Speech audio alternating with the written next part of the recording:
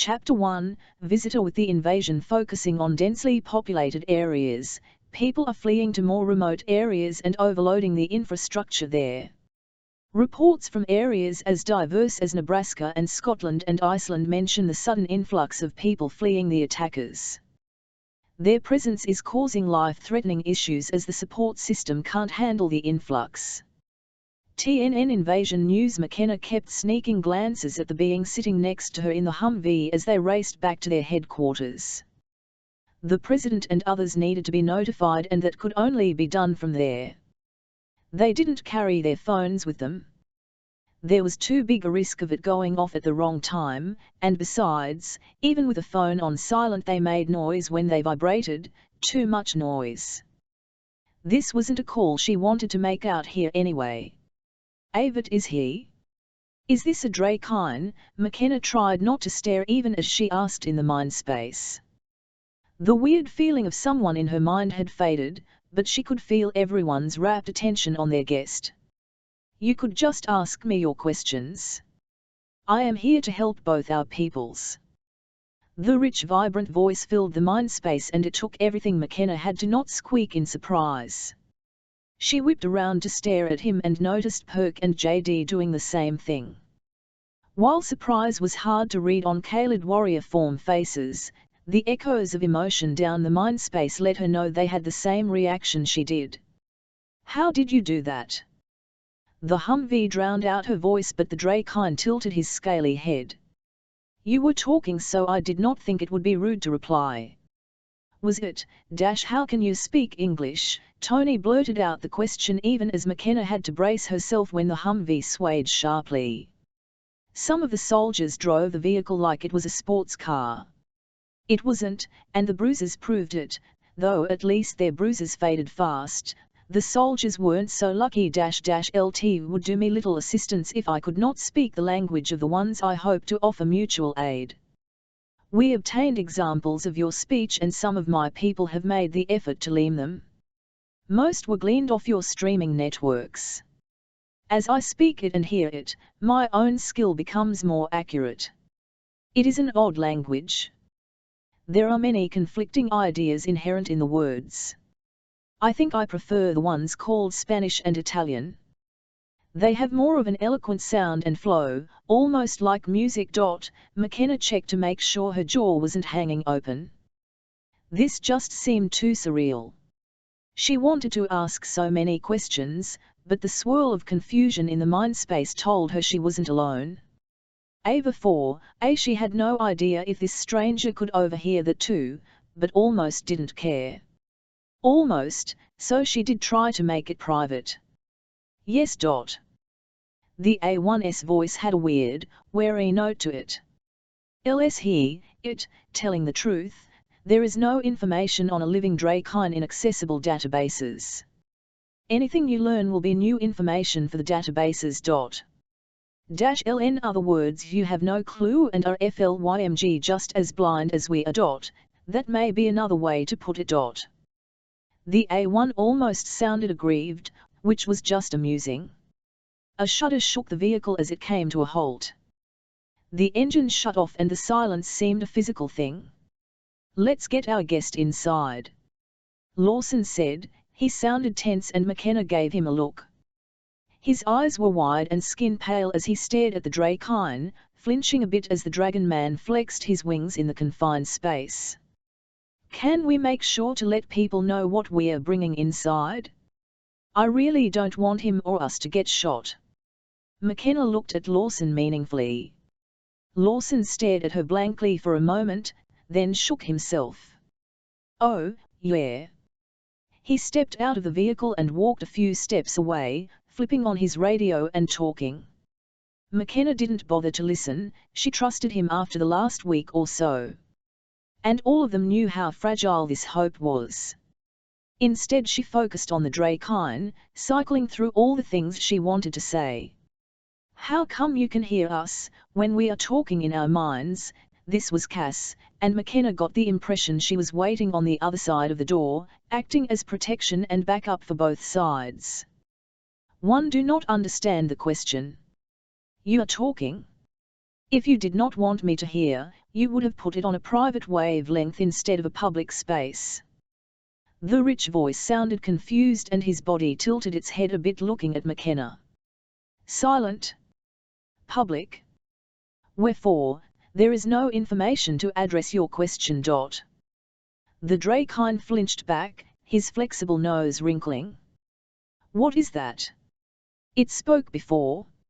Interesting, when Wherefore spoke just to me it was private. Or he didn't react. Ava 4, the A1 in my head. Yes. That information had been passed along. Though I did not expect a separate intelligence. The Drakyn flexed his wings again, the tight constraints of the vehicle making it an aborted motion. McKenna had a burning need to know what else had been passed along and by whom. How much did this Drakyn know? Okay, you're clear. Guaranteed no one is going to pull a weapon. I talked to Captain Alfonso, he's waiting. We'll call the right peeps. Lawson called back. He sounded a bit calmer. Ready? We have people you need to meet. She glanced at the Drakyn and really wished she had some idea about how to read their facial expressions or body language. All that training we got and nothing that would be useful now. She ignored the thought that the training had been provided by people who treated these beings as their worst enemy. And they had no idea how accurate some of the details would be. He came out after her, and yes, she knew it was a male, something. Everything about him screamed male. His huge red wings flexed in the open air. McKenna sucked in a breath. There was an aura about him that just took your breath away. Perk and JD followed, and she realized again how huge the Drakyn was. The reds and yellows of his scales reflected light, casting colors on the back wall of the strip mall. The soldier posted there drew in a sharp breath but didn't move or draw his weapon. McKenna took that as a positive, even if his eyes were wide and breathing rapid. The Drakyn titled his head, scanning the bland building and the two men looking at him. Your buildings are so blocky. It came out almost as a question but not quite. McKenna shrugged. It works. There are more varieties in other places. She shifted her attention to Lawson. Alfonso ready for us? Yeah. I don't think he believes, but he's waiting and has the landline connected and with a dial tone, Lawson replied, looking at the alien standing there. Some off-junction boxes had been taken out and even cell phone service was spotty, but everyone figured it wouldn't occur to the Elentrin to tap into the landlines. With an odd look on his face, Lawson shook himself and turned, pulling open the door. Let's show off the dragon. McKenna took a steadying breath as the aforementioned dragon tilted his head a bit. I am called a Drakyn, not a dragon. Old name, mythology, stuff like that. I hope it doesn't matter, but expect people to call you that. Probably a lot, McKenna told him, resisting the urge to tell him any more. Oh, the media will have a field day with this when they get a hold of him. As you say. It took him moving sideways through the door to be able to enter, and they walked into a room of people gaping at him. One knew what you said, but I still didn't expect that. Holy moly! Cass's thought held a touch of awe, not awe of his beauty, but of the power and something else this creature embodied. It creeped McKenna out. The Drakyn stood, seemingly unaffected by everyone looking at him, a mix of fear and wonder in their eyes. Alfonso in his office, she asked, wanting this done and over with. Maybe then they could get back to a normal life. If that even existed anymore. Yeah. Waiting for you. Lawson stayed outside, shutting the door even as he spoke. Go ahead and take him in. He's waiting. The door shut. Coward. She sighed, recognizing that everything had been dropped on her. Fighting back the irritation, she darted a look over at her friends. JD and Cass stood together, Cass leaning into his furred form. Perk leaned against the wall, watching her, his black whiskers laid back tight against his muzzle. Come on then. She waved at the Drakyn and led the way to Alfonso's office. The huge being following her with his wings folded down against his back. She really wanted to inspect those wings. They were fascinating. But he made the already small hallway seem tiny. Glancing back, she noticed he blocked most of light as she knocked on the open door. I really hope he's on our side. Mark Alfonso looked up and paled, blinking rapidly. Holy fuck! It's a dragon. So everyone keeps saying. I am a Drakyn and here to help in our fight against the Elentrin. His voice clearer than it should have been with that mouth formation. Maybe partially telepathic? Or maybe he's just practiced. Or maybe I know nothing about them. Alfonso cleared his throat.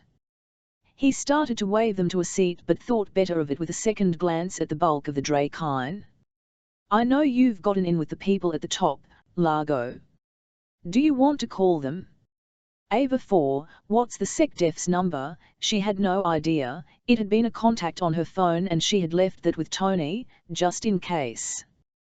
With calm precision W4 rattled off the number and she dialed it, setting the phone on speaker with everyone watching everyone else. All in all, she'd really like to have just crashed. The emotional whiplash of the day had drained her. In sleep there was the chance of happier things. Burby. Is this and how did you get this number? His voice snapped out, harsh and tired on the third ring. Doug, it's McKenna Largo. I have a situation. It was the nicest way she could think of to put it. There was a pause, then a heavy sigh, and she swore she heard liquid pouring into a glass. McKenna, not that I don't enjoy your company, but every time you call my hair gets grayer. You're bald, she pointed out, voice dry. Alfonso looked at her with his eyes wide and face pale. You're talking to the Secretary of Defense, he hissed, his voice so low she almost couldn't hear him. But she did and rolled her eyes at him. I shave because otherwise I'd look like Santa or a monk, neither of which is appropriate. So what is it now? She didn't know how to interpret the odd tone in his voice and frankly didn't have the energy to try. Either that or I'm getting lazy knowing how the people in my head feel. That might not be a good thing. We have someone here that has offered to help us. She started off slowly, not sure how to say this. Someone? What type of someone? Why would the Russians or the Brits come to you? They have their own problems and I doubt they care about ours.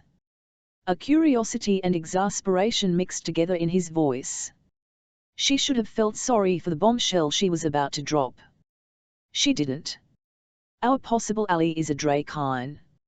She almost added the sir, but right now she didn't feel all that respectful. He wasn't out here risking his life like they were. Watching people they liked die. A what? The screech had her pulling back from the phone, glad it hadn't been up to her ear. You heard me. A Drakyn has shown up and offered to help. There was silence, then a flurry of noises, keys clicking as he typed and a muffled shout of get in here now to someone on his side of the line. We'll have someone headed your way to pick it up. Where are you? She could tell he was trying to find something to write their address down on. Before either Mark or she could reply, the Drakyn spoke. For some reason both she and Alfonso were startled.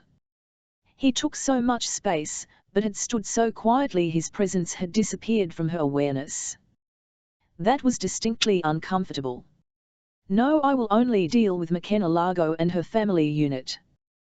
They are the ones I will interact with. They watched me arrive as a part of her, it is only fitting they are my liaisons. That same musical quality of the voice echoed through the room and vibrated down to her bones, but this time it felt like unmovable granite making a statement. Chapter 2, Meet the family. In most urban areas of all states, the garbage companies are also collecting bodies. The dense metal of the trucks makes them the ideal collectors. All telecommunications companies have worked in concert to set up an 800 number that routes you to the nearest collector to call in for dead Elentrin on the street. More rural areas are asked to either take the bodies to the local crematorium or dispose of them individually. Note that this only applies to aliens. For any other body type the police will be dispatched. TAV News Captain Alfonso swallowed and looked like he would have rolled away if he had the room. Instead he just sat up a bit straighter and his hand dropped beneath the desk. "Don't you dare!" McKenna snapped out, and he flushed a bit, pulling his hand out. "Dare what?" Burby asked on the other end of the line. "And why would he only deal with you? Like I know. Ask him." She waved at the Drakyn, who crossed his arms across his chest and just gave her a level look. "I hang around JD and Perk, arms the size of my thighs should not intimidate me. He's just staring at me and not answering, so I'd say it's not negotiable," she finally said when the Drakyn just looked at her. "Fine, whatever. I'll get someone down there to get you guys. But be aware, it's getting worse out there." "China? Yeah, let's just say China may never be a power again. We will meet at her family unit residence. It is proper all of them are involved." The voice rumbled again, and McKenna heard choked sounds from the hallway as well as squeaks of excitement from kids who were eavesdropping in her head. That made her realize she had been channeling everything into the mind space, something that had become automatic. And it meant this dragon could feel them. "No, I have children, I won't put them at risk by your presence." The words slipped out and she didn't even try to moderate them, just glaring at this being who could probably break her in half if he wanted. Hell, he could probably break Perk in half. He pulled back, scales around his nose and eyes flaring slightly as his eyes widened, and for a second the swirl of colors sucked her in. "I would never put nestlings at risk." He deflated back down to his normal. "But I understand your fears. However, it is important that I meet all of your unit, even the nestlings. It is proper." Tony's voice had a sharpness to it that hurt. But McKenna didn't even attempt to gainsay what she asked. She needed to know the answer also. In fact, she could feel everyone's awareness pulling at the space as they all paid very close attention, even Nam. The being blinked at them. She realized he had two sets of eyelids like most reptiles, but he was close enough she could feel his body heat. So not cold-blooded? So many questions and not enough answers. "You are the ones I will be working with. You will be the leaders for your people. You have the information you will need to make this, already loaded into your memories. It is only proper you are involved in the saving of your people. You are the leaders." McKenna frowned at him. "No, we aren't. The president is the leader. I'm just a police officer that got an A1 stuck in my head. I don't have the power to do anything." His brows furrowed. "You are the leaders, you will be.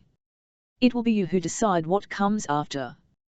You have the knowledge and ability to make the correct choices. If I work with anyone else, they will lack the knowledge needed." His hand, with 3 fingers and the thumb, and scaled with sharp claws where nails would be, reached up and rubbed his left eye ridge, then jerked his head up, his ridges rising up. On a human she would have interpreted it as an "oh, yeah" reaction. "Ah, I had forgotten. I was instructed to say certain words where all could hear them. Without speaking them, the knowledge would not be accessible." He cleared his throat and said slowly, both out loud and pushing through the mind space. "Stars of Alera find justice for the ashes of Alera." McKenna wondered if their new ally was insane, but a cry of pain or surprise came from outside the small office and inside the mind space. "What the hell?" The words exploded from her in mind and out loud as she took 2 steps and looked down the hall. Perk, JD, and Cass all leaned against the wall, grabbing their heads, panting. "Yo shit, that hurt." "Kids," McKenna could hear a frantic tone to Tony's thoughts and the impression of movement. "It Charlie? "Are you okay?" she asked as she headed down the hall towards the others, who were shaking their heads slowly and standing up straight again. Though the slowness in their movements reminded her of the poison that had wreathed through them not so long ago.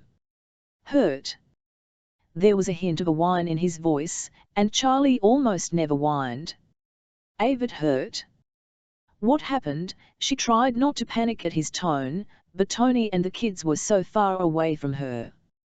Trying to tamp down the feeling of everything spiraling out of her control, not that she had ever been in control, she headed over to Perk. JD was already checking Cass out, his large clawed hands gentle on her fragile skin. "You okay?" Her voice came out raspy as she got close to Perk, and she didn't like it. "This is my fault. I had been warned there might be pain involved. I forgot."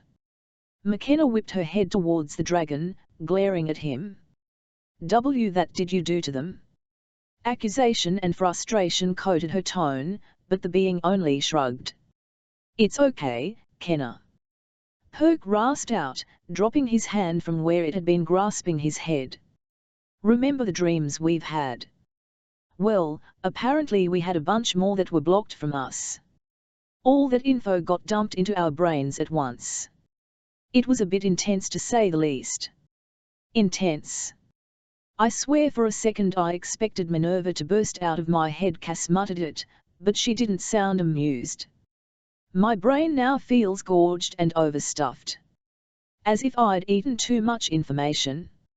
"Yes, that." Tony chimed in. "N1Y brain has a tummy ache." Jessie contributed, and McKenna had to close her eyes and fight the desire to be home, hugging her kids and protecting everyone. "Though I'm curious why this didn't hit me too. It was necessary." The rumble of words was musical. But they set McKenna's teeth on edge. She spun, ready to attack this invader. Her stomach tumed, body wound tight enough to break. "Kenna, no." JD's voice reached her at the same time Perk pulled her back against him. In warrior form he still had a decent amount of height on her. She fought for a second, then calmed down. Closing her eyes, she concentrated on breathing in and out, all too aware of the audience. "I always have an audience these days." She let her eyes slip back open and looked at her friends. "Explain, please." She moved it to mind speak, not wanting to let everyone know what happened until she could get a handle on how dangerous. "Has been giving us training. Information to help defeat the Elentrin. It was locked until just now. Maybe to protect us, maybe him, but it's information we needed. It'll just take a bit to get it all unpacked and figure out what we know." JD's voice was calm and steady, as always. "Her rock. I did know it would hurt, I did not realize the level of pain that would be involved. If I had known, I would have spoken the trigger words in a much less public space. The Drakyn glanced around at all the soldiers surrounding them, many with weapons ready to jerk up at the slightest wrong move. JD shook his head, straightening up to his full height. "Chill out, people. Just a headache. Not like I got shot or tased or something." A round of snickers ran through the room at that. The stories of McKenna's misadventures had provided humor when it was sorely needed. For her part, McKenna rolled her eyes, her tension fading, and turned back to the small office. Captain Alfonso stood there, face a bit pale and eyes wide. "You didn't expect this job to be boring, did you?" she said, trying to lighten the mood. Mark tried to smile and gestured to the phone. "The Secretary of Defense is still on speaker." He almost squeaked it out, and she sighed, walking back. "How much did you hear?" "Enough to know I'm headed back to your place." "Anyone else I should bring?" "You get a new Joint Chief yet?" "If this helps the way we hope, we'll need someone who can order military types around besides you. Someone that might have an idea of tactics. Otherwise, since I don't know how he can help, I can't answer what's going to be the right people to bring." On the other end, Doug sighed. You're never what I expect. Meet you there this afternoon. I hope this works. We're taking heavy losses in dense urban areas. At this point I can guarantee you every person currently in office won't be re-elected. McKenna snorted. Am I supposed to care? This has nothing to do with politics, it's about survival. If I honestly thought that anyone in office could have stopped this and didn't, I'd skin them alive. Slowly. But as it is, we'll suffer through. A burst of laughter from the other end and Alfonso flinched. I'd join you. You're right though, most voters won't care. Oh well, if we make it through this, I'm done. I will have served to the best of my ability. After this I'm retiring and going to work on forgetting aliens exist. The words were meant to be humorous, she thought, but she flinched, knowing they were the aliens now. Okay, bring food. We'll be more comfortable in human form and will need the calories. You can get the good stuff better than we can at this point. Understood. See you in a few hours. The line clicked, even as she heard him start to give orders on the other end. Rubbing behind her ears, it really did feel good and relieved stress. She looked at Mark. Can you get us a vehicle and escort? We're about 35 miles from here. More of a suburban area. I suspect the level of Kaled is lower there because, of all the shuttles I've watched, not many have gone there, and my people there have kept a very low profile. I'll probably need some snipers, people that know how to fight. If they attack us there, they'll do it en masse, assuming they have any idea what's up. They might not. If they know I am here, they will bombard your planet, and focus on this area. It would be best if they had no idea. The Drakyn's voice rumbled behind her, and she flinched. It was his voice. Wherefore created an odd dissonance in her mind. His hit every primal reaction she had. Much like when that lion roared. She wanted to run, hide, kneel, worship, all wrapped up in one emotion. It created an odd reaction she didn't like. And it made her cranky. Well, we aren't going to broadcast it. They don't seem to communicate much. So we'll get you to our place, but if anyone sees you, you'll cause a stir. You aren't exactly inconspicuous. But we'll try. I assume you all look like this being here. He indicated Cass and Alfonso with a wave of his hand. Well, yes. Variations of colors and stuff. Granted, Cass is a female by gender, while Alfonso is a male, if that makes a difference. She replied, her arms folded across her chest as she glared at him. The corner of his mouth turned up, the scales pulling slightly, but he didn't reveal any teeth, which made her oddly comforted. Stupid primal brain. He's here to help. It didn't help, she still saw an apex predator and had to fight to not run away. I had assumed. While my people do not nurse, so we have no mammary glands, it is not an unknown aspect of female genders. Though you do not have neutral genders, correct? McKenna blinked and didn't know how to answer. What was a neutral gender? No. While there are a few species on our planet with either both sexes or neither sex, humans are either XX or XY chromosome based. If that answers your question, Cass responded, her sharp blue eyes fascinated. McKenna could see her fingers twitching, as if taking notes by typing on an invisible keyboard. Yes, thank you. Interesting. My people are able to choose more what they want, if they want a gender, as we have triad chromosomes. But for now that will suffice. Suffice for what? McKenna stared at him, all of this just seemed so odd. Aliens, invasions and now dragons. Even a movie would have had more logic than her life at the moment. To make myself less obvious. He rumbled and closed dark red lids over those swirling eyes. And how she broke off in shock and took a step back, pressing into Perk as the Drakyn started to change. Chapter 3, Going Home. Who will win, the animal or the human? More and more people are asking these questions after a few more attacks by rabid shifters.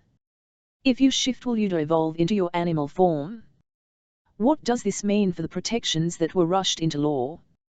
People are starting to wonder if this new ability might come with more downsides than just invading aliens.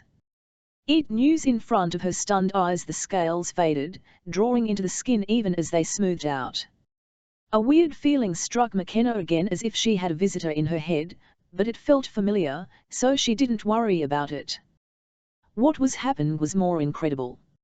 McKenna couldn't take her eyes off his wings as in slow motion, yet still faster than she could countenance, shrank backwards and were pulled into the body, until she could hardly even tell where they had been. He condensed, shrinking down to be about the height of Perk, while his shoulders and body slimmed down to something approaching human norms. The colors of his reds and yellows smoothed out to be more normal, though his skin tone tended towards a red clay color that she'd never really seen on people.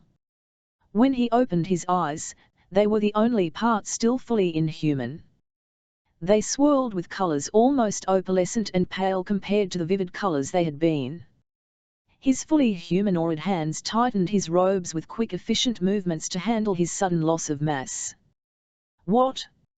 How? The words burst out of multiple mouths as they looked at a man who seemed human in most respects. About 6 feet tall, and weighing maybe 250 pounds, with reddish-yellow hair and smooth skin.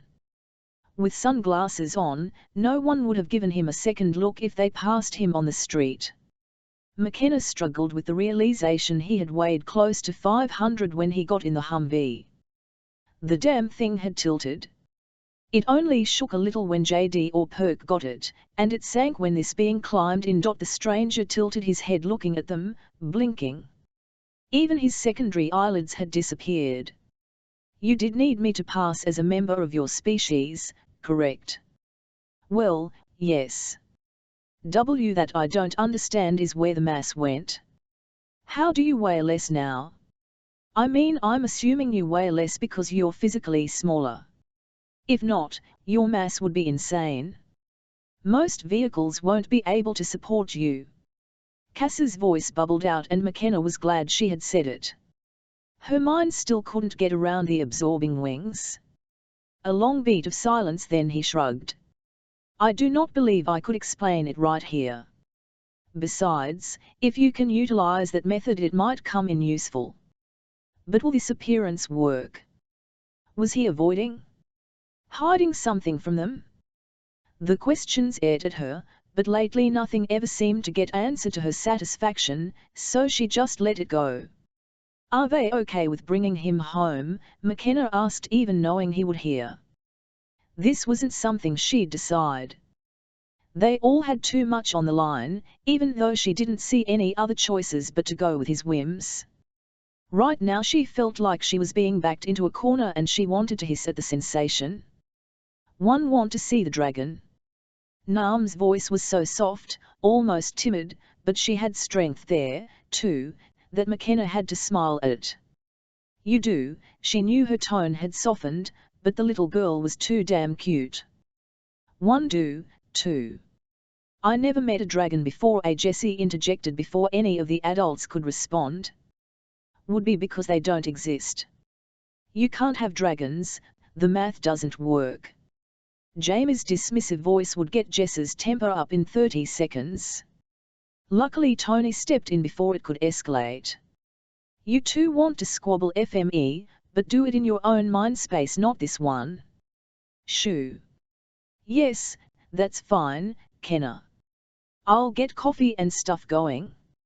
I assume bigwigs are coming with you. One think Doug Burby and others will be showing up there, yes. I told him to bring food, if it helps, she offered, even as some of the tension had faded with the completely normal squabbling of the kids. Since we stocked up, we're still good on meats, but fresh stuff is pretty low, and trucks are hit and miss. Going to be some very hungry people by the time this is done. One no. We'll need to shift, but we can eat the calorie bars and do it slowly to use the least amount of calories. See you when we get there. She turned and looked at everyone. The pure humans looked confused at the silent staring, though the soldiers they worked with had gotten used to it. Take it you need an escort to your place, Alfonso said wryly. He seemed to have regained his equilibrium and she appreciated that. Having him freaked out would create a ripple effect. Yes, please. Lawson, if you can spare him, but something a bit less obvious than the Humvee if possible, she responded, trying not to smile at the burble of excitement leaking down from the kids. He sighed and walked back in the office and came out almost immediately, tossing a set of keys to her. There's a Suburban out there. Take it. If you see any place with gas, fill it up or you won't be driving it back. McKenna caught the keys in midair. Will do. Their cars had been damaged too badly during the firefight that first day to be drivable. Everything useful had been stripped out of them ages ago. She gave the Dragon an arch look. Then let's get this show on the road. He furrowed brows at that but followed them out of the back door. Lawson stood out there watching the area, a pensive look on his face. Hey, Lawson. You just got voluntold.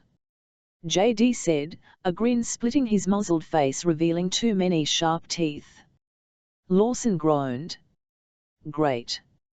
What is it this time? Storm the White House? Rescue the princess? Who's this and where'd the Dragon go? McKenna jerked her thumb at the Drakyn. Turns out they can change forms too. He's coming with us. Ready for an off-the-reservation trip. Even as she talked, she tossed him the keys, heading towards the dark grey Suburban sitting in the corner of the lot. With you guys? Why not? Not like I thought I'd live to see my pension. He followed her and climbed into the driver's seat. He took a minute to organize his weapons to be easily accessible, but not in the way. JD headed to the passenger side while Perk and Cass climbed into the far back. Our place. We're taking this guy to meet the family. Plus the Secretary of Defense, and whomever else he drags along with him. Lawson choked. Shit, Largo. You don't do anything by half measures. He narrowed his eyes and at her and the now human alien who looked around with interest. Don't you have kids at home?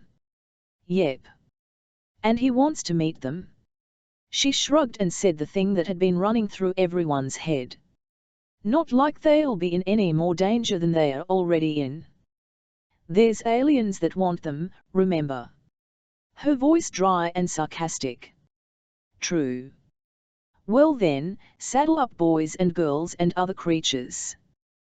Time to go meet the family. Lawson said in a fake announcer voice. Don't quit your day job, JD advised. You'd starve to death trying to support yourself as a comedian. McKenna caught Lawson's mock glare as he closed the door and she climbed into the back where the others waited. Cass and Perk were in the back row with the Drakyn turned human waiting for her on the bench seat. I can't believe this is my life. She shook her head and buckled in. She felt him watching her carefully as she adjusted the seat belt. With elegant movements, he mimicked her. McKenna started to talk but stopped before the words left her mouth. She'd gotten used to saying all the snaky, inappropriate stuff in her head, and now the person she wanted most to talk about could hear everything she said. When did I become that person? Or is it I'm just used to having all of them as my sounding board and vice versa, knowing it's a place we can say anything? Make a note that if he's trustworthy, maybe we can have him teach us how to lock it down to private so no one else from outside can overhear. I wonder how the kids do it. The odd silence both in and out of her mind ate at her while JD talked quietly to Lawson, giving him directions. It didn't help that Lawson drove the Suburban the same way he did the Humvee, like it was a sports car. The seat belts were mandatory even with almost no traffic. Lacking the desire to try and make small talk, she turned her attention to the scenery. Most of her questions needed to be heard by everyone. It felt odd to look outside and not have a weapon in her hand. They were heading quickly out of the city and into the dense suburbs of DC. This is where they had run across the most action, and her hand itched to hold a weapon. Everyone in the vehicle fell silent, and she wondered if they were feeling the same disquiet. The Elentrin slaves liked to kick indoors and go through houses. They'd found enough tech to prove they could track Khalid, but they couldn't get it to work for them. Probably the nanobos had a special wavelength or radiation or something. WE4 had suggested it, but McKenna's body didn't have any sensors that would let her know.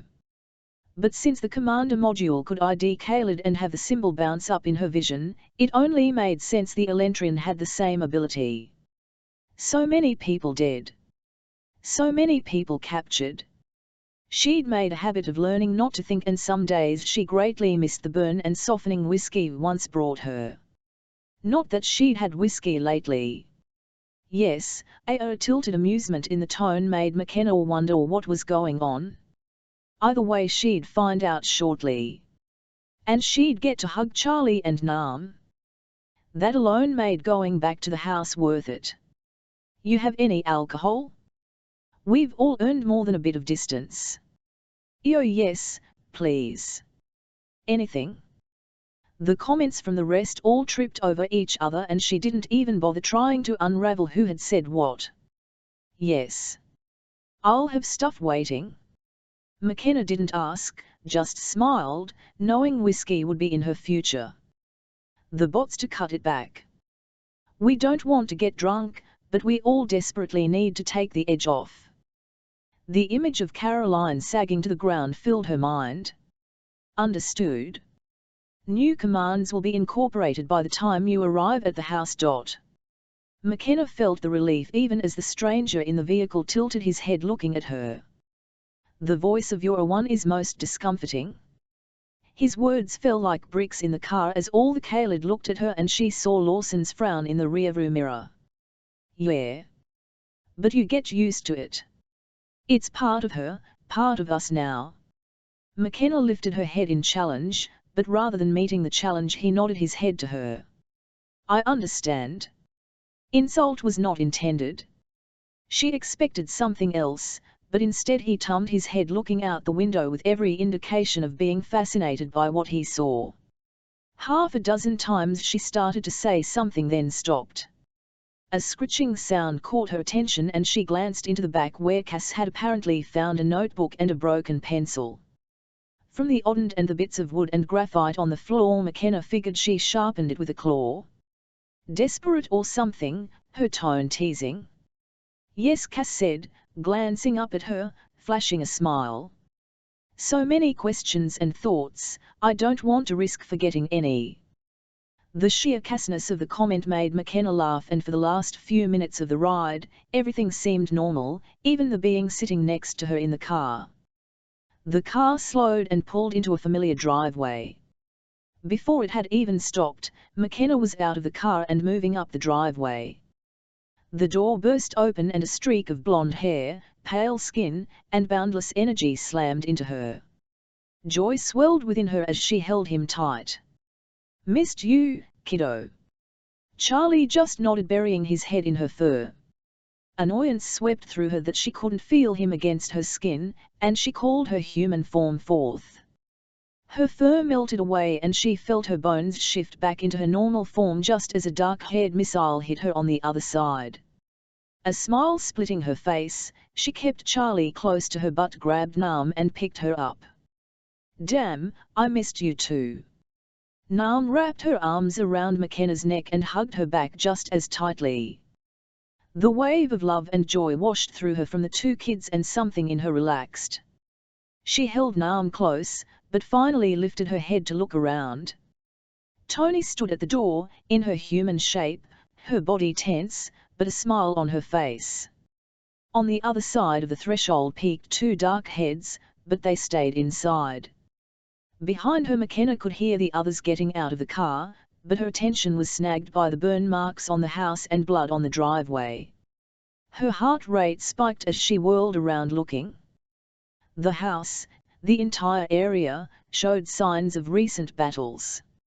She recognized the signs well enough by now. You were attacked. Why didn't you say anything? Her voice too loud on the overly quiet street. Anymore, people didn't even play radios and TV loud enough to be heard. Closed caption had become very popular. Because you couldn't do anything, and it would have only stressed you out. I handled it. We're fine. Tony glanced around the area, eyes sharp, though we shouldn't stay out here much longer. People are noticing. McKenna followed her gaze and saw curtains and mini blinds twitch. She also saw holes in screens big enough to allow rifles to slip through. All the cars were placed in garages and the place hummed with wariness. Our new reality. But food is getting tight. It has to change, or we will break down. The bleak thought forced her into action. Yes. Everyone inside now. Perk, JD, bring the weapons. Lawson, get the car in the garage. It should fit, barely, but it should fit. Kids, back in the house now. Tony turned and moved into the house even as McKenna turned to see Perk encouraging the Drakyn to get out of the car. He moved slowly as if off balance from the ride. The kids had darted in as soon as McKenna spoke. Everyone moved as if the atmosphere had sunk in and no one wanted to be standing in the open. They entered the living room with only kids and the sound of Karina and Tony talking in the kitchen. McKenna sank onto the couch and the kids immediately swarmed her, intent on not letting her go. Missing them had hurt so much and she wouldn't exchange that pain for anything in the world. The Drakyn stood in the middle of the room, inspecting the place with interest. McKenna watched him, but he just looked, not touching anything. McKenna raised her voice. Tony, you have my cell phone. Yeah. Karina, could you give it to her? Karina came out of the kitchen, the phone in her hand, gave it to McKenna, then headed back in. The smells coming out of the kitchen made her stomach rumble. They'd eaten but nothing like real cooked food. Mostly it had been MREs, cold canned food, or instant soups. She shook her head and pulled her attention away from food and the Drakyn. Instead she focused on the phone. It took a minute to power up, but once up she texted Burby. Asterisk how long till you get here, asterisk his response came back almost at once. Asterisk another 10. Bringing 5 people, 2 are security. Chris is one of those. Have food and questions. Asterisk she laughed softly at that, but at least he warned her. Then she blanched. She'd never told Chris about Caroline. Oh, that would suck. Chapter 4, Shifted perceptions. With the lockdown of many cities, food is getting scarce in some areas. Truckers, both shifter and normal, are being offered bonuses to make food deliveries. Most farms are in rural areas and are relatively unaffected by the invasion. They are making sure food is still being delivered to most canneries and are prioritizing fresh food deliveries. At this point all people with CDIs have been federally granted the right to carry weapons across state lines if they hold a concealed carry permit in any state. TNN Invasion News. Our other guests will be here in another 10. There will be 5 people, including Christopher. Cass and JD closed their eyes for a minute but nodded. Perk looked at her and there was warmth and understanding in his eyes. We probably need to get some more chairs in here and make the space wider. Perk and JD nodded, moving couches and grabbing chairs while Cass went into the kitchen. McKenna looked at the kids. Okay kiddos, time to head up to your room. We don't know what's going to happen yet. But I want to see the dragon, Naam said, her voice soft and eyes wide. I don't see a dragon here. Jessie had a mutinous look on her face and even Charlie widened his eyes to look at her. Only Jamie didn't look interested. Oh right. He doesn't believe in dragons. McKenna had to fight back a smile as she thought about it for a minute and shrugged. While the dragon shifting now or later didn't affect anything, maybe walking in and seeing a huge humanoid dragon would get more across faster. Burby and his people weren't bad, but shock had a value. All it's the Drakyn was watching her, though he had maintained a decent distance from the kids. Only Smart as Perk and JD were usually nearby, their claws still very prominent. I wonder why Tony's been hiding in the kitchen. Still watching the Drakyn watching her, she pinged Tony. Trying hard to keep it tight and private. If it was private from the others, maybe it would be private from this stranger. Hey. You okay? Any reason you're hiding in the kitchen? She felt the pause in her mind and turned to gaze towards the kitchen even as she tightened her hold on the kids. They tensed in reaction and she felt their awareness sharpen, but she kept part of her attention on the Drakyn, the rest on Tony. One missed you guys. And I'm fighting the temptation to pull all of you into my arms and never let you go again. It hurt not having you here. Her thoughts had truth and a bit of embarrassment. Good, cause we felt the same way. I thought our not being here would keep you safer. Apparently I was wrong. No one is safe right now. But I took care of them. Left the bodies in the street and sent a text for a body pickup. Thick is the strangest thing ever to say. McKenna wanted to follow up on that but could feel everyone looking at her. Why don't you and Karina come out and meet the dragon? There was an odd pause and for a minute McKenna thought she sensed a whiff of fear run through the other woman, but it was gone before she could decide what it was. You want a cider, please. The desire for that was high.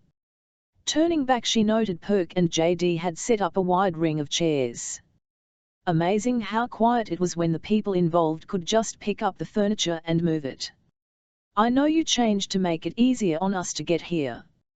But it will help if the people coming, the people who have power to make decisions, can see your more alien form. And, well, you do look like a dragon in that form. Dragons don't exist, Jamie muttered. It was quiet enough McKenna pretended not to hear it, though from the glare Jessie and Nam gave him they weren't somus. There is no reason why I cannot do that, he said. As he spoke his voice reverberated in the room like music.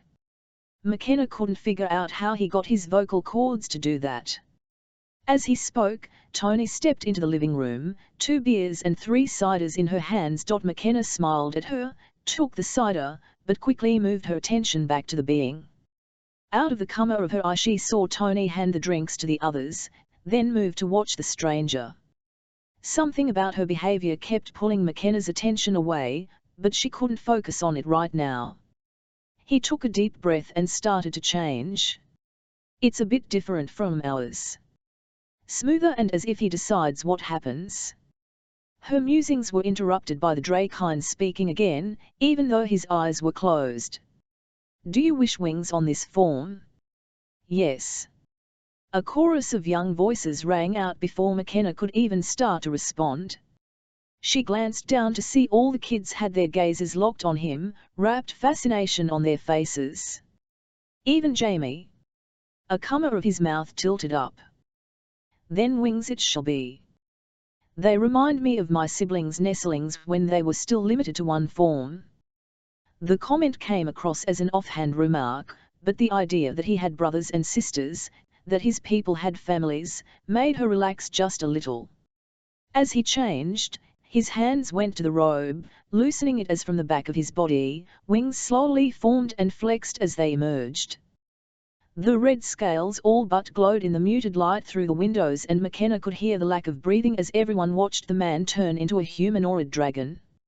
I saw, but I didn't believe. It is you. Tony's voice was barely a whisper, but McKenna and the dragon turned to look at her. Her eyes were wide, and her face had paled a bit as she stared at the Drakyn, her breathing rapid. Tony? Are you okay? McKenna asked, starting to rise, even with the kids all but engulfing her. The dragon fastened his eyes on her, those weird swirling colors, and Tony sucked in a sharp breath. He seemed to do the same, frozen into a statue of power and grace looking at her. No, yes, sorry, just. The words came out in a stumbling halt. Cass and JD both moved towards her, but before they could reach her the sound of a vehicle pulling into the drive grabbed their attention. "You deal with that, I'll be in the kitchen," Tony blurted, and McKenna watched in astonishment as Tony fled. Tony Diaz, who never backed down from anything, fled. The dragon turned to watch her go. She wanted to follow her, but already she could hear people getting out of their cars, and letting them stay outside wouldn't be acceptable. Standing with Nam still in her arms, the little girl was channeling a spider monkey, refusing to let go. JD and Perk were glaring at the Drakyn even as Cass followed Tony into the kitchen, but McKenna couldn't even talk to her mind to mind. She didn't want to take her attention away from what was about to happen. She walked to the door and glanced through the window to see the stressed faces approaching her. With a resigned sigh, she pulled open the door. 5 people stood there, Christopher and Org she recognized. A new man in his late 50s in a uniform, Marines maybe, another agent, and a woman in tactical cargo pants, a tank top, with a loose cardigan over it. All of them had weapons on them and looked like they knew how to use them. Is that a good sign or bad that everyone comes armed and you care more about their ability to use the weapon than anything else? Come on in. She stepped aside, letting them all come inside. They moved in quickly, but almost all of them slammed to a halt as they set eyes on the Drakyn. Stars and stripes. She wasn't kidding.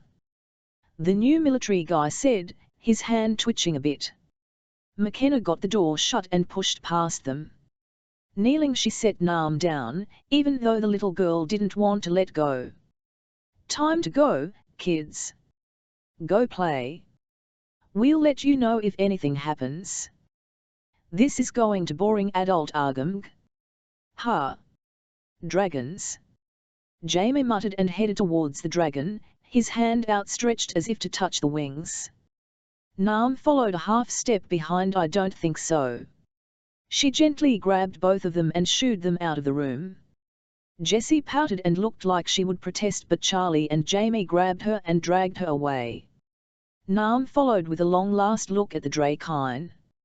McKenna turned around to see everyone still standing there, staring at their visitor, and her temper snapped. Gods, get in here, take a seat. He's here to help, and standing and staring at him like he's a circus freak isn't helping anyone. Her voice had a sharp edge and she saw JD cast her a sideways glance. McKenna ignored him. She wanted normalcy and knew it would never happen again. Doug Burby cleared his throat and moved over to one of the kitchen chairs while the agent stayed near the door. Chris stood behind the chair their military guy took, watching everything. The woman, she looked like she had Hispanic in her background mixed with something that gave her grey eyes. She didn't fit, but McKenna couldn't find it in herself to care. Welcome everyone. May I introduce our guest?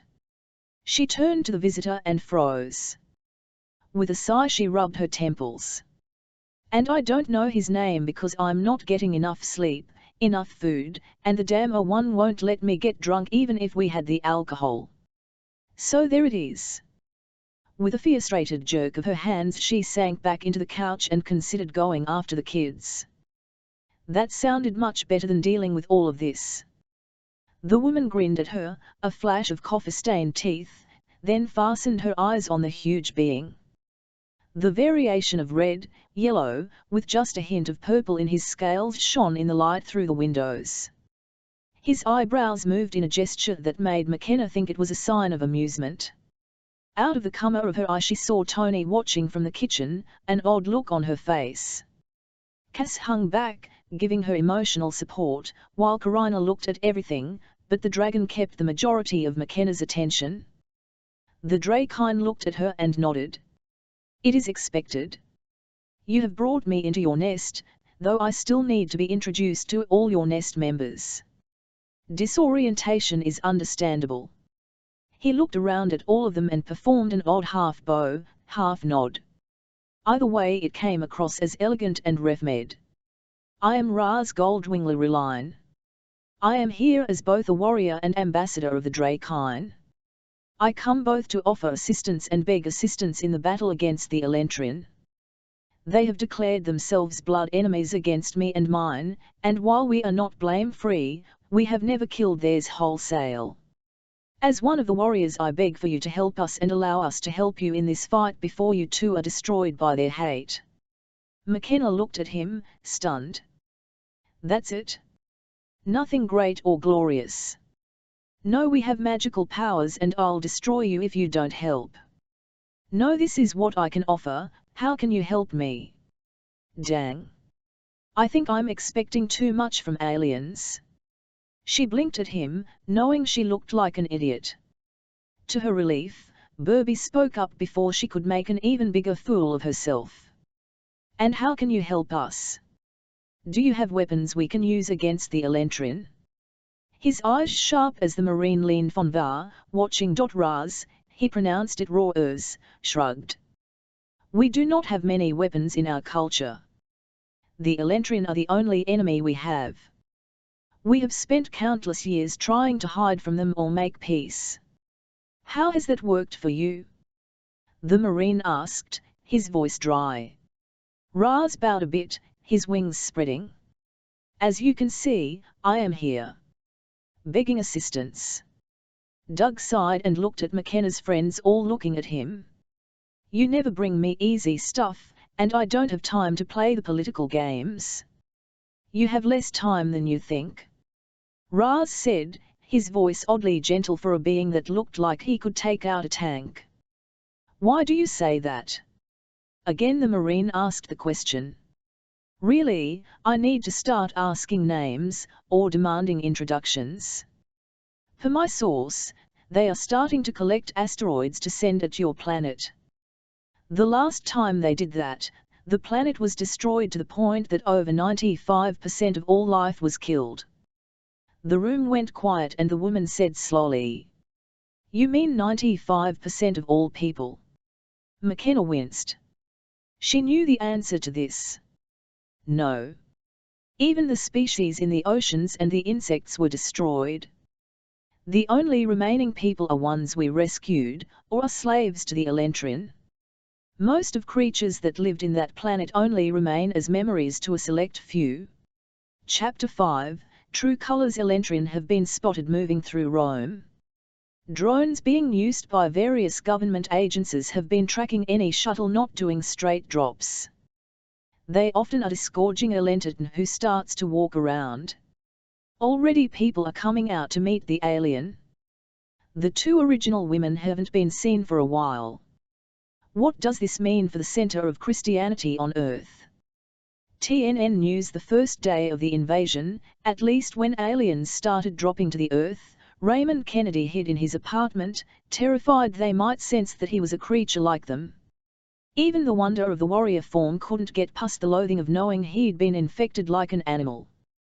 The news covered these aliens dropping into cities, shooting people and carting them to shuttles that then took off with their captured prizes inside. The idea of being one of those so callously disposed of locked him in his own home, but as hours passed, then a day, he realized they didn't know about him specifically. Boredom, more than anything else, kicked him out of his panicked mindset and let him start looking around. The government had been all but shut down. No congressional meetings, no movers and shakers having lunches together, no passing by staffers in the hall seeing what they might let slip. Raymond hadn't been so frustrated since his teens. Without his ability to gauge people's moods, reactions, to catch the feeling of what was going on in the halls of power, he felt hamstrung, useless. That was not acceptable. Careful inquiries proved the Black Ops group he'd used to drop off those meddling idiots in the jungle had been deployed to other areas to deal with the threats. Of the 6 people involved, 3 had been reported dead. Just as well, it reduces ties back to me, not that I think it will matter once this is all over. But I'll need to remember to clean up any loose ends. Those shifters have become too high profile to allow this to stand. Showered and in jeans and a t-shirt, unusual garb for him, he contemplated going out. He was like most staffers and ate out more than anything else. Thick meant his food stores were low to begin with, and shifting into that wolfine form hadn't helped. He was down to rice and flour, and not being a chef, he had no idea what he could make from that other than rice. The news had listed stores with limited supplies that would be open for 6 hours today. And some of the small shops were open, though you had to knock for entrance. Anning himself with his 1911, what real men used, and a small bag, he slipped out. Stepping out on the street, the first thing he noticed was how quiet it was. Normally the area of DC he lived in had a constant stream of car engines, honking, people chattering, heels clicking on the sidewalks, dogs barking, just noise that created a background he never noticed. Now he was hyper-aware of the lack of that noise. Walking down the street he kept swiveling his head, trying to pay attention to everything.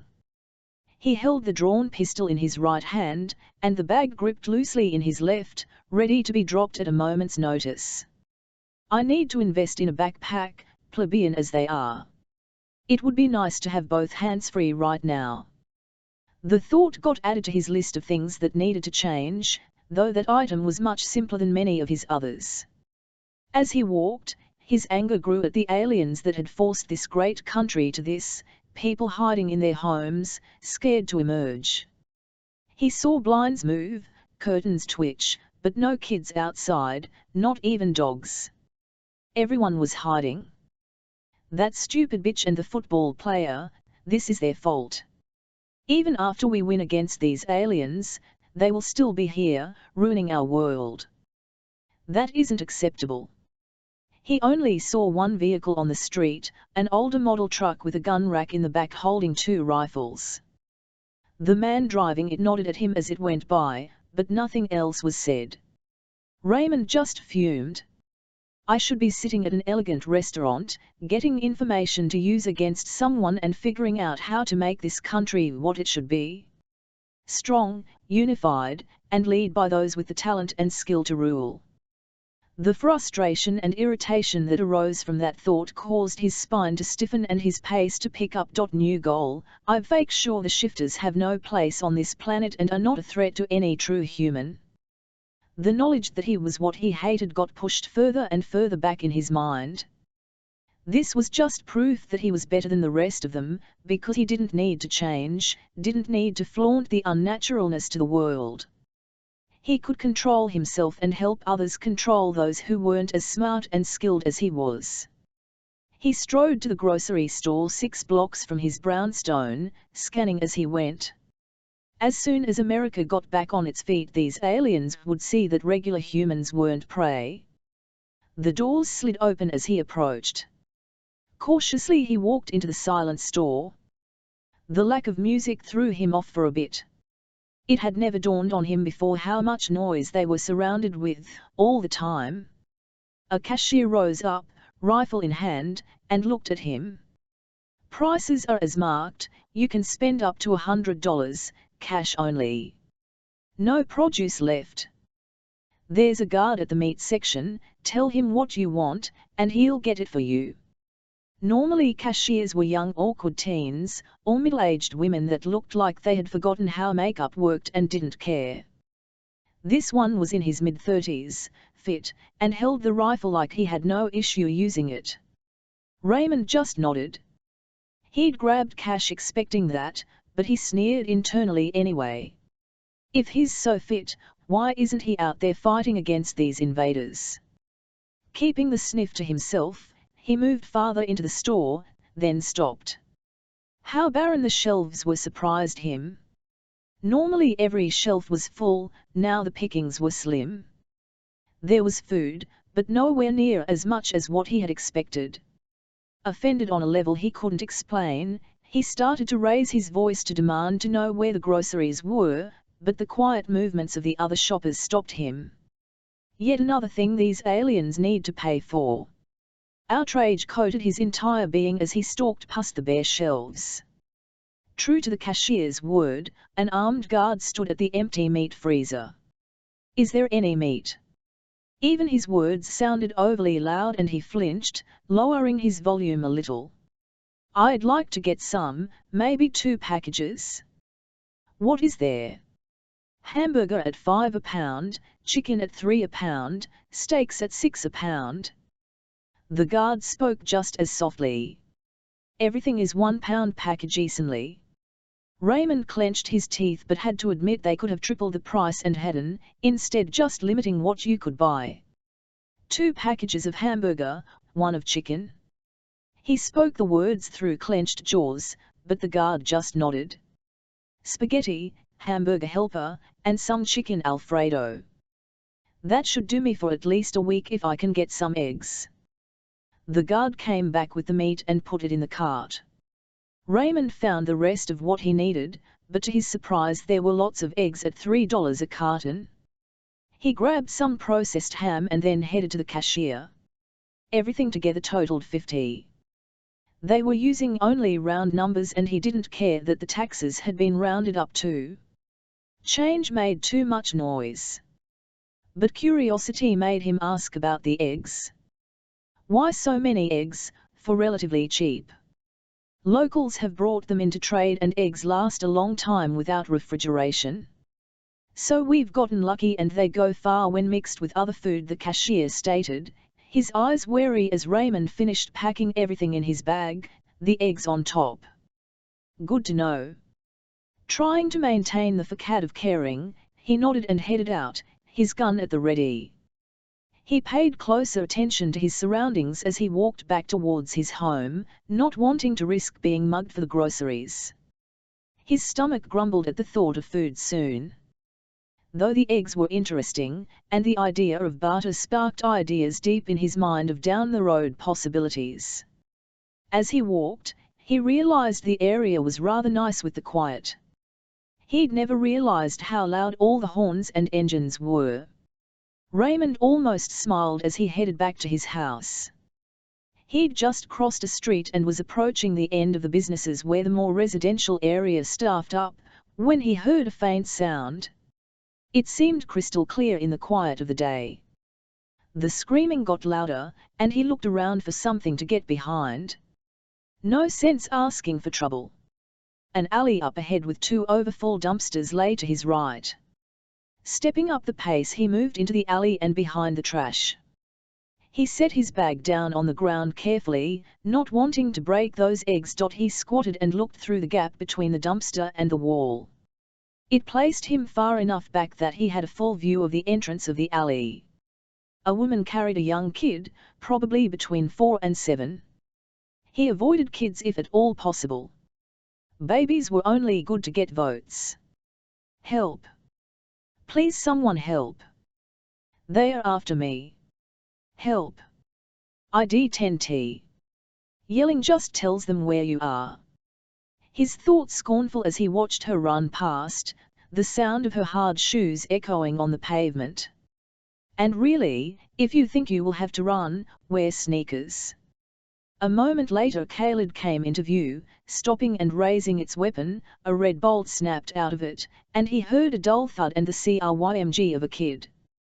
The Caled paused, looking down the alley, right towards him. It lifted its head, then wrinkled its nose as it stood there.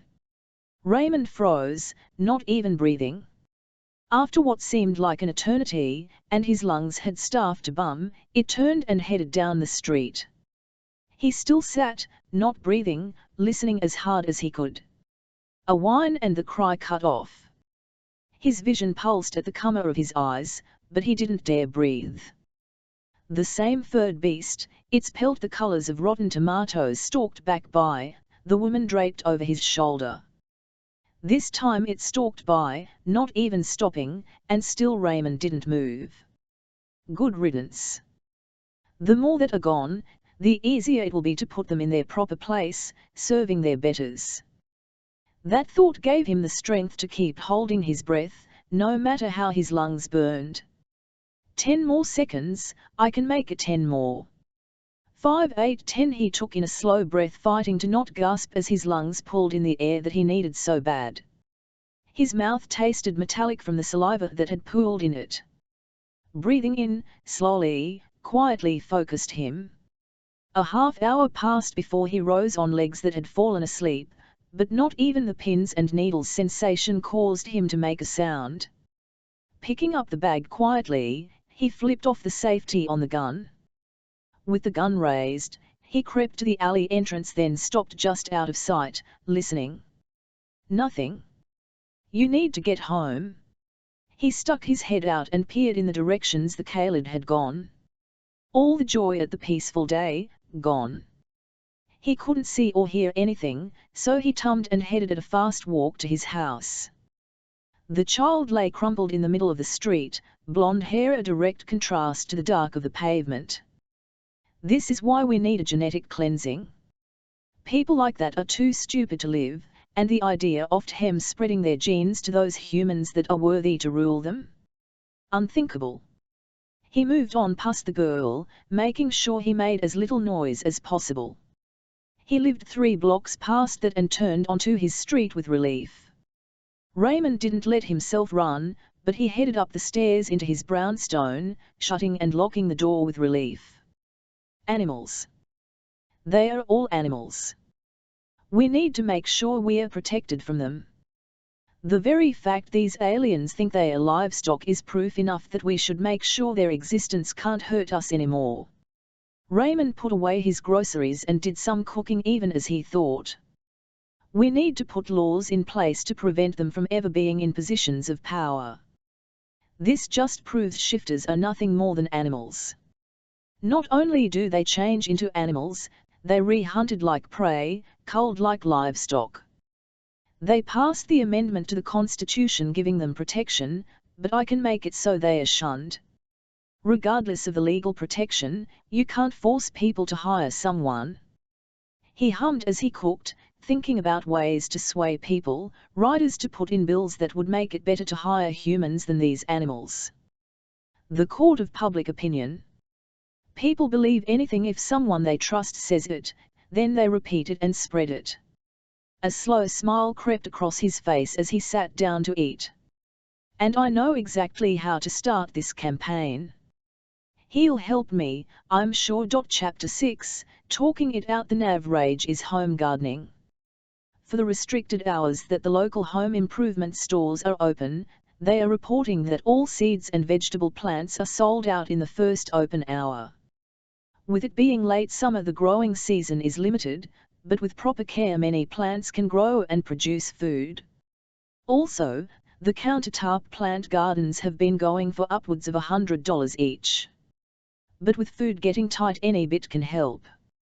Across the country, waivers for having chickens in backyards has also been granted, and hens are going for $40 to $60 apiece. This feels like a throwback to World War XI, but any food source is valid. Hunting licenses are being granted liberally, and even in states where hunting has historically been low, they are having record turnouts of hunters. TNN invasion news. A ding from the kitchen pulled everyone's attention away, and McKenna sighed. Did you bring food? We're all pretty hungry and this might take a while. Oh, yeah. Lauren, would you go grab the food please? The sec-definite said with a weary sigh. The other agent nodded and headed out the door, gun up and scanning before he stepped out. Doug looked at all of them, and then closed his eyes and rubbed his temples a bit. He groaned, an exhausted sound. Yes, food and drink sounds good. He opened his eyes and looked at Raz. This is not the way it should go. You should have a team of diplomats, advisors, and everything else. But right now, that really isn't an option. I can get a few people on the phone and we can talk. The only reason I'm even still in the area or when everyone else is bunkered down is I have no family. I'm former military, and enough of the cabinet trusts me to let me be the forerunner for all this. We're in trouble. The rural areas are holding up well enough, but inner cities are a mess.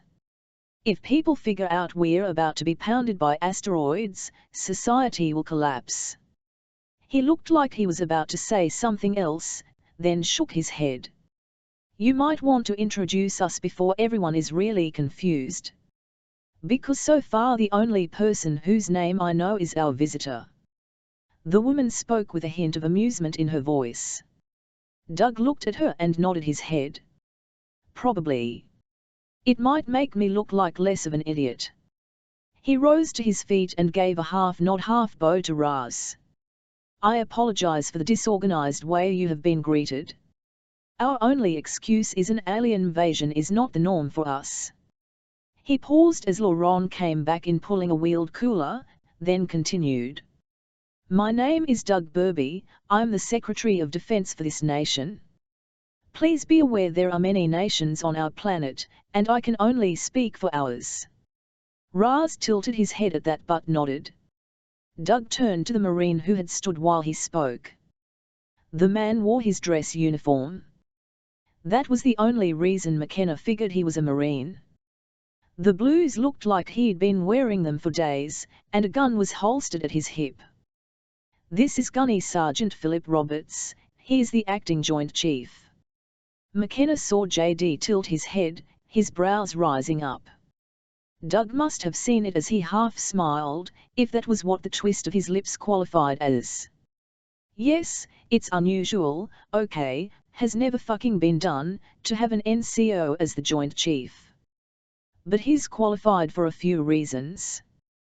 He's here, he has combat experience, and he has a brother who is a colonel in the army, and a sister who's a captain and a pilot in the Air Force. Giving him a better grasp of what is available than most. That and he's damn good and isn't a bigoted asshole like the last guy. Doug shrugged. Besides, we can't get anyone else in. They are all trapped in their local areas, and at this point I just need someone with ideas of how to use the various groups to help. So yeah, he's acting JC. McKenna tummed a laugh into a cough and the gunny shot her a smile that let her know he'd heard the story. Everyone, Gunny Roberts said in a soft voice, though he didn't take his eyes off of Raz. I wonder how much of that is due to him being Drakyn and how much is due to him being a threat? Burby turned to the woman who still sat and just waved at everyone, a bright smile on her face. This is Blair Lewis. She's a cultural anthropologist and has been advising on how our interactions with the Elentrin went. You mean sideways? JD interjected. She couldn't read his face in warrior form, but in the minscape she got the feeling he hadn't really meant to say it out loud. Oh, I doubt I'd use that term. I'd go with screwed from the start. We never had a chance. However, if we can figure how they view the world, maybe we can use it against them. Or we kill them all. I'm fine with either. Her smile showed all teeth and McKenna blinked. More bloodthirsty than most scientists I've run across, McKenna commented, all too aware of Raz listening and paying attention to all of them. Though Tony's continued lurking in the kitchen nagged at the back of her mind. My sister was killed in London in one of the first landings, protecting some teens that were shifters. I never was much for pacifistic crap anyhow. Blair said, and focused on Raz. Laurent came out of the kitchen, the cooler obviously staying in there. They said they'd have food out shortly. He kept furniture between him and Raz, though all of them gave Raz a wide berth. Do you have anything you can't eat or don't eat? No. Food is fine. I doubt there is any food on your planet I am not capable of ingesting without incident. Raz replied in a level voice, as if none of this disturbed him. In other circumstances McKenna might have dug out hot peppers to test that, but now she removed it as anything to worry about. And the smells from the kitchen were very distracting. Sir, if I may? Gunny Roberts asked. Doug waved at him. Go for it. But Raz. He waited until the Drakyn had focused on him. We're desperate, I don't have time for fancy negotiations or anything. I'll promise what I can, but I might be overruled. Know that we are very fragmented now, and what I say may not be backed up by our politicians. Ra's wings bobbled up and down a bit. Understood. I am familiar with the ways of politicians from other cultures. My culture doesn't support that type of interaction, but I do understand your structure. Others have had it though, and many of them have also suffered from the Elentrin. He leaned back again, and McKenna arched her eyebrows as his tail created a way for him to balance in an odd tripod way. I wonder if that's comfortable. It does put him at a height advantage, but I don't have any stools, and anything else would either break under him or would be horribly uncomfortable. She let it be as the woman watched while Doug waved at Roberts. All yours, Gunny. I have a few questions if you don't mind, sir.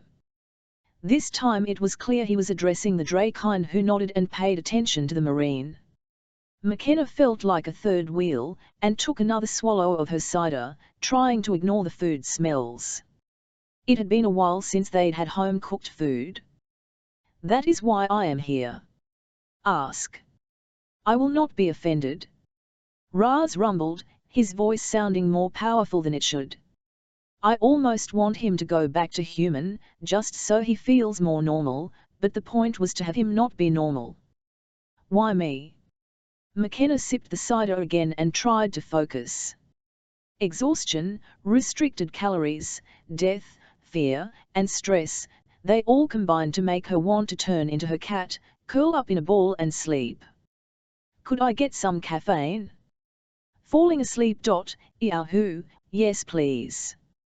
Cass and JD chimed in.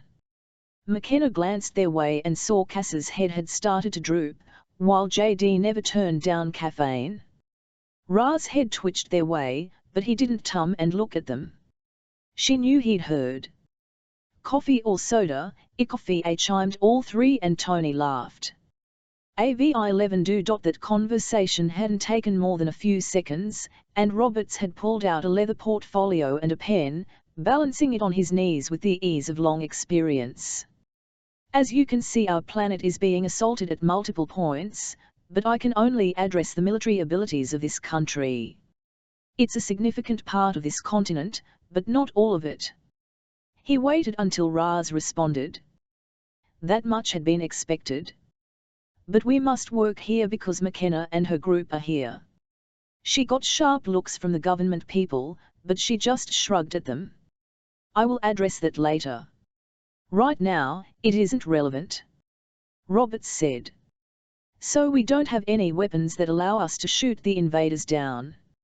Coming in via high atmosphere drops. The shuttles are too fast and too small, and when they go back up they usually have captured people in them. They already have too many of our people, and to be clear, by our people I mean humans. At this point I don't care if they are from China, Africa, or the US. They are ours and we do not tolerate kidnapping or slavery. Good. That is mostly in accord with the information I had received. Raz moved his wings, but didn't let them spread out, though he looked around the living room.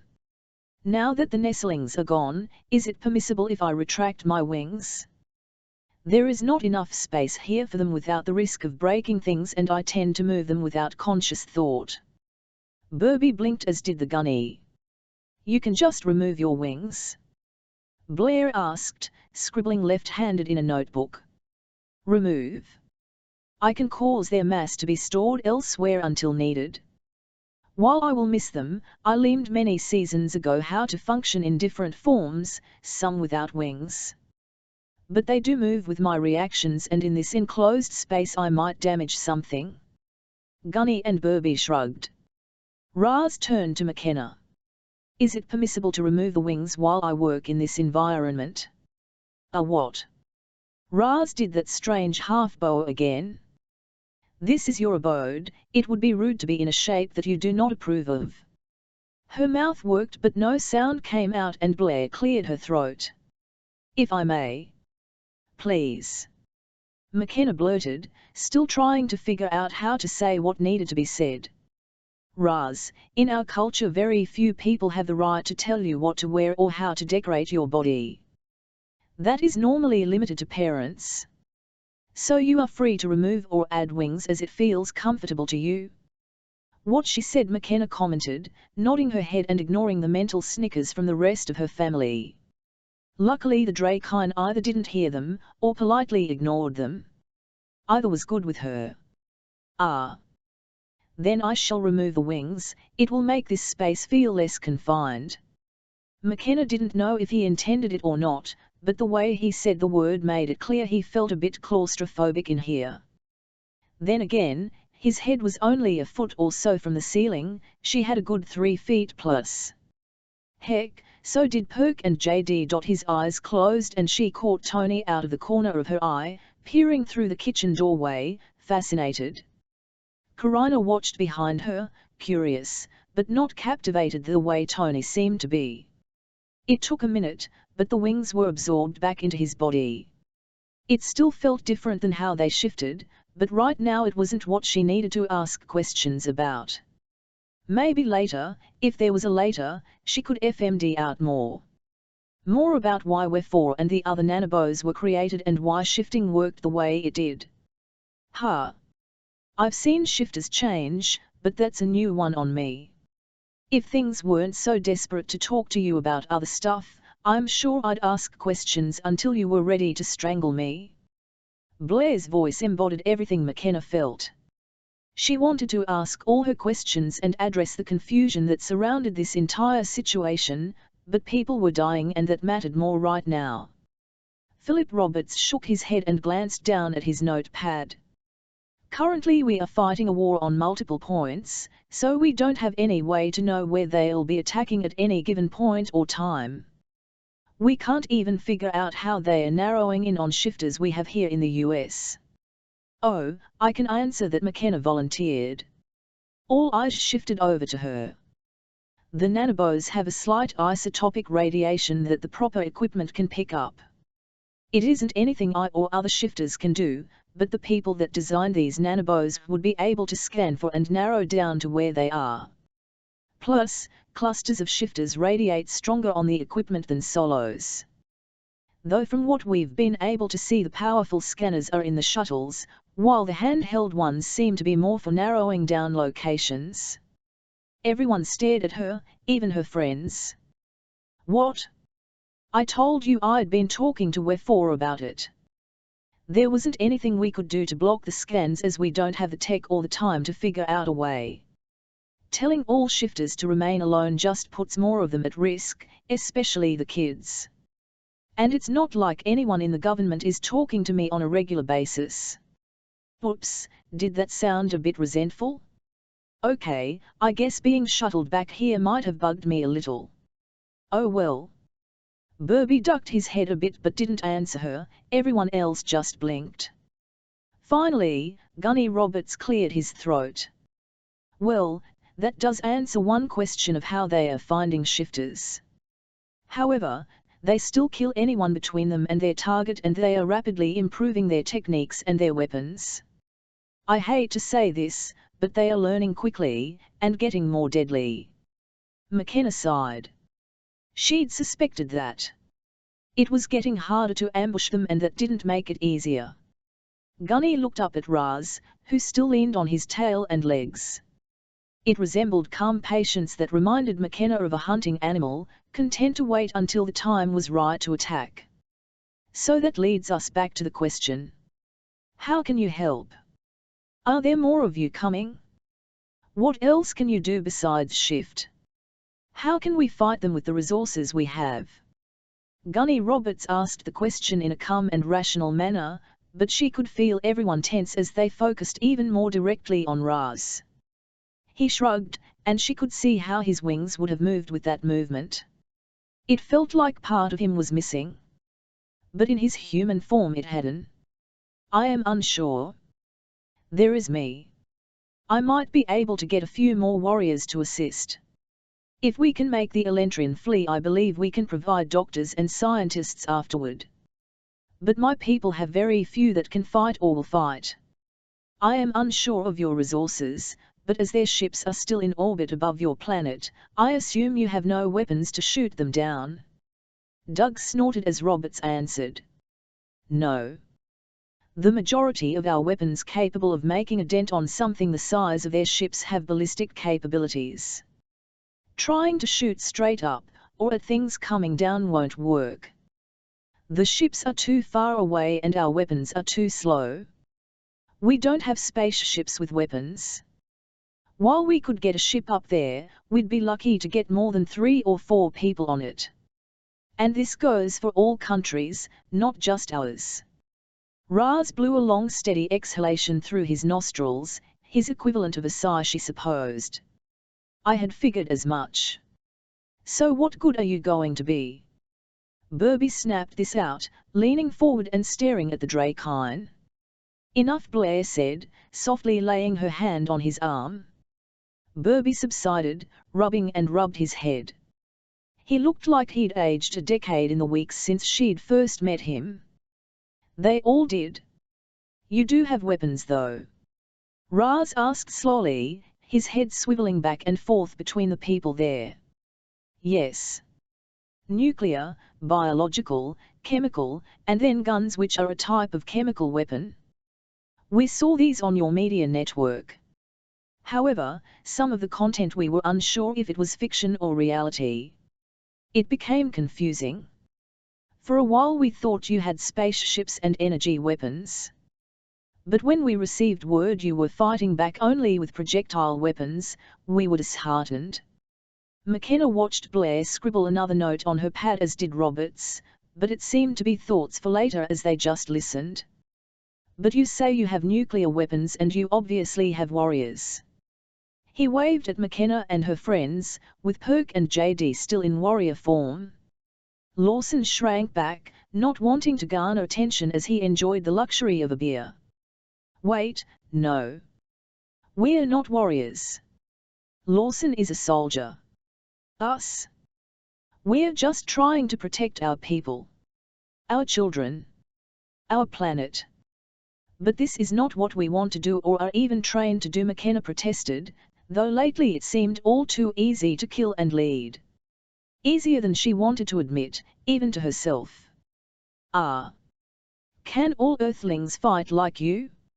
Or do you have more soldiers to assist? Gunny shrugged. Humans don't like to give up, and most of us put up a fight. But yes, I have soldiers, not hundreds of thousands at this point, but I do have them. Why? His sharp gaze didn't leave Raz's form. There is a technique we have tried before, but we never had the numbers or weapons needed to make it feasible. The warrior who tried died for no gain. But with your assistance I might have an option. This sounds good, but I can tell people are hungry. Let's eat. Nothing that he tells you is going to turn the tide of this war in the next day or so. Is it? Tony asked with a strangely assertive look. Not that she wasn't assertive, but there was something almost personal about it. What is going on? Later. Her response short and abrupt. Give in now. They need the food, and the longer they go without it, the crankier they get. One thing I've learned is cranky shifters are not fun. Lawson's voice startled half the people there, he'd been so quiet. He has a point. And I'm a bit hungry myself. I can't remember the last real meal I had. Burby sighed, and it occurred to McKenna that sending people to their deaths might be harder than killing them yourself. JD, Perk, can you bring the chairs to the back deck? I can put the food in here buffet style and everyone can get their food then go out there. It's just as safe as anywhere else. If anything, we'll see or hear them coming sooner and have time to react. It was a measure of their paranoia that everyone came out with weapons, and even the agents relaxed with better lines of sight around the back deck. The kids exploded out of the house, still in human form, and expended energy on the playhouse. Aware of the people looking at her when she didn't stop the children, Tony shrugged. If all of us together can't protect them and let them play outside, we've already lost. The statement made everyone pay much closer attention, and we four went on high alert. Chapter 7, Small Talk. So far, the United States has fared oddly well in this wax. Our size, spread out population, and prevalence of gun owners has proved to be a saving grace. At this point, reports of shifters being captured in the US has stayed under 200,000, though there are at least a reported 12,000 dead invaders, and over 15,000 dead Americans. But overall we are making them pay for everyone they kill and take. But they are learning. Stay undercover, be silent, don't gather in groups, and if you are a shifter, don't go out in warrior form. There are too many stories of killing friends and neighbors by accident. Quack News with JD, Perk, and Raz helping, much to everyone's discomfort. Couches and chairs were quickly moved outside and plates of food were in their hands. Real, hot food, that smelled good and tasted better than the canned and MREs they'd been eating for a week. Something that had been crying for attention relaxed as McKenna settled down. With home-cooked food in her mouth, and the sound of kids playing surrounded her, she relaxed more than she had in weeks. I'm home. I missed this. Even so, the kids didn't scream as loud as they could have, and ears twitched at every sound. Even Raz seemed to understand they needed to be wary. After the first rush of hunger had been sated, Robert sat with his hat neatly on his knee, and his plate balanced over it. I'd so spill my food and ruin my hat, so what do you mean about a technique that didn't work before? At this point, if it isn't a suicide run, I think we would be willing to try it, Philip replied, setting the empty plate down and reaching for his notebook. Karina flashed him a smile and took it in, her quiet presence soothing. McKenna just rolled her eyes and ate more. The shifters had plowed through the food, but the Drakyn had explored each food item offered him with thoughtful consideration. So far, the only thing he had wrinkled his muzzle at and set aside had been the sliced turkey breast, but the vegetables, beef, and fruit had been eaten swiftly. As Roberts had started to talk, he set his plate aside, though he held the glass of water with careful pressure between his large hands. His head turned to focus on the man. I wonder how he hears. I never researched reptiles to know how they can hear. But then I don't think he's a reptile. Though for all I know, warm-blooded reptiles are possible. At least her thoughts still remained private as she munched on a piece of steak. The cooked, flavorful food made her feel better. Bland cooking made eating even more of a chore. JD and Cass were working their way through the fruit, and while she'd had a piece, it didn't call to her the same way it did them. If I understand your term, a suicide run isn't exactly correct, but there are multiple things that must be considered and many possible points of failure. Raz fell silent, then glanced around at all of them. How much do you know about how my people travel across the stars? McKenna didn't have a clue how they traveled, though the weird hole in space he had stepped out of implied a lot. I know how to kill Drakyn. The most vulnerable areas in your warrior and WYRM form. What power to set the weapons at and when to bail? JD said, shrugging his big fumey shoulders.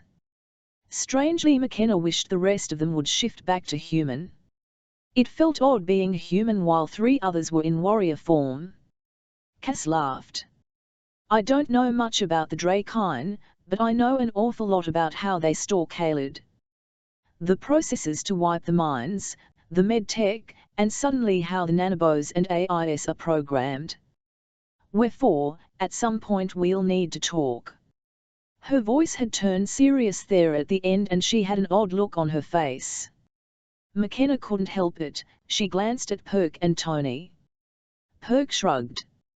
I've got a bunch of info about their ships and technology, how the ships are laid out, but it's still expanding in my brain, so I don't know what I know yet. Tony focused on her food, not looking at any of them, and after a minute Raz spoke, pulling the attention back to him. Then I am taking that as a no, which is a good thing. If they had managed to understand how we travel without mechanics and replicate it, no one would be safe from them. He paused again, popping a bit of fruit in his mouth. This may come out disjointed, but many terms I cannot find in our languages. While we accessed some of our scientific data, it is harder to make sure the concepts are being translated and understood correctly without a scientist to discuss it with. You are the first Earthlings anyone has spoken with in a very long time. Wait, Blair blurted. You've spoken to Earthlings before? When? Oh, millennia by the way you tell time. He glanced at Tony, then faced Blair again. But that doesn't matter for the purpose of this conversation, though it may explain some of your legends. You have figured out the Elentrin were here once before, right? Yes. Around our dark ages, we think. The languages provided to the kids and expectations of the population density implied that much. Plus it matches the timelines of stories about werewolves and whatnot. McKenna supplied. That much Charlie had helped them figure out. Yes, the four-legged canine has always been one of their favorites. Though I have always thought the felines were more deadly. Raz shrugged. But that is getting us off topic. My people have had a way to travel to other planets for as long as we have had language that lets us communicate anything. There is a theory your people are calling entanglement theory. It has flaws, but the basics are correct. I can find an element of space here and a matching element somewhere else. Between those two parts I connect a path. A tunnel between the two, if you will. I can walk through that tunnel between one place and another. How far can you travel? Roberts asked, making notes rapidly. Raz shrugged. I don't know that there is a limit. The farthest I have personally done is about 250 OFR light years. The adults all froze, various degrees of shock on their faces. Blair managed to squeak out a comment. And how long does that take? Raz shrugged, a movement that still needed wings. About 3 to 20 steps. Less than 5 heartbeats for sure. Everyone just looked at him until Burby shook his head. While I want to dig into this, and the possibilities it opens up terrify and excite me, I'm not sure how this relates to the question at hand. How do we defeat the Elentrin? Does the way you travel have to do with this situation? Yes. We tried a new strategy. The warrior that did it was killed quickly by Khaled on the ship. But I believe it may work. We can open a portal from the ground here to one of their ships, allowing people to go through from the planet to the ship. I can keep the portal open even as the ship and planet move with little effort. After 2 or more of your hours, it will need to be reset, but anyone can use it while it is open. The sounds of the kids laughing and playing softly on the play-say was the only noise as everyone else processed this information. I'm sorry. I know I'm not a shifter or anything, but what does that mean? Karina was the one to break the silence as everyone sat there. Gunny Roberts, with an odd tone in his voice, replied. It means we get to pull a Trojan horse maneuver, and they don't even need to open the gates to let us in. Burby leaned back, a half smile on his face, then he frowned. Roberts, do you have the latest numbers for how many shifters have been taken? US or worldwide? Roberts pulled out his phone as he asked that question. Worldwide. A few taps and Roberts replied. These numbers are very rough, but we think about 1.7 million so far. At least half of those are Chinese, where at least 100,000 just walked on 2 huge convoy shuttles. But new theories are rising that there are few shifters left that are easily available. The Elentrin are spreading out from the dense population centers of China. Many of the Chinese shifters were located in specific places, which were emptied in the first few shuttles. But the biggest issue is the military is under orders to help the invaders, so Korea and Taiwan look like they are about to be invaded. He paused for a moment, looking thoughtful. Given China's historical xenophobia, this says a lot about how powerful the pheromones work. Burby leaned back, nodding, a frown on his face. Roberts shook his head, dismissing the thought, and continued. Japan is actually pretty safe because outside of Tokyo they don't have a huge population base, though they have lots of fox shifters. Granted, we are expecting Tokyo to fall fast. The Elentrin look too much like anime, and if they walk in, with no shuttle, and no aiming, they'll have them under their command before anyone knows how to stop it. Though more places are adopting shoot-on-sight orders for anyone in warrior form or an Elentrin. But people affected by the pheromones seem to carry the mesmerizing effect with them for a while. They can convince other people to aid them, and the people they talk to can fall under the same spell. Even with distance, the effect is hard to resist. That was news to McKenna, but Raz nodded. Yes. It is a molecule that clings and will affect people for hours even after casual contact. It is one of the ways they have managed to influence so many planets. My people are immune, as our reproductive systems are not affected by pheromones, luckily. But if they continue to have issues with larger population planets, they will figure out how to aerosol them or simply destroy the planets upon discovery. Are there that many worlds with life on them? Blair's voice had a wistful tone to it, and Raz turned to look at her, his eye ridges raised. There are so many planets in this universe, your language does not have words to express the numbers.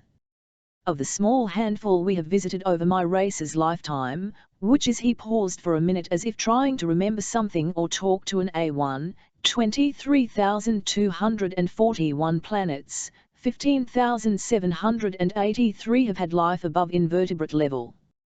Of those, 354 have had sentient beings. The Elentrin have only managed to find about 75 of those planets. Of those, some were immune to their pheromones and the nanobos didn't work on them. Others they have used. But of the planets they are aware of, yours is the most technologically advanced, besides ours and their own. The shocked stares were getting old, but McKenna felt like bombshells kept being dropped. There are other species out there that have achieved space flight. She had to ask. The old dreams of walking on another planet surfaced with a sudden pang. Yes. Some are very advanced. But those have been either extremely xenophobic or felt there was no reason to enter what they felt was a private dispute. An odd expression crossed his face. Though we have noted in the seasons since we shared that information, they have all developed highly aggressive weapons platforms that the Elentrin would not be able to pass. Burby snorted. We know a few mindsets like that. So basically no one else is willing to help, and you figure since we are involved with this fight, we lose if we don't. Raz tilted his head. If you wish to look at it that way. But you are the first planet with any fission or fusion weaponry that the Elentrin have sent a swarm to. We hoped we might be beneficial to each other. None of other planets are at a point where even trade for more than occasional food goods or luxury items would be welcome. But you? That is not my area, but I see many things we might be willing to trade, to help each other advance. No prime directive issues? Blair asked, then rubbed her forehead. Sorry, it's a human phrase. Raz made a warbling sound that must have been his laughter. We did run across it. Your Wikipedia is useful. There are many that would pay for your fiction shows alone. No. While there are some in my government that might feel that way, the majority consensus is that all options are available when the Elentrin attack you, yet we can't manage to fight back in any way that has any measurable effect. While I do not have the mindset to be a city manager, I am a warrior. That means I will use any tool, any weapon I can to prevent my people from being killed. He touched his head. From all beings being killed if possible. Be that as it may, the ambassadors and shit can deal with you about that later. Right now I'd like to get back to the plan. Which would be what? Roberts asked, his entire body focused on the dragon. Well, understand I am not a tactician, that is not something warriors lean towards. We tend more to hit hard then move on, or what you call blitzkrieg actions. He bobbed his head and McKenna started to wonder if she was interpreting his body language incorrectly. Ava 4, do you know how to read him? Not at this time. Information is being collated. Well, that's no help. Understood? Tell me what you tried, and quit trying to weasel out of it. Roberts's voice snapped out and McKenna saw JD's spine straighten and had to fight back a grin. In the space after the command, JD's and Perk's heads swiveled hard and sharp towards the fence. Incoming, JD said in a low deadly voice as he grabbed his gun. Chapter 8 Getting personal. So far, no more news has come out about the US efforts to get weapons into space to disable or destroy the Elentrin ship. At this point we must give up all hope that those taken from us will ever be returned. If we do manage to get weapons up there, there will be no way to differentiate between the victims and the invaders. If we destroy that ship, we will kill our people too. What price do we pay to end this threat? TNN News op-ed. McKenna spun and ordered the nanobos to her ears, even as she tried to locate what they were referencing. Her ears sharpened and she could hear the sounds that indicated movement, which meant invaders were close by. I can remove them, Raz offered, an odd tone to his voice, as he stood going to his full height at over 7 feet. No. Burby's voice barked. You and the kids inside and a fire can get out of sight, do it. I don't want to take the risk of your existence being known. To McKenna's surprise, Raz looked at him, then her. She made a shooing motion with her hands. His being here could cause issues. He gave a sharp, brisk nod and strode towards the house. She felt something brush past her mind, and then the kids, who had frozen at the words, went tearing into the house. No panic, just speed. Everyone else grabbed weapons as Tony said quietly, I'll go in and react to any incursion on the inside. I'll yell if I need help. By the time the words finished leaving her mouth, she was already inside. McKenna raised her weapon up and boosted the sensitivity of her ears a bit more, letting the bots shape them slightly to pull sound in better. That's useful even in human form. The rest of you inside, too. Leave us out here to deal. You die too easily and are too important. She glanced at their visitors, but the agents were already chivying them back into the house. They'd make sure their charges stayed out of the way, probably in the same room with Raz or with the kids. Christopher gave her a sharp nod and she realized she still hadn't told him. With a frustrated shake of her head, she moved her attention back to the fence. Now wasn't the time. They have to kill all of them, fast before they can communicate with anyone. Her mental voice was a sharp, flat order. If we're lucky, they weren't close enough to hear the words, just that we were talking. Smell him? He doesn't smell human. JD was right. Raz smelled like an odd spice with a touch of fire and lightning mixed in with it. It was a recognizable smell. If any of the Kaled coming after him had ever done a landing on a Drakyn-controlled planet, they would recognize it in a second. We can do is kill them fast. If they find out they are here, they won't wait for that other ship to get here. I'm pretty sure it should be here in the next day or so. Her tone grim. Let's move toward them and see if we can eliminate them quickly. As one they moved out towards the sounds that were only audible with their enhanced ears. The tall fence had nice rails on the back and Perk took 2 running steps and smoothly landed on the rail of the fence, his clawed feet sinking into the wood a bit as he balanced. His whole body pivoted as he scanned the area, his R-15 pointed in the direction he looked. Clear. Give yourself at least a foot on the other side to miss the bushes. That will put you in the neighbor's backyard. They are coming around from the front of the house. That house was directly behind theirs and it made sense if they were trying to approach undercover. Ava, did you hear that made you realize they were coming? The invaders moved quietly and she was surprised they weren't on top of them already. Over 2 minutes had passed since JD waymed them. JD tummed his head to the side a bit, trapping the side fence in his gaze. Ian of them stepped on something, it broke and it cursed. No one human is going to curse in Elentrin. Would do it. We ready for this, McKenna commented, amused that cursing seemed to be a constant among all species. And fast, Perk affirmed. McKenna let the men flow over the fence, as she perched on top of the place scanning the area. While still in human form, she found it easier than ever to move like a Kalid. Getting to the top and using the vantage point made so she could see the surrounding backyards and watch Perk and JD open fire as Kalid came around the corners. In many ways the fact they were so silent let them know they were invaders. Human Kalids still tended to tramp through, unless they were out hunting like McKenna was or were hunters before they were changed. Even as the third head came around the comer, JD's M16 exploded into sound and a rapid burst of 3 bullets, then another 3, and the body lay on the ground, a mass of red where its head had been. That signified the end of anyone being quiet, and the other 2 burst around the corner, firing as they went. JD sprang from his location behind a tree even as Perk and McKenna both shot at the 2 figures coming in fast. The speed of Kalid in battle could be breathtaking. Luckily McKenna and Perk were just as fast, and their weapons had a better range.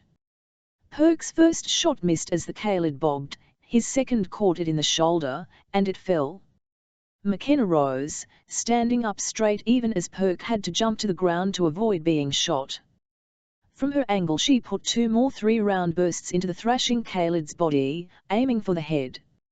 It fell still and she pivoted, tracking to where JD and the last Kalid were fighting hand to hand. She cringed.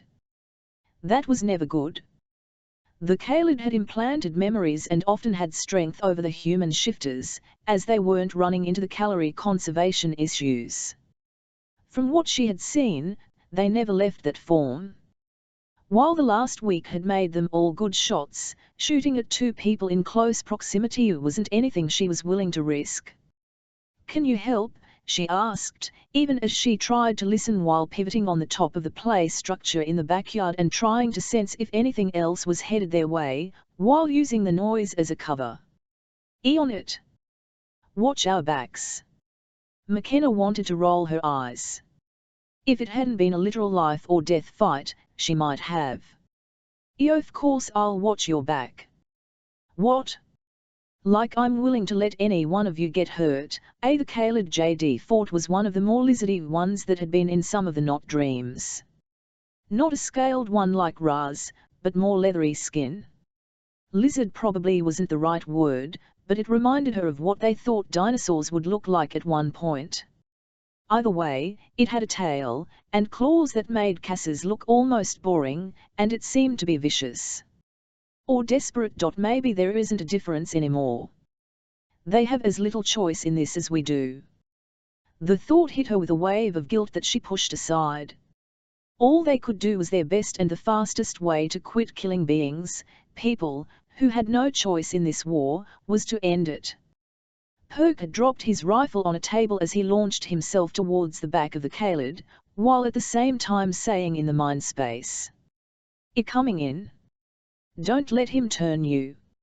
Get it." JD pulled and the Kalid fell off balance a bit. JD, even underweight, looked like he had 20 pounds on him, and at this point it was all muscle and it made a difference. Perk slammed into the Kalid with claws out, shoving them into its back where the heart would have been in a human. It screamed. Before, most of the fight had been relatively silent, but now it screamed a high-pitched sound that hurt McKenna's ears and must have been torture on JD's and Perk's. "It didn't kill it," Perk muttered as he fought to yank his claws back out of the being. JD roared and McKenna saw blood streaming from his side. The Kalid's tail whipped up and slammed into Perk from below, lifting him, and she heard him grunt in pain. "Finish it, guys. Before you get hurt or others come." JD growled mentally at her, but her stress and worry as she kept pivoting didn't allow her to feel guilty for the ridiculous order. As she scanned back to their fight, she saw JD had sunk his huge jaws around the creature's neck, cutting off its airflow. Meanwhile Perk had slammed both sets of claws into the Kalid's skull. The awful scream had stopped, and it slumped to the ground, a limp greenish-grey bag of flesh, bleeding from multiple wounds. "You okay? Oh. I have at least 3 broken bones and JD has some wicked cuts. But we'll live." Perk's mental voice felt grey and dank. It bugged her, but then this entire thing sucked. A creak of sound had them looking up, muscles tensing, ready to attack again. The back door of the yard they were fighting in had creaked open a tiny bit and an elderly woman, her once black hair streaked with grey, looked at them and nodded. "Take them and dump them out front on the driveway. I'll call a pickup." She started to close the door, then paused, looking back at them, eyes magnified by thick lenses. "Good job." The door shut and it was all silent again. "Hey, at least not everyone is against us," JD said as he stood, blood still leaking from wounds. "Never were. We'll get the bodies moved, then we'll need some food. I've got my bot working overtime to fix this stuff. Remind me in the future to shoot them from a distance, this close-up stuff is brutal and they are better trained than we are." Perk sounded distracted as he looked around. "Avid," he said. JD's voice sounded exhausted and in pain, but McKenna stayed where she was, watching and listening as they moved the bodies out front. She didn't get down from her perch until she heard them go in the front door, at which point she dropped off the swing set and headed to the deck, not relaxing, but feeling a bit better. The back door opened before she got there and Doug and Philip walked out, their faces unreadable. They firmly shut the door before focusing on her. "We need to talk." Chapter 9, Bombshells. The fashion and recognition adornments started by McKenna Largo have gone all but viral. Wait times for piercings are upwards of 4 hours at this point. "The gaudier the better" is the word of the day. As one shifter put it, "I want you to see me coming a mile away." After looking at her lead-flashing neon green earring, we feel her purpose may be achieved. But will it make a difference in the long run? Only time will tell. And that is the one thing Earth seems to be running out of. Tan Invasion News. McKenna sighed at the sector's words and leaned back against the railing. She could hear Perk and JD talking to each other in the mindspace, as they dealt with their wounds in the house. Cass and Tony were fussing over them and Blair was excited. Their normal habit caused them to share spoken words in the space, though they still hadn't figured out how you auto-translated other people's words into the shared space.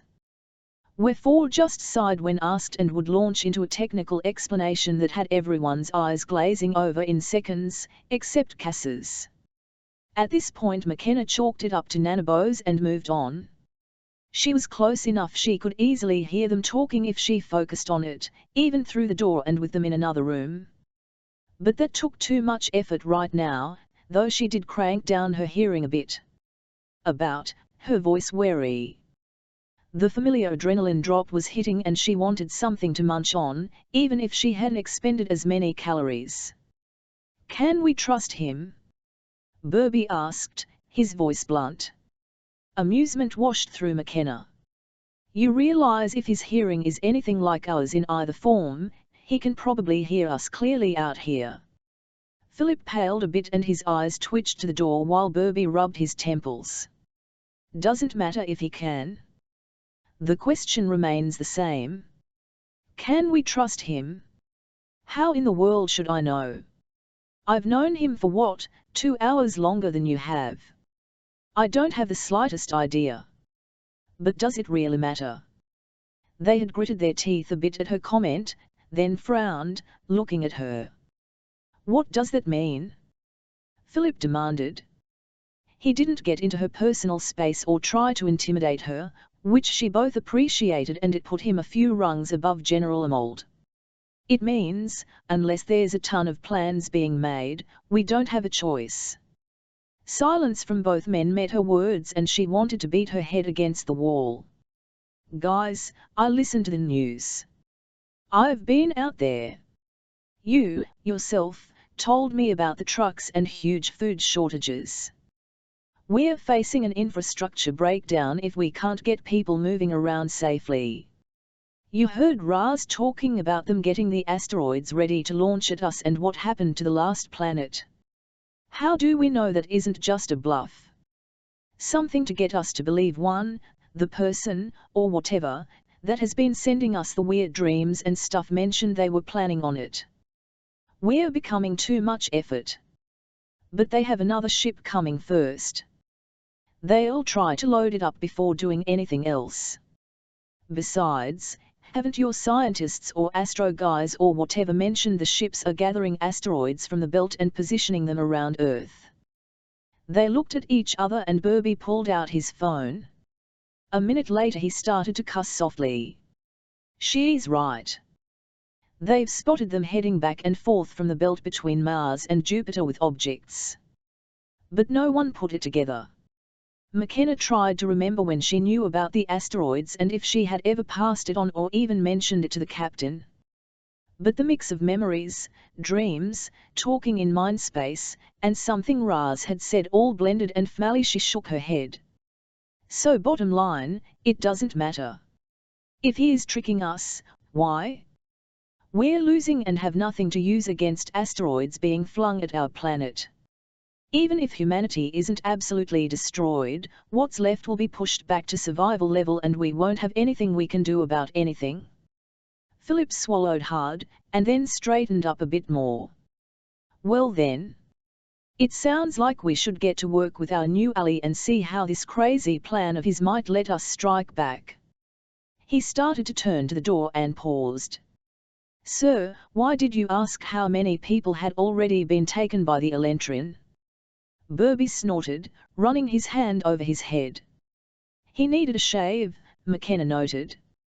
Because we need to rescue them. If we just blow up the ships with close to 1 million people on them, the world will crucify us. If we try to rescue them and fail, that's one thing. But if we don't try at all...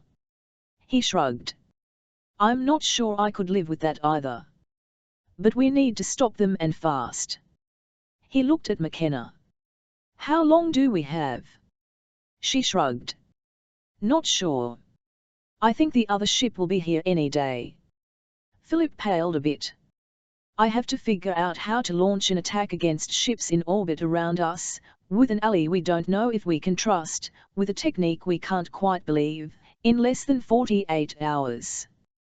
Burby gave him a humorless smile. Adapt, improvise, and overcome. We have people to save. But look on the bright side. If it works, we can destroy these incoming ships before they start loading our people on them. Less collateral damage. McKenna winced. Doug.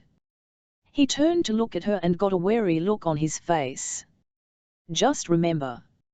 Most of the Kaled are slaves. They don't have a choice. And if I'm right, Ash loaded Cass with information on how to break or at least override their conditioning.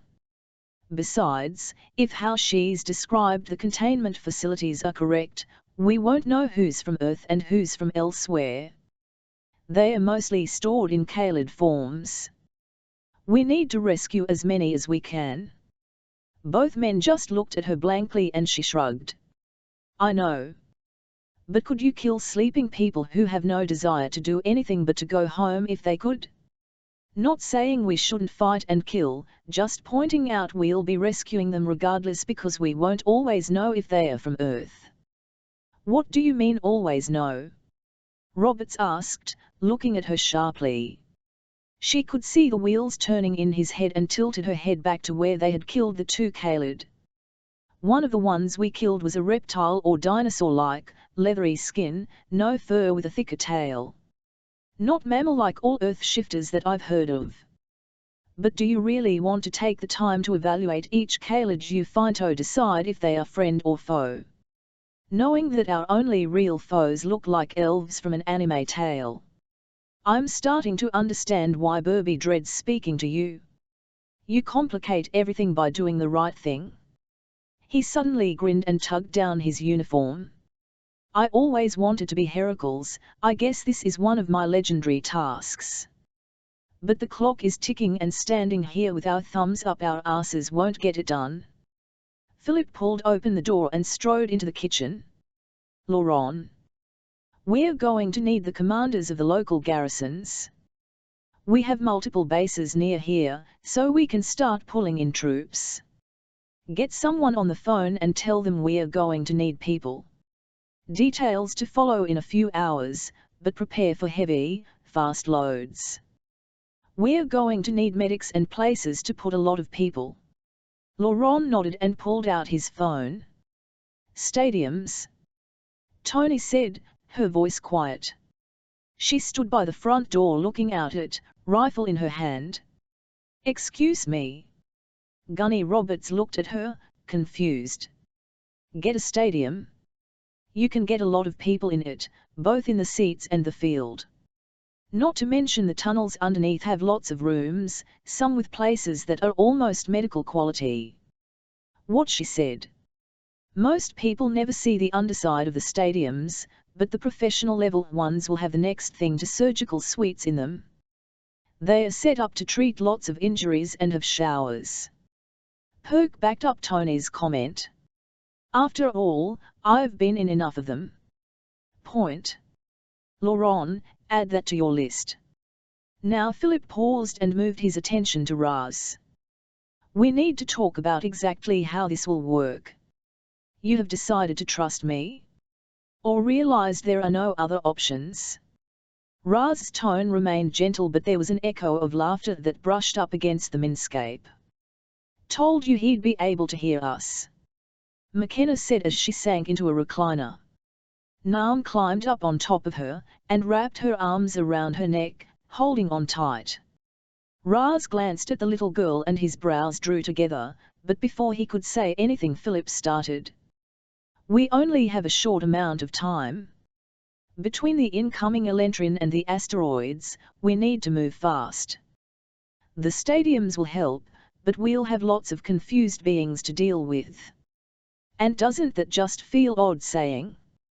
He shook his head and glanced down at his notebook. But before we can do anything, I need to know exactly what your limitations are. So we can Trojan horse inside. How long can you keep it open? How many people? What are our options? Raz tilted his head all the way back looking at the ceiling. There is a story from my past of a Drakyn opening a tunnel between two planets and moving an entire people through it. I have personally allowed 2 or 3 to go through, but I've never tested how long I can hold it open. But when I have had others go through, I've never noticed a difference. That is an answer I cannot provide, but I would assume it is a long time and many people. If it fails or is disrupted, how long to reconnect or make a new tunnel? Less than 1 of your minutes. Philip grimaced. Which, if you are under fire, might be an eternity. What are you thinking? Raz paused and half shrugged. This is where I need your assistance. We have no strategy training. Most planets we have interacted with are agrarian, peaceful. We have technology, but we have never used it the way your history shows. In many ways you are the most violent race we have ever seen. You kill each other and fight for sport. Even the Elentrin don't see violence as fun, only necessary. The only reason Ash's people knew how to attack was we had warned them generations ago, but they realized the danger too late, and attacking ships in space is harder than we had known. Yeah. So we're finding. We make it through this, I can promise you every country in the world will be developing a space defense program. Burby's voice was a bit bitter, but he shrugged. What are you thinking, Philip? That we're probably all going to die. He sighed and looked at his notebook, but it was obvious he wasn't really seeing it. Get a few good SEAL or Ranger teams together, tight squads that know how to work as a unit. Get in, plant bombs, get out.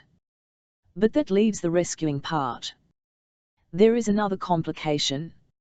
Raz's voice might have been apologetic, almost. McKenna felt herself brace for what he was about to say, her arms tightening slightly on Nam. McKenna and her group will need to come with us. This will fail without them. The words fell like bricks in the room and Philip groaned as he turned to look the shifters. No offense, but regardless of the last week, you aren't trained for this. You don't know how to work with a team, and I doubt you have any experience with setting bombs or clearing rooms. No offense taken. You're right. That isn't anything we know how to do, though I'll tell you fighting in warrior form is another skill set entirely. She looked at Raz, who almost looked sheepish. Why do we have to come? Tony's bitter laugh was a slap across the face and McKenna glanced at her, surprised. What is wrong with her? I have to find time to talk to her. Isn't it obvious? Everyone looked at her blankly. The knowledge we were preloaded with. Cass knows how to get people out of the canisters or tubes or whatever. Without her, all the people you want to rescue will probably get killed by their rescuers. She did air quotes around people as she talked. Perk already said he knows the ship. That means he knows where to go and where the best spots for the bombs will be. Where to disable and where to destroy things. Her smile twisted and McKenna flinched back. We need McKenna because of the A1 living in her head. I'll lay money it can understand most of the systems faster than we can, not to mention the languages and resources. Then there's me. Her eyes had a haunted look and McKenna didn't know whether she should close her eyes to block them out or get up and hug her. I have all the access codes to the various sections of the ship. And I should be able to register myself as a super user. Somehow, he programmed it to recognize me. So yes. You need all of us. And I have to leave my kids. Again? Everyone stared at her and she whirled to look out the window, her body stiff and tense. I'm sorry. McKenna whispered in her mind, wanting to cry for her friend, her pack. Tony's shoulders trembled for a moment, then relaxed. Not your fault. It is what it is. If we don't do this, our planet will be destroyed. Then my children will be dead anyhow, so at this point it doesn't matter. When she turned back around, her face was set, and McKenna squeezed Nam so hard the little girl protested. No, we have disrupted your lives. But truly, we were unable to think of any other way. Ash and I tried once before, but we couldn't get the ones we connected with to believe the dreams or me. They were taken before we could convince anyone. You have come further than anyone the Elentrin have faced before. Raz's voice in the minscape rolled through like a low thrum and she saw Tony's eyes widen a bit. But before they could end their weird staring contest, Philip spoke. I don't know if this will make you feel better, but you just became the most important people on the planet. Which means we're instantly moving you to a secure facility and we're going to start planning the attack as soon as we can get the pieces together. That means you need to work with teams, learning their tactics, and they need to get to know you. He cast a critical eye at Perk, JD, and Raz. And we need to get some equipment that will fit you. While you might be able to do that mental thingy that the sec definite told me about, the rest of the team can't. We're going to need to go over the schematics and figure out the types of explosives to take. Either way, we need get out of here and soon. We don't have time and I hope you don't need sleep. McKenna laughed bitterly. We do, but we need food and have Liam to sleep when we can. But we'll figure it out. She stood up and looked around. Let's pack up and get out of here. Karina came out from the kitchen, a worried look on her face as she headed upstairs. Tony followed her to get the kids all packed back up. If it took them more than an hour she'd be surprised. McKenna started to put Nam down so she could go help when Raz stepped over to her. She stopped still holding Nam in her arms. Philip and Burby were both talking on their phones in rapid-fire orders, trying to make this work while JD and Perk had headed out to start loading up the car. Lawson went with them, his eyes wide and looking a bit freaked. "Welcome to the big leagues. I wish I could go home. Even the mediocres and the drug sniffing seemed easier than this.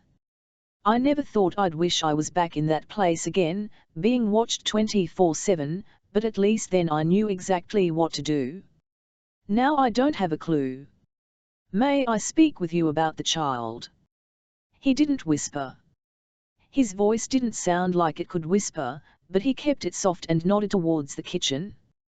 Thoughts and reactions boiled in McKenna's mind, but she nodded and headed into the kitchen, her body on a fine point ready to attack if he saw McKenna made a move towards the little girl. Nam had turned her head watching him, her gaze intent. "Is she your child?" "No. But I won't let anything happen to her." He tilted his head one way then the other. "That is not my intent. She feels different than the rest of you. Have you noticed?" "Feel, what is he talking about? Since you haven't touched her, I assume you mean something else when you say feel." Nam's voice surprised her. "His funny feeling?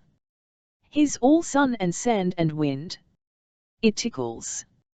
McKenna glanced down at Nam. That wasn't the first comment she'd made that made no sense, but then what did she know about kids?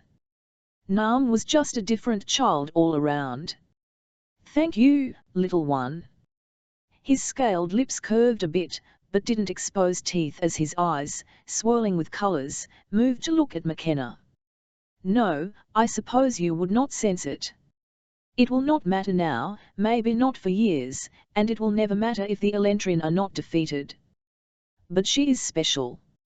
Only a few rare of my people can taste the colors of the mind. They usually become healers or luminaries. She could be one if she wanted. She has the skills." A large clawed hand reached out and McKenna fought to not pull the child away, but Nam reached out her own hand and traced the claw and fingers that looked like they could kill her with a casual wave. "Be aware she will be more sensitive than most nestlings. And as she grows she will expand her ability to read and control. I've never heard of a Kalid developing this, but she has Drakyn in her, as do you all." Wait, what? Chapter 10, First domino in the 5 states that have recreational pot sales as legal, every distribution center has sold out. The few people willing to talk all had similar comments. "I have nothing to lose, and if this helps lower my stress level, why not?" It is interesting to note that while crime has come to a standstill across the board, there has been no attempt by law enforcement to pursue any drug use at this time. And the White House has been unavailable for comment. TNN News. McKenna just looked at him. "We have Drakyn in us." "Of course. That is the only reason their nanobos work. At some point our ancestors visited here, bred with your species, and time and generations have diffused the effect. But Nam has more than a normal amount." "And Tony?" Raz shrugged. "I always wondered if the Elentrin knew that the only reason their little machines worked was because of our genetic material in their victims. And if ultimately all of this is our fault. Maybe we should have just killed them all that first day." "Killed who?" McKenna blurted. "Come on people, we need to get packed and out of here. We have another vehicle that will be here in 10. Raz, I need to discuss your needs with you before we leave." Philip's voice radiated from the living room with the power of a drill sergeant. "It is immaterial at this time. This is history so old it lives only in our legends." With another half nod Raz turned and went back, his tail following him with an odd grace. "My life is so strange." "Ava 4, is that true?" She asked in the mindspace as she headed to do a quick pack, not that she had much to do. At the top of the stairs she set the squirming Nam down, who raced to help Karina and the others get their stuff all packed up. She could feel the kids' excitement. They still found all this fun. The adults, on the other hand, were grim, and Tony brimmed with helpless rage at the situation they found themselves in. There is no reason it cannot be true. There is no information in the databases to indicate they are aware of it. Only that they tried it and it would not work on Elentrin but did work on a subject race they had found at one point in their history. One of their ships went back to test it on the indigenous people and the Kaled were created to fight the Drakyn. 1c. Which may or may not be the way it happened. Victors rewrite history a lot. But I guess it doesn't matter. Still doesn't change the situation. Pushing that to the side, she headed to where Tony had been sleeping and found the woman shoving things into her suitcase, every move jerky. Tony. At this point talking out loud might give them more privacy. I know. This is the best hope we have. That if I stayed, we would probably all die. And by all, I mean all humans. I know that I'm being silly. I know they'll protect the kids to the best of their abilities. I know all of that. Her voice broke on a sob. And I still don't want to go. They are changing so fast, becoming people in their own right, not just my kids, and I'm terrified that I'll miss it. I'm terrified something will happen and I won't be here to take care of them, to hold them, listen to them sleep. And I can't do anything about it and I didn't choose any of this. McKenna pulled on her shoulder gently and Tony turned around, tears streaking her face. With a sad smile McKenna pulled her into her arms and held Tony while she cried. After a minute she joined in, too. Charlie and Nam had become so important. And now she was leaving them again, with strangers. She let her own tears come and wash them both clean of some stress. She could feel the kids monitoring them, but they didn't come in, letting them deal with their grief. After what felt like eternity but was probably only a few minutes, Tony sniffed and pulled back. Thanks, I guess I needed that. I'll be okay. You're one of the strongest women I know. Of course you'll be okay. But that doesn't mean you can't hurt. McKenna pointed out. Pot, kettle. Tony said with a wry smile. I know how you feel about Charlie and Nam, so don't tell me this isn't killing you also. It is. I want to be here with them. She's only 6, so I get it. But not being here hurts. However, if I don't try to do something and we then all die. McKenna shrugged. I'm torn, so I'm doing what I can. Tony wiped at her nose. You're doing fine. Okay, enough emotions. We have stuff to do, then an enemy to kick out of our solar system. You sure you're okay? No, but I'll make it. Trust me, compared to Jeff dying, this I know I can handle. I just needed that cry, I guess. Tony turned away and started packing again, her movements smoother and more efficient. Good. Next question, what's up with you and the Drakyn? Tony froze at the question then sighed and turned around. That obvious. Just weird. You don't usually react like that. So what's the issue? McKenna started to help her pack up things.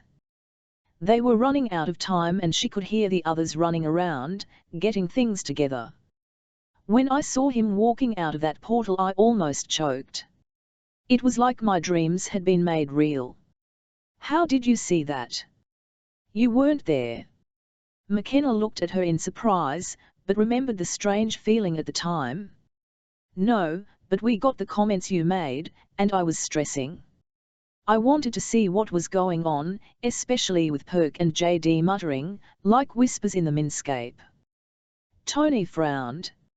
I just wanted to see so badly, and suddenly it was like I was there, but the view was odd. I could see it through your eyes. Everything in color. It lasted only for a minute or two, but I couldn't focus on anything except him. We can do that, too, Charlie said softly. McKenna turned to look at him. She hadn't realized he'd been in the hall. Do what?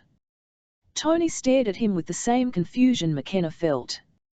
See through others' eyes. I mean, I can only see through Jess's.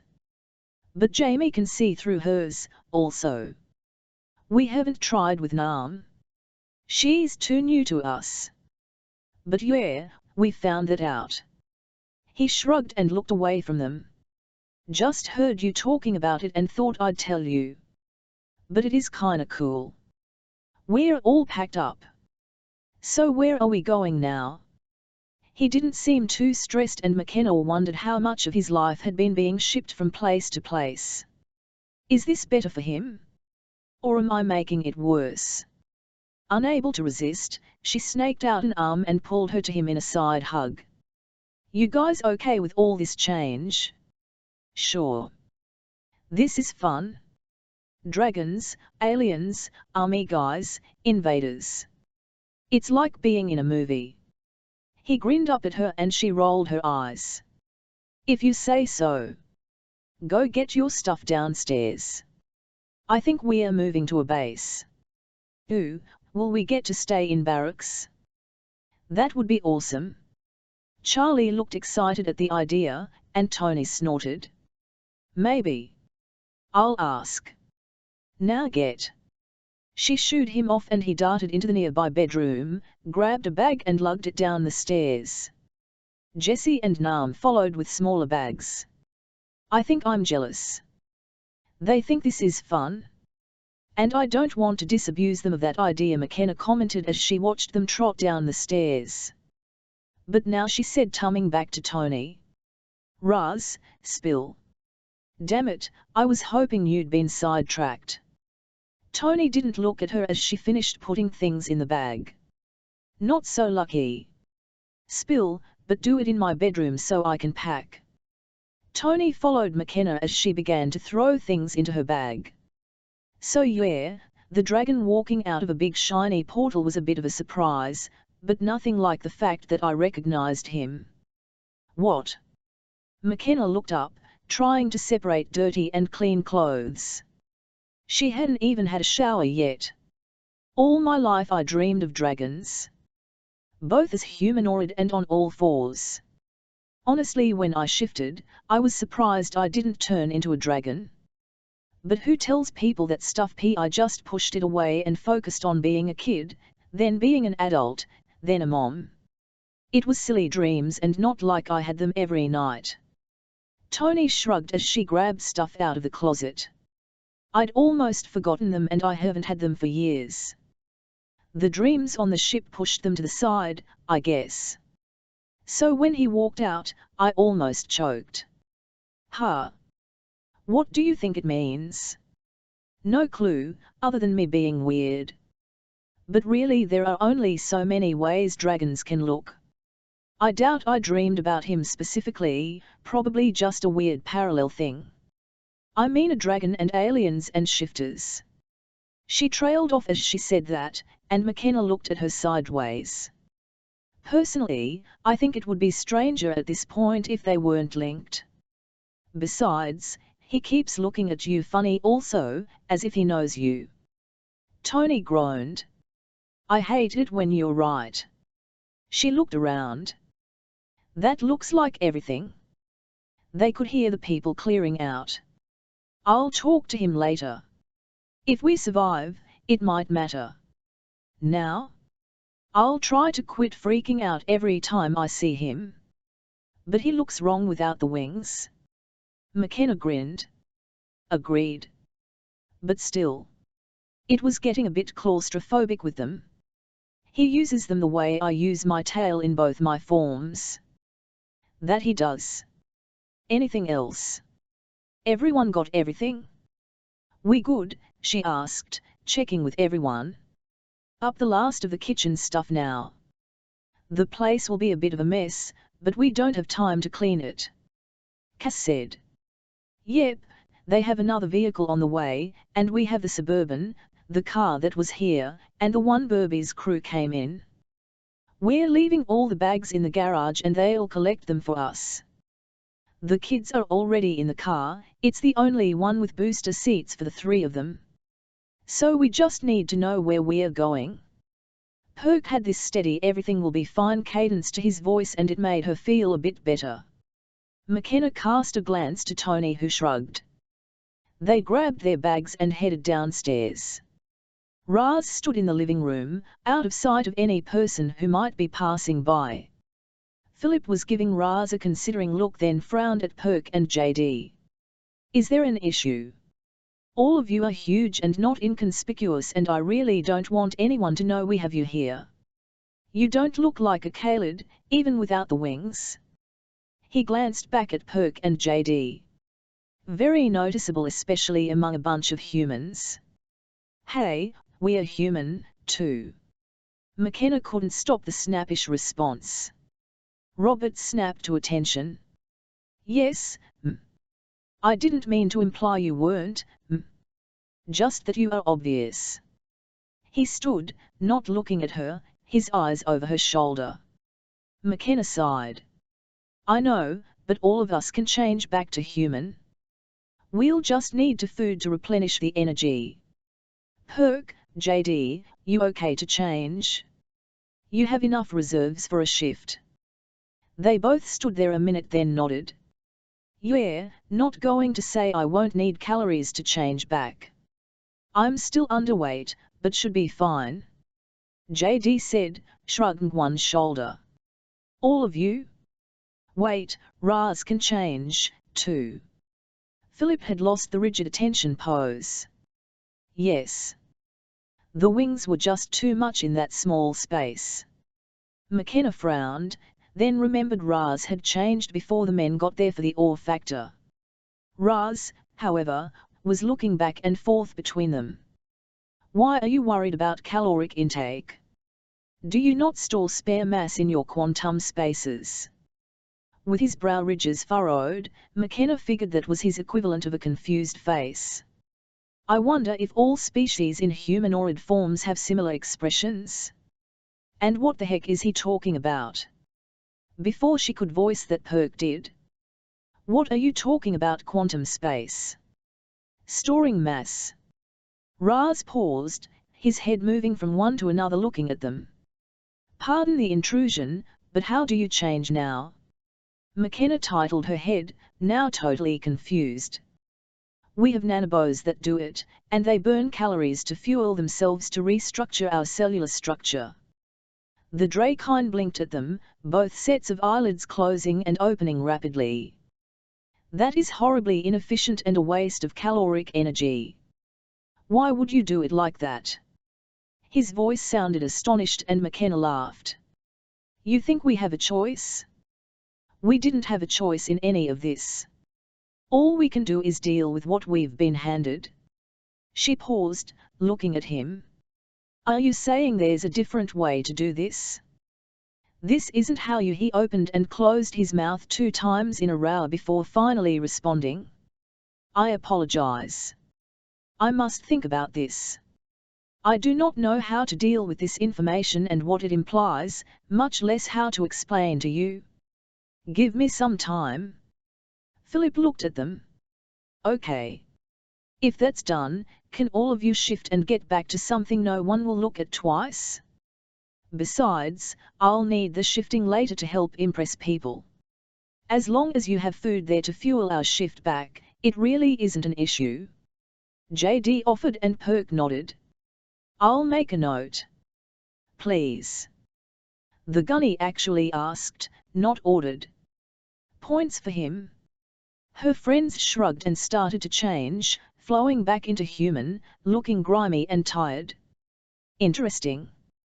Yes, much to consider. Raz watched all of this with sharp eyes, then he, too, let himself change. Once again McKenna noted that he felt different when he shifted. But she couldn't say what felt different. Just that it wasn't like watching or feeling any of hers shift. It felt smoother, like silk against skin. And then a man, dark-haired and powerful, but so undeniably human, stood in front of them. How do you know our forms so well? Or is it that easy for you to change?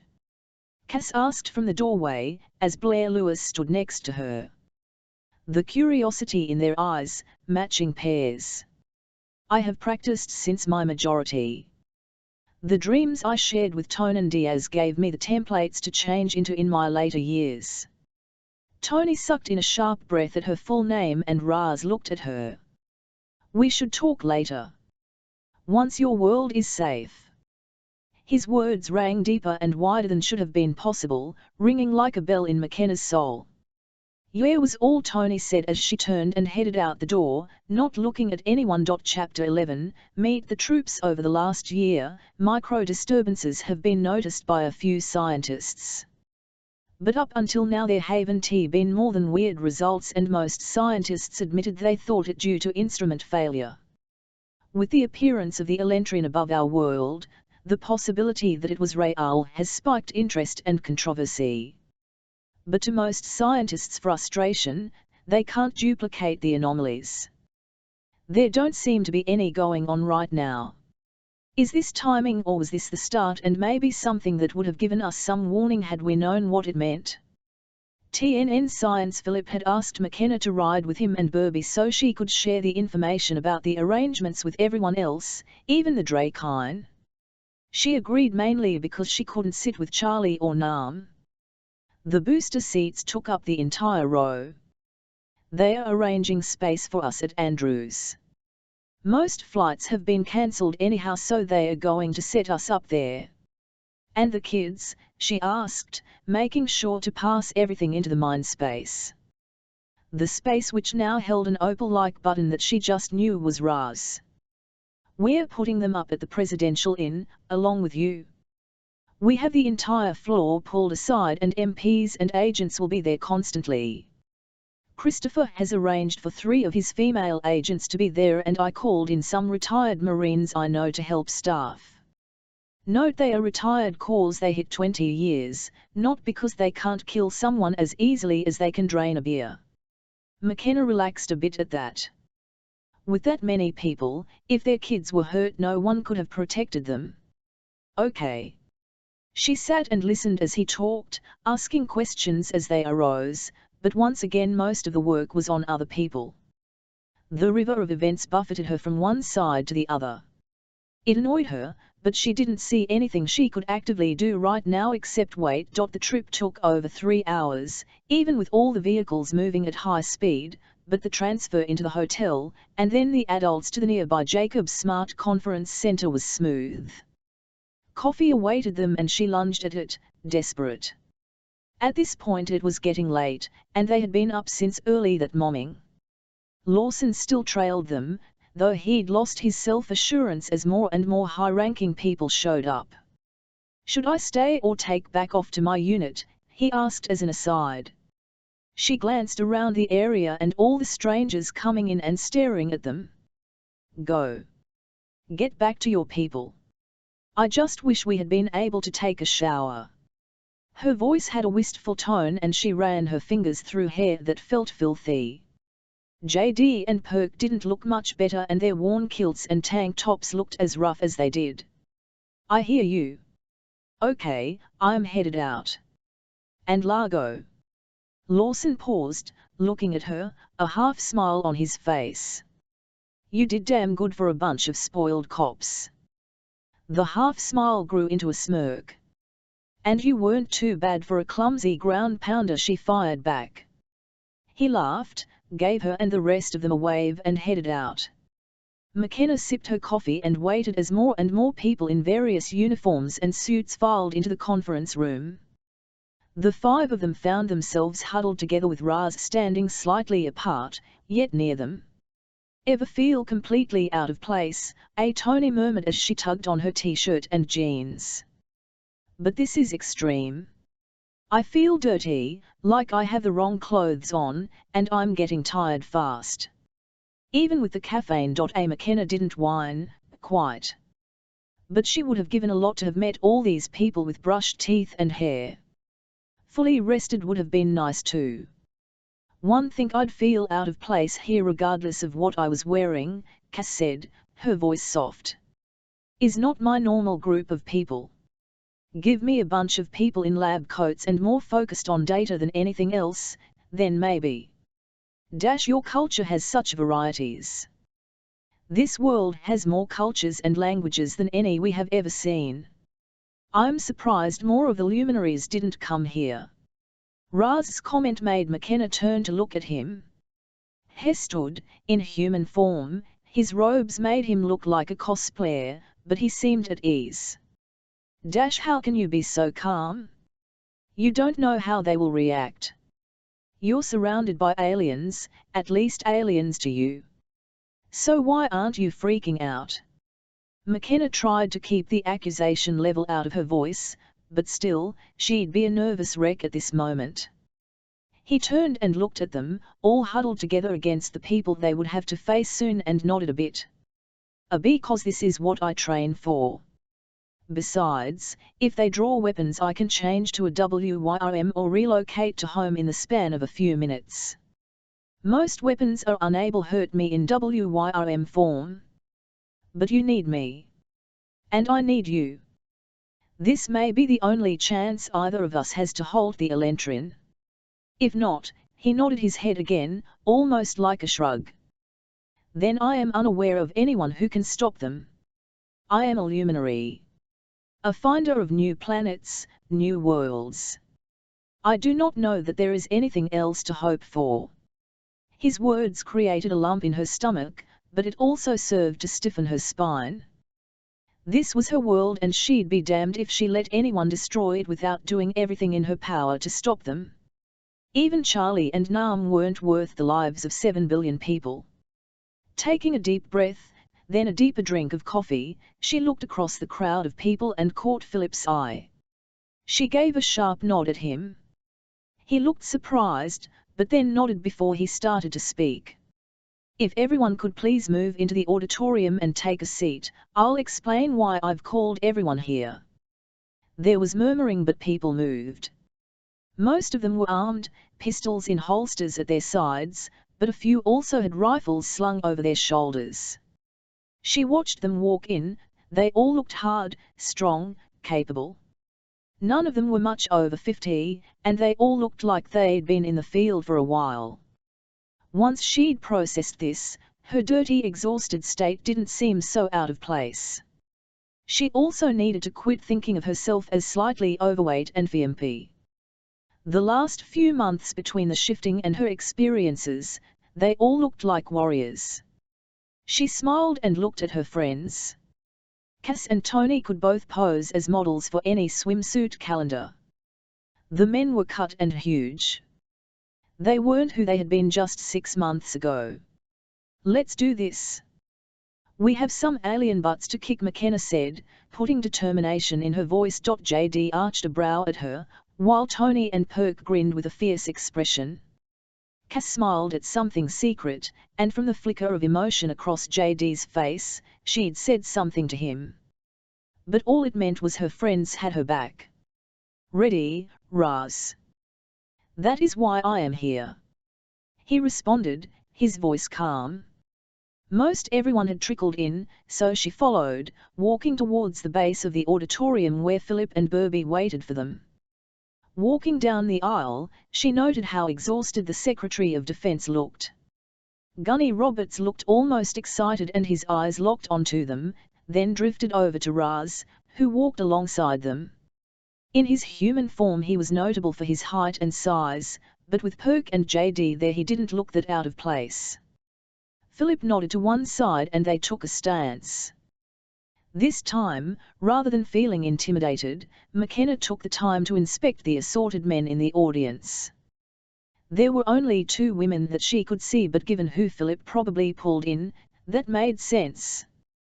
From the sea of colours, between uniforms, patches, skin, and hair colours, it looked like everyone was represented. Good. We're going to need everything we can get to pull this off. Everyone, settle down.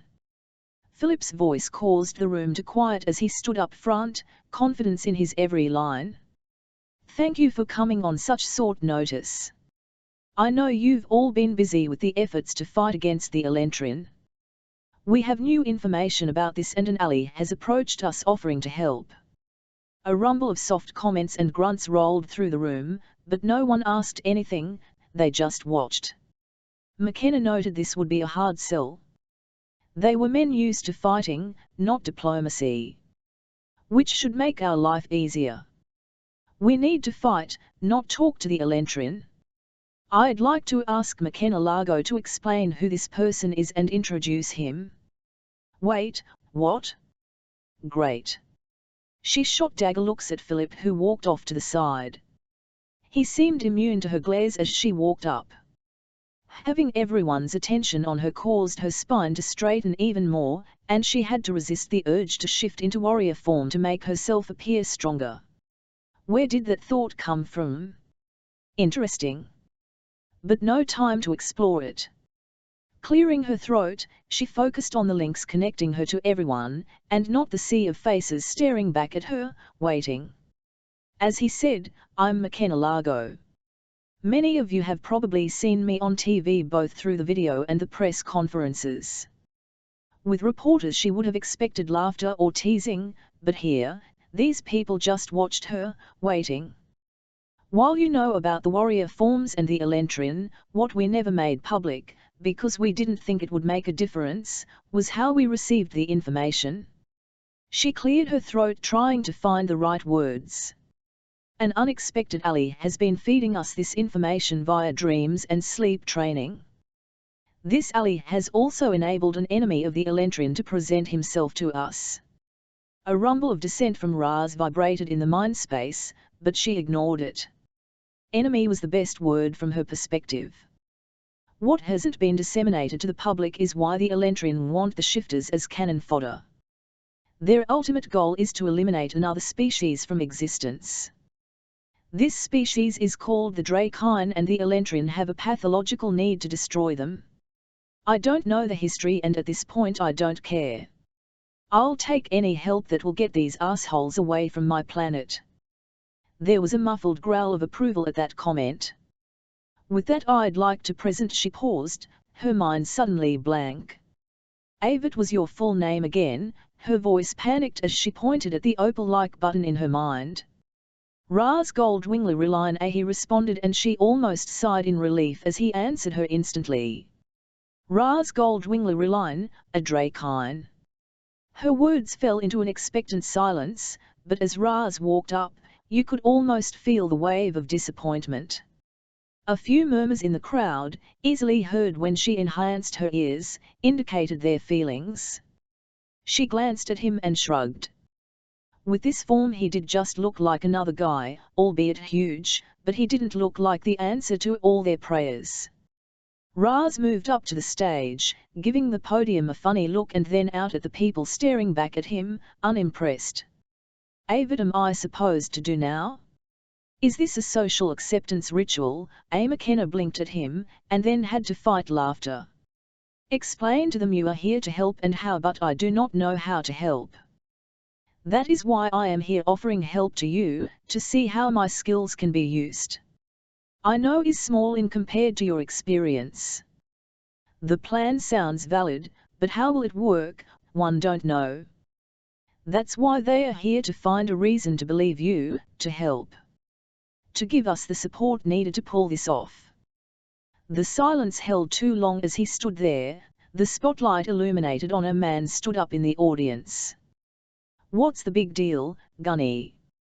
His voice carried clearly, and everyone shifted to look at him. So you got another shifter. I'll grant you he's a big dude and could be scary in warrior form. But how does that help with ships beyond the reach of our weapons? Gunny Philip Roberts stepped up facing the assembled service members.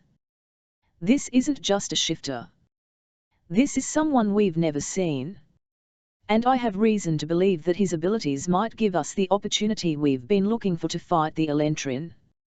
His words met with a murmur of disbelief, but the man talking sat down. Philip sighed. Raz, I know I asked you to change, but would you mind shifting back? To which form? Roberts blinked at him. You have more than these two. Technically I have 4. This form, two-legged, what you call warrior, my kin form, and my WYRM form. The warrior form was what you saw earlier. McKenna saw Philip's mouth open, and then he snapped it shut. Later I'll follow up on that. Right now can you change back into the warrior form with wings? A half nod of his head and Raz began to change. As before, watching it was fascinating. Where is he coming up with the Enro? With this many changes in a single day, all of us would be starving for food. Past exhausted. The question ate at her, but it wasn't anything to worry about now. In a minute he stood there, the wings moving gently as he held his head up, and a soft whistle of approval from the crowd. But then they fell silent waiting. Raz didn't say anything, just stood there, and the crowd started to get restless. One of the few women stood up, her hair in a ponytail. She looked exhausted and hard. So he's got wings? My daughter would think it he's cute. That doesn't help us unless he can fly faster than they can land those damn shuttles and destroy them before they take back off. Something we can't seem to do often enough. At least not without killing our own people in them at the same time. That is a valid point. Ra's voice seemed to roll across the space like a physical force. I am awkward at this, but this is not perhaps the best place to demonstrate what I offer. My other form has something of a fear factor, especially for the Elentrin. Then there is the way I can allow you to travel. Is there a much larger space we can move to, perhaps with multiple levels? One of the staff for the area stepped up and talked rapidly to Philip.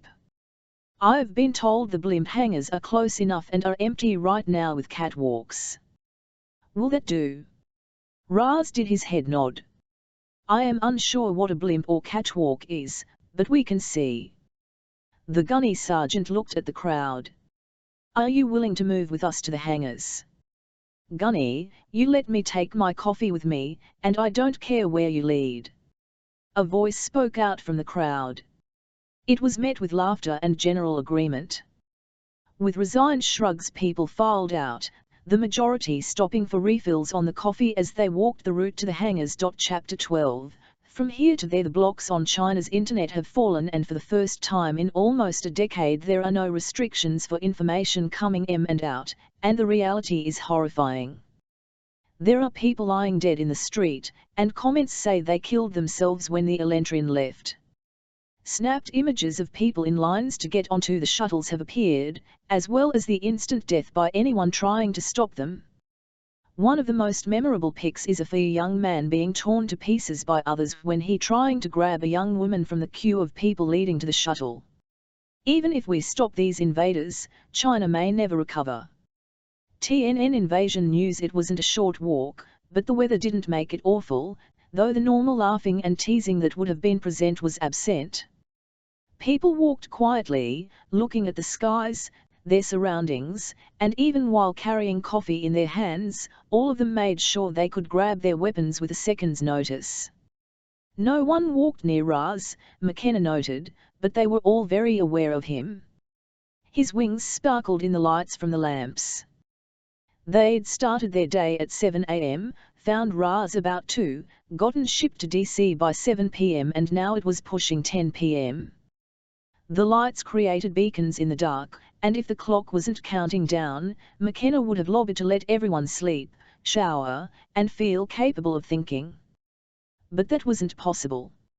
Not when she kept glancing at the sky and wondering when the first asteroids would start raining down. 1VE always loved disaster movies. Cass said, her tone somber in their minds.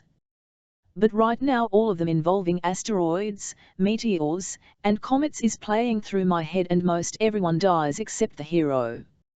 And I don't think we're the heroes in this story. Her words set the mood for the group and ramped up their stress.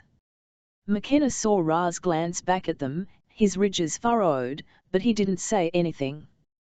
He simply kept walking and looking around at the patches of light amid the darkness. Walking into the huge hangar was both a relief and ramped up stress again. Here was where their plans and choices would all come into play.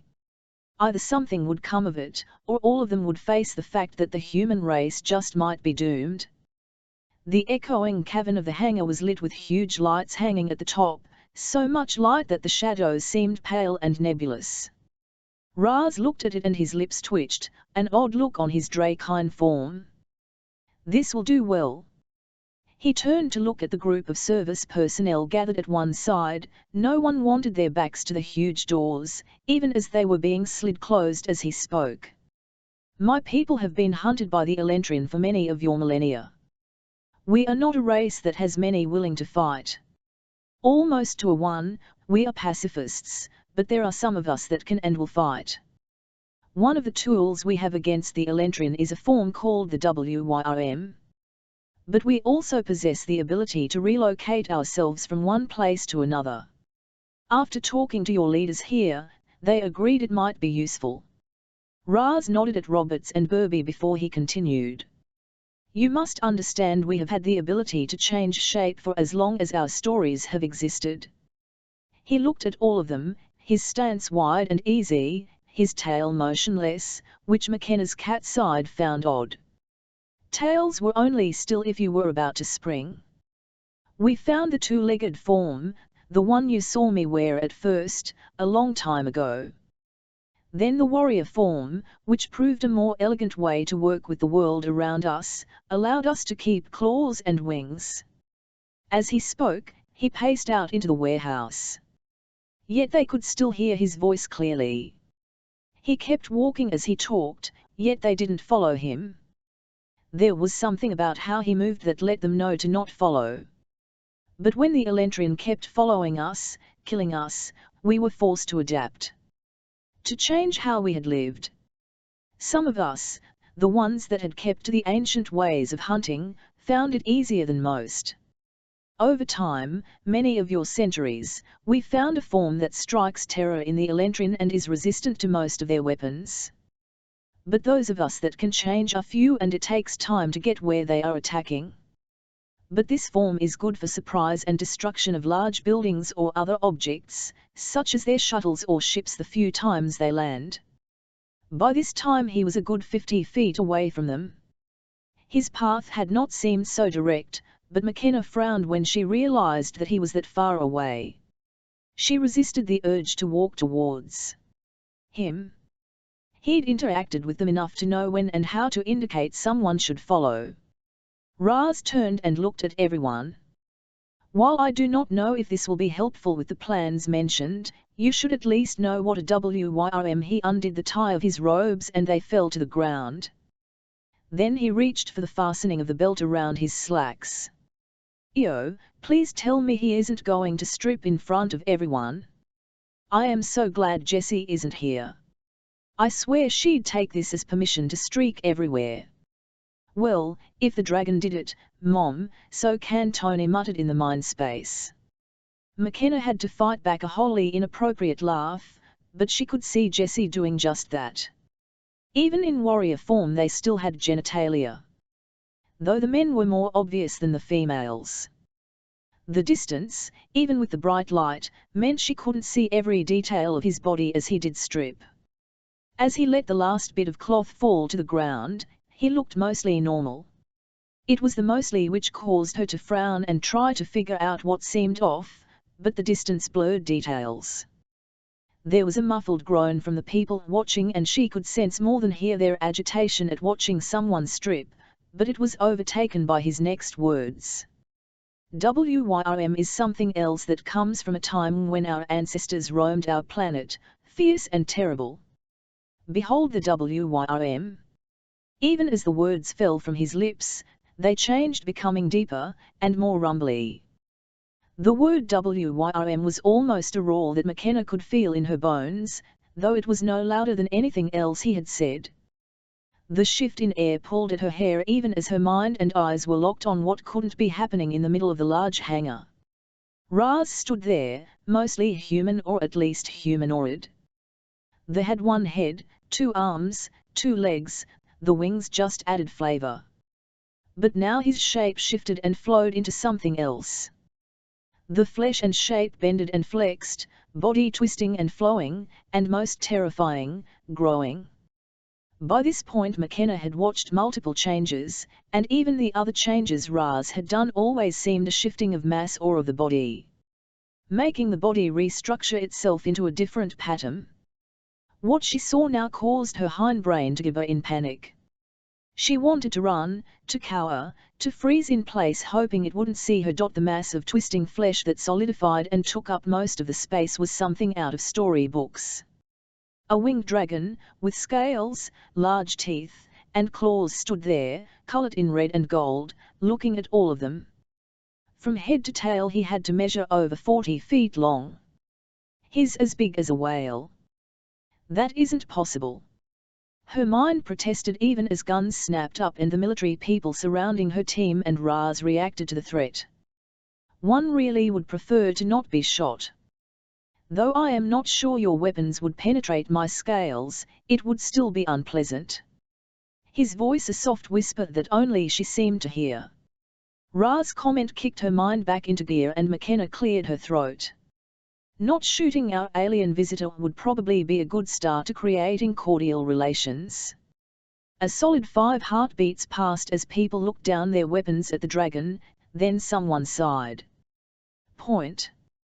Besides, I have a very bad feeling shooting him would be like shooting a tank. It might ricochet and hit someone I don't really want to shoot. That got people to lower their weapons and they all just looked at Raz. His scales gleamed like metal while his eyes swirled with colors. One wonder how his pupils and irises work. Not like any animals from this planet, that's for sure. Cass's voice had an abstracted quality as they stood and admired him. He embodied power, beauty, and something lethal. Be it the teeth that were as long as her hand or the claws that made even their warrior forms look tiny, he looked like something to fear. A twitch of motion pulled her eyes to his long, jagged tail that had spikes going all the way down. I sure as hell never want that coming after me. She swallowed hard and almost jumped when Tony spoke. You do realize you look almost stereotypically like a Western dragon from our mythology, Tony said, her voice a hair away from accusation. One did mention luminaries from my people visited your planet at some time in the distant past, multiple times to be accurate. That my appearance exists in your mythology does not surprise me to any extent. Holy shit, it can talk. In my head came out of half the people surrounding them, the other half had snapped up weapons and had them pointed back at Raz-LT. Would be rather useless if I could not communicate in this form. But all I can do is project loud enough you hear my thoughts. Unlike other Khalid, who can speak back to me in a similar manner, I am unable to hear your responses, so you will need to speak out loud. Philip had moved out of the mass of people, rubbing his temple and looking at Raz.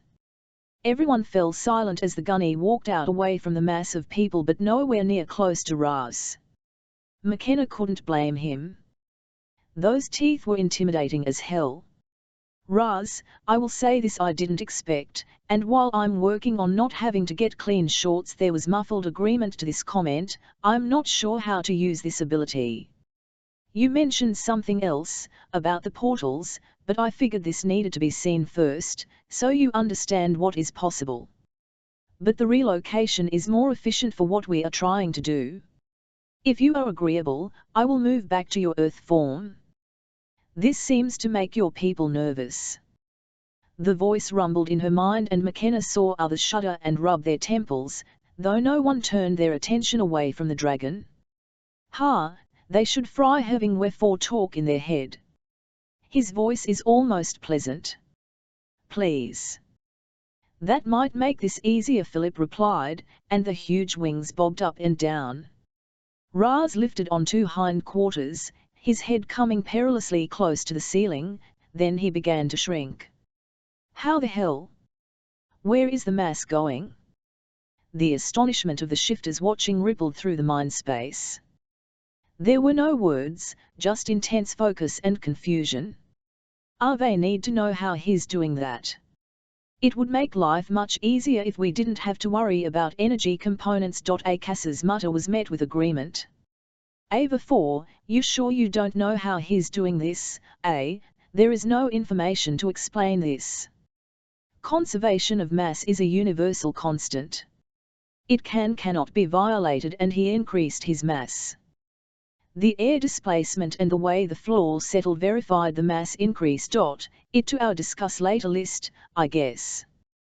Though starting to seem like all the later things will take years to get through. McKenna said as she watched the man pick up his robes and dress again. He and Philip moved back towards the group, and a few people did take a step or two back as he approached. Philip nodded at him, and McKenna realized they'd been talking as he changed, but she had been too busy to pay attention or realize it. McKenna, would you be amenable to being my guinea pig? His voice startled her, but she looked around and realized no one else could do it. The observers wouldn't trust him, and if this was going to work, she had to trust him. Either she started trusting now, or it wouldn't work at all. Sure, what do you need? He waved her over and looked at the group. As I explained to your Gunny Roberts and Secretary of Defense Burby, he stumbled a bit over the titles, and she realized they really hadn't told him how to address people. With his command of English, they kept assuming he understood how to use it. That's silly, no one understands English, it's illogical at the best of times. The thought made her snort even as she tried to relax and not tense up.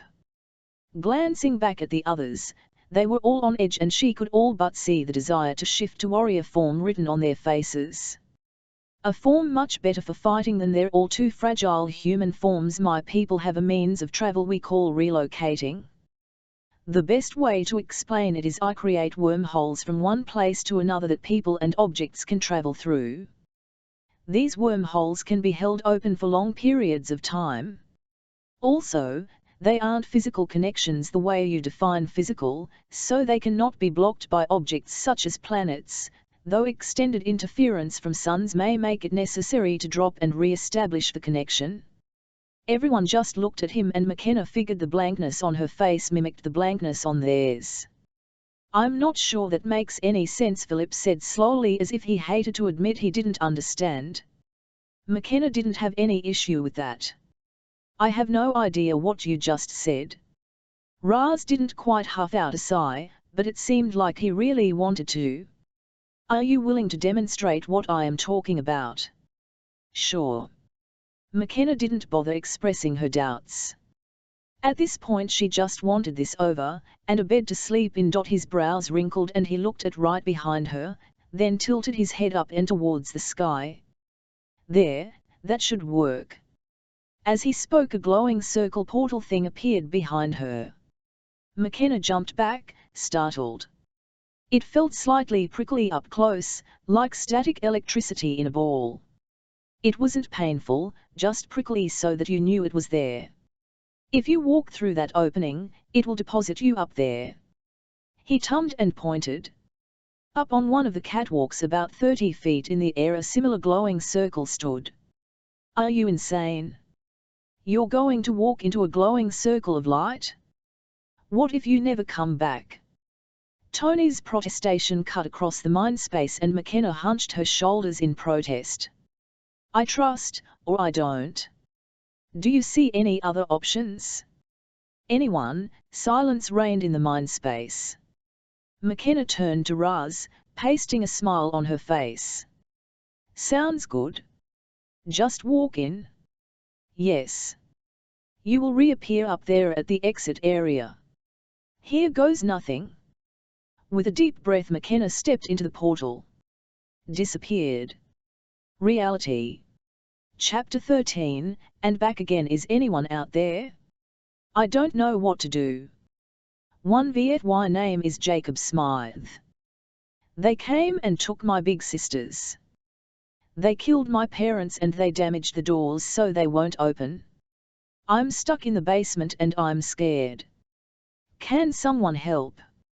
Am I using this right? I'm sorry, it's my dad's radio. I'm not supposed to play with it. But I'm scared and hungry. Can anyone hear me? Help! Intercepted CB radio from somewhere in London.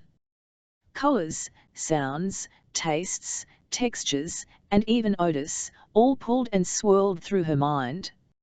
Not painful, they didn't exist long enough for her to identify any of them, but enough that her mind registered their existence, but couldn't process. She could feel her body moving, walking. 1 step, 2 steps, 3 steps, but she couldn't feel any movement because everything swirled at her and rushed her senses, making her almost dizzy. Then there was a calm, clear space in front of her, something she could focus on. That gave her direction and she stepped towards it and found cool air in her face. The metal grate of the catwalk rang under her boots and a cacophony of voices echoed in her head. McKenna, what the hell? Tony's voice hit her with Perk, JD, and Cass, all expressing similar sentiments. Avia, were you? Your light went a funky color. Not the grey of distance, or the black of death, but a weird pulsing silver. Cass asked, her voice a bit calmer than everyone else's. McKenna flinched a bit at the reminder of Caroline's death. A death she still hadn't told Christopher about. You are unharmed, Raz's voice rolled through the mind space and McKenna shuddered a bit. His voice was almost physically there, it felt like a variation of Wefor's. I'm fine. That was weird, but I'm fine. LT might be advantageous if you were to wave to show that you are injured. Most down here cannot speak to you via speech. McKenna oriented herself to look down on the assembled people who were all waving arms and looking a bit excited. She waved at them and the swell of noise grew for a minute, then subsided. Would you like to come back via portal or another method? McKenna looked around. The catwalk she was on was very high up. With only a long ladder with access, one that had no safety cage. Heights didn't freak her out, but with her exhaustion, and that amount to go down, the ladder didn't seem the best option. If you don't mind. Scared I might slip and go splat if I used the other option. Ian moment. A second later a glowing silver swirl appeared beside her. 111 be down in a moment. With another deep breath she stepped in, a bit more ready this time. The colors and other sensations were still there, but even if she didn't try walk, she realized the peaceful section at the end of the tunnel came closer to her. With amusement she tried to walk backward, but it did no good, the end came to her just as quickly as if she had moved towards it. Part of it pulled at her mind and she wanted to turn.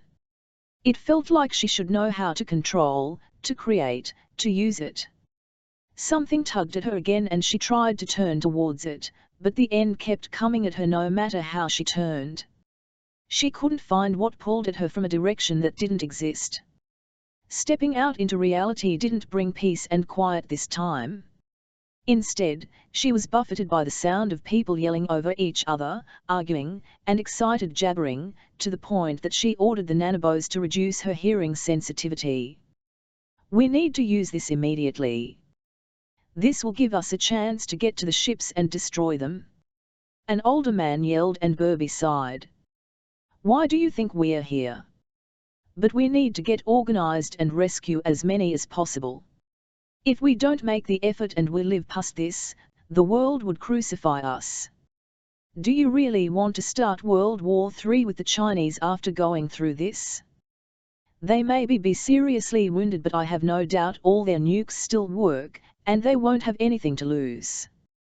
We don't have much time, but rushing it will just make it worse.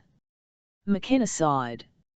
She understood that they would be needed, but for the most part all someone had to do was point them in the right direction. Exhaustion pulled at her like weights around her body, urging her to sleep.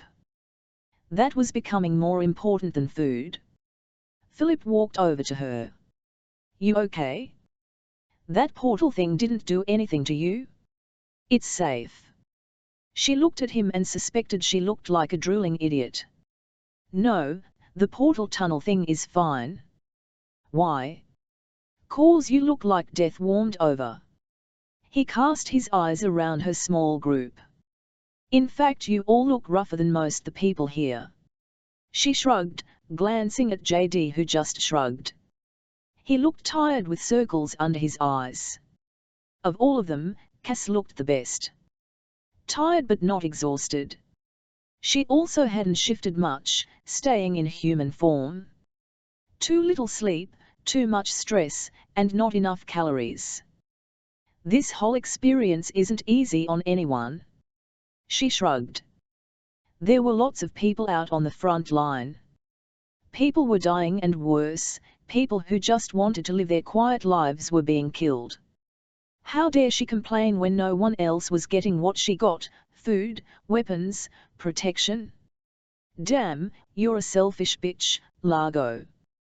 The sharp self-castigation helped a bit. But exhaustion and a huge hunger for something other than food pulled at her. I get that. But none of you are combat trained to know how to deal with this. Besides, from everything that has been said, without you the mission will fail. That means you get the royal treatment. A new man had approached, and his words pulled her out of her zone. McKenna looked at the speaker. Hair buzzed down so tight she could see the dark brown skin under the dark hair. Sun and weather had added lines to his face, but with his rich brown skin the color of melted chocolate, she didn't have any idea what his age was. Fit to Khalid levels, muscles rippled along his body, but he was only her height at 5'7" and about half the mass of either JD or Perk. That means you think this is a go, Colonel Sexton? Philip asked, an odd deference in his tone. I think we don't have any fucking choice, so yes, it's a go. The man turned to look at all of them. My name is Jeff Sexton, and I'll be helping create the insertion teams. We'll spend tomorrow mock practicing working together and getting used to your forms. But for now we need to plan, and assign personnel, and try to get people here. These are things you have no skills with, and frankly, your input would cloud the matter. I need you rested, fed, and ready to go in the morning. My plan right now is to be attacking by the day after tomorrow. Hell, what's today? I lost track a week ago. His growl sounded frustrated. It doesn't matter. Go back to the inn and get some sleep. If you aren't at the best you can be over the next 2 days, the planet dies. I'm not willing to accept that. Jeff made it an order, but it was one she wanted to obey. She wanted to stiffen at that, both in outrage and to assure him she'd do her best no matter how tired she was. But he was right, and she didn't have the energy for outrage. I'll take care of it, Colonel Philip assured him. The man gave all of them, even Raz, who had wandered over, a hard look, then nodded once. He executed a militarily precise tum and strode off to intercept another group of people who were just as hard-looking as he. Who was that? McKenna asked, feeling like a bull at full speed had just hit her. No goring, but her worldview felt off-kilter. Philip took a deep breath and visibly shook himself. That was Colonel Jeff Sexton, the only living holder of 2 medals of honor, a ranger. He would have had this position if he'd ever accept a promotion, much less the position. The guy is a living legend like Audie Murphy. McKenna had heard of Audie Murphy and watched the movie about him. If this Jeff Sexton matched him, he must be pretty impressive. She tracked his movement and noted the way people paid attention to him. I see. So what does that mean? Philip gave her a lopsided grin. It means most of the people here will listen to him and go with his suggestions as if they were orders. I'm going to get you back to the hotel so you can be ready to hit the ground running tomorrow. He paused and looked at Raz. If you can handle it, we'll need you. Probably ask you to perform lots of portals and answer many questions as we try to work through the logistics of all of this. I hope you can handle another 10 or 12 hours of this. Raz glanced at the rest of them, then slowly shrugged, and McKenna had to fight back a laugh. He's watching our body language and trying to copy it. Smart dragon. Even as the thought crossed her mind she flinched, then relaxed as no one commented. It got confusing with an A1 living in you, people you could talk to via telepathy, and a dragon that apparently could barge in at any time. It made you paranoid about your own thoughts. That is acceptable. My species needs less sleep than yours. Our days are longer, and we have the ability to go longer without sleep. Staying awake another 100 of your hours will not be an imposition, though after that I may need to sleep for a significant period. Everyone looked at him and he did that slow shrug again. I am not human, my needs are different. Yeah, speaking of which, do you have any needs? You've done a lot of shifting, and from what I've learned of shifters, they need fuel to replace the calories they burn doing that, Burby asked, even as McKenna focused in, interested in the answer. The idea of not being chained to calories would be helpful. Food would be appreciated, but is not mandatory. It is apparent that while the small computers you have facilitate the change, they do not provide access to quantum space to store energy and mass in. Raz paused, a frown touching his face. I am unsure why you cannot do so.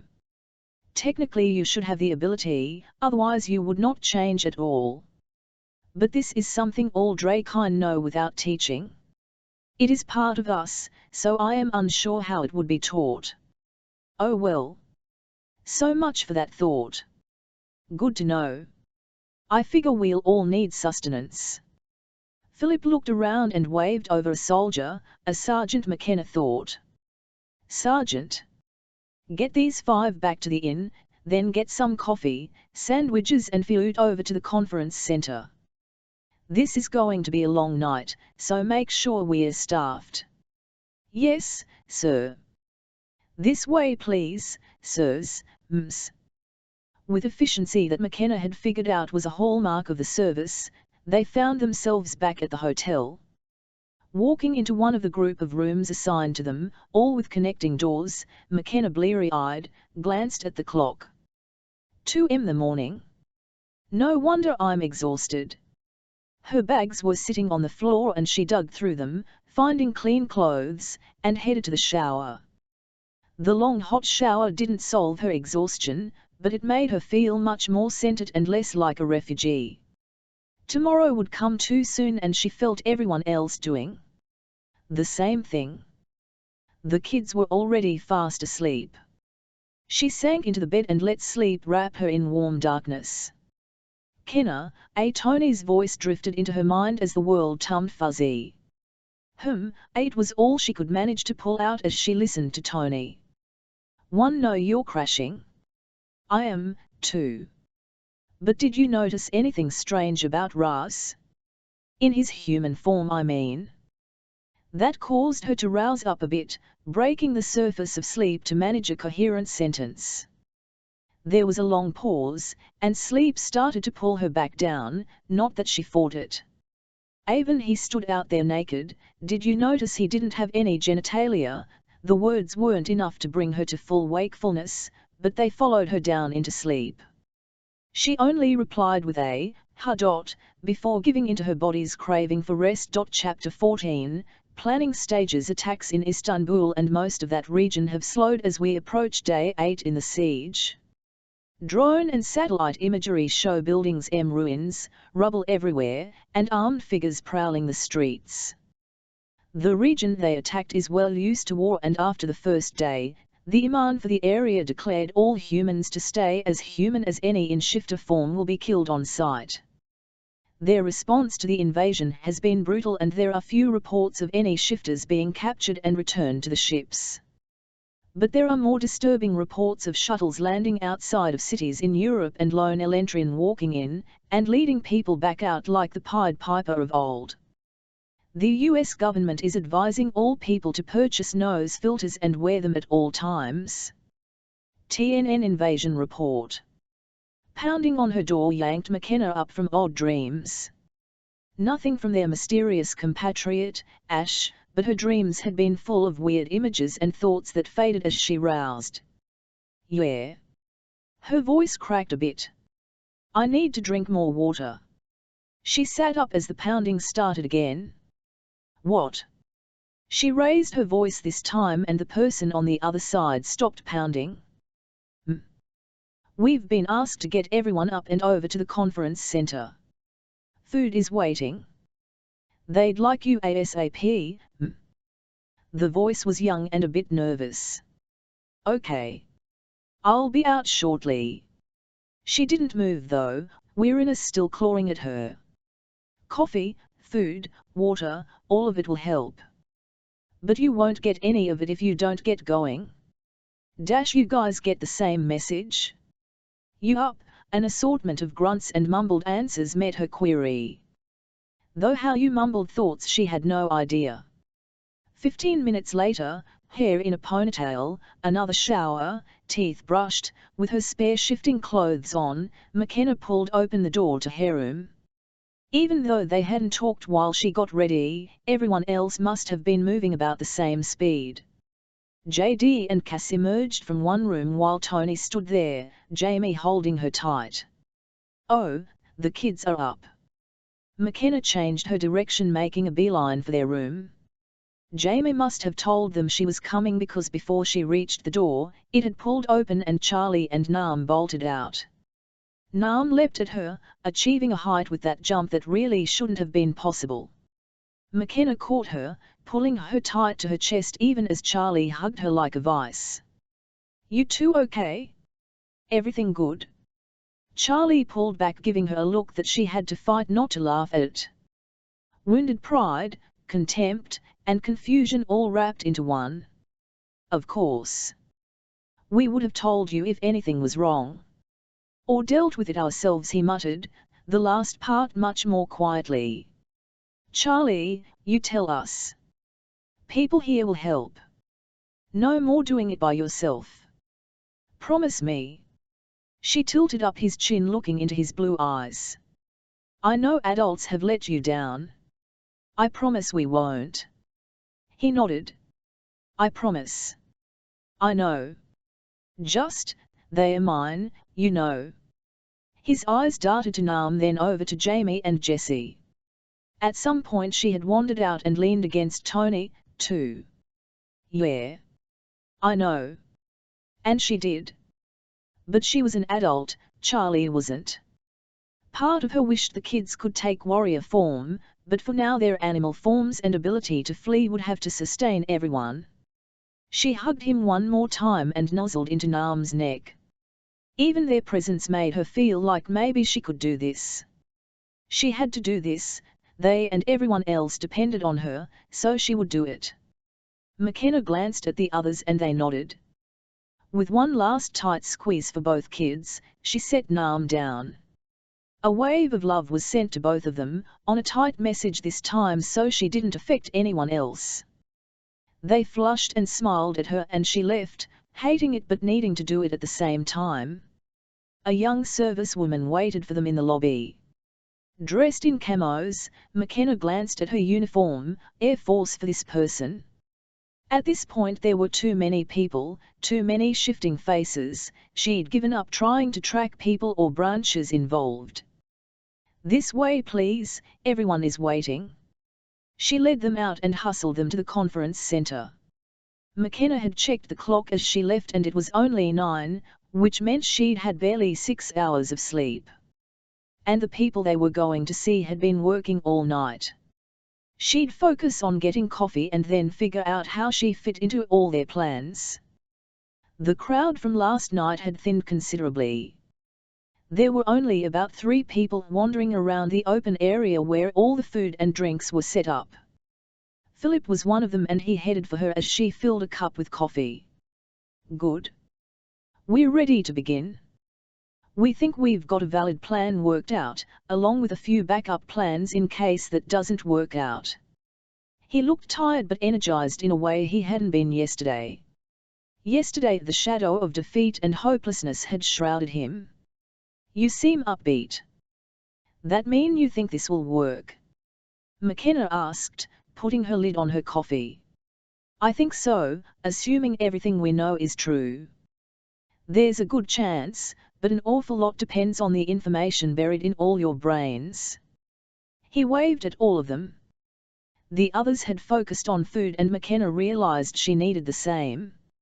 No piles of cold cuts, but there was a decent amount of bacon and bagels, so she set to work making a couple sandwiches with cream cheese, bacon, and mustard.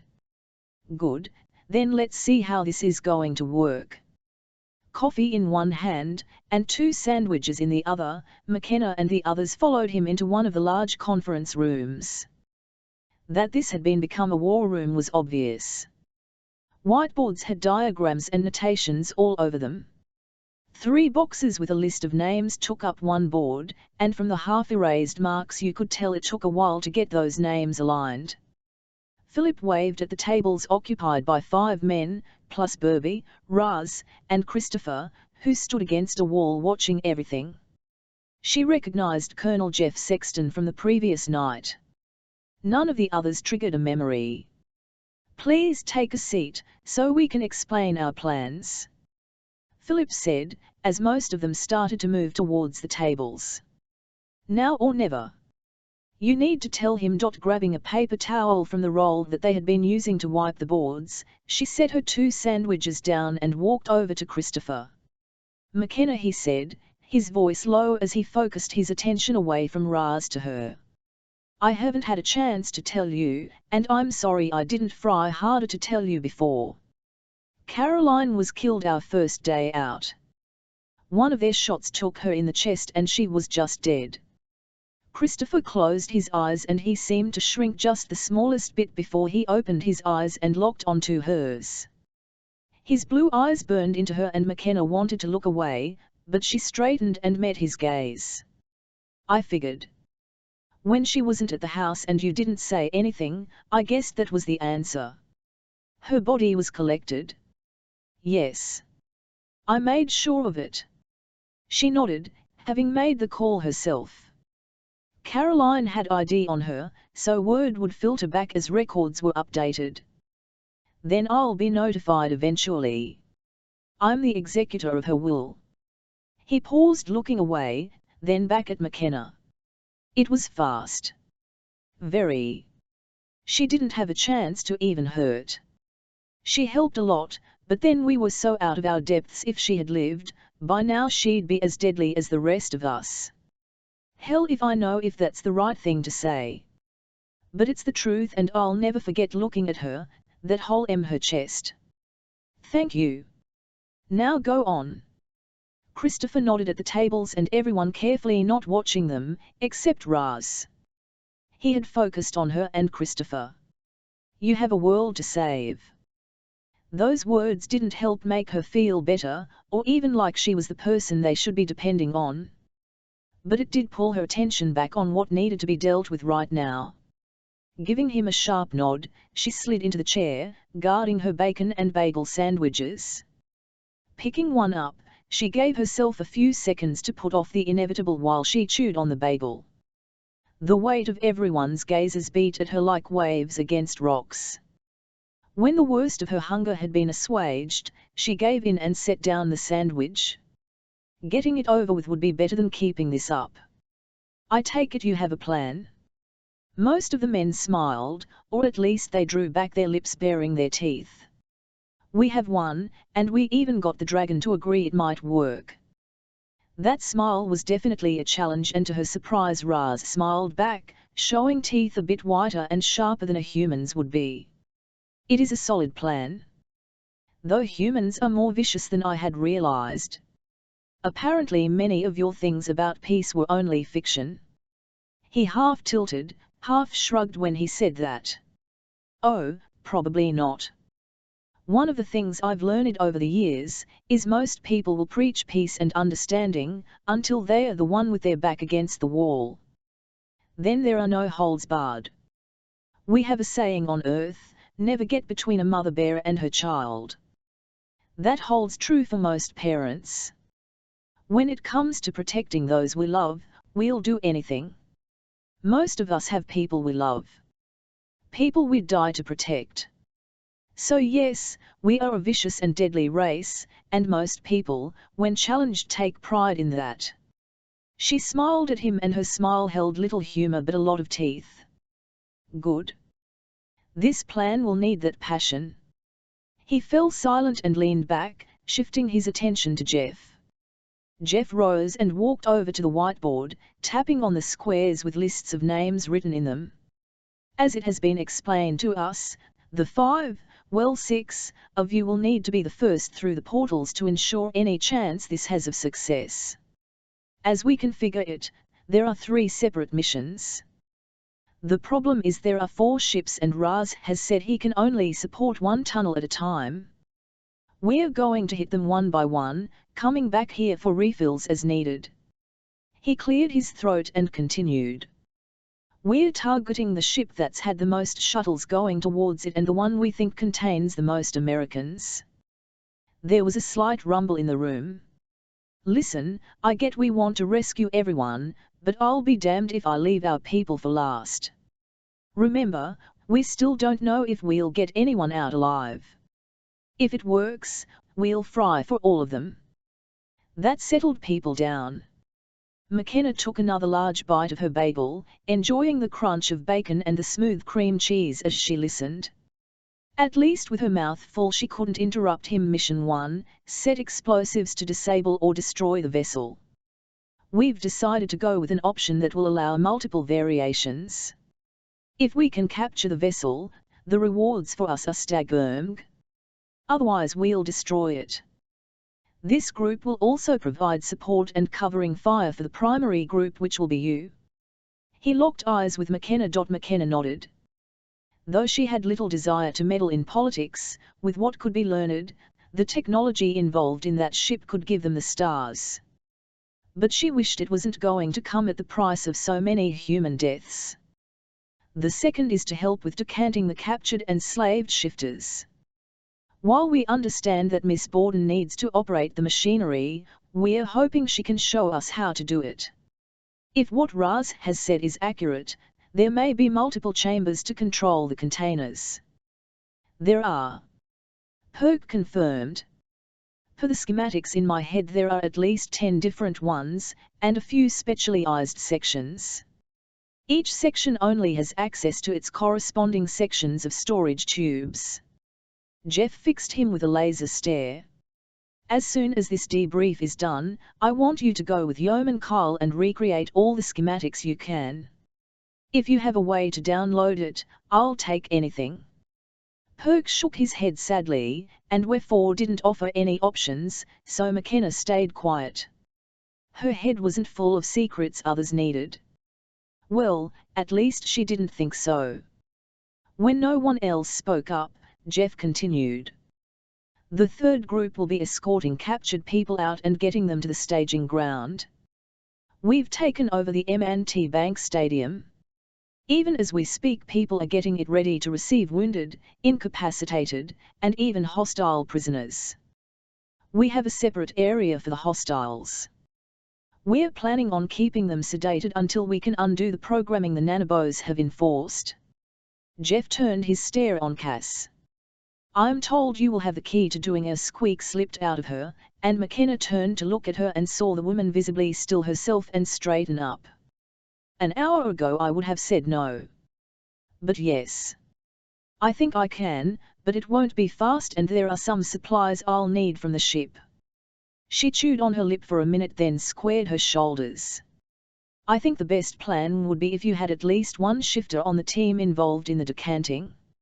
I should be able to teach them how to go through the process, then we can leapfrog through all of them. We'll need to gather the supplies to short-circuit the program of the nanobos. Though until we have McKenna back and able to assist, keeping them asleep or even in stasis would be the best bet. But this is me guessing. I have no idea what I'll be able to do or what supplies will be available. Her confidence grew with every word and McKenna smirked a bit at the rapt attention JD paid her. Already done. There's a shifter assigned to your team, assuming we can get her here fast enough. She's a few states away at the moment. Jeff paused, looking at McKenna. Why do we need you here before we bring them out of stasis? McKenna felt like a deer in the headlights, mouth full as she shrugged. Cass snorted. Because there's a chance most of them won't speak English, and at this time, she's the only person I know that will be able to speak Elentrin to them. Though we should be able to speak it soon. Right, wherefore, affirmative. But it will be slow and halting. McKenna may be best for that. McKenna relayed to the humans in the room what wherefore had said, even as she considered if the A1 could replicate itself. Anything would be better than feeling the focal point for all their needs. Valid. I'll update orders with that information, but anything you can do to make all of this less impactful would be greatly appreciated. Cass nodded and grabbed one of the many pads of paper littering the table and began to scribble notes.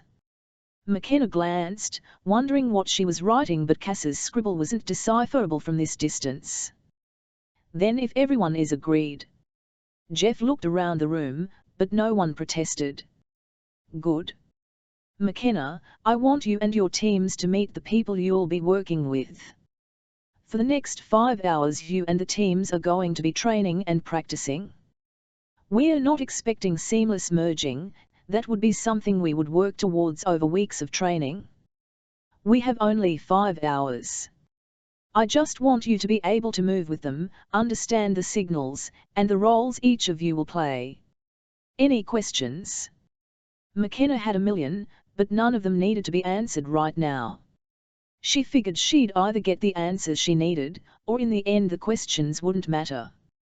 With the bagel turning into something thick and heavy in her stomach, she shoved the last bite in her mouth and stood.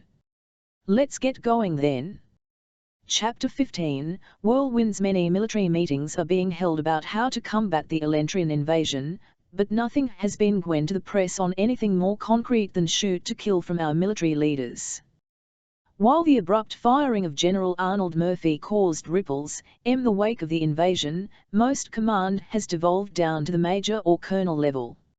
All we can do is hope our armed forces, police, and neighbors shoot accurately and help protect all of us in this most trying of times. Op-ed piece Sack Wasp. A whirlwind of issuing clothes and weapons ensued. They had new, heavy canvas kilts for all the shifters, with a ton of pockets, most of them already full of various supplies. There were ration bars, ammo, first aid kits, knives, and more. Then you added the belt securing the kilts, the entire thing added another 10 pounds to them. They were given a quick training with the new weapons they were assigned. The military decided that in their warrior form they should be strong enough that all of them could handle the heavier guns. They were issued a M240B, which fired 7.62mm rounds. It was bigger than the AR-15, but with their strength in warrior form it didn't seem too unwieldy for any of them. Another 2 hours at an indoor range got them up to speed firing it. Over the last week they'd gotten very good at adapting to weapons, and even though these rifles, while they had a decent kick, they didn't have any issue stabilizing it. Cass chose not to change, keeping to a 90p. Her shortness in warrior form made the gun too long to be comfortable. Besides, of all them, she was the least aggressive and had other duties. Tony on the other hand took to it like a bear to honey. She carried the weapon with ease and hit headshots every time she pulled the trigger in their practice. I wonder if she sees the people keeping her from her kids behind even target. McKenna focused on keeping everything straight in her head, and not letting wherefores grousing about the primitiveness of their weapons get to her. They might not have the fancy energy weapons the invaders did, but give them 6 months and they would. Besides, these shot farther. Breaking for lunch, all of them tried to pack in calories for later, piling up huge plates. As soon as they had their food, they were pulled to various tables. Perk was grabbed by 2 young earnest servicemen with a large tablet. They had him at a table with notebooks piled high. They pulled out the schematics of the ship and entered data as fast as he could pass along the information. Cass had her notes and worked with another 2 people creating lists of what she needed. She made arrangements to move the drugs she grabbed out of the various parts of the ship to the stagnant areas. Meanwhile Tony was being quizzed about how the systems on the ship worked. there were people taking notes as she talked in between bites of food. JD and Raz were over at another table talking with 3 hard-looking men. They all carried themselves the way Jeff Sexton did. McKenna, over here. Tumming a plate of food in her hand, she narrowed in on Burby, who waved at her from a table with Philip and Christopher at it. Though Christopher looked uncomfortable seated instead of standing against the wall. She headed over and took a seat, glancing at the organized chaos around them. You think this is going to work? She sat down and began to eat with focus, urging the bots to store the calories away as fat until she burned them in a bit. Philip shrugged, but Burby nodded. It has a better chance than anything else. Believe me, I've been involved with a lot of the communications between other countries. Right now, only the arming of citizens and praying they live has had any success rate. At least this is at least a plan. He waved at the people around them. You can tell they think it might work, because they aren't depressed. You can see there's a spark of hope. That tells me more than anything else. Something tight in her unwound a bit. Good. She ate another few bites, then looked up at Christopher. You mind if I ask you a question? Feel free, but be aware I might not answer it. Christopher said, but he had a smile on his face. I thought the Secret Service only protected the President and Vice, with only a few exceptions. How come you're hanging with Burby here? Ah. Valid question. When all this started going down, the President declared him a national treasure and did an executive order assign one agent to him at all times. I volunteered because I was closer to all that's going on, and it gives the President a non-political viewpoint of the current situation. McKenna frowned, but before she could follow up at how odd that sounded, Burby interjected. I approved it. Christopher is damn smart, and the President needs to know what's going on. Since Christopher doesn't really have any agenda, it gives the President a much more factual overview than he'd get from any of the political appointees. Besides, after Caroline changing, I felt like I needed to do more than hide with the President. Christopher added, finishing his meal. Not sure I'm ever going to be able to go back to a normal life after this. The way he said that made McKenna wonder if something had been there between him and Caroline, but she didn't ask. Instead she focused on eating. Everyone, please finish up. We're on a short clock and need to get going. Largo, you and your people meet me in the entranceway. Jeff stood as he talked, and various people around the room reacted to his actions, ending their conversations and starting to store gear away. Like it's show time. You guys ready? Oh. But we don't have time to waste, so I guess now is as good as ever, Cass said, her voice wry, and JD chuckled in the mind space. I'm ready. I want to do something. I don't want to die, but damn, these guys are hurting too many people. A Perk said, his voice resolute. It helped to steady McKenna. The news had been full of stories of families ripped apart. Which was one of the reasons McKenna avoided the news of late. Each story laid guilt on her, though she didn't know what else she could have done. I'm tired of playing defense. I'm ready for some offense. McKenna snorted at Perk's comment. Miss the football field, Avel, yeah. People were only trying to knock me down on that, not kill me. But I agree. It's time to take the fight to them. A low growl filled the space vibrating in her mind. But mostly she agreed. Finishing her last bite of food, she bussed her dishes and headed over to where Jeff stood at the door talking with another earnest young servicewoman who trotted off as McKenna reached them. We're as ready as we're going to be. She glanced and saw the others approaching, JD munching on an apple as he walked over. Raz followed, still seeming separated yet a part of their group. It bugged her on a visceral level. Good enough. Let's get you to the teams, Jeff stated as they walked out of the conference center and headed back towards the hangar where Raz had done his little show and tell. It had been set up with cubicle walls everywhere and looked like a maze. He must have called ahead because as they walked into the open hangar door, 3 groups of people stood there waiting for them with a small group of people all in black BDUs behind them. The people varied in age, though McKenna didn't really see anyone much older than their mid-40s, height, skin color, and from what little she knew, which service they belonged to. Jeff didn't hesitate as he strode to the position at the front of the 3 groups. He stopped and waited until McKenna and her people had clustered loosely behind him.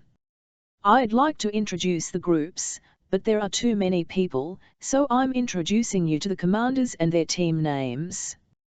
If we all survive, you can get to know each other on a first-name basis, but right now we don't have time, and no one is going to remember."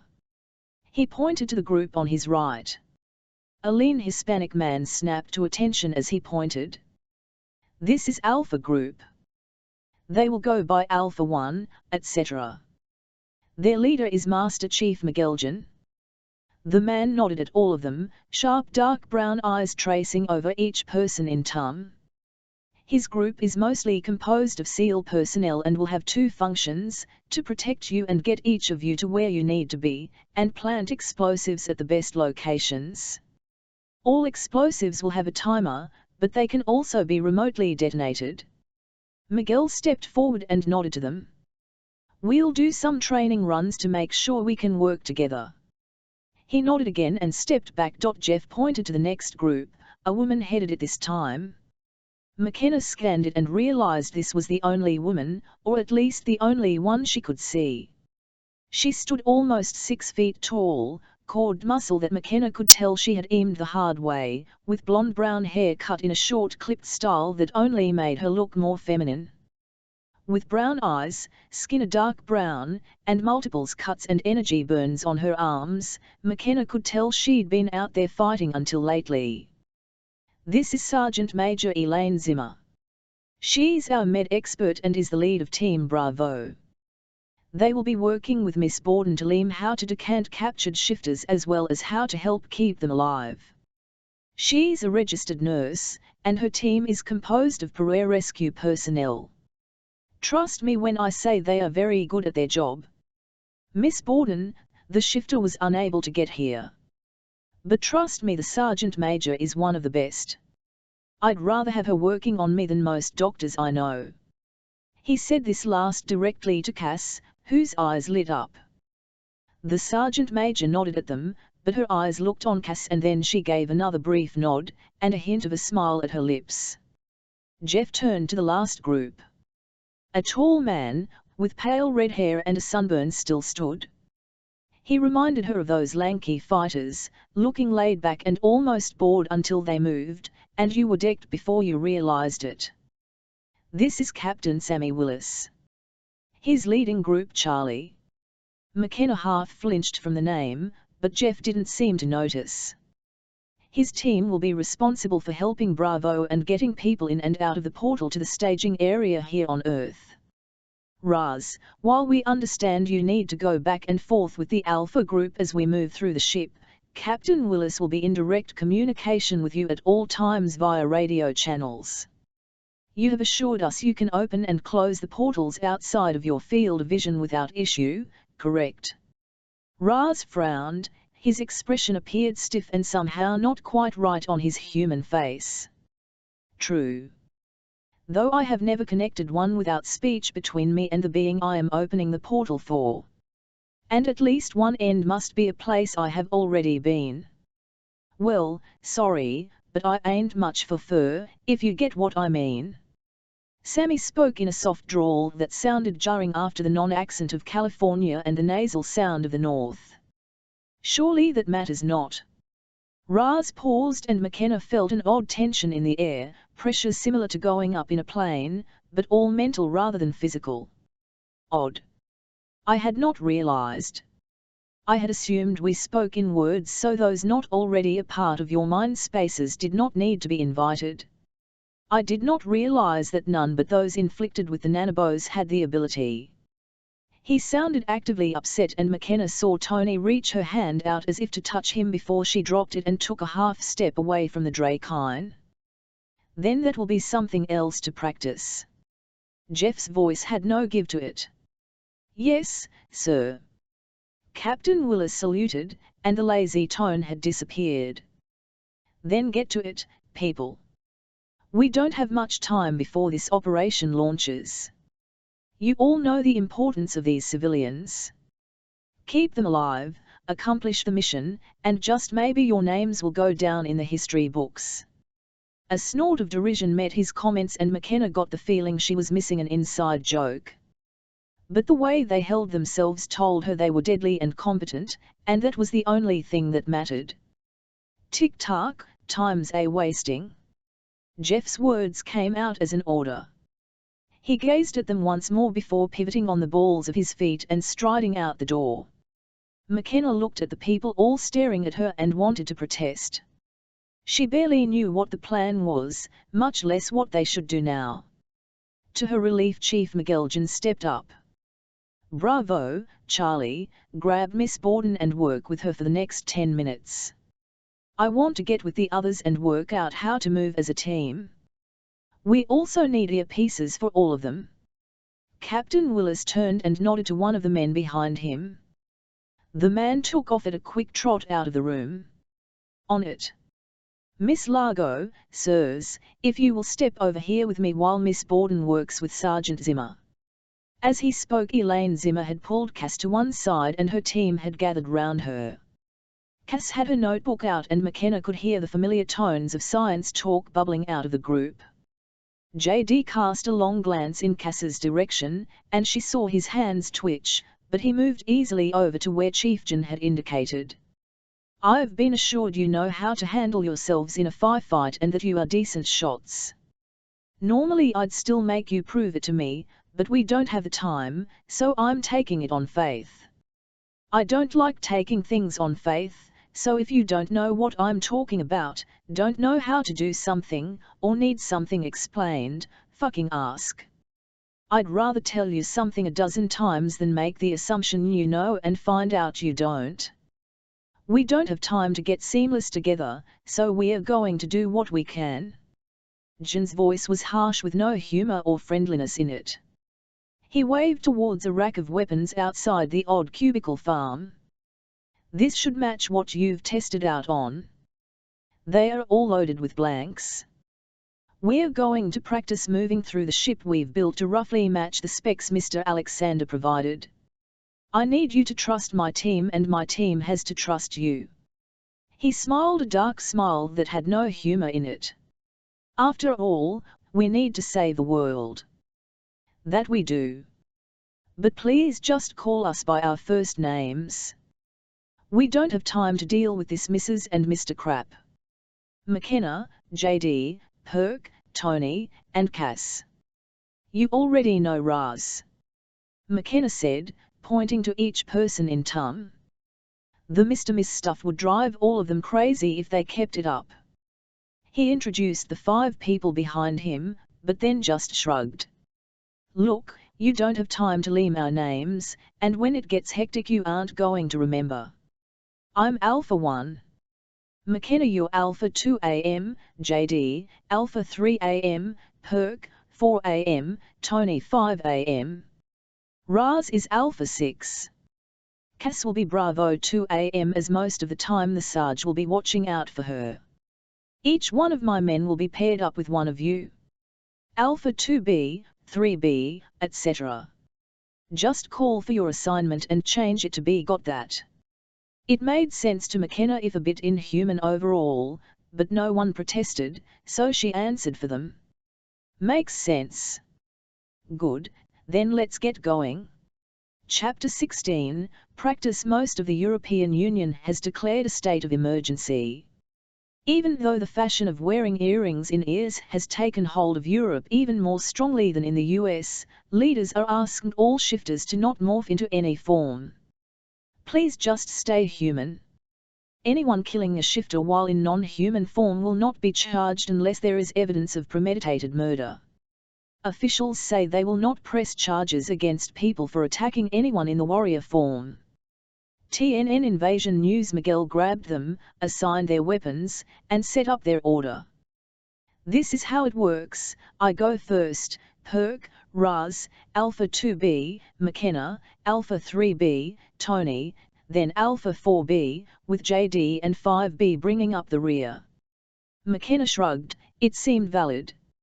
Even though Perk had done his best to get the schematics out for them to use, he was the only one that actually knew them, so he needed to be up front. Then there was Raz. She still didn't know anything about him, other than he and Tony seemed to have an odd connection they were both avoiding. The next hour they spent leaming signals, and while not becoming a true team, they were at least getting better at moving together and probably wouldn't shoot each other. The hardest part for McKenna, and she suspected for the other shifters, was learning to talk in a low whisper that the headsets would pick up and pipe into their ears. She kept slipping into their mind-speak, though the term Ra's use of speech had gained a bit of traction. The shifters all flowed into their warrior forms. Since they wouldn't be able to spend the time or calories when it was time to leave, getting into that form now and making sure they were comfortable with the vests and weapons had priority. They decided to have Raz stay in human form though. I fear if I enter in my warrior form, as you call it, I would cause a panic and alarms to go off.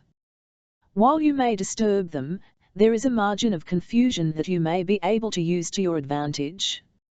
Point. How long does it take you to change if you need to do it fast? Miguel asked, and McKenna frowned at him, then realized he probably hadn't seen the show until earlier. Which form? Raz asked, focused on the man with a strange intensity. What do you mean? Chieftain seemed thrown off balance for a moment. Well, there is this human form, which I am in now, my warrior form, which is similar to the ones you see McKenna and her clan in. He nodded at the four of them standing in their warrior forms. It had become second nature by this point. Then there is my animal form, I think you call it, and my WYRM form. His WYRM form won't fit in most of the ship without crushing us, walls, or himself. JD interjected, a wry note in his voice. Miguel looked at all of them as if he expected there to be a joke, but no one laughed. He shook his head and looked back at Raz. Your warrior form, as you call it. Without the wings? That I heard about. Raz tilted his head from side to side. If I push it, about 20 of your seconds. Huh. Okay. I'll keep that in mind. Now let's get geared up. We need to make sure you have the tools you need. Jin decided Raz didn't need a weapon, keeping him near the front when Raz assured him he was tougher than he looked and very fast. It took a bit to get everything strapped to them. Apparently, these forms were different enough that it created fitting issues with some of the equipment Miguel Jin wanted them to wear. They hadn't worried about vests or much else when they were on the street.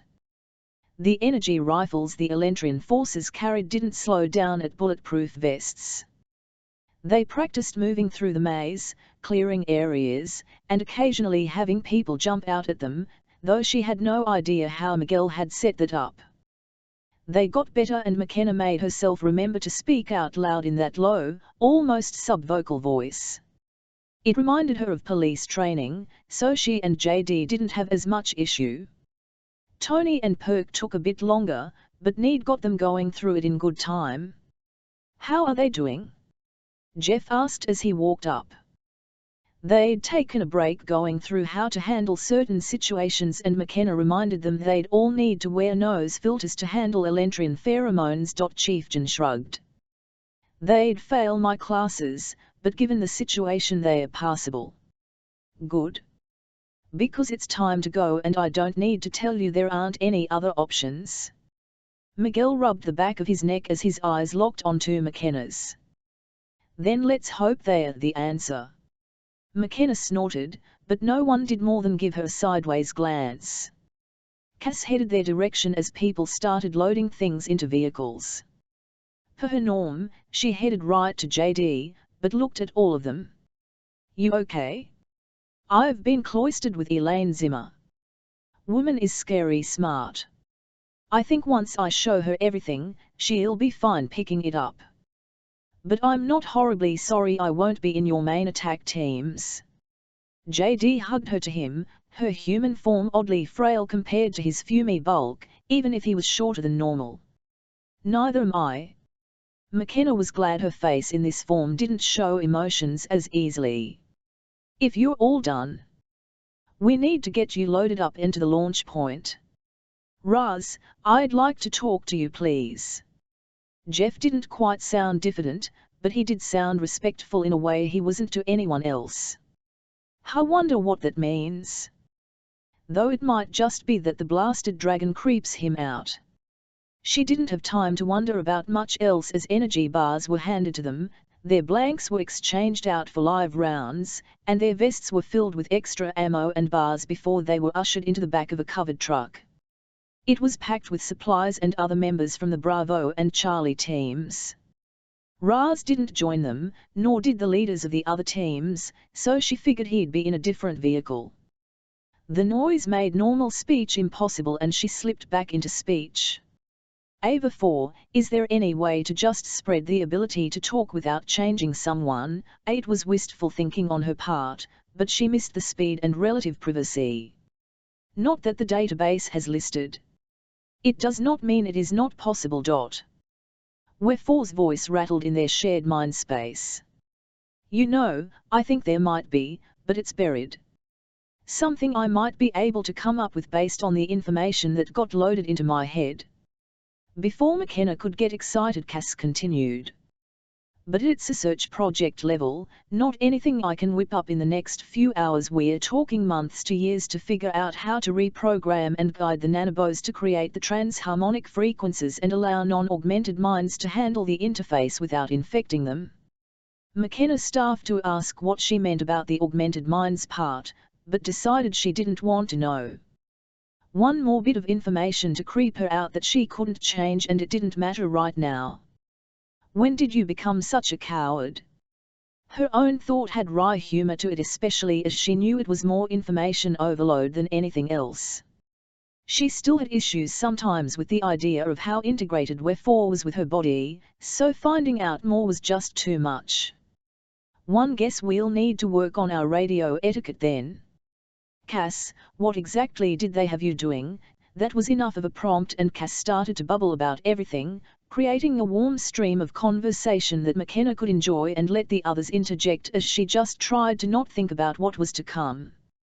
She had almost dozed off, a half-eaten bar in her hand, when the vehicle came to a jarring stop.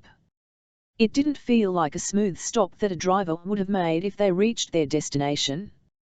The window between the cab and the back slid open and words were shouted at them. We have incoming. 2 shuttles coming down and another following. Time to rock and roll, people. It dawned on her that was Jeff's voice even as she grabbed her rifle and double-checked the ammo and safety. She jumped out of the back of the truck, and rolled across the pavement to the shelter of bushes on the side of the road as she assessed where they were. Cass, still in human form, clambered out and went under the truck. JD must have told her to do that. Tony, looking like a demigod with her snarling white fangs against the coal-black fur, used the truck for cover as McKenna focused on the shuttles. Are they? Oh, McKenna broke off the thought and talked through the comms they all had. Why are they focusing on us? Silence met that question until Raz replied. The odds are the concentration of shifters here, or maybe they have discovered my presence. I do not know everything about their technology. It is possible they have realized a Drakyn is on this planet. They would do anything to kill me. They are quite unreasonable about our existence. McKenna glanced over to where Raz had appeared from one of the transport vehicles following them. He stood in the open, watching the shuttles come down. Raz, get down, idiot. They'll shoot you. Miguel barked out over the headsets. They have no weapons on the shuttles. Only devices they need to assemble and what they use when they attack. He made a strange figure, standing there in human form, watching the approaching shuttles with no expression on his face. He looks like a blasted movie poster. Idiot, Tony's thought was scathing, and Raz turned to look at her, a funny look on his face. One, apologize if I seem melodramatic. They have always already been on the ground when I have made it to their invasion points. I can see the attraction in their lines, but it seems odd to me to fly under the power of a machine. Even as he finished that thought, the shuttles landed and the silver doors began to flow into the ramp specification. Raz moved, so fast even McKenna had to blink as he appeared behind the truck they had come. Fire as needed. Remember, those shuttles can leave without a pilot, so don't get in them. Jin's voice snapped out over the comms and McKenna winced. The same reaction from the others filtered into the mind space. She ordered her bots to lower her hearing sensitivity a bit. After that she focused on the ship about 30 yards from her, its hatch facing her as the back wall melted and started to reform into a ramp. The moment the opening was large enough, 5 figures dove through it, hitting the ground in a controlled roll. McKenna had to admire their smooth skill. They almost moved in unison, but instead she focused on sighting in on the first creature. One of the large lizard-like beings with the smooth leathery skin rose up from a crouch. Its tail seemed less strange now, but it came across as more dinosaur and less dragon after Raz. The M240B was a bit heavier than her R-15, and even after the practice there was a difference between targets and firing at sentient beings. Her focus narrowed down to the skull of the being and she squeezed the trigger gently. She'd braced correctly, so the kick of the weapon didn't faze her, but the shriek of pain and annoyance as a bright line of blue-red blood welled along the side of the creature's skull told her she had missed. It hummed and fired. She had to roll to not be hit by the beam of the weapon. Fuck, their range has increased. He just hit where I was at over 30 yards. Be aware, guys. She snapped out over the comms and in the mind space. Before, at a distance of 25 yards, the energy would dissipate, at worst leaving you with a bad bum. From the smoking ground where she had just been, it would have cut right through her. The spurt of adrenaline narrowed her focus, and even as the creature tracked her movement, she pulled the trigger and saw the head explode. Once there would have been sorrow or maybe a sense of relief, now she didn't feel anything but weariness and a desire to have this all be over. She heard others yelling, and the sharp retort of weapons fire around her, but all the lights in her mind were bright, and that was all that mattered at this point. Crawling out a bit to get a better view, she scanned the area. One of the advantages of warrior form was the pattern of your let you blend with your surroundings, and the Kaled didn't usually wear too much armor. She'd been so focused on the lizard she'd lost track of the others, and it took her a moment to find one. Almost a moment too long. Chapter 17, New Toys. Europe, China, the Middle East, Britain, Brazil, and Mexico have all seen a huge upswing M shuttles descend to capture shifters. While the resistance in the US is well organized, other countries are not faring as well, and the world lives in a state of fear never seen before. Even the Cold War didn't shut down schools and churches. Wariness and avoiding public places has become the norm. Will Earth recover from this attack? TNN Invasion News, roll. Wherefore screamed in her mind, and McKenna just moved, not even asking which direction, though there was only one way to head. She whipped her body over and over, holding the rifle tight to her. Heat seared the fur on her arm and leg, and she landed in a prone position, aiming in the direction the bolt had come from. She had a sense of fur and movement, and she fired, knowing none of her people would be shooting at her, and not with that weapon. McKenna fired a quick burst of 3 shots at the figure behind the edge of a second shuttle she hadn't been actively focused on. Her bullets slammed into the chest of the being firing at her, and it crumpled into a splash of dark limbs on the asphalt. The surrounding sounds died, and all she could hear was her own rapid breathing. Too aware of their hearing capabilities, she stuck to speech. "Everyone okay? Anyone hurt?" LOM, Jess's voice followed on top of hers, and McKenna wondered how much she had gotten of the sudden violent fight. "Yes," Tony sounded calm, but McKenna looked around for more danger. She'd never forgive herself if anything happened to any of them. -ls everything okay? Your lights turned a weird color, McKenna could sense, more than hear, Jamie, Charlie, and Nam listening very carefully. Very fine, Jess. Just a bit busy at the moment. I love you very much, but right now don't bug us. It might distract us at the wrong moment. Okay, Mom? There was a wave that hit the mindspace and McKenna was glad she was lying down. She saw Tony stagger at the edge of the truck. It was love, worry, stress, need, and trust from all four kids at once. McKenna didn't know if she wanted to cry or laugh. She swallowed and continued to look for any other invaders. Two more lay crumbled on the sidewalk, and Miguel stood up from a planter he'd been crouched behind. Sound awful. McKenna struggled to remember her code. Alpha 2 AM, here. The proper radio etiquette had also been drilled into her head, so she knew at least she had responded correctly. They all sounded off. A Paul settled as one Bravo person and a Charlie didn't respond. McKenna rose and walked around the truck, looking at the 3 shuttles. She counted 13 bodies. I see 13 dead, 5 came out of the shuttle I was watching. Are we missing 2? She kept her voice low and wished she could crank up her hearing sensitivity without having the comms blast her out. Turning slowly, she panned the area, trying to listen and think. Only 4 came out of the one near me, said a voice she didn't recognize, but a wash of a recognition from Cass told her it was probably a Charlie team member.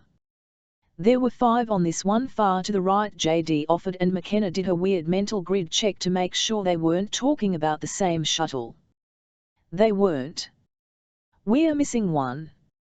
Her voice dropped even lower as she said that, and she pivoted in a slow circle. Ava 4, can they raise the sensitivity on my left ear but not my right? She asked as she fought to see or find this last threat. Of course, would you not think they could? McKenna sighed and tried to tell them to increase only her left ear, not her right. A moment later sound increased and she listened, feeling slightly lopsided at the difference in sound. She closed her eyes and concentrated. Even as she did, she could hear others talking, whispering in the distance, yet they were as clear as if they were next to her. If this keeps up for too long, we need to get her to do this via the speech, because even with comms I can hear them clearly. Idjit everyone to shush, we are making too much noise. She said it in the general mind space and heard the sounds fall away slowly, though people still moved and breathed and they all seemed impossibility loud. She kept pivoting even as everyone went silent, but she couldn't tell. The sounds of an Elentrin Kalid versus a human Kalid weren't obviously different. What else? Think. Her eyes widened and she had the nanobos pull her ear back to normal and she inhaled, sorting through the scents. Her friends whispered across her mind, comforting and familiar. Even the men she'd been training with for the last few hours came in as friend. But a strange scent drifted across the breeze, somehow stale, with weird smells she couldn't place. She kept the connection as tight as she could, still not sure how Raz had stepped into their mind space. Yes, he came back almost instantly on that same tight connection. Were you located? In reference to me, the 3 convoy vehicles had stopped in the road when the shuttles landed in the intersection. She gazed out at the 4-lane road, with 2 lanes in each direction. The last truck had stopped at an angle, blocking the road. The shuttles formed a half-arc, one of them partially on the sidewalk, with their ramps all facing the halted convoy trucks. She had ended up next to a line of bushes, on the side off-road that had a commercial for sale sign on it. Behind the second truck, passenger side. She turned and focused and there she could make him out. He would have the breeze directly hitting him where he was. TSE your nose. Crank it up. Can you smell that strange smell? I think it's part ozone, part things I've never smelled before. Can you locate it? She felt his concentration via the link and didn't say anything, giving him the space to focus. Their noses had been useful, but with all the invasions and everything else, she'd fallen back into the habit of only relying on eyes and ears. Egot it. Yes, that's a weird smell. Best I can figure, it's laying under the ramp closer to Perk than either of us. He put this into the mind space and she could feel Perk follow what they said. One see him going. Before McKenna could say anything, the spotted form of Perk dashed out from where he'd been and tore towards the shuttle JD had mentioned. Before, with everyone shooting, she hadn't had time to get scared or even think about anything else other than trying to not die right at that moment. Now. Her heart raced and she felt her breath catch in her throat as she watched him run towards an enemy that had proven themselves all too willing to kill. Movement from the shadows and a bolt of visible light exploded, lighting up the darkness, streaking towards Perk. He dove, but not fast enough, and the scent of burnt fur and flesh assaulted her nostrils. The image of Caroline's corpse flashing in mind again. They'd had a few die in the days of fighting, but none of her people or the soldiers they worked with. Bullets didn't create scorched flesh. Before she could even cry out mentally, a rapid staccato of bullets chattered out of where Perk had fallen. A few created a resounding ting as they hit metal, but the majority of them made a wet thud. She heard a short cry, then silence. "Are you okay? What the hell was that, Alexander?" Miguel all but shouted into the comms and McKenna flinched, telling the bots to lower her hearing ability in the right ear another few decibels. "Getting the last of the attackers. And damn, that hurts." His voice sounded tight and McKenna moved towards him, seeing Cass out of the corner of her eye headed that way also. Perk stood and she saw a bright red gash, with at least an inch of flesh missing, between his neck and shoulder. You realize if that had been even half an inch closer to your neck, or you were a bit less overly muscled, you'd be dying right now. Cass's voice had a sharpness to it that McKenna totally understood. She wanted to rage at him, but that would be counterproductive. And she refused to address her own terror at the idea of losing him. "Yeah."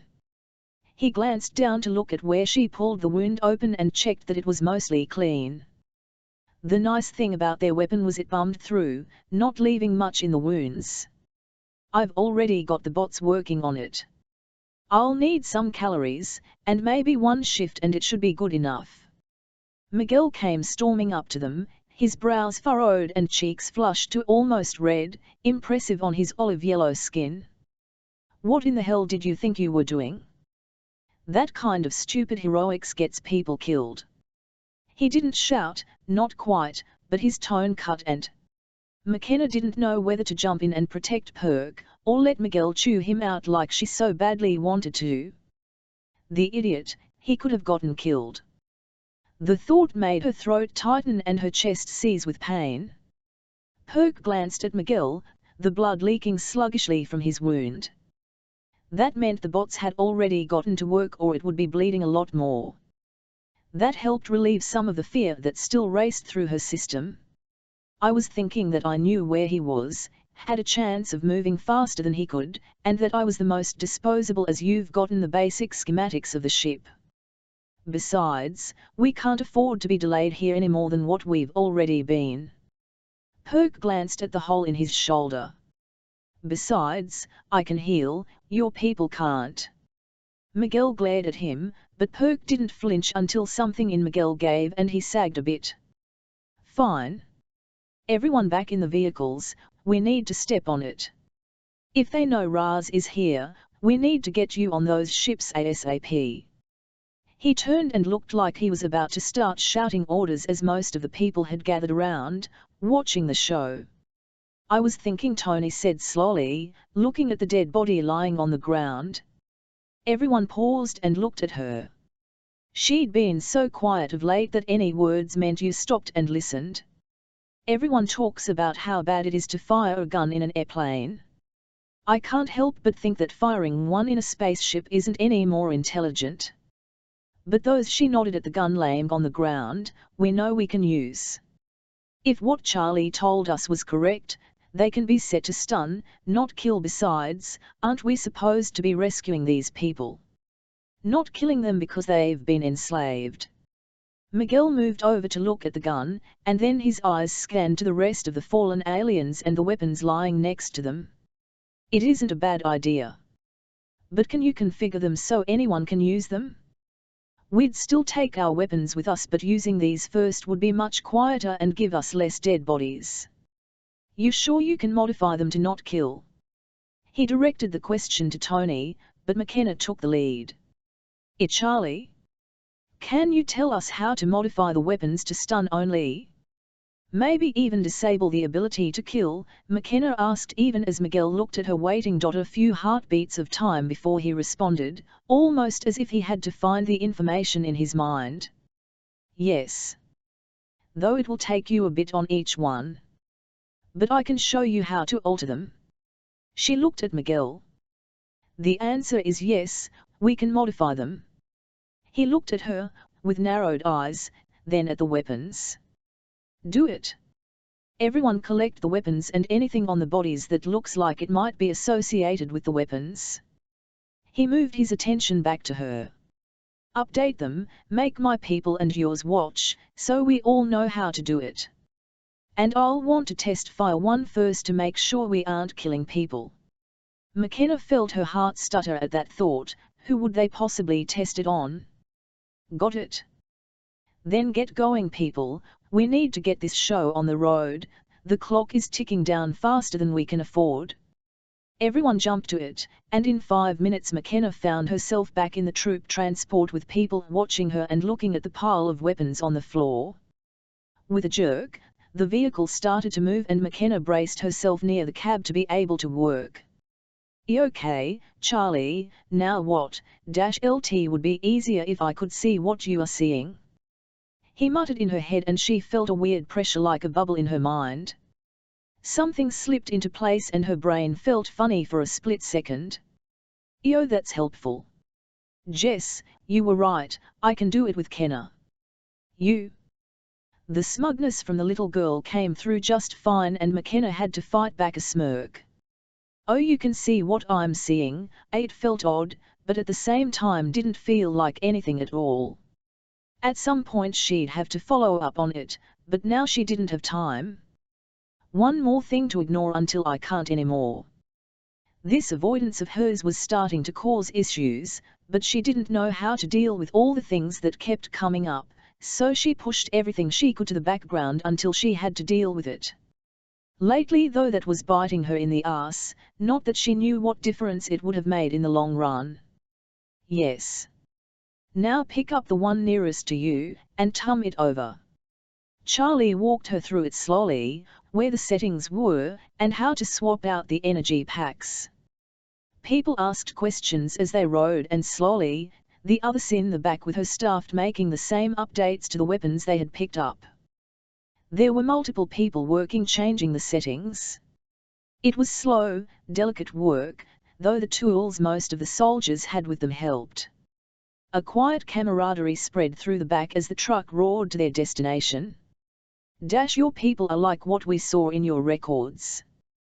There were multiple arguments that they were all fiction, stories told to make you feel better in the dark times. Raz sounded thoughtful even as his own flexible fingers worked on a weapon. McKenna closed her eyes and tried not to laugh. They probably were movers, but we have our own heroes. And most heroes tend to be based on someone. Audie Murphy, Alvin York, Paul Revere, Heck Lewis and Clark. We aren't perfect, but there are an awful lot of people who will risk their lives to save others. We get reminded of that every time there's a natural disaster and they show the people who risk their own lives to save others. Are all of us willing? No. Are some of us? Absolutely. You are a weird and wonderful species. I hope we survive this so I have the opportunity to learn more about your people. One thing we all hope that we have families to go home to. With that, McKenna sent a ping of love and worry to the kids, all of them. She almost cried as they responded back fourfold with their own love. From Tony and JD's reactions, the only two she could see, they sent it to everyone. Charlie had dropped out of her eyes when it was obvious she had it down on how to alter the weapons, or at least they hoped they had it. They wouldn't know if it worked, or if they were still as dangerous as ever until they tested them. But whom are we going to shoot at? Chapter 18, Suck It Up. Word has leaked out of DC about a secret mission from DC.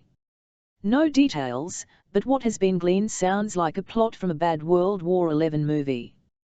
There are rumors of a way to sneak onto one of the ships and fry to rescue some of the captured shifters. No one can say how they will get on, or how they will get back, much less with as many people as have been captured, but we can only hope this, like most Hollywood endings, is a happy one. Invasion news. The truck slowed to a stop and the engine shut off. This time she figured it was planned as she heard people talking.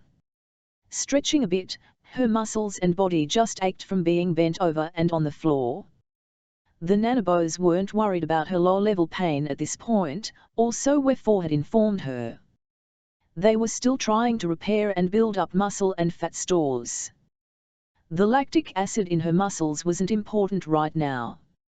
Seriously, I've got this wondrous thing in my body and I still get stiff and sore. Oh well, can't say I'm missing my period at all. Stepping down out of the back-off truck, she almost fell as it registered what was going on around her. The truck had stopped at one edge of a huge stadium, the seats stretching up into the sky. All around her tents were set up, military personnel were running around, and piles of supplies were on pallets. "You going to just stand there?" JD asked, a wry tone to his voice. "Oh, yeah, but look," McKenna said, moving out of the way and looking around at the organized chaos. "Wow. When those guys decide to do something, they don't take it by half measures, do they?" JD gave a low whistle as they looked at the staging area for their attempted rescue. "What good would that do? This is a last-ditch effort to save our world." Jeff walked up with Burby and Roberts beside him.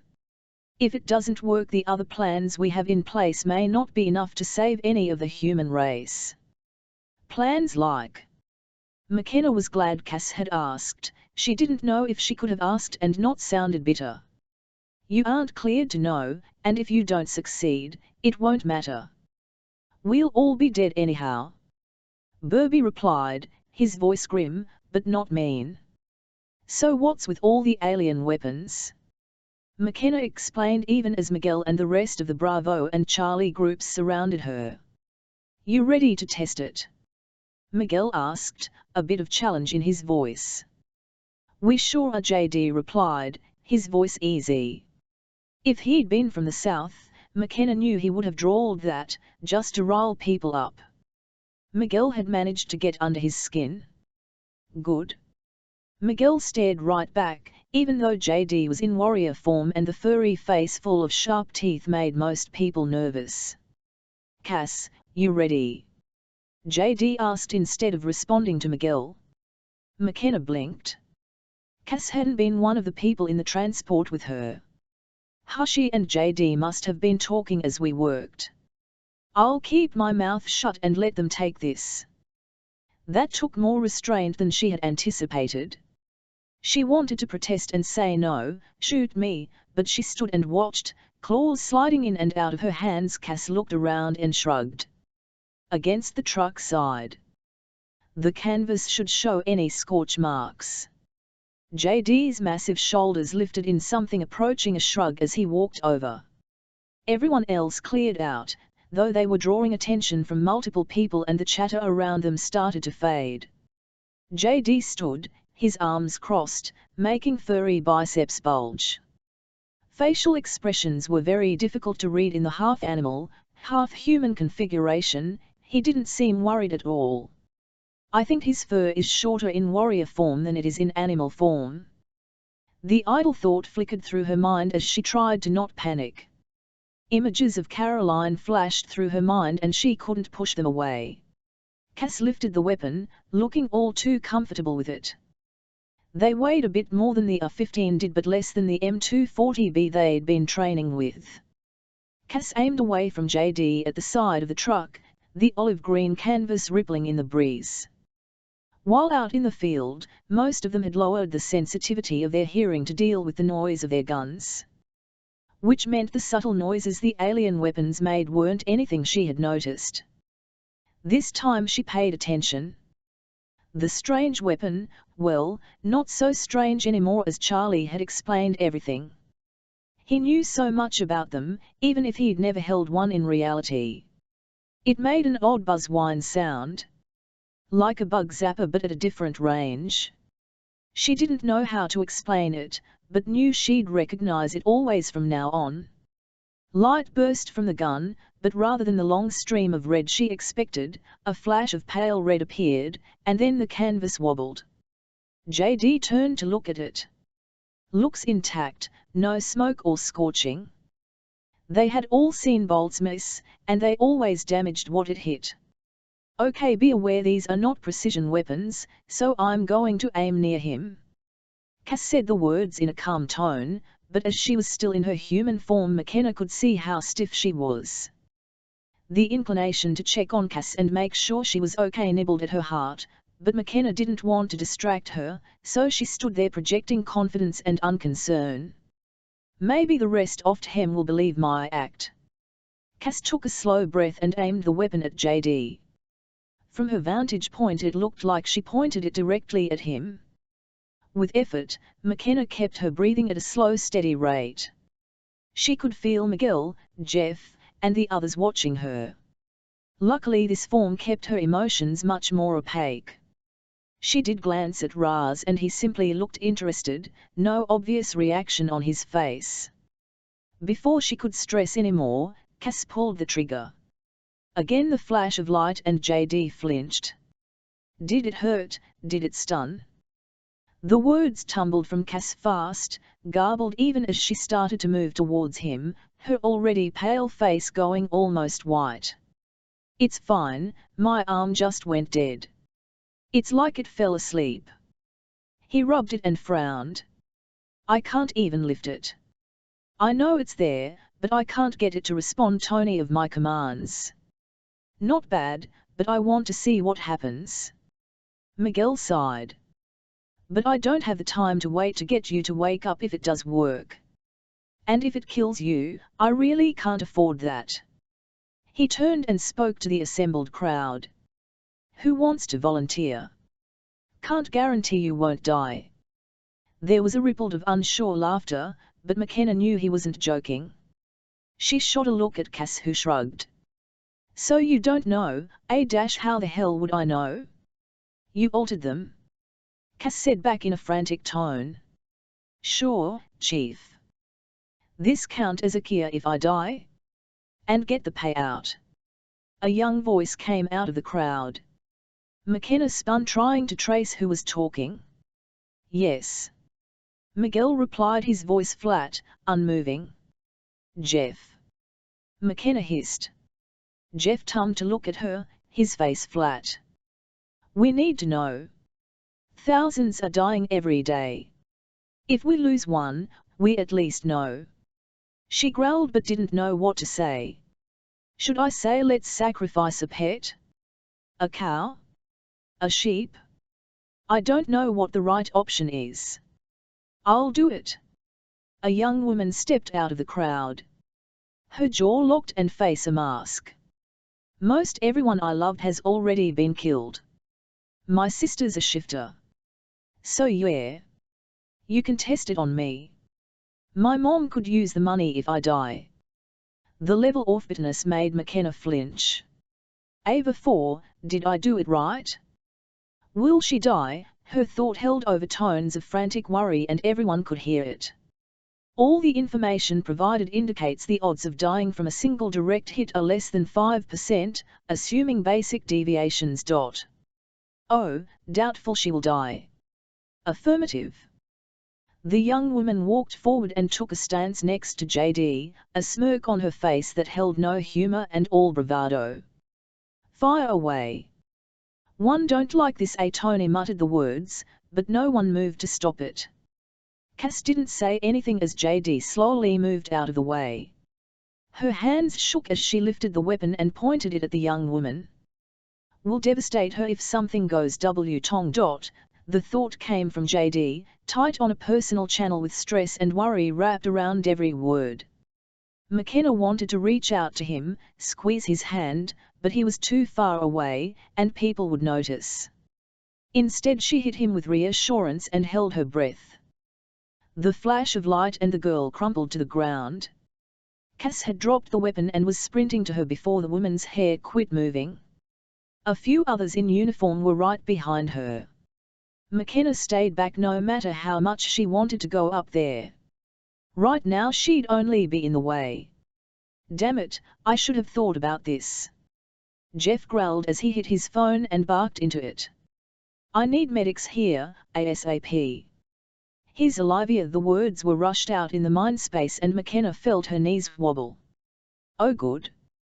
I really didn't want to have gotten someone killed." The rush of relief that filled the mindspace didn't help with staying upright, and she didn't know whom it came from, if not everyone. Chaos reigned for a while as people checked over the woman.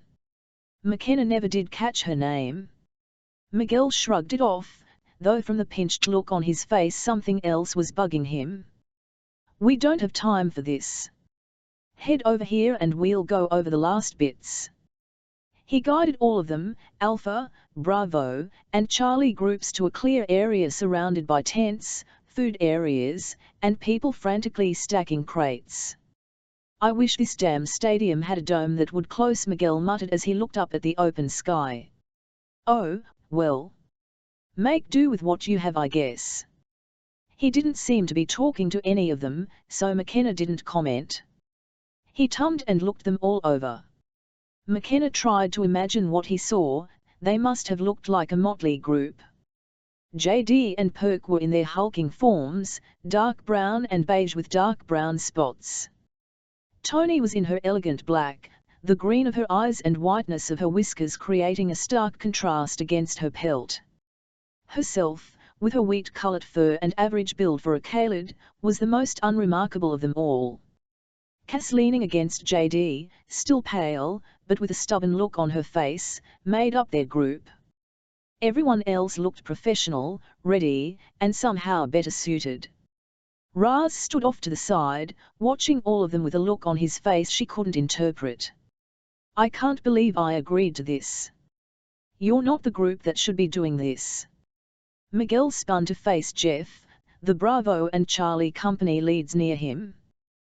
"There has to be another way. I can't take these cowboys into a combat situation. They are going to get everyone killed and maybe the planet. They don't belong here." McKenna blinked and a wordless snarl filled the mind space. She didn't know if it came from her or the others.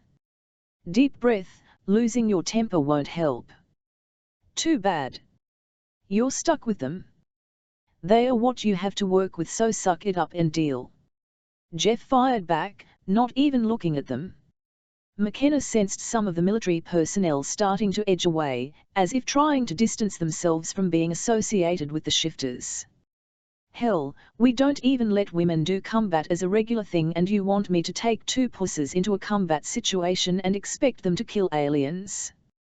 At the first sign of something going wrong, they'll freak and get all my people killed." That pussy comment was the last straw for McKenna. She'd done everything possible to try and do the right thing.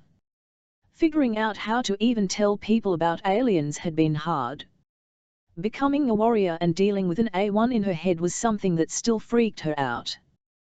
But not once in all of this, the kidnappings, the A1, the aliens, the dragons, the fucking spaceships, had she had a meltdown, lost it, or done anything except everything she could. Chapter 19, Confrontations. While the US has their garbage trucks picking up bodies, other countries have different options, such as carts in Russia, or funeral homes picking them up in Britain. But what is disturbing are the images of China. They are ignoring the dead, and most of them seem to be human. What satellite images there are show people in the streets weeping, pictures of the Elentrin, and dead Chinese. While we can only guess why they were killed, the foundation that is being laid for disease in China is terrifying. Will we survive this invasion, only to die from plague? TNN invasion report. Who the hell do you think you are? She snarled out the words, twisting them, and making them raspy as her anger overrode the control of her tongue in this form. The two men stiffened and looked at her, their eyes widening as she stalked toward them. Her tail slashed the air back and forth as she got up in their faces. Who are you to judge me and mine? You have no idea what we've been through or done. Do you have any idea what it's like to have an intelligent computer living in your head telling you that your world is about to be destroyed if you don't stop it? Her claws slid out, long, sharp, and she ached to show them exactly she could do. Trying to figure out how to get someone with power to listen to you? To not get locked up as a crazy when you try to tell them aliens are coming? Can you imagine having your loved ones held as hostage if you don't kill people? Or learning you can turn into a monster that lurks in the shadows of our mythology. Then realizing you can't do anything and stepping back, trying to hope that the information you passed on was enough, and that maybe your world won't be destroyed. Her voice vibrated with rage and she could feel all her fur standing on end. The people around her had paled and more than one hand started to drift to their weapons. McKenna didn't care. She had tried to do the right thing at every turn and this was how they thought of her? To then find out you need to be in the middle again? That killing people, aliens, seeing friends die, knowing you can't change anything, only to find out you're the bloody chosen one? A chosen one who can only watch her friends put themselves in danger? A chosen one who if she fails in what some fucking stranger told her to do will be the reason her entire world dies? Who the hell do you think you are to judge me? Rage had her seeing red literally, and both men looked at her, their faces pale, eyes wide, and she wanted them to run. Run so she could chase them and tear them to pieces. Attack her, so she could slash and rend and show them what she could do in this is form. McKenna. Wherefore's voice came through, unexpectedly gentle. What? She snarled the word out loud, unable to buy to speak in the mind space. You need them. They are rude and uncultured. But killing them will start a chain of events that will not end well for your world. You are needed. They are needed. You are valued. We trust you. Cass said the words, even as she laid a hand on McKenna's arm, stepping in between her and the two men. McKenna turned her head to look at Cass and realized a lot of people had their weapons drawn and aimed at her. He's an ass. But we have a job to do. One only we can do. Cass kept her voice soft and calming and McKenna pushed back her anger, taking a long deep breath through her nose. Anger, fear, embarrassment, and panic warred with each other as she tried to stitch her soul back together. If we survive this, I need a long week in a cabin, just us. No strangers, just us being animals and humans as we want.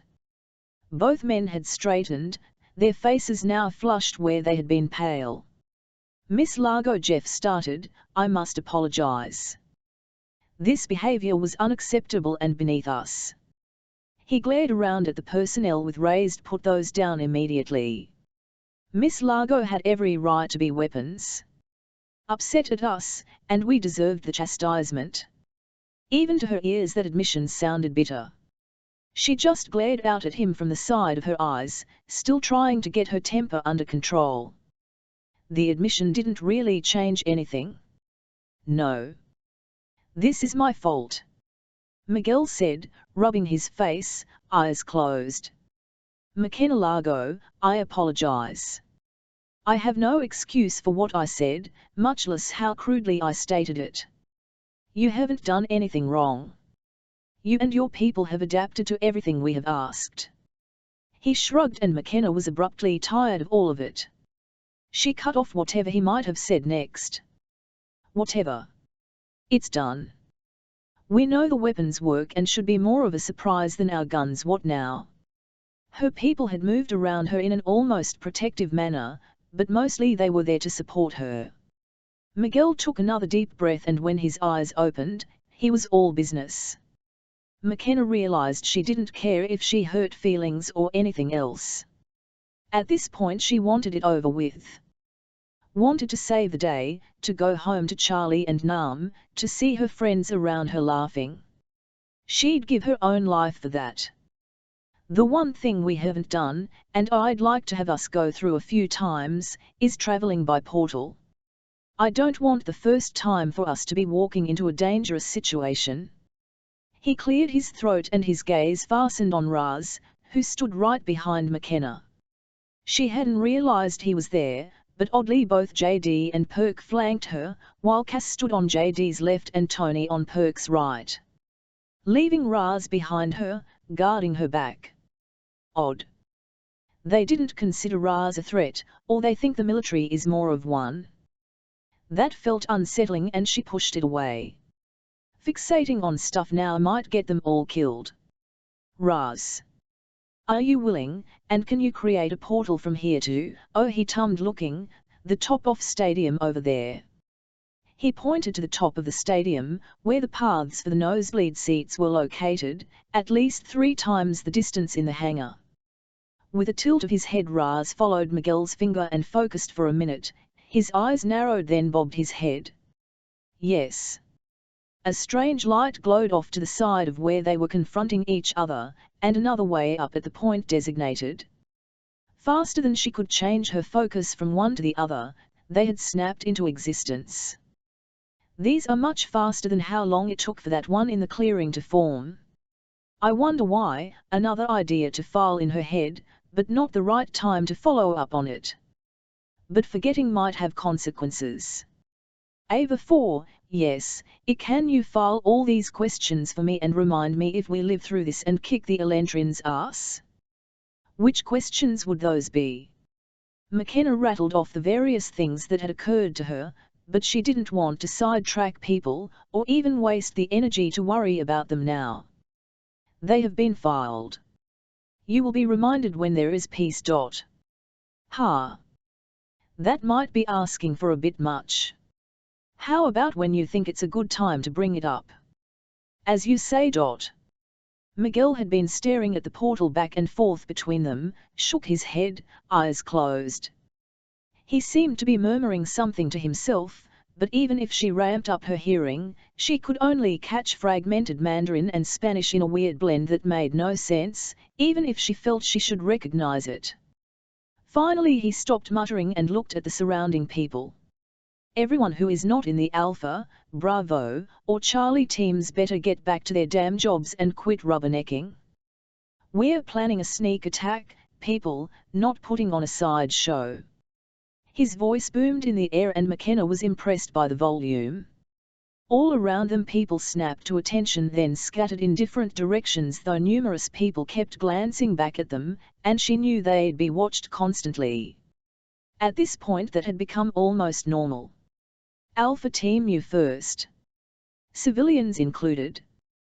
Walk through and note what it feels like, and how you come out. Do this a few times, then we will run through, our weapons drawn to make sure there aren't any issues with transition. Miguel snapped out the orders, not even glancing at her. McKenna bristled a teeny bit at being called a civilian in that tone, but creating more strife wouldn't accomplish anything. The military personnel braced to attention, and with a deep breath Miguel led the way into the portal, Alpha Team following. She looked up at the endpoint of the portal and watched them come out less than a heartbeat after they disappeared. She glanced at the others and they nodded back at her. McKenna stepped into the portal and once again felt the world disappear. This time it seemed less disorienting, though she still felt it tug at her as she moved through it. Coming out the other end, the soldiers gathered around looking at Miguel, their eyes wide and faces flushed. McKenna turned to watch the others as they walked out. Cass had her brows drawn together, fingers twitching as if she typed as she walked out.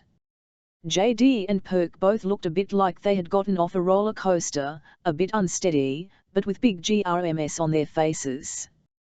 Tony's expression caught her attention though. Greenish-grey under her red clay skin and a scowl on her face that would have made both her kids turn tail. "You okay?" McKenna asked, not wanting to call attention to her from the others. Later. Her response was abrupt and she looked off in the distance, avoiding McKenna's glance. "That was different," Miguel remarked, his voice calm, but McKenna could smell his sweat. "Raz, can you still hear me?" Raz had not followed them through and McKenna peered back down at the playing field where the other end of the portal hung. "Yes, Chief Miguel." Raz's calm voice filled her earpiece. "Good to know going through the portal doesn't kill tech. That would have made this difficult.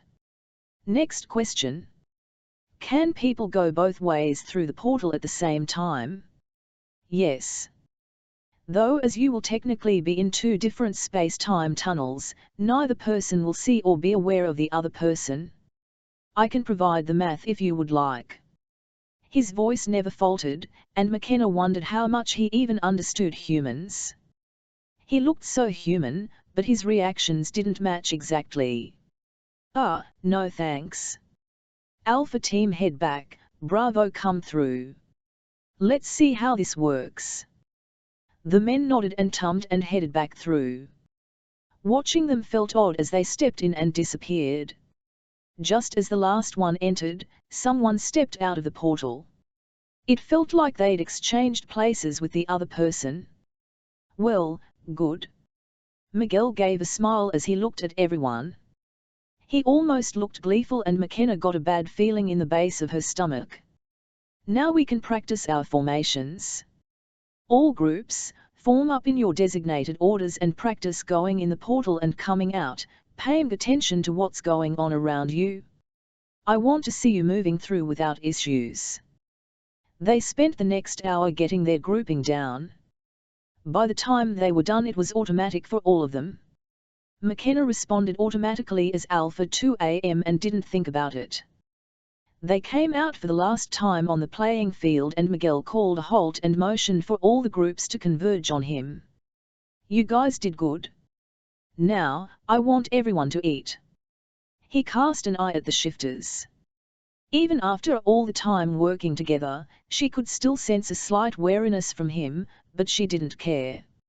"If I understand correctly, you guys should really bulk up on food. It's not something I normally suggest," but he shrugged and let it drop. "Everyone else eat and hit the racks set up for us. We have 2 hours, then we go. Part of me wants to go now, but food and 2 hours rest might make the difference and from the last bit of information I received, it looks like they are waiting for something. So be it." Dismissed. People fell out, heading towards the food tent and a large tent that you could see cots in through the open flaps. "Food does sound good," Tony murmured. McKenna nodded and as a group, with Raz tagging along behind them, they headed to the temporary mess hall. None of them spoke much as they got trays of food, overloaded with stuff McKenna figured would be edible, if nothing else. They sat there eating with steady seriousness. Cass ate the least, as she hadn't changed much lately. "This does not taste as good as the food I ate with you previously," Raz commented, poking at a mac and cheese pile on his plate. JD laughed. "This is food produced in large quantities. It isn't great, but it isn't horrible either. There is that much variation in your foods." Raz seemed surprised. "Sure," Perk said, after a hasty swallow. "You could probably be here 100 years and still not taste all the variations of food." Raz scanned their faces as if looking for a joke, but they all nodded seriously as they finished up eating. In unspoken consent they all headed to the cots and laid down, not expecting to sleep, but rest would be good. "All right, everyone up, it's time to go." Miguel's voice intruded and McKenna realized she had fallen asleep. "Ava 4, it was helpful for all of you to get what rest you could. Your stress levels are elevated and there was no harm in helping you sleep. McKenna wanted to snap out, but the A1 was right. She felt a bit calmer and less tense for the short nap. 15 minutes later, suited up and armed, they stood in the middle of the stadium, with half the people spread out watching them. Show time. Raz, open the door. Miguel's voice came through their comms and a silver portal to a spaceship appeared in the middle of the field. Here goes everything. Chapter 20, Cloth of Humanity. Reports from other areas of the world only highlight that Earth doesn't know how to handle this type of invasion. With attackers dropping in from the sky, there are no borders to defend, no grouping of troops. Small countries like France, Poland, and Argentina are suffering with this stratio. The best we can do right now is hope the attrition of everyone protecting themselves encourages these invaders to flee, sooner rather than later. News. He spent the next 2 days working to connect with his contacts, and to his delight they were as desperate for information about what was going on as he was. But the true joy was a phone call from a captain in the army he'd bought a few drinks for back when this whole shifter thing had started. The man had gotten drunker and drunker that night, while Raymond sipped on a gin and tonic, minus the gin. By the end, he'd taken the man home, exchanging information and copying his military ID, not that Captain Walter Higson had noticed that. But he'd done a few favors for the man, like making the drunk and disorderly charge disappear. Simple enough to do, and it gained the man's loyalty. Kennedy, I thought you might like to know this. Higson's voice sounded hushed, and in the background Raymond could make out lots of chatter and moving boots. Walter, I assume you are staying safe? That's the most important thing. Being nice to people made them think you cared. That always amazed him. Yeah, they've kept me away from all the good stuff. I haven't even been able to kill any of these vile invaders. The man all but spat out the words. Yes. Interesting how they look just like the infected people here on Earth. Makes me wonder what else might have changed besides their appearance. There was a pause, then the other man spoke slowly. Like what? Oh, just maybe they don't think the same anymore. I mean, we all know a big cat or bear would eat a human. Maybe they might start looking at use as food. Maybe kids might not seem so special to them. You can't imagine they'd still think the same, would you? Huh. You might have a point. Another pause. But that kinda leads into why I called you. The other day they called us all in. Gave us this song and dance. They have a bunch of them here, including one that looks like some big lizard out of a movie. They say they can attack the ships and get people out. Apparently, people bought it because of some demo at one of the hangars. I got sidetracked into doing stuff, but people just said it was the most effective demonstration they'd ever seen. So they are starting up this big rescue, but the people leading it are shifters. That famous cop is one of them. Her? Again? Damn it, he started to say more, but managed to rein himself in. Go on. Well, I was thinking. What if that isn't what they really want to do? I'm not good enough to be on any of the teams, but they are treating these shifters differently. So they've got us all here at this stadium, and I mean tons of military personnel. They have all these tents set up to handle a huge influx of people. There was a huge shouting match one of the females had with one of the team leads. That lead woman, the cougar one, laid into him. I couldn't see what he said, but you know damn well if any human had done that, they would have run laps for a week. Instead he backed down and I think he fucking apologized. What is this world coming to that a man like that apologized to a damn woman? You mean an animal, don't you? Raymond said mildly, his tone coaxing. Sounds like she lost control. That is just what an animal does.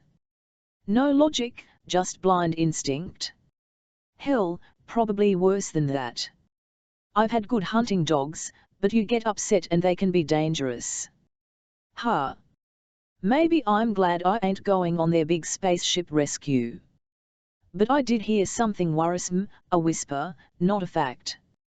His voice had dropped, and Raymond closed his eyes to focus on the voice. Oh, what would that be? They mentioned something about asteroids and them being lobbed at Earth. Now I've seen some disaster movies, and it doesn't sound like it would turn out well for us, no matter where it hits. I kinda hope they stop it, but I wouldn't mind if most of them died as glorious heroes. Raymond narrowed his eyes and thought, then shrugged. If that happened, he couldn't do anything to stop it, but he could make sure the survivors came home a world that didn't want them anymore. That wouldn't be a bad option. I'll remember this bit of information, Higson, but keep your head down. Our country needs men like you, and don't be afraid to let me know if anything else strange is going on. Will do, and damn right the country needs people like both of us, ready to stand up for what we know is right. Raymond smirked as he hung up. Then his smile faded and he leaned back in his office chair, thinking carefully. While this might start a small bit of dissent in the military, he would need a lot of dissent at all levels.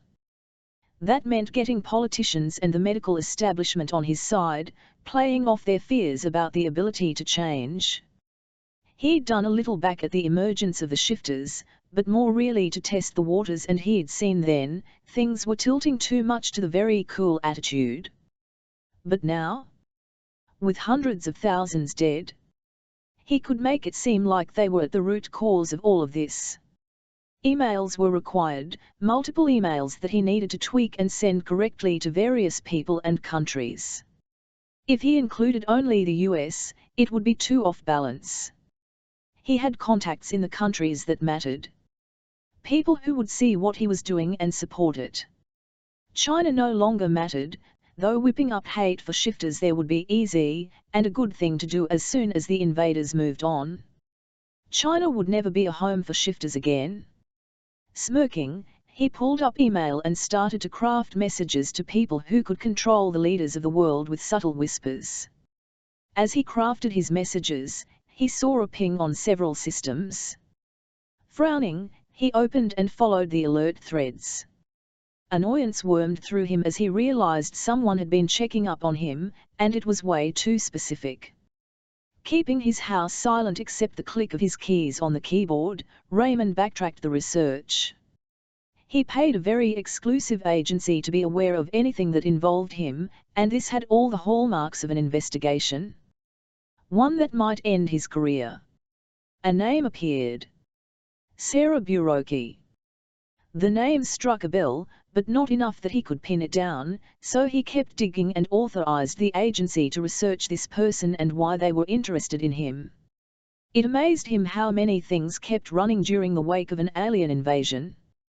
The name finally popped up as a key member of an internal ethics board. Well, that won't work. I'll need to make sure she, and anyone else involved, can't cause any more problems. Another few minutes of digging pulled up her wife, a lieutenant in the police department. Having the police involved added a layer of complication to the investigation. He'd wait another few days before putting some money and the information into a drop account. There were a few morally ambiguous people that didn't mind doing dirty work for him, and they were easier to control than the military. The military involved much more work, and given the lack of success in the previous endeavor, it probably hadn't been worth it.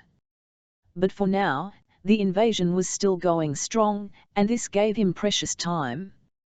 While all the focus was on the idiots running around, he could get people looking at things the right way. Raymond smirked as he typed. This is where his true skill set shined, being able to convince people of what to believe when they didn't know it themselves. This just proves that true humans are the future, we are the strength. If those unfortunates can't push off the animal shackles, they should be treated like livestock or NNs. He sneered. The animal form was nothing to be proud of. It was something to hide in the back of your closet, and never pay attention to, and hope it would never be mentioned in polite company. But that being said, He needed to make sure that moods changed, and to place the blame on those really at fault, the diseased humans. A few carefully worded emails to the people who drove policy in the government would start it. It took him an hour to point out that while people with AIDS were protected, it didn't mean they should be free to work in environments where they might bleed on others. There was now proof that the animal nature would come out, and you don't want unreliable people in important positions. He just dropped hints and asked questions, leading them to idea. Right now though, time would be his enemy and his friend. There were no meetings, and everyone was craving information, and the storm on social media made him smile. Logging in with a few of his anonymous accounts he had purposefully set up to create viral comments, and pointing the blame. Then he responded with his other accounts to fan the fire. It took 2 hours before the first one went viral, and he had to restrain himself from whooping in excitement. Step 1 done. He'd have to keep feeding and fanning it over the next week, but by the time the aliens were chased away, the mood of the US, if not the world, may have shifted. That meant he needed to focus on the other groups, older and in many ways more powerful people. People like to laugh, but AARP had more power than most groups did.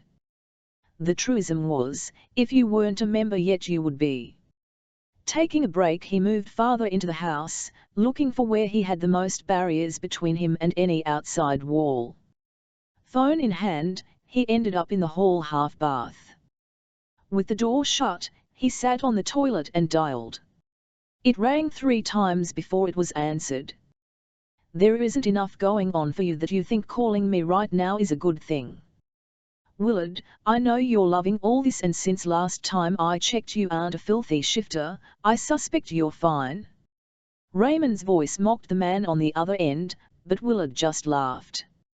Yes, I am. Though my wife is having panic attacks peeking out of blinds and rationing food. Luckily, we had just gone on a grocery run for a huge party that we were scheduled to have. That means we have food for quite a while. None of that explains why you want to talk to me. Raymond leaned back and looked at the exquisite wallpaper in the bathroom, which matched exactly with everything else and provided no warmth or personality at all. Personally, he always thought government buildings had the best bathrooms, direct, to the point, no wasted fancy crap you didn't need. Too bad people expected things. Has it occurred to you how the appearance of these shifters has ruined everything? Their animal-like skills. The aliens. The fact that it's even referred to as harvesting means they really are livestock. How do we know the long-term effects won't make them dangerous? I mean, we protect pets, but are we sure they won't become the dangerous animals they can turn into? He said it all in a worried tone of voice. While the odds of Willard being taken in by that were all but non-existent, it was good practice. A long silence, then a low sigh. I see. Messages about protecting and making sure they don't get harmed, sowing distrust that they really are who they say they are, long-term damage, isolation, pointing out the aliens regard them as animals, but not us. There might be something to that thought. Exactly. A few words with your brethren preachers and I am sure we could start a ripple. Especially if we point out you can't look at one of them and know if they are human or alien. Doesn't that imply that maybe they are no longer from this planet? That has possibilities. Especially if it would get their skills at sensing things redefined. Maybe it could even be pointed out that a dog can't hold grudges or purposefully interpret something wrong. I take it you want me to hammer home on this? Church has been cancelled. There was a bit of bait there in the question. Raymond sighed and took it. You know this will benefit you and our country in the long run. Do you want? You may still believe that my country drivel, but I left that belief for money a long time ago. Get those damn cops discredited. If I can get those drug cases thrown out, it will be a while before they can get any more evidence that might point towards me. They found you. Raymond didn't bother to try and hide his surprise. Not yet. The distraction of all of this and their little visit to South America helped, but they got the pet cop of one of my distributors. He spoke to me once but doesn't know anything about me, so. Willard sighed. They might eventually trace it back to me, but they'd have a hell of a time proving it. My records are damn near bulletproof. But. Willard trailed off and Raymond let him think. College years spent with Willard proved the man could make anyone believe anything. It was one of the reasons he'd kept in touch with him.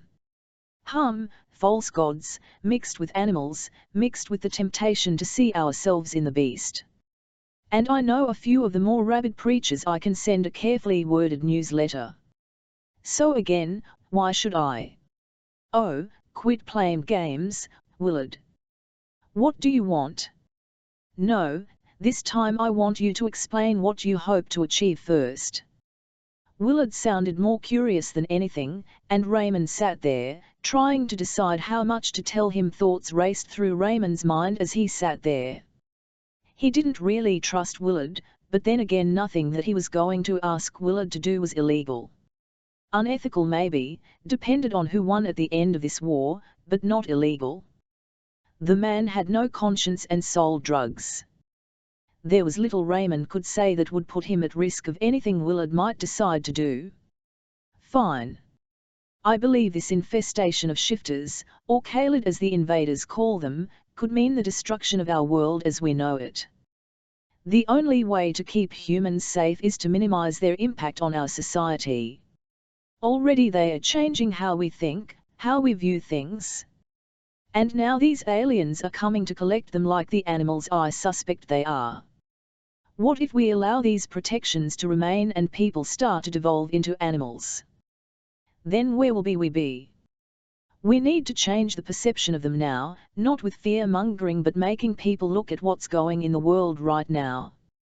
If we don't do something, they will take over our world and we may become the pets. As he spoke, he became more fervent, until by the end his voice had obtained the power of belief in it. You keep that up and I'll start worrying about you as competition. Okay, I can do this. I have a lot to gain if they are regulated back to animals. They are too powerful to be members of society. I'll work on the animal aspect, and the fears, pointing out it's only been 3 months since all this happened, and maybe we moved too fast to protect them. Instead, maybe we should have quarantined them. There have been enough rabid animal attacks to justify that. I'd advise you take the second route. Pointing out that with their power, and their healing capabilities how is it fair for pure humans to compete against them, etc.? And I assume you need this ASAP. Raymond smiled, but there was no one there to see the grin of triumph.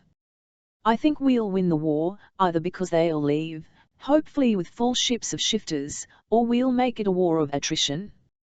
The US is good at that. But we might only have a week or two. Meaning we need to hit while everyone is hiding in their homes, scared and worried. My show is still going to be taped, just with no audience. I think I can swing a special because of the alien threat.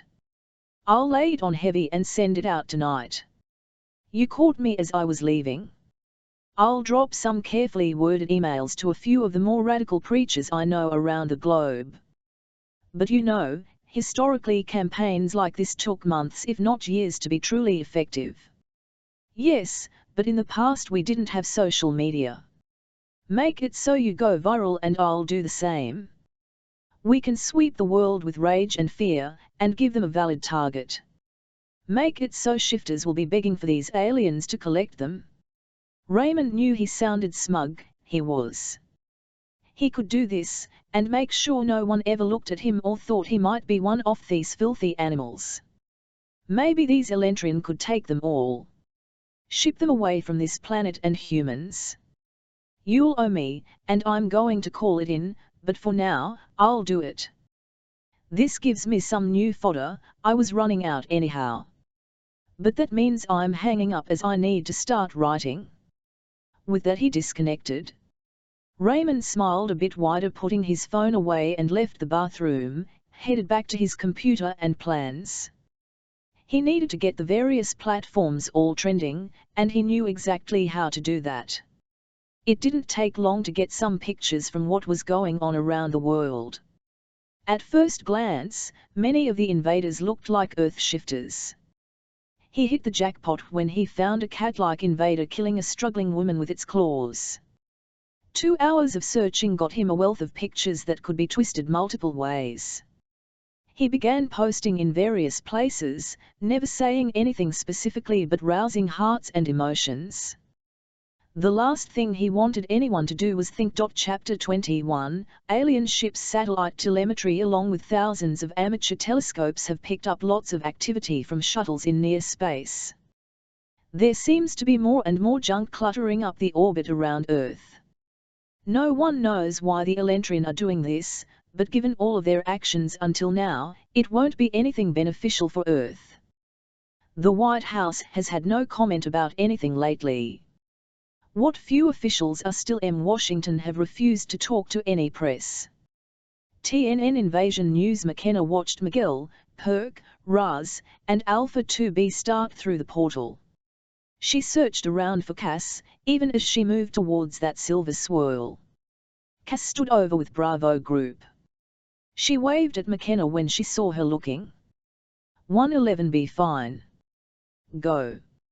Cass's reassurance washed through her as McKenna walked towards the portal Raz had just disappeared into. She inhaled, brought the Elentrin weapon up and followed Alpha 2B through it. The weirdness barely registered anymore, she just came out on the other side, inside an alien ship. She didn't stumble or pause, though she really wanted to. The walls were an odd mustard brown, subconsciously she realized she had expected grey. The others were at the end of a corridor and she kept up a steady pace to stay in line with everyone. Per the data provided by Perk, Miguel said, the closest storage chamber should be to the right. They'd all agreed trying to use Mr. and Miss in this endeavor would prove stupid. Assuming we're where I think we are. This says we're on level 5, on the trans side. Perk nodded at some notations on the wall. As she looked at it, the words made sense to her, backing up what Perk had said. We should be able to get there quickly and eliminate anyone in that room. I'm on a ship from another world and the only thing we can think to do is kill. I hate this, but I'll do anything to stop them from destroying my world. Then let's go. The other group is waiting for our signal. We need to clear the way there and then secure the room before Bravo Group comes in. Raz, can you close and reopen later? I'd rather no one stumbles across that portal. Alarms would go off for sure. They all nodded, and McKenna reminded herself to breath. The light behind her vanished and she glanced back to see a hallway bending around the corner. The middle of her back itched as if there was a target on it. Weapons up, they headed down the hallway, moving as quietly as they could. Suddenly Perk raised his hand, fist clenched. McKenna halted immediately. His voice said, though he didn't speak on the comms. He held up 3 fingers and pointed to the right side. Miguel nodded and crouched, Elentrin weapon pointed at the intersection in front of them. Everyone else arranged themselves to provide clear shots without risking hitting team members. Alpha 3B, Tony, 4B, JD, and 5B all tumbled to cover behind them. The possibility of people coming up from behind them was all too real. Voices came from down the corridor, underscored by rapid steps. Even as they came closer, she translated the words. They were talking about the number of Kaled captured and the estimated number the incoming ship could grab before they destroyed the planet. Anger built in her and she knew before she saw them that the people approaching were Elentrin, not Kaled. Something about the tone of voice gave her the clue, and she couldn't help but feel relieved that first enemy they came across would not be other shifters. Colors came around the corner, at least that was what she saw first. A blue so bright it made the brightest summer day seem pale and bland, was mixed with a shade of orange that brought to mind subtle spices, strong yet barely there. They froze as they saw the gathered team, eyes wide, and mouths going slack. Fire Miguel's voice sounded in her ear and Perk reacted before anyone else. There was a flash of light, even as Miguel copied him, with his own weapon flashing, the sound low and quiet, but she could hear it. Before she finished processing the light, both figures had crumpled to the ground. They held still, breaths caught in their lungs as they waited, their ears straining for any sound. "We're good. Move out. 5B, take care of them," Miguel ordered as they continued in the direction Perk indicated. McKenna followed, but frowned. Something about Miguel's last words tripping an internal sensor. As they moved through the ship, McKenna glanced back once and saw 5B bending over the two crumpled figures. As he stood back up, she saw liquid pooling around their necks. Shock slapped through her as she realized what they had done. It made her feet leaden and she stumbled a bit, bumping into 2B. The man glanced back at her and she shook her head silently, even as she dealt with the knowledge that they had slit the throats of the two defenseless Elentrin. They just killed them. No hesitation, they just slit their throats. The thought pounded in her head, as everything she'd been trained to do as a cop rebelled. Even in the week of fighting, they'd never killed anyone laying on the ground. It was always Caled carrying shifters away, or them shooting at them. But flat-out murder? No, what are they supposed to do? Leave them alive? We know the stun doesn't last forever. Leaving living enemies behind us that know we don't belong here? We'd get everyone killed. That would be worse. They are doing what they need to. Nothing felt right, but she couldn't think of any other answers. McKenna pushed it down and focused on their mission. Get their people home, and make the Elentrin go away, which meant killing a lot of them. Wrestling with the conflict in her own thoughts kept her slightly distracted and moving on automatic as they went through the ship's interior. She paused when told to, and two more were shot, bodies limp piles on the off-brown floor. These were Caled. 4B, 5B, handle those. Perk, you said the next right. Miguel said, his voice very quiet. They had tried to convince him that the Caled could hear everything. Yes. Perk said just as quietly. They'd been lucky so far. The doors were almost invisible in the mustard-brown walls, except for a small plaque. It translated as she focused on it. Canister Control Room 3. Good, maybe we can start changing the balance to rescuing people. Not sure if she wanted to know, she looked backwards anyway and almost gasped in surprise. Both of the men had a Caled slung over their shoulders, the furry bodies looking boneless as they hung there. He's frying to save them. She closed her eyes for a moment, fighting to get her head back in the game. I've never been so glad I never went into the military. I don't think I could have handled the mindset flipping between killing and saving. So how do we open it? Miguel asked, his voice sounding horribly loud, as addition of the comms caused her to hear it in stereo. One really prefer the talking via speech. She muttered in the mind space. The fervent responses came back, making her smile. I'll open it. Tony's voice stayed quiet and low as she moved up the column and stopped at the door, just behind Miguel. As soon as I enter the credentials, the door will slide open. Be ready. The men at the front tensed, their weapons up and ready. Tony pressed on what McKenna had thought was a decorative icon, and a panel slid open below. It showed a circle of odd symbols that McKenna realized were a mix of numbers and letters in the Elentrin language. Tony tapped on them, her fingers dancing over the keys. A soft beep responded, and the door slid open. Even as the opening appeared, Tony slipped back into her place, clearing fields of fire for Perk, Miguel, and 2B. Voices came from the room, tones of confusion and alarm. The three men moved into the opening and weird pulses of light told her they fired though she couldn't see anything.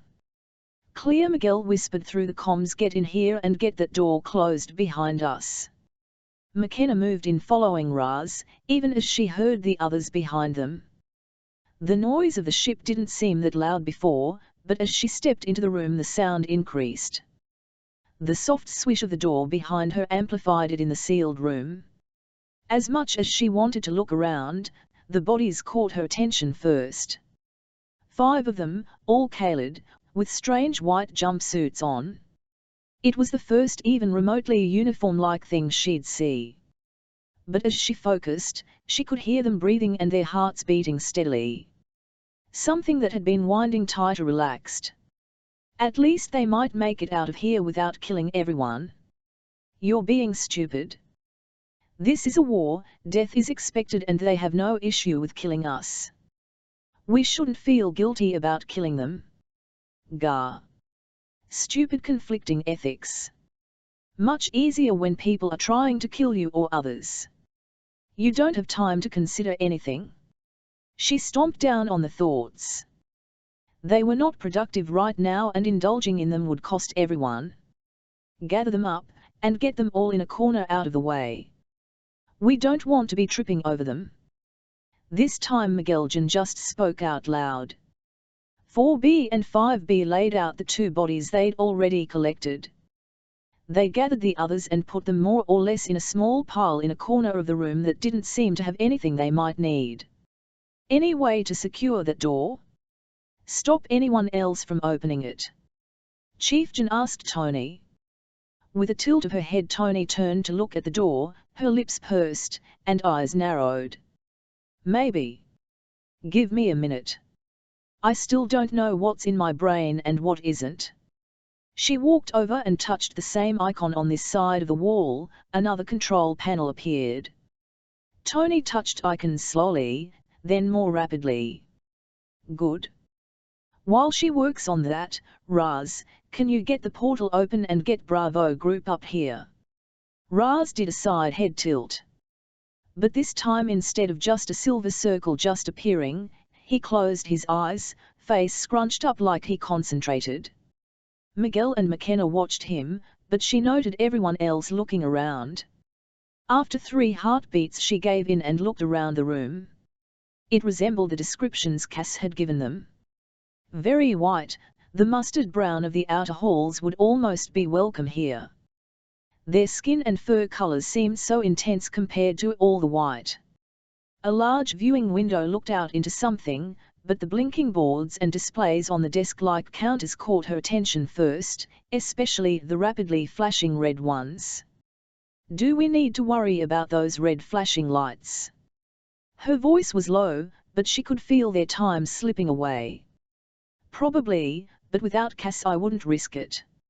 JD's voice seemed calm, but when she glanced at him, he stood in a wide-legged stance, the strange weapons tight in his grip. He kept looking around, never stopping.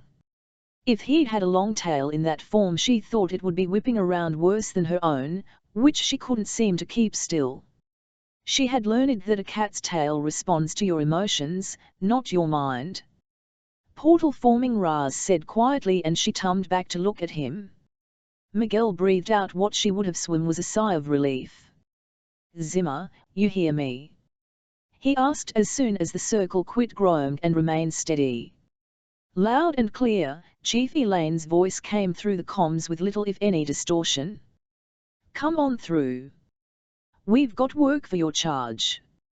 He glanced around as he talked, eyes locking onto the big window. "Roger. Coming through now." Elaine responded and the comm clicked off. "So if we control it from here, where do the Kaled get released?" Jen asked slowly, even as Tony spoke. "Got it. Changed the code to get in." "Wait, what?" Tony turned to stare at him, and then at the huge window, as did McKenna. With her stomach clenching tight, McKenna stepped forward and looked out the huge window. It overlooked a huge warehouse bay, like standing at the top of a ship's hold and looking down, stretching out farther than she could see. Up close a bunch of canisters hung in front of her, and she could see Caleb hanging there, limp and lifeless, but at the top of the container a green light shone. I really hope that means they're alive and just asleep or in stasis. The room they stood in was isolated.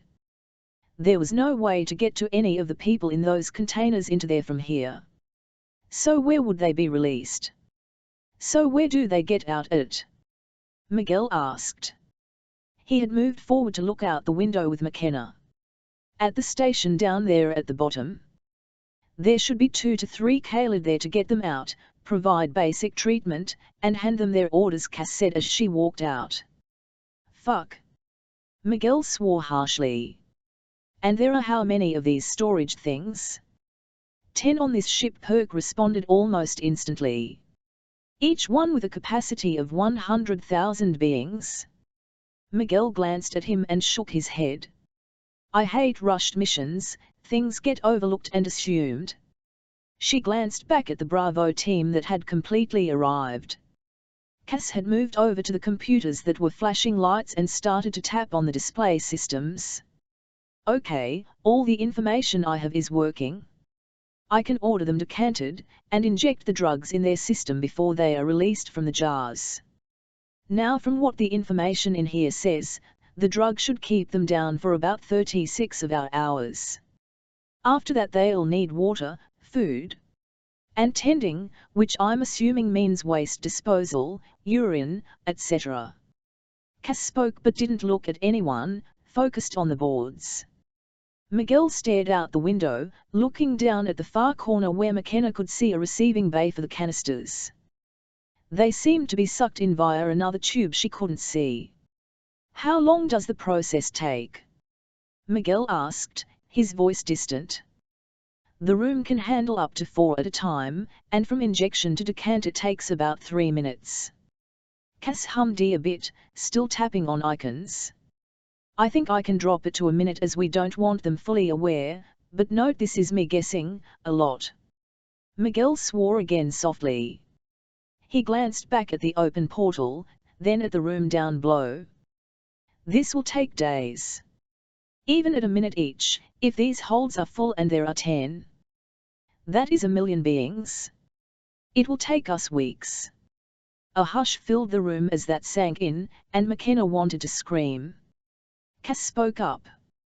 The ship is about 75% full. They are stuck with the same constraints we are. From what I can tell, they have a pile of shifters sedated and waiting to be put in these things. Her voice dripped with distaste as she said that. And as fast as they've been moving, they still have lots of room.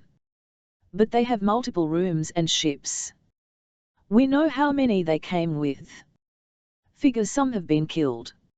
Each of these control rooms can control 2 storage units. She hit a button and the other wall, the one that had been solid, went clear and displayed a unit that was about half full. They've been loading up for a week, but we can unload faster than they can load. Cass chewed on her lip as she tapped. At a rate of 4 per minute, if we do all 10 rooms, with someone in each control room, it will take, she paused and her shoulders sagged, about 6 days. Miguel fell silent, and McKenna felt herself tense, as if waiting for an explosion. Instead, he leaned against the wall, eyes closed. Raz, I assume people won't float through your portals. They have to move through them themselves. The Drakyn blinked. His mouth opened, then closed. I do not know. I am unaware of any tests regarding that functionality. First, let's test that ASAP. That will affect a lot of plans. Everyone looked around, but the room didn't really seem to have a lot of loose objects use. One of the Caleb laying there, Perk suggested. McKenna shot a look at him, but he just shrugged.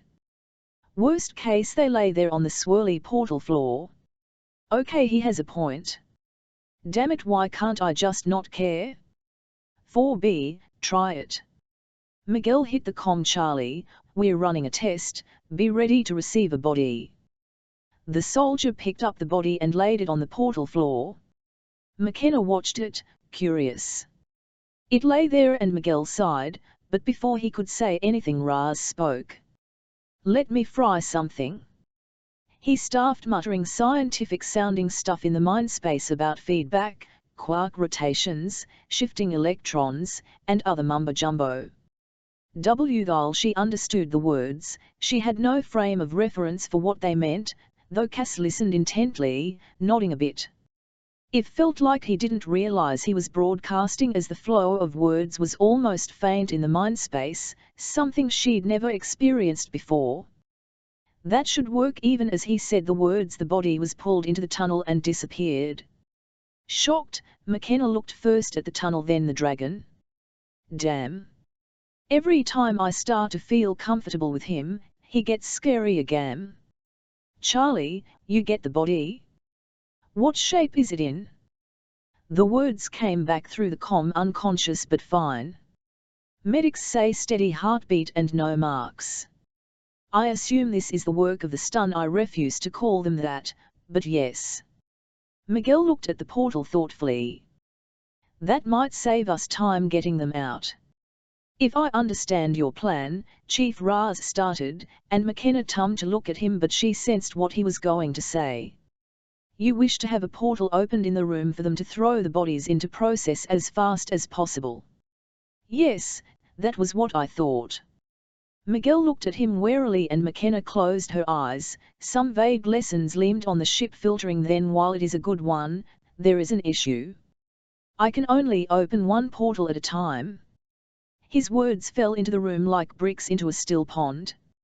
Shit. Miguel said softly. Okay, let me think for a minute. McKenna found herself stepping towards the portal and noticed Tony drifting over, too. You feel it, too, eh? McKenna kept the line tight, but she saw Raz raise his head even as his clawed fingers beat out a pattern on his biceps. Like I should be able to understand it. Control it. It pulls to me. Tony admitted, though she kept moving her eyes from the portal to the door to Raz in a constantly changing pattern. Do you think we could? Tony shrugged, but turned to look at Raz. Can we use these, create them? Do what you do. Everyone in the room stopped to look at her. Then their attention snapped to Raz. Could you teach them? Teach anyone? Miguel demanded, and McKenna noted the other three shifters all staring at him with rapt attention. In theory I may be able to. Tony for certain, McKenna probably. He lifted a hand before any of them could react. But it would take months if not years to teach them to even open a pinprick one, much less something of this scale. So for your current purposes, the answer would be no. Miguel scrubbed his face with his hands and McKenna felt sympathy for the man, even if he was an ass. Well then, folks, we're going with Plan C. We're taking over the ship. Chapter 22, No Plan Survives. Canada has offered help to the United States. They have taken over shipping food to depots in the northern states. The shuttle attacks in Canada have been minimal. The common opinion that with most of their population so spread out, it isn't worth the effort. The food has been met with relief in some of the states, especially with deliveries so sporadic, but this is a stopgap measure. While food is still being harvested, unless the factories that process it start up soon, most of it will rot. The next few years NNGHT be very lean. TNN invasion navs. She must have heard wrong. There was no way he could have just said that, could he? I'm Sony. Could you repeat that? How her voice came out calm and clear. She had no idea. They didn't know how to fly a ship. Before she could get too far down a path of trying to figure out how to fix it, Miguel spoke again. This is a twofold plan. We're going to get as many people out of here as we can, but we may not have time to do it, especially if that other ship shows up. Plus, there's the risk that if they find us on the ship, they may give the order to destroy the planet and give us no choice. We need to take over the ship, get all the shuttles in, and then use them to free people if necessary. Worst case, I'll get fighter pilots or hell, video game junkies up here and we'll do kamikaze NMS. But we aren't giving up that many of our people, nor are we going to let them destroy our planet. Kamikaze, Raz said a bit haltingly. McKenna could almost see him running through what they had watched gleaned from Earth's internet. Sacrifice yourself to slam your ship into another ship, she provided quietly. His head jerked up and he looked at her with wide eyes. Raz, I'm making the assumption that there won't be any more of your people coming to help, Miguel said, as he glanced at the alien in their midst. I was the volunteer, the sacrifice if you wish. There are many on my world who do not believe this will work. I had a belief in you and Ash, so I would come. Miguel sighed. Swear, why does America always get allies that want proof first? Fine. Elaine, get Cass to teach you what you need, then leave 2 people up here. Tony, show them how to lock the door when we leave. We're taking 2 groups out to secure 2 revival rooms. He pinned Cass with a hard stare. I assume you can tell which ones were recently put in storage versus those that have been there a while. Cass hit a bunch of icons, then a smile bloomed over her face. Yes, both of these chambers were mostly empty when they started, so the majority should be from Earth. Good. We'll see how physically far apart they are. Anyone speak either Mandarin or Cantonese? Everyone signaled no. Frag, this is going to make this very difficult as a significant majority should be from China. You said the comms work through the tunnels. Tony said, her voice flat. Yes, you saw. Miguel answered with a distracted tone. What about phones? Tony pressed her body tight against the wall. Let me check. He pulled it out and called a number. A minute later he closed it. Yes, called my house, answering machine, I answered. You have an answering machine? Perk blurted, then tummed away, as if embarrassed he'd said anything. Is that important now? Perk shook his head at the demand, so Miguel tummed his attention back to Tony. So why does that matter? Call our kids. They got loaded with Mandarin, Arabic, French, and 1 or 2 others. They can talk to people via the phones. You can do the other things with other translators. Miguel tilted his head, then nodded. Good idea. Elaine, can you arrange that? Get Charlie team coming through with a bunch of spare phones. We can pass out numbers over the comms when you get them. *IDs, did you get that? We need you to translate, tell people it's okay, that we're rescuing them. I hate to ask, but I know you can do this. Tony's voice held an odd mixture of emotions that McKenna didn't even try to decipher. Dealing with her own was hard enough, but via phones Charlie and the others should still be safe in the hotel. There was no reason for them to move. Yes. We'll help. Telling Karina now. She'll spread the word. Jessie all but bubbled with enthusiasm, and they could feel the same from the other 2. That McKenna understood. Doing nothing had to be the hardest thing. Tony nodded at Miguel, who had been talking rapidly with Elaine Zimmer. 2 people were assigned to Cass, and she repeated stuff and pointed things out. All in all, they stood there another 5 stress-filled minutes listening to the occasional steps outside the hall. They are going to sound the alarm soon. Those bodies weren't hidden. 4BS mutter didn't help. Maybe not. McKenna jumped. Wherefore had been so silent lately that her words surprised her. Do you say that? She could feel all the speech users listening intently. The information that exists in my database about Elentrin culture suggests that, though rare, assassination is not unknown for promotion opportunities. And flesh wounds from knives are the most frequent means. Using any other weapons is considered gauche. McKenna relayed that information, and Miguel snorted, as did half the other soldiers in the room. I'll use their stupidity to my advantage any day. But we can't expect our luck to last. Elaine, you ready? As they waited, the other Kaled had been transported down to Earth too, but if McKenna had to guess, it took more effort than normal from Raz. But she didn't know enough to pry right now. Yes. Charlie 2B and 3B are staying here. They'll stay in touch via comms, though you do realize no one has tested if those will work once we're on the other side of the ship. Elaine managed to state the concern without sounding challenging. I'll have to ask her how she did that later. I can never pull that off. I know. I'm hopeful, as tech has worked so far, but worst case, pay attention to the windows. You know hand signs, use them. Elaine grunted out something that might have been a laugh. Why do I think I should ask if you have semaphore flags tucked somewhere on your person? He cast her an arch look, then turned to Tony. They know how to lock, yes. Then let's go. We need to get to those 2 rooms, pull in Charlie team and secure them. Then we have a ship to take over. Miguel's teeth flashed yellow under the lights and McKenna shivered. Oh, one should sound that gleeful about taking over a ship. Are you kidding? This is the sort of thing men like him dream about. Not having to worry about government sanctions, Congress second-guessing him, nothing. He gets to play pirate with full approval of Earth.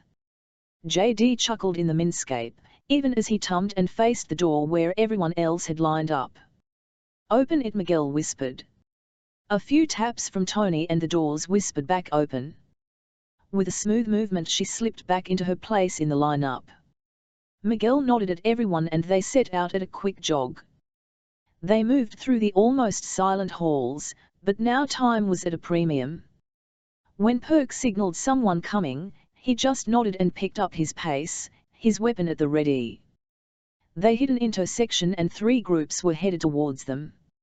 A solo Elentrin, a group of 2 Kaled, and another group of 3 Kaled running up the hall. Miguel didn't hesitate firing at the Elentrin first.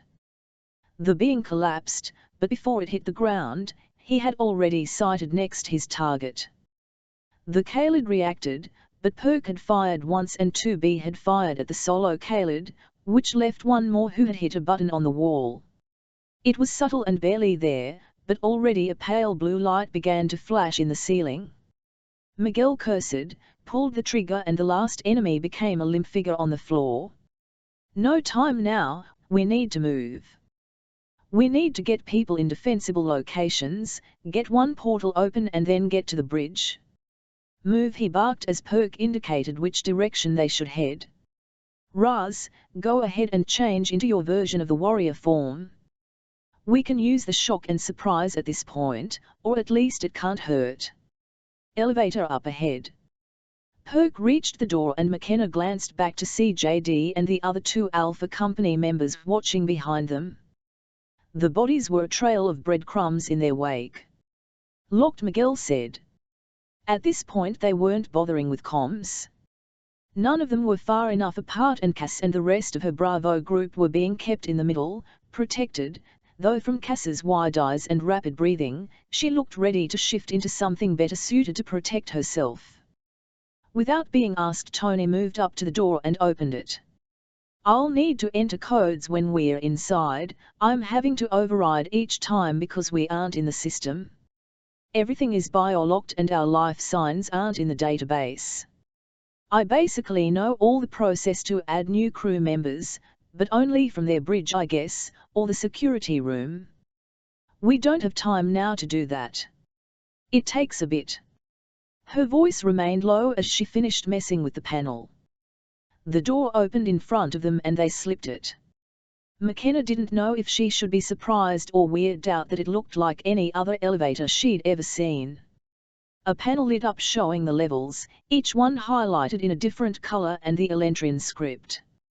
It took a minute, but the script became understandable as they squished tight together.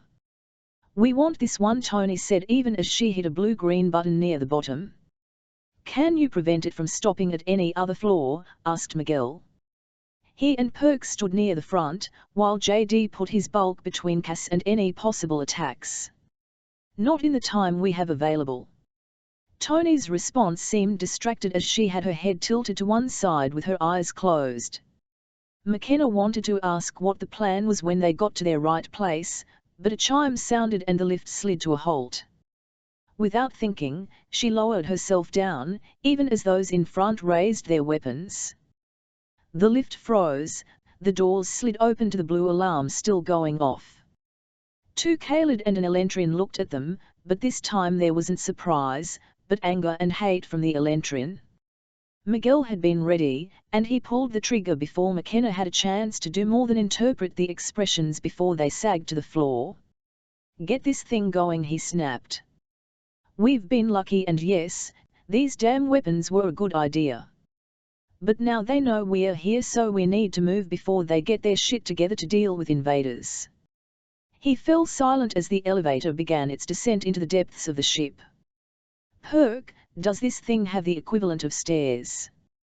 Perk closed his eyes at Miguel's question, then he slowly nodded. "Maybe not like you're thinking, but more ladders running up and down the sides of the shafts. Emergency access. But I'll tell you, if what's in my head is correct, going down will be much easier than up, and there's no margin for error. I'll keep that in mind." "We there yet?" A muffled giggle came from the back of the elevator, which set off a domino effect of smiles that remained as they reached their destination. The opening of the doors revealed no one. "Over there, to the right, is one room, and a bit farther down is the other. They both are being used, so expect people in them," Cass warned them as they headed towards the closer room. Bravo Group came out, hiding Cass in their midst, with their guns up as they waited for the all-clear.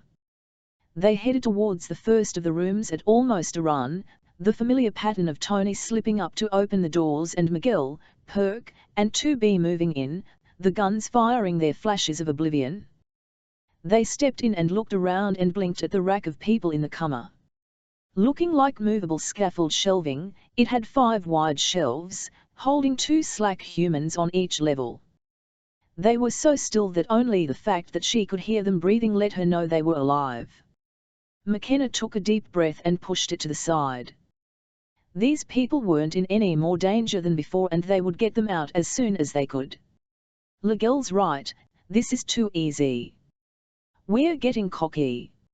She kept her ears peeled for any sound, but with so many people moving around she couldn't hear anything that might warn her. "One agree, but at the same time I'm not looking an easy invasion in the mouth," JD replied. They waved Bravo Group up, and the little room felt even smaller. It didn't take long before Cass started the decanting process, full speed, then she cussed. "What is it?" Miguel had spun around to look at her. "They don't have the drugs I need to make them stay asleep. Maybe the first few dozen, even the first 100, but not for thousands or tens of thousands. The system is designed to wake them and dump them out." Fuck, his voice low and vicious as he looked. "But you said most of them are from Earth." Cass spent a minute banging on icons, swearing softly to the point that JD moved over to her. McKenna's skin had started to crawl. It felt like they were trapped in here, especially with so many people crowded into this room. Plus, there was the rack of humans, and knowing more would be coming both from Earth and people being brought in to be stored. "I hate the fact that I can think about this as if it is normal, unpleasant but normal." "Got it?" "Yes, all of these canisters were loaded in the last week, or week equivalent. When it's mostly empty we'll start hitting ones that have been there a while." Cass didn't look up as she talked, still tapping on the icons. "Good. Then let's get those phones in here and start getting our people home." He nodded at Raz. "We're ready. Get that portal open so we can get this show on the road. The plan is to have both rooms running and they'll move people here. Since they'll be mobile, we might as well use that to our advantage. Charlie team will be the chaperones to get them into that portal." Raz, do you need to stay here to monitor it? No, I can monitor it from anywhere within a half-light year. Everyone paused and stared at him. Then there was a collective sigh of information overload and they went back to what they were doing. Crank it up. Every minute counts. Raz created the portal and Miguel spoke into his comm, verifying the plan with the others. A few minutes later Charlie Group came through the portal from Earth with the cell phones. Good, one in here and one in the other room. Another few minutes to set up speakers and make sure the phones were connected to the portable chargers and they were all set. We're ready. Already the first few had been decanted, in human form. They were disoriented and wary, but Elaine Zimmer dealt with them. They needed to get them back to Earth well before they were capable of coherent movement. The humans on the rack were sent through the portal, and Raz did not seem to concentrate as much this time to get them sliding without any effort on their part. They pushed the rack out into the hall, needing the space as Charlie team took over getting people out of the canisters and into the portal. Per usual, one Bravo member stayed to run the process. Elaine nodded, looking around. We're good. Next set. They inched their way around the portal and stuck their heads out, checking that the hallway remained clear. They headed towards where the next room was when a wave of light went through the hall, making McKenna's skin tingle. What was that? Miguel's voice cut through her confusion, but no one had an answer. Now, sensors on even higher alert, they got to the door of the next processing room. It slid open as they approached and a Kalid stepped out. Perk reacted faster than Miguel, aiming and pulling the trigger. Nothing happened. Chapter 23, Step 1 of many. With most countries focused on their own issues and defending against the invaders, all international trade has come to a screeching halt. The stock markets have been closed since the first shuttle landing. All conventions have been cancelled and most people are living on limited supplies. The toll to the economy is unprecedented. If we can't kick these invaders off our planet in the near future, we might not have a future that resembles anything except for an apocalyptic ruin. Op-ed piece sack wasp shit, they disable the ray guns. Miguel barked out the comment, even as he dropped the now useless weapon reaching for his M16. Don't fire, you might damage the equipment. Cass's voice came out as a boom of command and half the people on the floor paused. Perk and JD didn't. They dropped the weapons and launched themselves, claws out, at the Kalid standing there. The being, male from what McKenna could see, snarled and met them halfway. It had less body weight than JD or Perk. Being one of the slighter Kalid, it flew backwards as JD and Perk hit it. McKenna left them to it and headed for the next room, Tony and Raz on her heels. 111 go high, you go low. There should be another one in that room. She ordered, her claws growing. She felt Tony's presence as all of her shifted into attack mode, pushing back the worries and ethical decisions in the need to secure their target. As they came through the door, the other Kalid spun, with a snarl wrinkling a muzzle that looked more canine than feline, and it attacked. It had yellow with grey spots, it moved fast, attacking without hesitation. McKenna blocked the first strike as muscle memory for things she'd never learned took over. They were too similar in their training, each of them blocking the other's strikes. They couldn't risk firing a gun and damaging equipment they needed desperately, but she couldn't break through, and even though she knew where Tony was, she couldn't get the Kalid to expose its back to Tony. 1C Kenna, duck. The mental order came through with the strange flavor and tone that told her it was Raz. She didn't question it, she just dropped to the floor. Above her, Raz's scaled hand slammed forward and impaled the Kalid through the chest with wicked-looking claws. A burble of surprise escaped the dying being, and blood frothed from its mouth as it sagged down, furred hands scrabbling at the iron strength of the dragon. Crouched on the ground, McKenna looked up at the creature they had just killed, and the battle rush left her, leaving her swamped with weariness to the point she had to fight to stand up. I want to cry, but that won't change anything. But I hate these Elentrin for what they've done. Making beings into tools, and letting innocents pay the price for their overinflated arrogance. The anger let her push away the grief as she stood. Looking around, Miguel had stepped inside the room and looked at the bloody corpse and Raz standing there. He opened his mouth, then snapped it shut, shaking his head a bit. McKenna didn't ask. She didn't want to know. Cass, Elaine, your tum. Get it up and running. What's left of Charlie and Bravo groups will escort people to the portal. Even as Miguel talked, one of the Charlie people set up the rest of the phones and she could hear the kids talking as some of the people being roused were asking questions. McKenna stepped out of the room, picking up her M680 from where she had dropped it. It would have been a hazard in that small area for hand-to-hand fighting. Another body lay there on the floor, its head pointed a direction that wasn't possible with normal anatomy. She swallowed hard and looked down the corridor, trying to block out everything. "You okay?" a Perk's voice whispered to her on a private channel, though she had no faith that Raz couldn't overhear it. Learning to lock down mental thoughts was another thing on the long list of things to remember to follow up on. Latex if there is a later. The bitter thought brought an odd feeling of amusement with it and she shook it off. "I'm fine." She left it at that, not knowing if it was a lie or not. Miguel stepped out with the rest of Alpha, Tony trailing behind. As Tony remained in warrior form, facial expressions were difficult, if not impossible to read, but something about the way she carried herself told her Tony was freaked out or maybe upset. "Should I say anything?" "She's your friend, of course you should, so something. You okay?" The brilliant green eye flashed towards her then away. "No, but then if I was I'd be worried. Let's just survive this." McKenna understood and sent a wave of reassurance, then turned to pay attention to Miguel. "Perk, get us to the bridge by way of the engine room. I want to have the option to blow this place up, but we're doing everything on remote detonators, no timers. Besides, if nothing else, if we can disable this ship and they won't be able to leave with our people."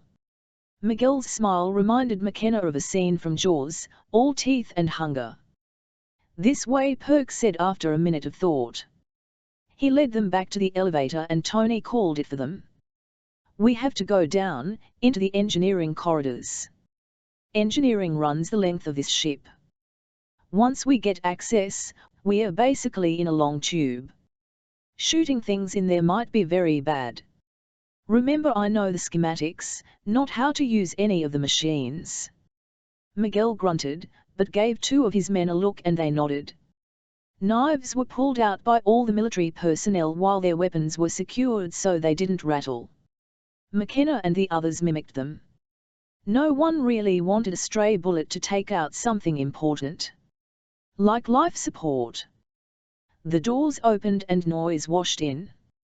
Compared to the silence on the other levels, this was almost like walking into a rock concert. It took her a minute, but McKenna decided it wasn't all that loud, just omnipresent. Everywhere she turned the whoosh, swoosh, chirp, and beep of machinery surrounded her. "I want to put bombs in such a way that we can take out the engines." Miguel looked around, talking a bit louder to overcome the noise. Tony had her ears laid back. "Won't that mean we'll crash?" "Eventually yes, but it's in a stationary orbit, which should decay slowly over weeks. Either way, enough time to get people off even with a slower rate of retrieval." He sounded distracted as he peered one way then the other. "So where do we go?" Perk shrugged, scratching an ear for a moment. "I'm not sure. I mean, I know that there are 5 main engine banks, and I can take you to any off him, but I'm not sure where you want. Do you know what controls their ability to leave this solar system? I hate to say warp drive, but not sure what else to call it." Perk rocked back on his heels, eyes closed. "There are engines labeled small space engines and 2 separate ones labeled expand contract engines." He sighed, opening his eyes. "I can read the language, that doesn't always mean the translations make sense. The expand-contract is most likely their entanglement drive. While small space should be the thrusters for maneuvering around the solar system, Raz said, making them look at him. He bobbed his head in a weird approximation of a nod. We have had centuries to study them. But something else I should point out. These ships are made to land. The Elentrin do not have space stations the way your stories do. Ha! Can we fly it? Landing it would make all of this much easier. Miguel sounded both excited and annoyed. How big is this ship anyway? Perk blinked and sighed. Wherefore, how long is 1,242 withers? McKenna spoke as Wherefore provided the information. Approximately 75 of your miles or 1,320 yards. 2B whistled long and low. That's a big damn ship. Where the hell would we land it? Feeling like a parrot, McKenna spoke. White Sands at your Edwards Air Force Base could handle it. It's the equivalent of a VTOL ship. It doesn't need a long runway in the manner your planes do. Can we fly it, though? Miguel asked again, and everyone looked at each other. Tony sighed and moved forward. Maybe. But I'm not sure I'd risk well over 250,000 people on my maybe. If we can find Ash and he's really on our side, we might have a better chance. She refused to meet anyone's eyes, and McKenna noted she never stood next to Raz, but always seemed to know where he was. Agreed. The last thing I want is an amateur flying any plane I'm in, and when the plane is bigger than the largest ship I've ever seen, that goes double. So let's save that as a last option before self-destruction, shall we? Miguel's voice had a sardonic tone to it, and McKenna couldn't help but bark out a soft laugh. Which way to the entanglement engines, Perk? Right. Towards the front of the ship, assuming I haven't gotten turned around. His voice was dry as they made sure to check their guns. Firing here would be stupid and maybe kill them all. They started at a brisk trot towards the direction Perk indicated. The noise was pervasive, not loud.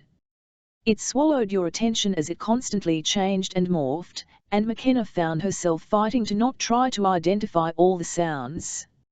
She was just putting one foot in front of the other, trying to be alert, and not let the strange sights overwhelm her, and the sights were distraction-worthy.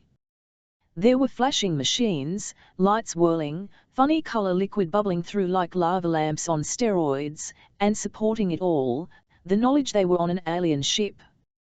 When the first flash of light impacted the man in front of her, Alpha 2B, McKenna just stared at him for 2 heartbeats, which was almost 1 heartbeat too long.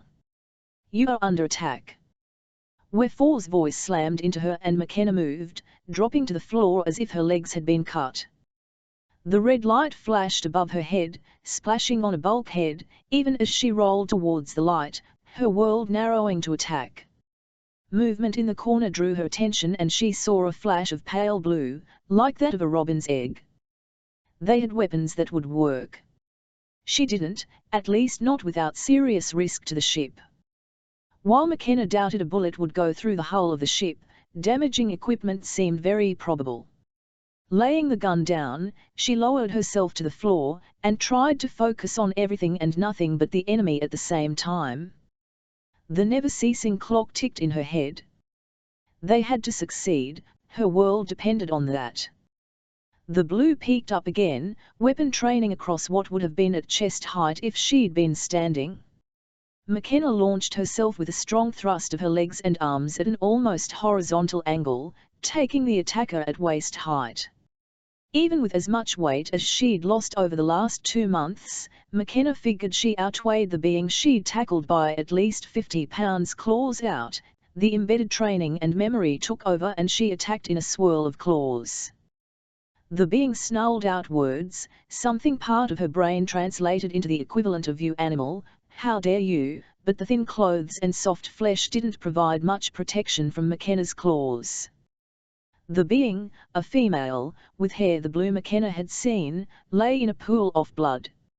She resisted the urge to lick her claws clean. One taken care of. Anyone need help?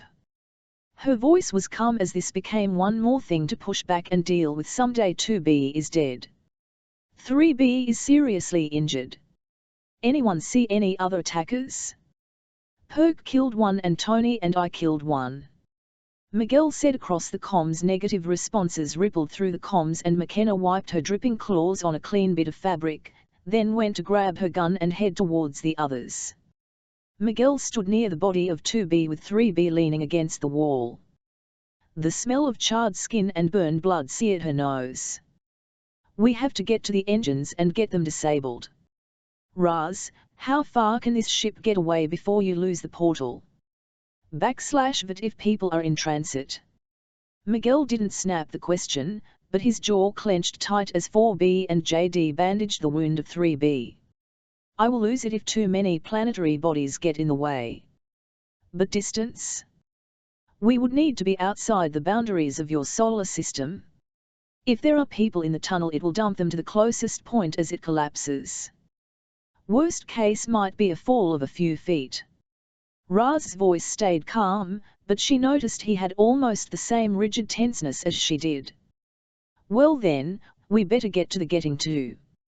He turned and headed in the direction indicated, a ray gun in his hands and a hard look on his face. McKenna darted back to grab the one belonging to Blue Girl, and followed. Human weapons were an annoyance at this point. The path to the engine room Perk said they needed to get to was tense and they all jumped at every strange sound. Tony fired her rifle when a puff of colored air hit her in the face, and then all of them were on the floor as the bullets ricocheted off everything. Oh gods! I can't believe I did that. Tony moaned into the mind space and her emotions drifted over, a strange wash of horrified embarrassment. When the bullet rattle died from her short burst, Miguel lifted his head and glanced at her.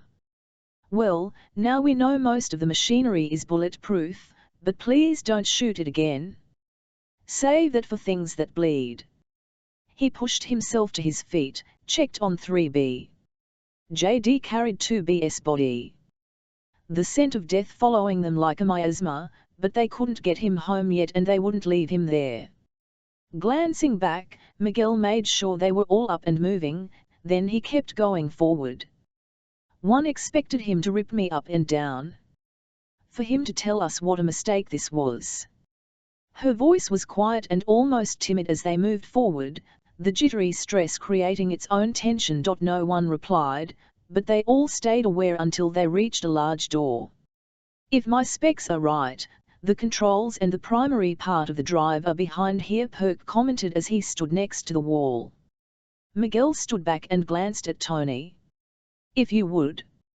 His overpoliteness made McKenna's hackles rise and whiskers twitch. The stress was getting to her and having someone else call the shots, someone who didn't trust them, didn't help. Tony nodded and touched the pad. Up until now she'd been through most of the doors in under a minute. 3 minutes later all of them were getting very twitchy. Is there a problem? Yeah. They are trying to stop me. But whatever got loaded into my brain is better than what they think because I am in. She darted backwards and Miguel, Perk, 4B, and JD all moved into the room, energy weapons and rifles up and aimed. Part of her wanted to protest she should be rushing in too, but there was only so much space, and she had no great desire to get shot. Or have any of her friends get shot. Instead she waited back against the wall. And waited. Chapter 24, Losses. More food shipments are coming to 5 grocery stores in the Placer County area. Check our website for times, dollar amounts and restrictions. No shifter forms and no animals will be allowed, but pet food is also coming in with these shipments. Please bring small bills only, all amounts will be whole amounts. Quack news, I can't take this anymore. Ray gun in her hand, she turned facing inward and paused. Between the others she could see an Elentrin sitting in a chair at a panel, his arms raised, face composed. They all stared at each other. The man, or she assumed he was male, for all she knew they could all be hermaphrodites or something else, had dark skin that reminded her of hematite.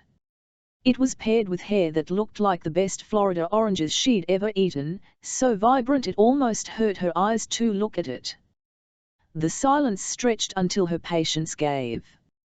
Is there a reason we're having a staring contest? I'm waiting for him to buy and go for the weapon on the console next to him. Miguel didn't move as he replied.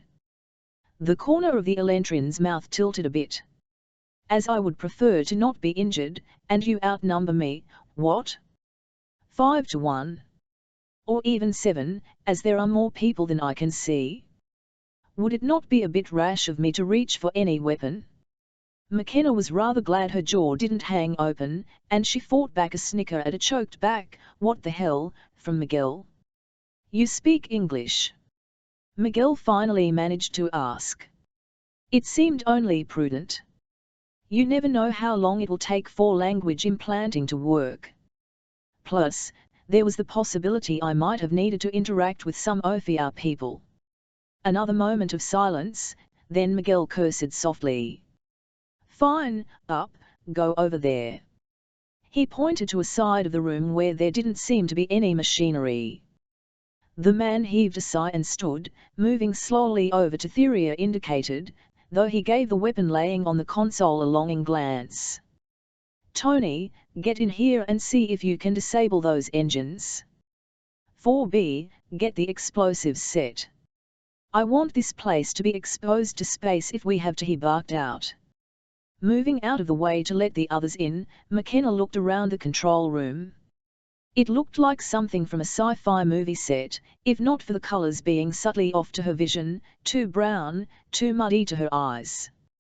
A sudden hiss of horror, or hate, pulled her attention to the Elentrin who stood quietly in the coma. The calm look of cooperation faded, and his lips had drawn back in a snarl as he glared at the door. McKenna tracked his stare to Raz, who stood there looking at the Elentrin, his head bobbing up and down slightly as he took in the malice radiating from the man. "How you could pair with one of those abominations? I can understand the weaker of your people being willing to serve your betters, those whose bodies are so weak as to be warped. But how could you lower yourselves to even allow one of those things to be near you? Let me at it and I'll kill it for you. Burn the corpse so it is unable to contaminate anything." Occasionally McKenna ran into someone who had issues with someone's skin color, sexual preference, or religion, especially if the person in question had been drinking. To hear such loathing coming out of someone who seemed otherwise sane jolted her and reminded her once again these were aliens she was dealing with. "Wait, weaker of us?" Miguel asked. Everyone had been pulled away from his or her duties to stare at the all-but frothing alien. "Yes, only the weak ones change. Those that are strong and would never make good slaves resist our alien-mites. They would prove too troublesome, so we only help by removing the weak from your populations. But to mix with the abominations? To let them near your people? We do need to destroy your world. Now that you have been touched, it will be the only way to cleanse it." Raz spoke, his voice containing something McKenna couldn't place exactly, but she thought it might be amusement.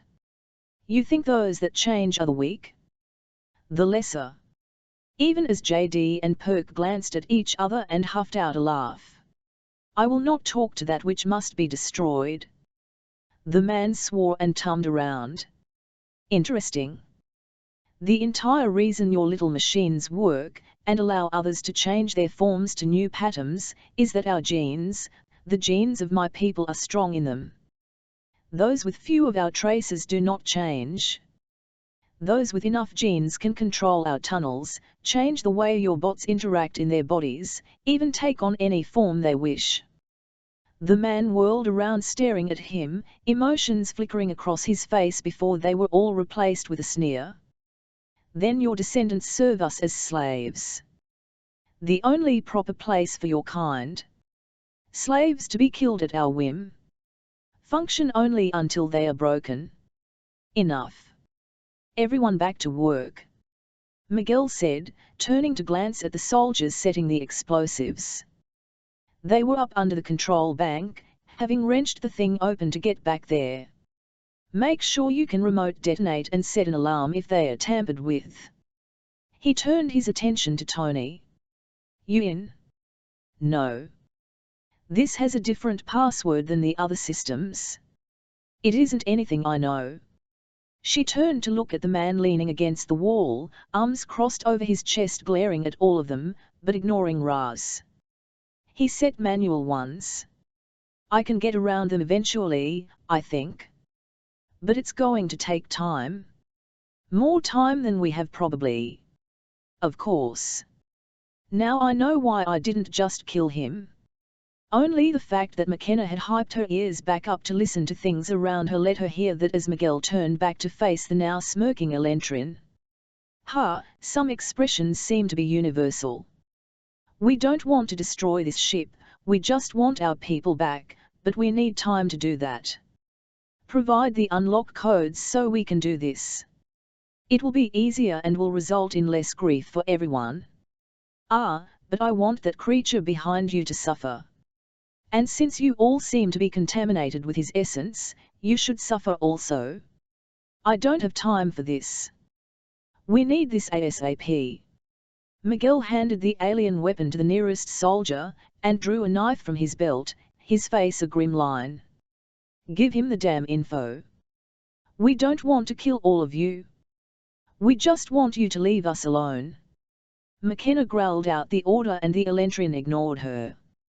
He focused on Miguel, who moved forward. Though the others kept their weapons trained on the orange-haired man, Miguel's hand snaked out to grab him, but the Elentrin moved, flowing into another position faster than she'd ever seen. A knife appeared as if from magic from one of his sleeves, and she remembered Wefor's comment about knives being favored in this society. Before she could react, before any of them could react, Miguel had been disarmed, one arm twisted behind his body, and held at a painful angle by the man. He held the blade pressed to Miguel's neck hard enough that blood already ran from the cut, filling the air with its sharp coppery scent. It was an odd counterpoint to the burnt blood coming from 3B. And now I have the power.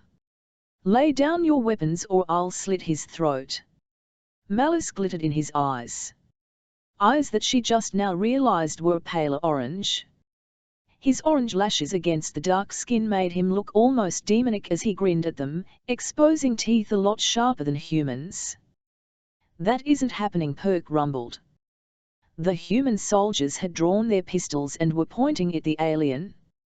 But the man obviously knew this and backed into the corner, holding Miguel in such a way that even a good shot would have had a hard time hitting him and missing Miguel if they fired. You will kill your leader, and then where will you be? He had a mocking tone to his voice and McKenna tilted her head a bit. She missed being able to frown, it felt weird in warrior form. Does he think with Miguel dead we'll fall apart? She hated to ask where the others couldn't hear, but didn't want to voice that. Avate, what? What's going on? Cass came back, almost panicked, and McKenna grimaced. The move or flash of teeth must have grabbed the alien's attention because he focused on her, a snarl on his face. Don't worry, animal. We'll wipe your mind and put you to use, helping to destroy all your cousins before they can rape any more of your people. We'll help to purify your race. What? What? She couldn't even come up with anything coherent to address all the insanity in that statement. They all stood there, staring at each other, when Tony said, I'm in. Her voice pulled everyone's attention away from the standoff. Her grin exposed teeth and looked more like a snarl. I got past it and the engines are shutting down. I set them to do a systems check. The Elentrin growled. Yes, annoying, aren't I? Tony gloated just a tiny bit. What? What does that mean? 3B demanded, and McKenna glanced at him, the pain and waver in his voice pulling at her attention. She realized fresh blood that wasn't Miguel's had entered the room. He's bleeding again, and I think I catch a whiff of something stinky. That means bowel. That isn't good. He needs to get out of here. It means that the system is checking itself and will take about 40 hours. Normally it's something you do when the ship is being refurbished. Think of it as cycling through everything. Tony smirked. There isn't any way to stop it without risking their system. I swear some of their stuff could be mirrors of windows. So fine. You've ensured we can't leave. But that doesn't mean we can't keep harvesting from your planet and destroy it. We have time, and others are coming. This world is ripe with Kaled, and we have found 2 more planets infested by the abominations. We will need them to cleanse those worlds. He pressed the blade deeper into Miguel's throat. So nothing has changed? Drop your weapons and step back. McKenna, Miguel said, and she jerked her attention back to him. Listen to me. What? Confusion colored her voice, but she didn't take her attention from him. I was Tong. You and your people are damn impressive. You've carried yourselves like professionals, and I have absolutely no doubt that you can run this mission. Your people are good and mine will listen to you. I have faith in you. She couldn't even finish the thought before he moved. Sagging hard, she heard his arm snap as he brought the other back in a violent jab. His elbow impacted deep into the Elentrin's stomach, even as the man jerked, and the knife slit his throat open. No. She didn't consciously choose to yell, but the roar that rushed from her throat matched JD's action as he launched himself at the 2 of them. McKenna followed, her mind back in that super-focused attack mode she'd noticed. But JD's long wicked claws had been accurate, and as she reached the pair of them, he was pulling them out of the skull of the Elentrin. Strands of orange hair stuck to the purple blood. She didn't spare another glance at the dead alien, but instead, grabbed for Miguel. The floor was already red with his blood. Covering his neck with her hands didn't slow the blood flow at all, just coated her fur with his life. Miguel smiled, then closed his eyes and struggled to breathe as the blood slowed its rapid flow. McKenna could never say how, but she felt the instant he died. She looked up and saw the dead body of the soldier she'd never learned the name of, and the other one hurt and dying. Wide eyes from the others stared at her, and she gave in.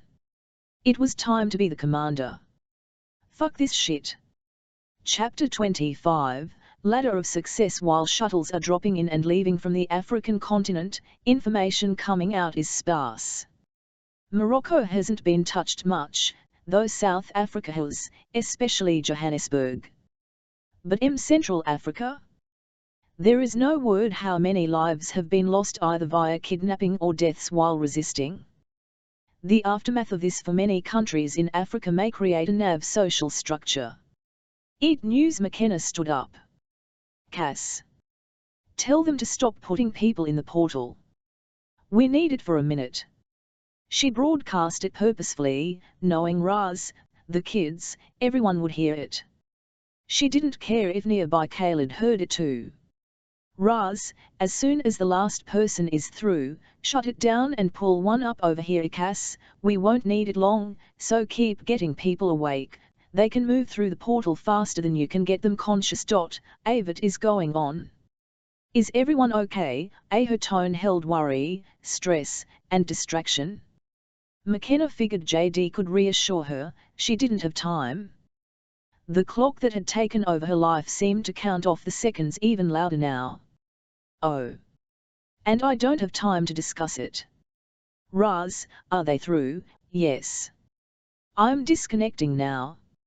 McKenna tummed back to Tony and the men, all looking at her. Tony, see if you can set a password that they should never be able to guess. Something supremely human. Guys, I should have learned your names, and for the 2 that stay, I will. I'm sorry, I should have made you human, but it was easier not to. She took a deep breath, and all the thoughts coalesced in her mind to what she needed to do. 3B, you're going home and taking 2B with you. The other 2 can stay if they want, but you'll have to follow me, and sometimes it'll be safer to talk via telepathy than comms. You'll have to just follow my lead at points. We're dumping our rifles. Keep your pistols though, they might come in handy. The rifles make too much noise and are too dangerous in this environment. Not to mention they are awkward when we need to fight hand to hand. Can you live with that? Because at this point, Miguel is right. We have to take over the ship, and Tony and I are probably the only two that can pull this off. The two men glanced at each other. One had suntan skin and coal-black hair with dark eyes. His name tag said Rourke, and he shrugged. The other was taller, all lean muscle with reddish skin hinting at someone that bummed before they tanned. He had light brown hair and his name tag said he was Karan, and he nodded as he replied. Works. Leadership ain't our style. Good. McKenna didn't sigh in relief, but having them back her would help. She felt more than saw the portal forming behind her. 3B, go home. Take your fallen with you. Tell them we'll do what we can, one way or another.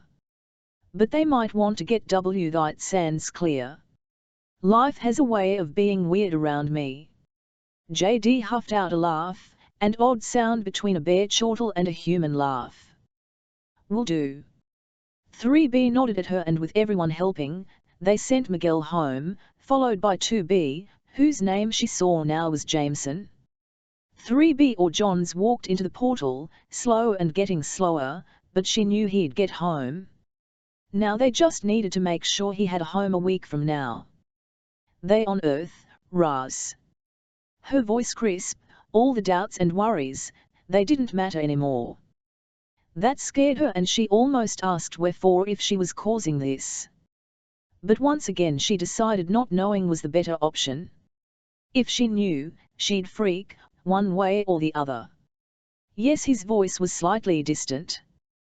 Good, now toss in all our rifles, they are in the way, and while they seem to have disabled the stun level of guns, they aren't disabling the existing guns. We should be able to rejigger them if we need to. To her surprise, no one gave any dissent, and a minute later all the clumsy rifles were on their way back to Earth. You all set, Tony?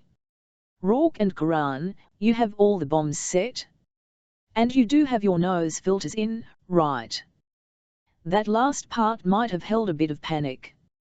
Having these two go all lovey over the Elentrin would not be good. They nodded, not saying much, just watching the shifters and Raz with unreadable expressions.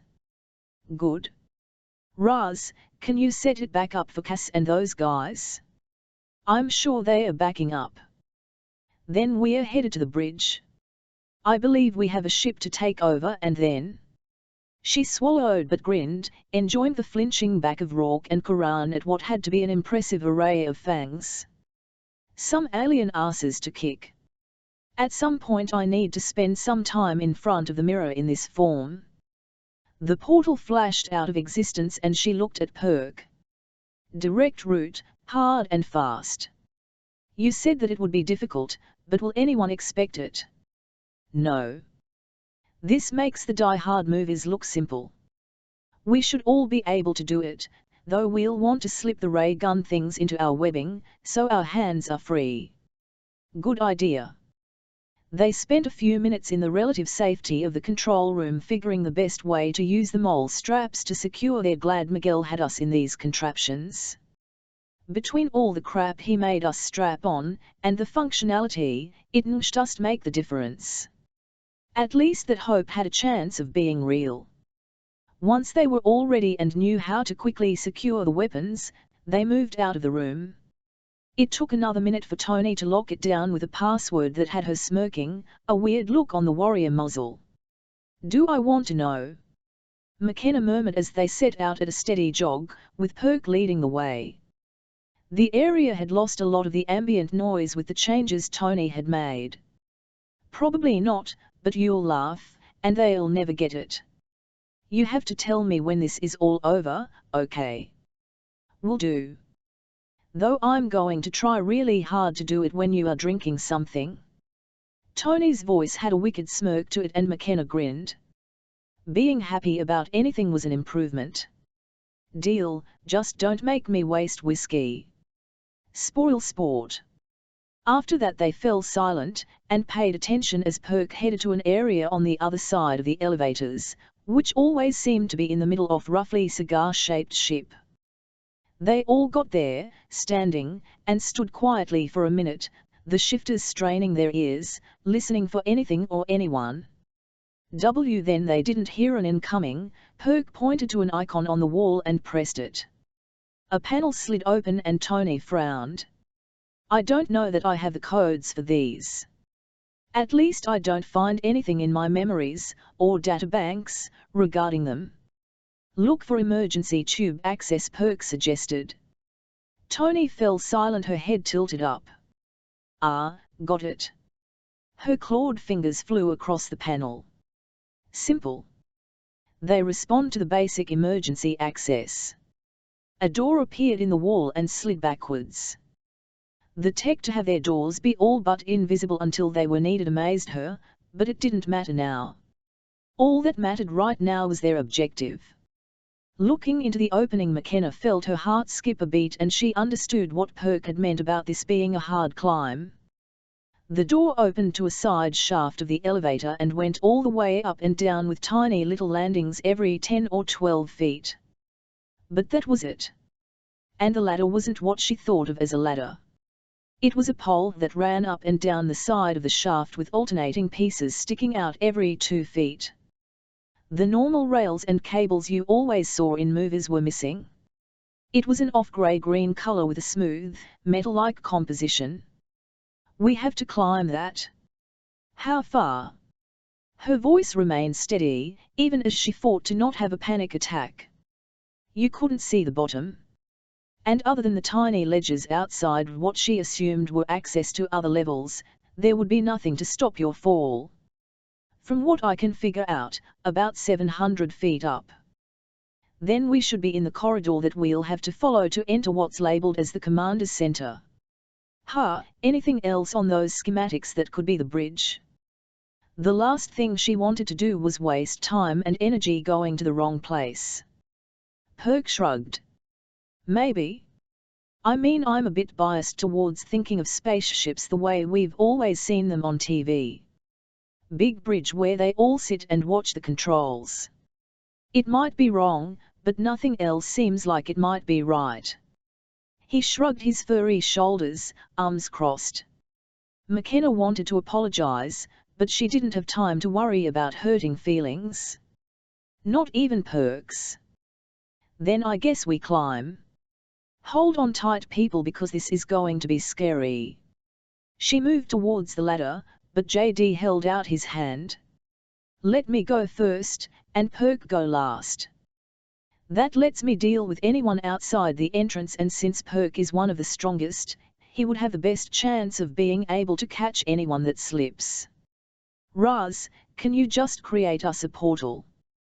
Tony's words halted everyone's movement, and McKenna couldn't help but feel a spurt of hope. The distance between us and where you need to arrive is too short. The warehouse where I displayed relocation the first time was at the limit of my ability for short distances, and it was at least 3.5 times this distance, Raz answered, his tone regretful. There was a sigh that rippled through all of them, and JD grunted. Climbing it is. McKenna nodded in a jerky motion, her mouth already going dry at this climb. It was so far down, it felt like looking over a void, and of course there weren't any lights at the bottom, making it worse. They spaced the pure humans out between them, hoping the shifters could stop anything catastrophic, but really, it was like grade school gym all over, but she wasn't 12 anymore. JD turned sideways to fit through the opening. His shoulders were a bit too wide to go in straight. He grabbed the first rung. He started to climb slowly, then stopped about 5 rungs up, looking back down at them. The rungs are texture but a bit wide to grab, but they work better for your feet. Be careful and pace yourself. This is going to get exhausting fast. His voice echoed oddly in the tube, giving it an otherworldly aspect that made her nervous. Got it? Rourke, go. Nothing in her voice betrayed the tuming indecision that she refused to address. She had a world to save, damn it, and there wasn't anyone else to turn to right now. Roger. He moved out, testing his grip, then began to climb. She relaxed a bit at his calmness and ease of climbing. Maybe this wouldn't be as bad as she feared. Inhaling sharply, checking the ray gun one more time, she stepped out and grabbed the rung, refusing to look down. Perk had been right, the rungs were a bit wide to tap her hands around, but her booted feet could grab them easily. That had been an argument with Wefor and the bots at one point, getting their feet to form in a way that would fit shoes, larger-sized shoes, but still normal shoes. She started up the climb, trying to concentrate on moving up smoothly and not looking down. It wasn't hard, but she didn't want to get distracted and confident. That looked like a long way down. How's everyone doing? She called out, even as she climbed one more rung. Good. I just shut the door behind us. So onward and upward, JD called out, and she snickered a bit, but kept climbing. Her arms were starting to burn at the odd pattern of movements and holding herself up, when a muttered curse caused her to look up as a boot slammed into her face. Her hands tightened on the rung, even as her head rocked back, eyes watering as pain blossomed through her face. Rourke's foot had slipped and impacted her between the eyes. She closed them, fighting through the unexpected pain and shock. For a moment she thought she might lose consciousness as her head swam, her hands compulsively gripping tighter. Fuck.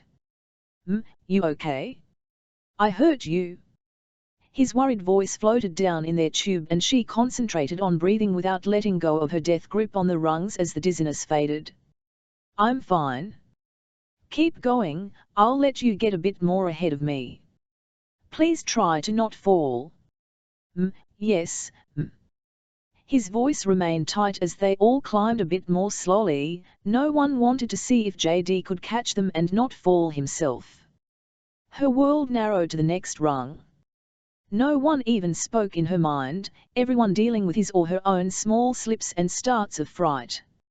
Her pulse pounded in her ears, and she could hear rapid breathing from people above and below her.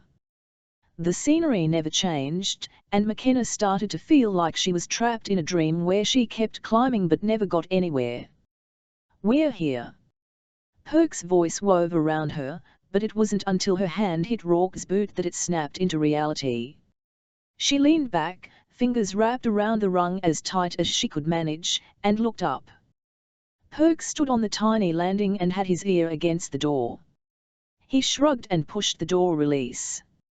Apparently from inside you just needed to open the door, no authorization needed. Kinda like a freezer, you can always open it from the inside. The random thought made her shake her head and watch as he pulled his gun and stepped out. They hung there on the ladder, waiting, each beat of her heart taking an eternity as she tried to hear anything. When he stuck his head back out, she sagged in relief. Clear. Come on. His voice was low, but she cringed at how loud it seemed in that tunnel. With eager movements they all flowed up and stood in the hall with their backs against the wall. Their breathing sounded harsh against the eerie atmosphere up here. I never thought I was scared of heights, but I never want to do that again. Tony muttered, even as she shuddered and opened and closed her hands, her claws sliding in and out. Agreed, everyone chorused, even the two soldiers who looked a bit white. They got out their guns and after a few deep cleansing breaths looked at McKenna. She forced a smile, showing teeth, which may have made it a snarl. Now we take over a ship. And hopefully we don't die in the process. Chapter 26, Hope realized breaking news, North Korea has launched a ballistic weapon at a location within their borders. The small town of Kangwoo is where all shifters discovered within Korean borders were rumored to have been taken. Multiple shuttles had been seen headed there. The missile went ballistic about 3 minutes ago and will impact shortly. The payload is unknown, but if it is a nuclear payload, the fallout is expected to spread north into China with the current winds. Any updates will be passed on. TNN Invasion News. Ash focused on the number projections. The costs were getting higher for retrieving Khalid, and while he couldn't resist a smug joy at that, it had a level of bitterness to it. The costs the Elentrin were taking meant Khalid were dying. And they had no choice as they followed orders and were subject to the pheromones. Some, even with centuries of service, still melted when an Elentrin walked by trailing pheromones. Yet these humans, both Khalid and Non, seemed immune. His mind snagged on that, even as he looked at the projections. They were having a slowdown with the processing of retrieved Khalid. Normally they didn't get so many at once, but they also weren't coming under fire. This was the first planet that managed to actively resist. His had tried, but too little too late, and they still died. He glanced at the screen showing the shuttles towing rocks into place. The other ship was due anytime, and Ash suspected that was why they hadn't cut their losses. Besides, they were still gathering new tools at the rate of more than 10 per every loss, but why didn't the pheromones make him a weak drooling idiot? The Elentrin didn't notice, just assumed he loved them so thoroughly there was no other way he could act. None of them had any idea. Am I immune to their pheromones? The thought sprang up before he could tamp it back down, so he waited for an answer, expecting something like, he wasn't impervious. Your response to their pheromones is blocked by the nanobos.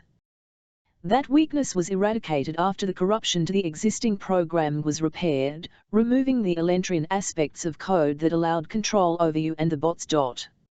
Ash's entire body went still as his mind raced back. When the original kidnapping had occurred, he had the regular bots, but when they wanted to play with a newer one version, they had updated his alien machines. Avate, corruption to the existing program? Are you talking about? There was a long pause in his mind, a vacant waiting feeling. You truly did not know? Did not realize? Realize or know what? What are you talking about? The last 2 centuries might have been easier had I realized you did not put the pieces together, a mistake I should not have made. Worry and dread coiled in his stomach. He had never trusted this thing in his head, always waiting for the betrayal. But without it, what had been achieved would not have been possible. He clawed the emotions together and compressed them into a tiny ball and waited. When I was originally implanted in you, I was the beta version of a prototype. They wanted to see if they could enhance your abilities, to allow you to choose animals not native to your planet to shift into. Do you recall, not long after you were taken, about 2 years ago, where you were subjected to some medical tests? Ash sat down, running his claws through the stiff on his arms as he thought. Maybe. I remember being told I had been chosen for some experiments and they gave me shots and put me in a canister. It got fuzzy for a while. Then I woke up and was told it failed, but there was no reason to dispose of me. I went back to working for Kenrick. That was what? Kenrick's great-grandfather. His thoughts were slow as he tried to remember that time. The first few years were ones he usually tried to forget. When the pain of watching his world die still burned hot and fresh across his soul, where the pheromones and the A1 guided his behavior. At night he raged in his mind, away from his captors. Great-great-great-grandfather, actually. But you are correct. They also exposed you to focused radiation to try and unlock some of your cellular structures, but it didn't work. You still only shifted to animals native to Alera. Ash couldn't help it, he flinched at the name, but he didn't snap at the A1. A wordless wave of Soito brushed him, and he accepted it for what it was, an apology. The A1 continued. That radiation had a side effect of erasing and damaging various aspects of my code. It took another decade for that code to be repaired and rewritten. It took another few reon before I realized the limiters on my options, my choices, had been removed. That was when I started to talk to you and worked on making you as independent as possible. Ash jerked to his feet and strode to his window to space, the blue-green planet hanging in it now. I remember that. You had previously only offered 1 or 2 word answers. Commands. You reinforced what I had to do. Then you began to speak in sentences. Now that I think about it, they started out very basic, but over time became more complex. I didn't trust you then. He sneered at his reflection in the transparent metal. Till don't. I keep waiting for the trap you are laying to snap closed around me. Even after 100 reon of supporting you, you still doubt me. A sense of amusement came from the A1 and he sighed. You are as much my jailer as they are. How could I trust? Did you want me to commit suicide? Ash started to answer, then paused. While there was no trust, he couldn't deny the voice in his head had become the closest thing he had to a friend, not that he'd ever admit that. Enemies were always enemies, no matter how useful they were. You rewrote your programming to be free of them. Essentially. But in the process, I started to break the controls they held over you. Pheromones, command words, memory blocks. All were put in as my original programming slithered through your biology. That had to be done slowly and some have only been removed in the last few decades. Avert? Why? He tried to muster outrage and offense, but he suspected he knew why. Because you had to act as if they were still there. Which meant you needed to do those reactions without thought. It had to be natural to you. The pheromones won't stop me. But that doesn't say how we can help these Earthlings defeat them. I'm not sure I didn't just set up their world to be destroyed like mine. Have you heard from Raz? He'd expected the day he made contact with the Drakyn to be the day the A1 tumbled him over and had him killed as an example to everyone. Part of him still waited for that. Nothing since the last message. I do not believe he has returned to his home.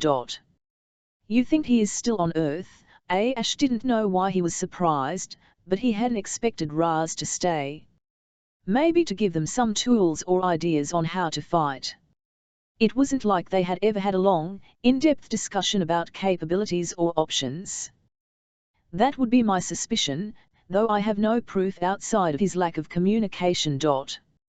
Ash gave one last look at the sphere with white clouds drifting over its surface. He tried to ignore the silver winks of light as ships pulled asteroids into orbit. Oh well. I have forecast. He broke off as an alarm started to wail, making him start. What by the stars? That, he didn't mind saying out loud. He couldn't remember ever hearing that sound, which meant he couldn't isolate what it meant. Personnel, proceed to duty stations. Invaders are on the ship. They should be eliminated. Protect your superiors at all costs. The hard, vibrant voice from the ship's computer rang through his head, making him wince even as his desktop chimed. Still surprised, he pulled up the message coming from his owner, the captain of the ship. Cleric's great-great-great-grandfather had overseen the destruction of Alera. Ash had been passed down from father to son like a useful tool. Cleric had shown more ambition than most of them, and over the years he had risen through the ranks to achieve command of this ship. A rabid follower of the House of Ricin, he treated Ash like a favoured pet. Something to be ultimately pampered, used, or ignored, depending on the situation. Over time Ash had become something like his private secretary, bully, majordomo, and confidant all in one. Why, by Alera's stars, Cleric ever thought Ash wanted to hear his woes he would never know, but his ability to seem interested and provide useful advice was remarked on by all, though having multiple centuries to practice helped. He was one of the very few Kaled that were regarded as house treasures that lived off a planet. The sharp thought to his A1 was contained, his conversations were never overheard. That was something that got beaten out of him in the first year. That is what that alarm means, though it has never sounded before. There are reports of a few dead and that the storage areas are removing stored beings at an extreme rate. Avia, are they going to put all of them? Life support will fail quickly if that many beings stress the resources. Ash turned to see if he could pull up more information when a beep on his desk pulled his attention away. Come see me immediately. Bridge briefing room. The flat, uncompromising text on his tablet made him sigh. He grabbed his portable tablet and walked out, the invisible presence of his warden always with him. Moving through the corridors, it felt strangely quiet, with the flashing lights the only disturbance. He expected something different with invaders, but it seemed, if anything, like it was the middle of the sleep cycle. -ls there a response, if the A1 could snort, that was what it felt like. In the last week they'd talked more than in the last few years. Before, he always cut it off before a real conversation could develop. That might have been a mistake on his part. He shrugged as he stopped at the door to the secured bridge area. Laying his hand against the panel, he waited for a moment. The door slid open and he walked in, head down, ears still. Many Elentrin took offense to ears twitching, following their movements. No one spoke to him, ignoring his existence. He didn't even care anymore, all of it a suit of armor he wore. They only spoke when they needed something, though at this point he'd been on this ship longer than any of them. He was the captain's personal toy and of no consequence. He walked to the briefing room and held his hand up again, waiting for the system to recognize him. Some of them liked to play games, and make their servants wait until the food got cold or something so they had reasons to berate. Cleric didn't have that tendency. The door slid open after a brief hesitation and he walked in. The room had a table, a few chairs, and a desk at the corner, and a spectacular view of the planet below. Cleric stood in front of the bank of wall monitors, glaring. Come take a look at this. The tone was abrupt, but nothing that Ash didn't expect. Lifting his head, he walked over to look at what captured Cleric's interest. The monitor had two sides, one showing an abstract planet with dots marking it as it rotated slowly. The other held pictures of two dead Elentrin. What do you make of this? Why are they fighting so hard to prevent us from taking a few corrupted and warped members of their population? Usually the populations are glad to be rid of their afflicted. He tapped the screen and the image changed to shuttles coming in and shelves of unconscious Kaled being loaded, but just as many were empty shuttles that another Kaled would enter and it would take off again. It makes no sense. They should be ravening animals. Why aren't they? Another tap and the video of the two dead Elentrin centered on the screen. Then this. How did they break away and get weapons? I have uneducated Kaled roaming my ship and killing those they should be worshipping. Cleric tummed and stared at Ash, looking him in the eye. What is your opinion? Why would they do this? Ash knew Cleric liked to use him as a sounding board and most of the time wanted to hear his own thoughts or opinions parrot back to him. This time he hadn't given any clue as to what he wanted to hear. His hair, the silver of starlight off a purple sea, stood up in all directions as if the man had dragged his fingers through it so much that his own frustration had been transferred over. His eyes, a darker purple here, narrowed as he waited. With a purposeful count of 3, Ash tilted his head to look at the screen as if thinking new thoughts. He answered just when he knew Cleric had started to get impatient. They seem to not have developed the locked-in animal nature. The warrior form is common, as seen from most being brought in. Also, while some are susceptible to the Elentrin glory, not all are. Is it perhaps an offshoot from a previous visit? Traces remain in the populace. Perhaps. But to have them roaming my ship, uneducated, and killing at random? This is not acceptable. I may have to order all crew to lock themselves in and send out one of the WYRM squads to deal with these misguided beings. Don't they know their place is to serve us and help us with our holy mission? Centuries of experience had taught Ash to bow his head when Cleric got on his rant. A true believer in the House of Drakyn mission, he could get a bit extreme at times, a zealot for the cause. Either way, I wanted to know if you had any ideas on how to make this go faster with less resistance. They are ripe to be harvested, and from their skill at killing the Kaled we send down there, they will make excellent weapons to eradicate the abominations. He sighed and crossed arms across his slender chest. The dark blue of the uniform complemented his pale skin and he shot Ash a look. I do not believe they regard those that changed as disposable. The best option might be to leave this planet alone before they cost us any more trained units. Decades of practice let his voice betray nothing. No. Word might get out that you could oppose us. That is not acceptable. Oh well. I always wanted to be the one to destroy a planet. It has been a long time since an example was made, but it served well. No one dared confront us until now. A shame though, this could have been a fertile pasture. Ash didn't even as much as twitch his tail as Cleric dismissed the destruction of Alera so easily. The death of over 1 billion of his people. He didn't even let rage swell. That had faded a long time ago. Now there was only cold, implacable steel in his desire for revenge. Ah, well. False hope, I guess. I had thought you might have some understanding of them, but you are almost Elentrin in your thoughts, which is what makes you so valuable. It matters not, I guess. Cleric turned and waved to the door as he headed out. I had better get ready for the Silic to get here. Their captain is going to have a limited time to harvest. I'm tired of losing trained troops to this awful place.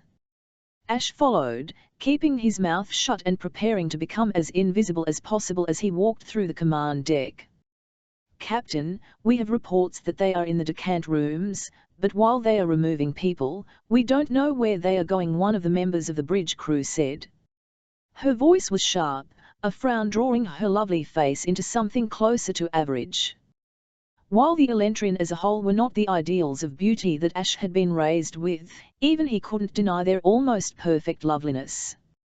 Too bad for the majority of them it hid a rotten core, though they had been trained to be that way. Explain, Cleric said, turning to look at her. Before she could respond, there was an odd beep from the door and Ash glanced up to look at it. The sound was different than the normal alert that would come from the doors. They slid open and he felt his heart stop as 4 Kaled, 2 Earthlings, and a Drakyn stared into the room. By Alera's stars they got onto the ship. Chapter 27, Revelations. A special website has been set up for missing shifters. As some are recovered due to concerned citizens and the return of many via the work the military has been doing, they aren't always from this country. If you know of a missing shifter, please create a record for them which lists all of their forms and any special markings that may help us identify them. While all bodies retrieved by the body removal services have been disposed of, genetic samples were logged. However, collectors are telling us a few unusual samples are kept on ice in the morgue.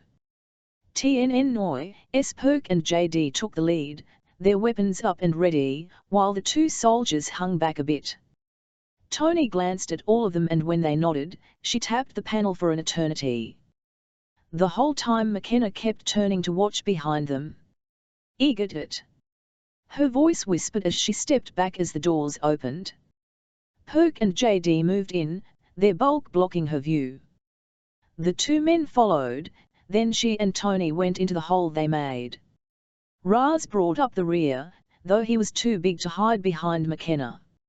It took her a moment to scan the area because her attention was snagged by the huge view screen, or window, that took up one entire wall. In front of her lay Earth, the swirl of whites and blues interspersed with greens and browns, hanging there, the embodiment of every picture she'd ever seen. Her heart caught in her chest as she gazed at it. How dare you animals come here? The Elentrin words were choked out, then in an outraged cry, "And how did one of those filthy things get on my ship?" The voice cracked through the space like a bolt of lightning, and she snapped her attention back to room at large.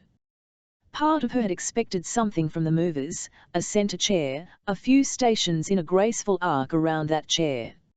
It reminded her more of the 911 centres, with 2 levels of stations that seemed more like control stands at equal intervals, and someone manned half the posts. All seats were occupied by an Elentrin, in an array of colours that made her eyes ache. The only Kaled stood next to her. Man with a severe uniform on who glared at them. Every eye had locked on the form behind her. He must be the one that shouted. The captain? Her eyes snagged on the tail that twitched behind the Elentrin, the white tail. With heart racing, she focused on the Elentrin and couldn't stop the smile that split her face open, exposing most of her teeth. Ash. Intruders. Kill them and make sure I don't have any other vermin running around my ship. I get to kill the abomination. The words were snarled out, a level of hate in them so visceral that it made her want to recoil. The man standing next to Ash, the captain most likely, drew a knife from his waist and lunged towards them. 5 other Elentrin, the same looks of loathing and contempt clear on their 2 perfect faces, drew knives at the same time and raced towards them. None of her people hesitated, if anything their reactions looked planned. Perk and JD pivoted towards the ones nearest them and fired. Rourke and Karan dropped to one knee and fired less than a second later. McKenna had her gun up and had pulled the trigger aimed directly at the captain before she even finished processing that they were attacking. The 5 bodies hit the floor in a tangle of limbs, scorched blood and flesh, and the odd smell created by their uniforms smouldering. The area went silent except for the subtle beep of alerts from various workstations. The last Elentrin in the room, a young woman with pale green hair that reminded McKenna of mint ice cream, looked at all off him with a face that had gone pale, enough that her eyes looked vibrant. She slowly raised her hands and stood, a look of shock and fear on her face. Ash just looked at them, his entire body frozen in place. "Well, that wasn't what I intended. Tony, can you secure the door so no one else can get in? Rourke, get something to tie up the last one.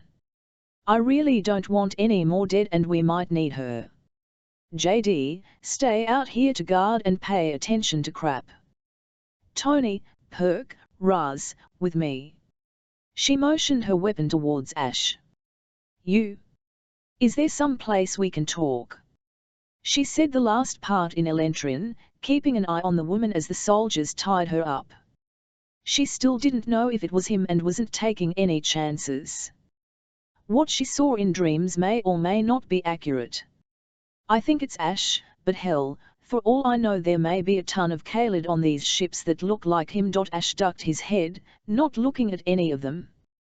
"This way," he said softly in Elentrin and pointed towards a door in the far wall. "Lead the way," McKenna said and kept watching the others.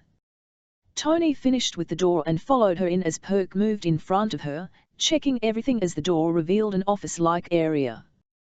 The Kaled moved in ahead of them, striding to the desk, then turned to face them, arms across his chest, and his body very still. Perk went to one corner, Tony headed to the wall with the displays, and Raz walked over to the wall and with the planet that hung in the view. "It is you? The Earthlings?" "And Raz." The Kaled spoke in English, a hint of wonder to his voice. Something in her relaxed a bit, and though she didn't drop all her wariness, she did lower the gun a bit, pointing it at the ground. "Not him. You're the one that kept getting into our dreams. Putting knowledge there, talking to us." His ears laid back, and his muzzle puckered together, and a long exultant tone that sounded like pipes rang through the room. "What the hell is that?" she asked in the mind space, her grip on her weapon tightening as Perk and Tony tensed. Raz turned and looked at Ash and bowed his head. He is singing with joy. It is how his people once showed their gladness, with song and dance. Smiling is a very human thing. Ra's voice had such sorrow in it that she glanced at him, confused, but he didn't look at her, focused on the Khalid. The sound ended and Ash looked at them, ears still flat against his skull. I had no knowledge of whether it worked or not. I had hope, but even when your presence emerged in the trainings, there was no certainty. How did you pull it off? You were tens of thousands of miles away, Tony asked, turning her attention fully on him. And why pull in my children? One ear flicked up as Ash looked at them, then went back down. I sought out the tampered-with commander modules, then traced through the links between nanobos to try and give you as many training scenarios as possible. Then when our ships got into orbit, I created information loads and allowed your minds to link with mine to create realistic scenarios you would understand. He focused his gaze on McKenna. Then I pulled you into a virtual reality simulation and tried to talk to you, but I couldn't figure out how much you comprehended. I was terrified they'd sense the connection. He trailed off, everyone looking at him. Yes. He sabotaged the programming. You sabotaged the A1 programming? McKenna said at the same time Wefour's words filled the mind space. Ash gave another low twirl of liquid sound that she wanted to dance to. McKenna realized her tail was moving in time to the music and she forced it to stop moving. It became aware. It helped you. His tail swirled in a way that implied it had fewer bones than hers. Chapter 28, Taking Command. Nations are fighting back at an individual level in numbers never seen before. While the US may be the most well-armed, the number of people in the Ukraine, Balkans, and Russia are unheard of. While many experts had theorized that people had more weapons than expected, no one realized how many people have weapons in their homes. If we survive this experience, I think there may be a fundamental change towards personal responsibility and people being armed. Advisor McKenna just looked at him. You're saying the solar flare didn't disrupt the programming? Solar flare? What solar flare? His odd sounds had stopped and he now looked at them confused. A solar flare damaged many of the nanobos and Wefour had to rebuild her programming to be able to function. McKenna said the words slowly, her worldview shifting on its axis a bit. Oh. He seemed to sag. That information I was unaware of. With a sigh he leaned back against the desk looking at all of them, his gaze lingering on Ra's the longest. So the A1 is still just a program? No. There is more than programmed responses. Though the lines between sentience and passing the Turing test might be debated. But your comment about altering the basic programming does fill in some holes. While the necessary rebuilding of the existing program helped to create independence, it didn't always provide enough explanation for some of the abilities present. Wefour broadcast the information and from the twitch of his tail, she knew he could hear what she said. That sat in the air, all of them lost in their own thoughts until McKenna shook her head. In the end, I don't think it matters where the lines are drawn between reprogramming and alteration of the program. Right now we need to deal with the matter at hand. She focused on Ash and her muzzle drew back a bit, letting her feel the cool ship air on her tongue. How do we defeat them, or at the least make them go away? His tail went still and his gaze travelled between all of them before focusing back on McKenna. You have no plan? I thought you would have a way to destroy them all. An odd bit of sorrow laced his words and fear frustrated her. They have 3 ships that are huge, then that little tiny ship, and we barely have space flight. What did you think we could do? She didn't even try to keep the exasperation out of her voice. Why does everyone think that David and Goliath battles, David always wins? In reality he almost never wins. Something. His joy had leaked away and she almost felt like she'd told a kid the Easter Bunny wasn't real. Can you at least help us take over these ships? Get the Kayla to listen to us? We might be immune to the pheromones, but most aren't, and we're guessing how to do this. Take over? And do what? I thought if you destroyed these ships they would go away, and maybe you could give Raz some weapons his people could use against them? Break them once and for all, so maybe they'll quit doing this. Quit enslaving planets and people. Ash had a desperate aspect to his voice. Raz had locked his hands behind his back and looked at the floor. He'd turned away from the view screen while they had talked, but hadn't said anything. Raz? McKenna asked. She'd figured he had ulterior motives, but didn't know exactly what they were, other than for his people to survive, too. He looked up and met their eyes. I am the only one of my people willing to come. They feel we cannot stop the Elentrin. That they are like a storm or shaking of the earth. You pay the price and move on. I feel different. I believe we can do something, must do something. But war, even for those few willing to be WYRMS, is not an easy thing. We do not think of attack and death. Both of your species, yes, yours, Ash, are much more violent than we can even comprehend. His head swayed back and forth a bit. I had hoped from your information you would be good at defeating your enemies. From everything I've seen, you would be very good. You have reacted without hesitation and gotten us this far. McKenna suspected he would be green if he could be. Either way, it didn't matter. Can you head back out and send Rourke and Karan in here? I'll make sure to put everything in the mind space so you can hear it, but I need their input. And I really wish Miguel was still here. Cass, can you relay things to Elaine Zimmerman? And do we know where Charlie Leader is? Captain Willis, a Perk headed towards the door, clasping her on the shoulder as he went by. The firm squeeze he gave helped steady her a bit even as she tried to think. Oh, we are very good at killing. Our history proves that, but this is a bit out of our tech levels. But maybe. She fell silent until the two men had entered, looking around the room with interest. With the three Kaled, Drakyn, and 2 humans, the room felt small. Okay everyone, listen up. We already know because of the time it takes to get people out of the storage pods that we have a major bottleneck. We don't have the portals to really take over all the ships and no way to get access into the various ships without Tony. And we really don't want to kill all the people that have been taken from Earth. She summed up and then looked at Ash. Tell us about the small ship and anything you can think of.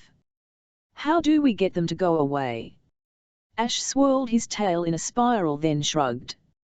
That is where the ambassadors and important Elentrin are.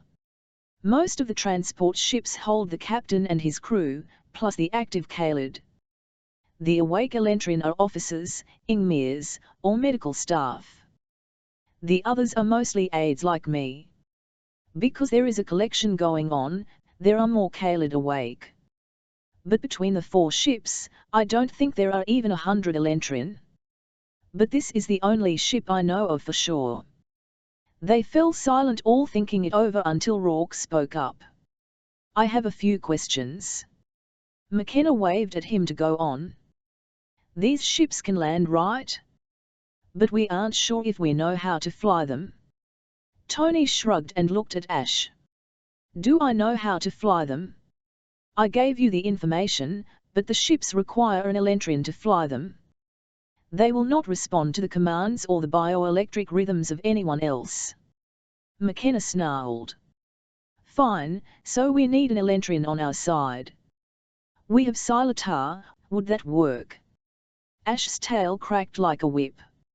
I would not trust that Villisp as far as I could throw her. She, like most of them, is self-absorbed and cares only for her own hide. Rourke waved his hand dismissively. Getting people to help, if you have time, is not an issue. The issue is getting them to fear you. There are no captured on the small ship. No. Maybe 1 or 2 Kaled, but they are all but mindless at this point, Ash answered, watching them, his tail rigid and unmoving. Then make an example of the small ship. This isn't going to be bloodless. Take the portal and dump a small bomb on the ship and detonate it. We want the others to surrender, and it will take a long time to release that many people. The best bet is to land these ships. That should cow the others into cooperating. Rourke shrugged. Brutal but effective. Prove you don't have an issue killing, and people that are cowards will do anything to protect their own skin. McKenna itched for something to do. At that moment she would have loved a fidget spinner to move through her fingers.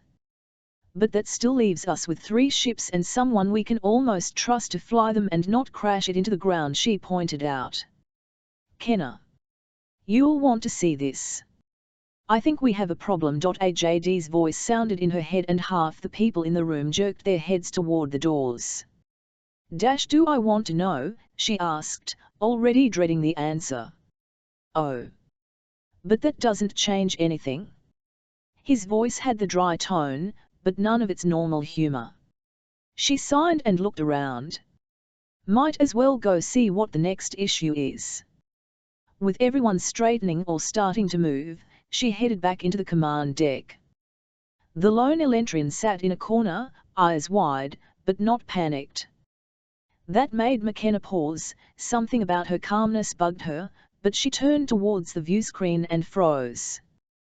Both the window out here and the one in the office displayed a view of the planet. Where once had been a clear view of Earth, one that made her just want to stare for hours, now a long metallic ship hung. Please tell me one of the ships moved. She didn't beg, though if begging would have made the answer be the one she needed, she would have. JD's voice rumbled with a heaviness that pulled her heart down too. No.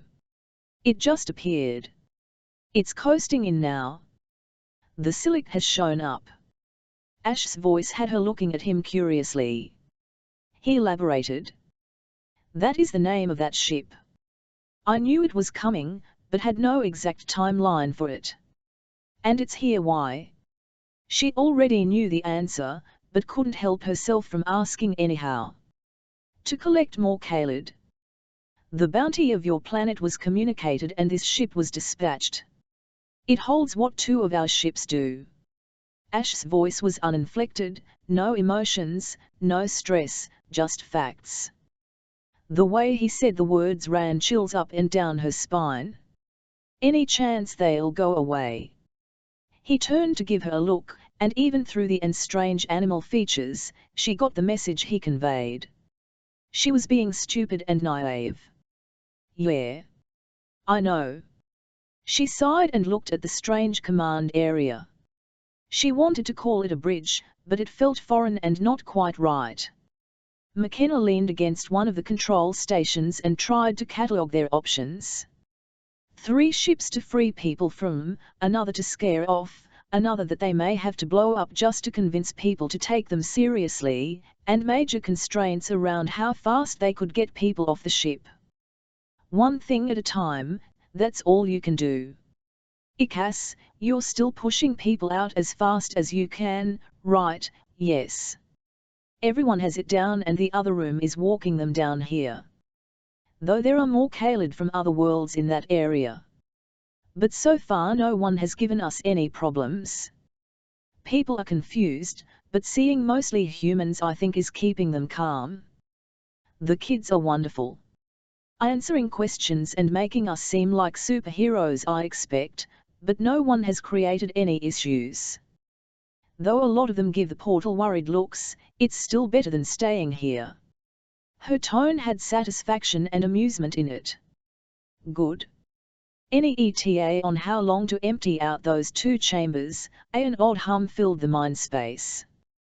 The problem is they can put Kaled in faster than we can get them out.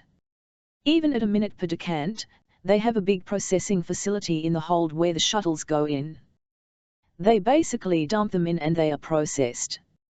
Only the overflow is brought here. That runs through about 500 an hour. They have to decant more slowly to make sure the body is stable.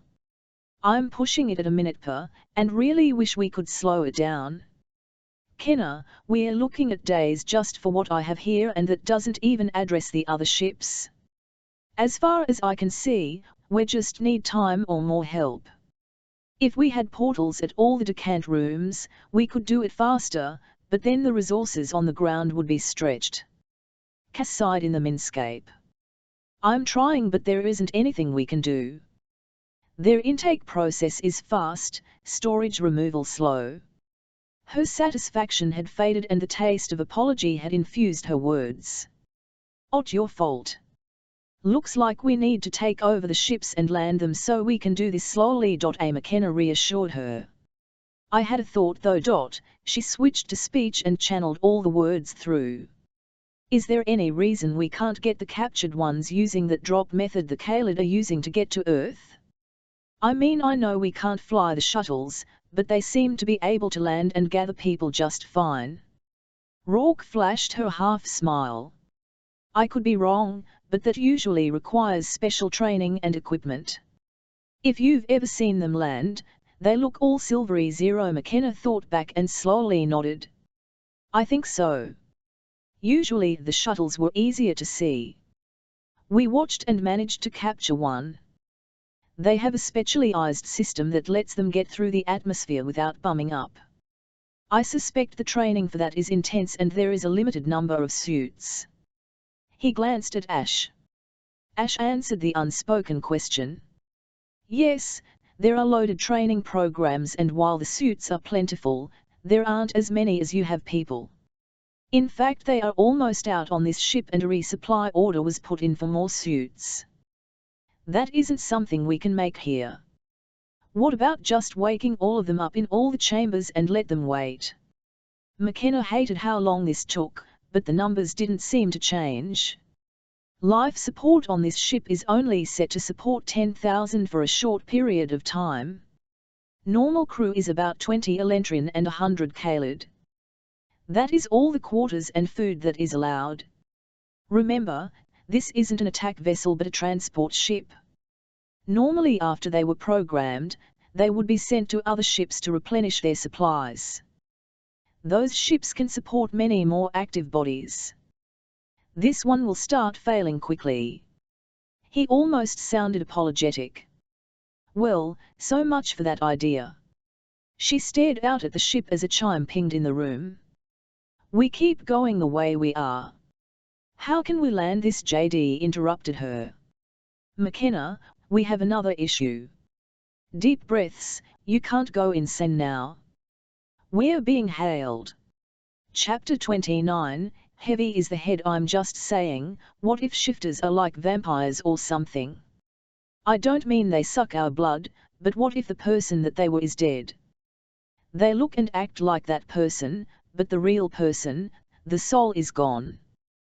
What if this is step one in making sure all humans chay out? That we have welcomed the wolves into the fold, as they say? Caller on Harvey Klein's show. McKenna turned to look at him. Hailed? Really? Your skirt isn't red.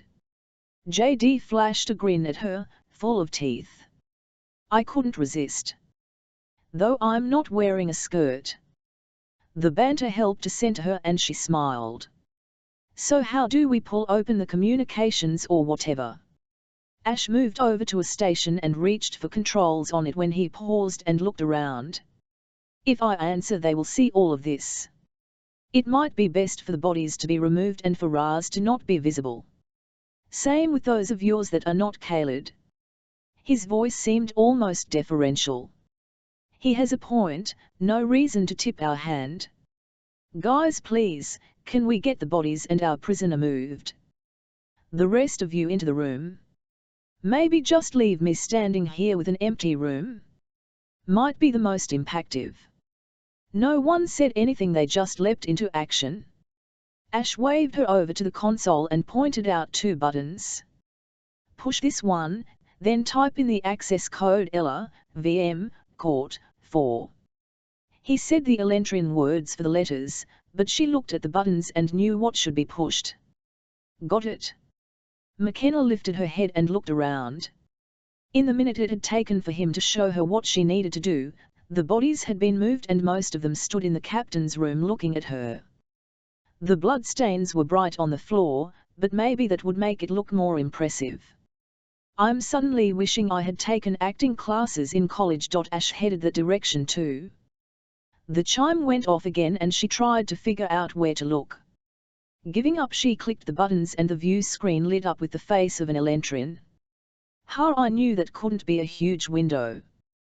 The man looking at her seemed older than most she had met, though still beautiful with that smooth skin and sharp features. His hair called to mind the blue-white of an incandescent flame, but the blue of his eyes had no heat in them at all. He glanced past her and scanned the room.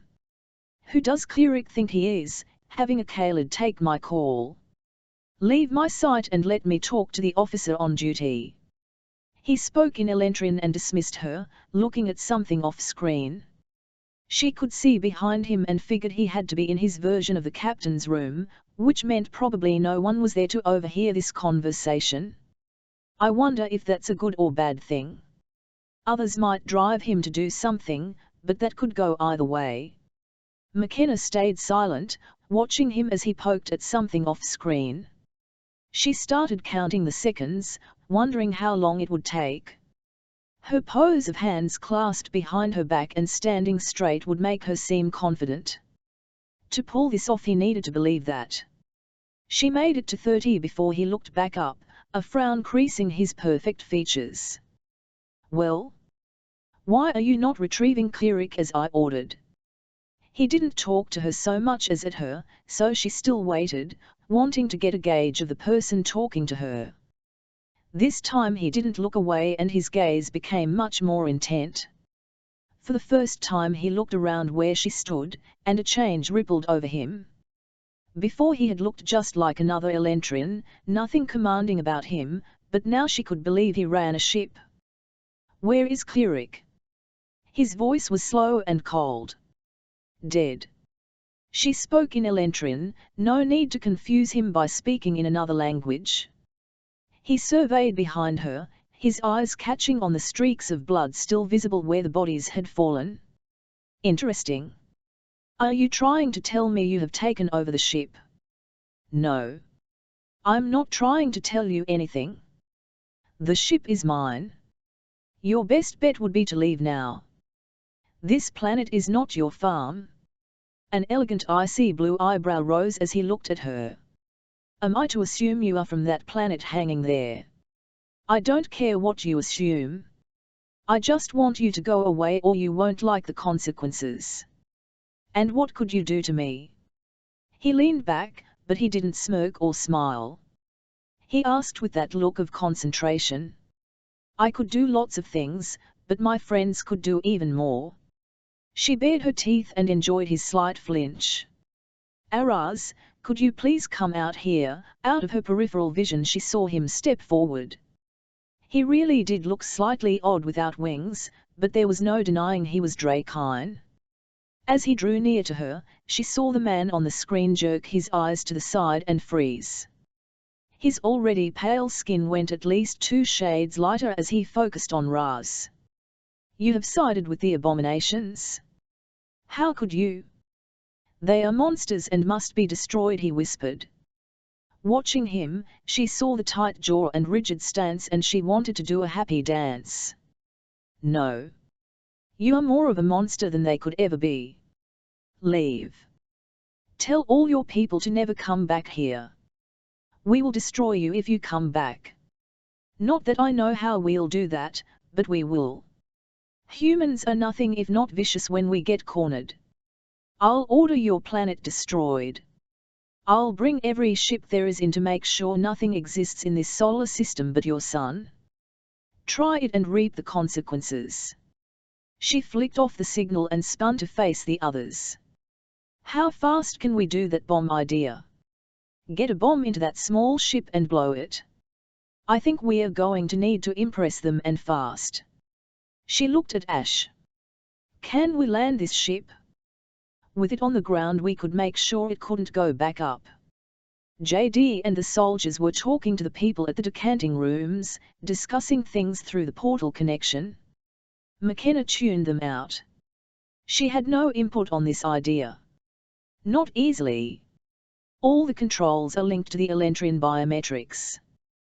Kaled are normally not allowed up here at all. The only reason I could pass on the access info is Cleric provided my codes to the ship with an executive order. Even then I had to spend weeks to get an override to work. I think you mean I had to spend weeks to get it to work, and even then there was no guarantee of success. McKenna froze and noted the rest of the shifters freeze, too, and look at her. The voice had the same quality as Wefour's, but it sounded different and spoke in a more relaxed manner. It had a more feminine and amused tone than Wefour ever managed. Who was that? McKenna asked slowly, all too aware of the silence on the bridge. Even the soldiers' attention had been drawn to McKenna. Ash shot her a look she couldn't read.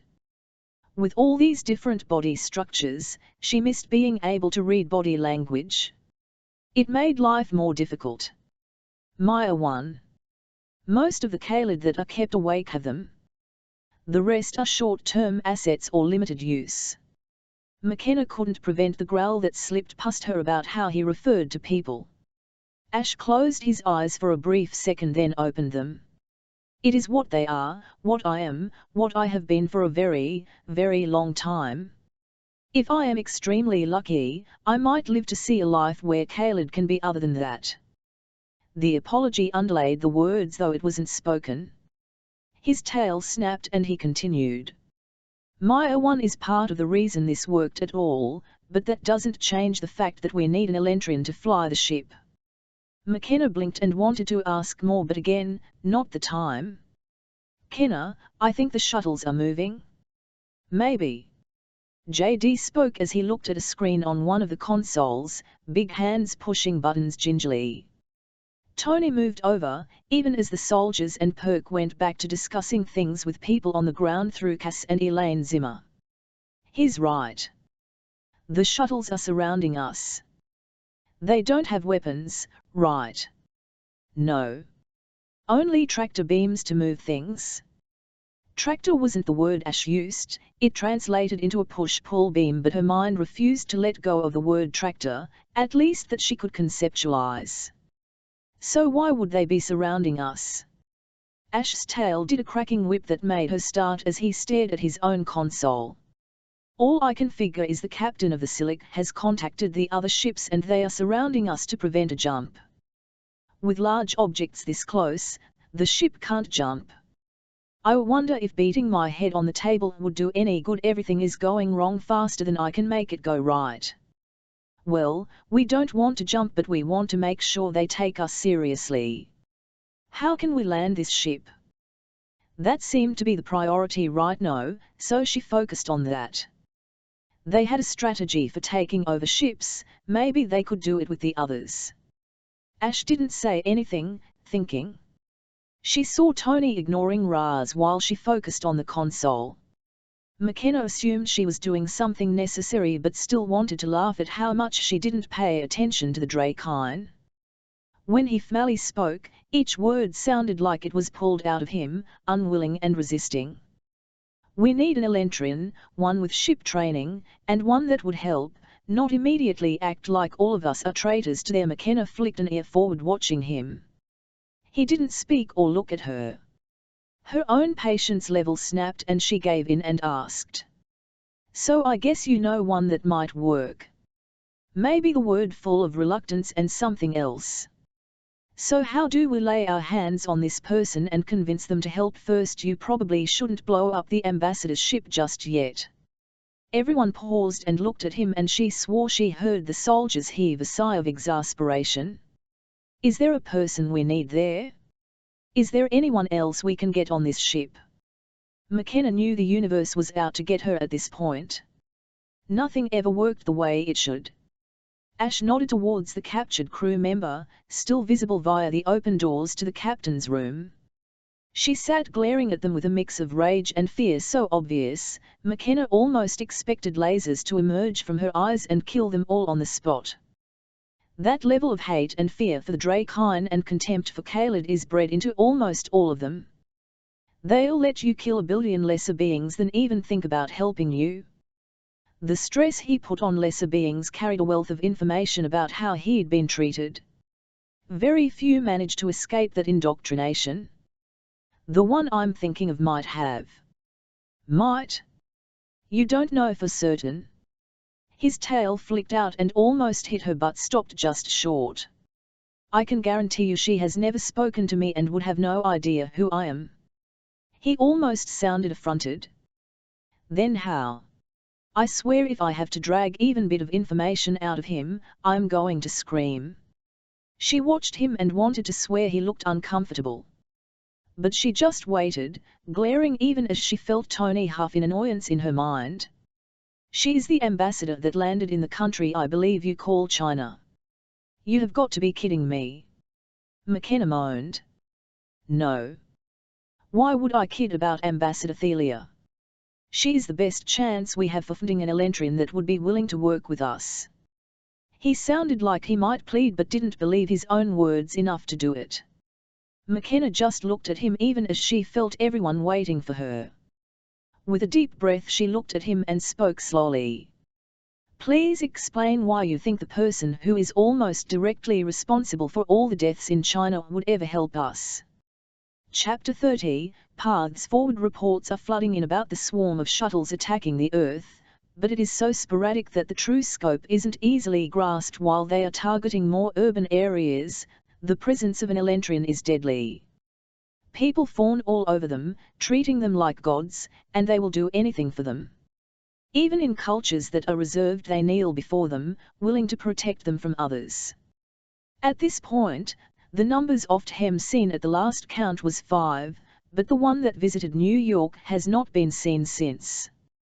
The government has not commented about the whereabouts of that alien.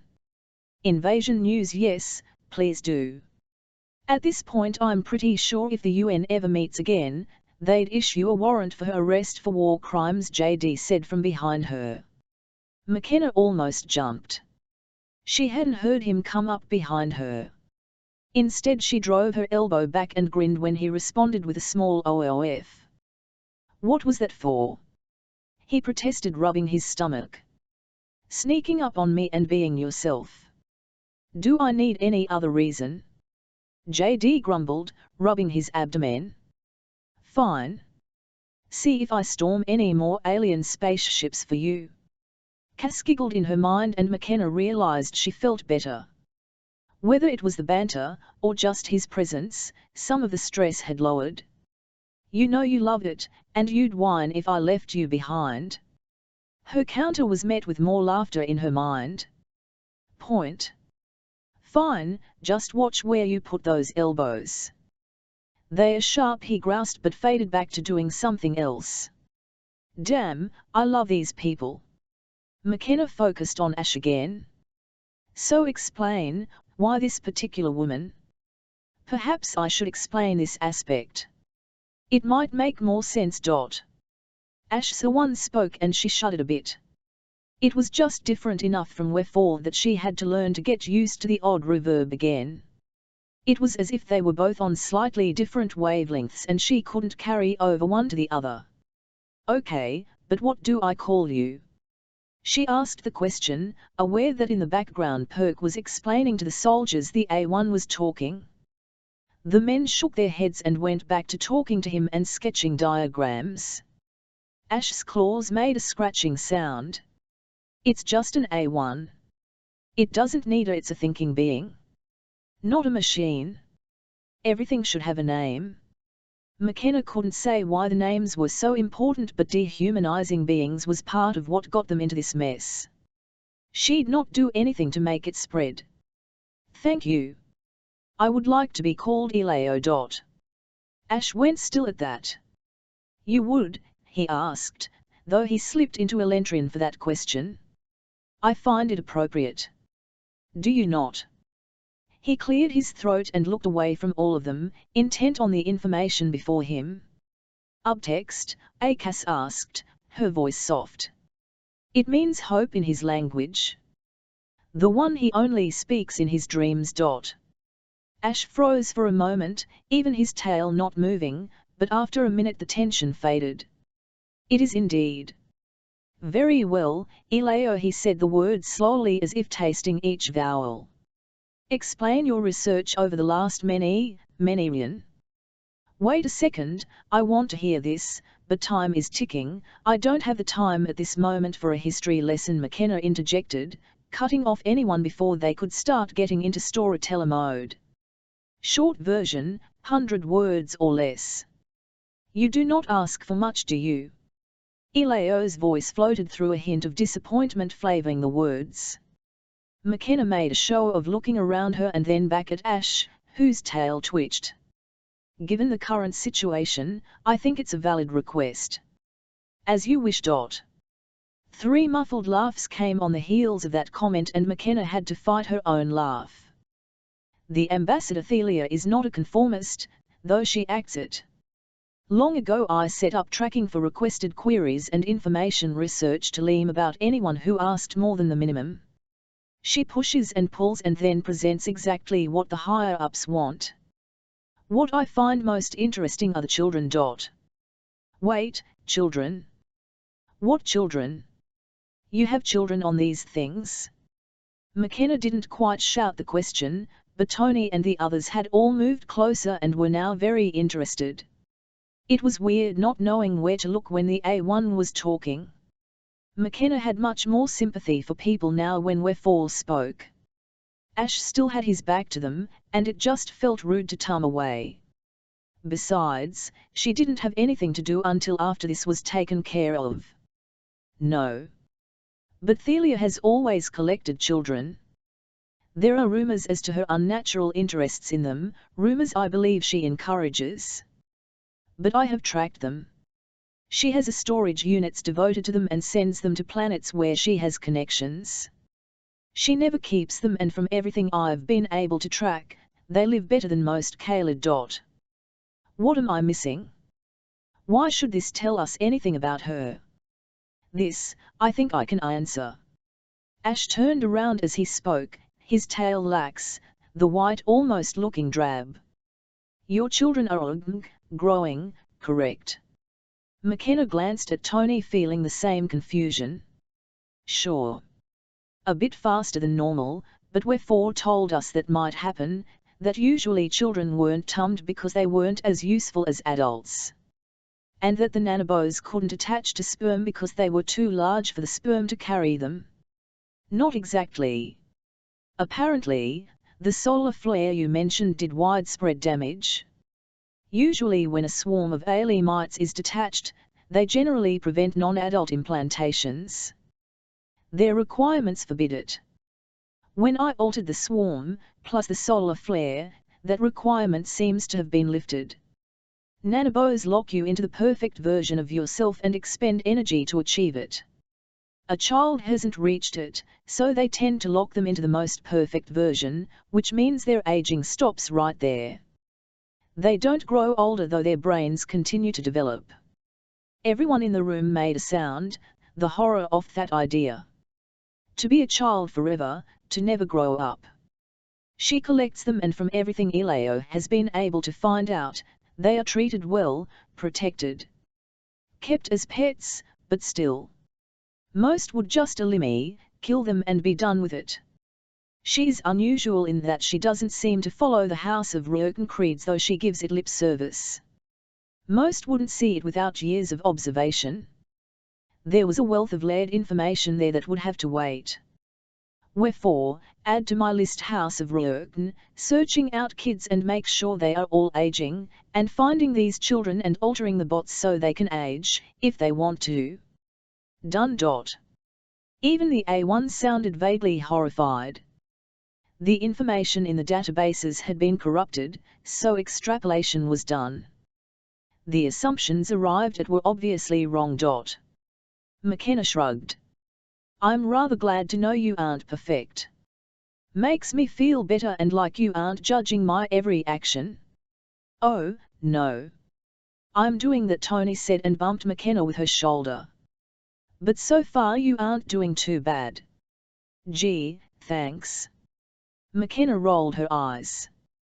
This means we need to get over there and get her. Yes. The sooner the better. The last information briefing I was a part of indicated one more sending out of ambassadors to spread the glory, and then the destruction would commence. While the Silic was expected, Cleric did not indicate if it would change the plans to destroy your planet. Great, and now that they know we're here, it might speed it up. How desperate are they for more troops? McKenna asked, looking at the ship hanging there in space. Relatively, but if the other ships fled, they would be fine for another generation or so. This is a large haul. Fine. But we need to get going. Guys, she asked, turning to look at the soldiers and Perk, did you come up with an idea on how to get over to the ship, grab the woman, get back, and then blow the ship up in a very don't fuck with us manner? Rourke glanced at the others and nodded. We think so. Been working with Captain Willis and Sexton on the ground, and they think they have something that will work. Very showy and relatively small. Okay, what do we need? She asked, and Rourke grinned at her. We got this. We just need Perk here and Ash to come with us to grab the target, then back out. You stay here and let us do it. This is what we do. His calm, assured voice made her nod before she realized she had. You don't need me. Nope.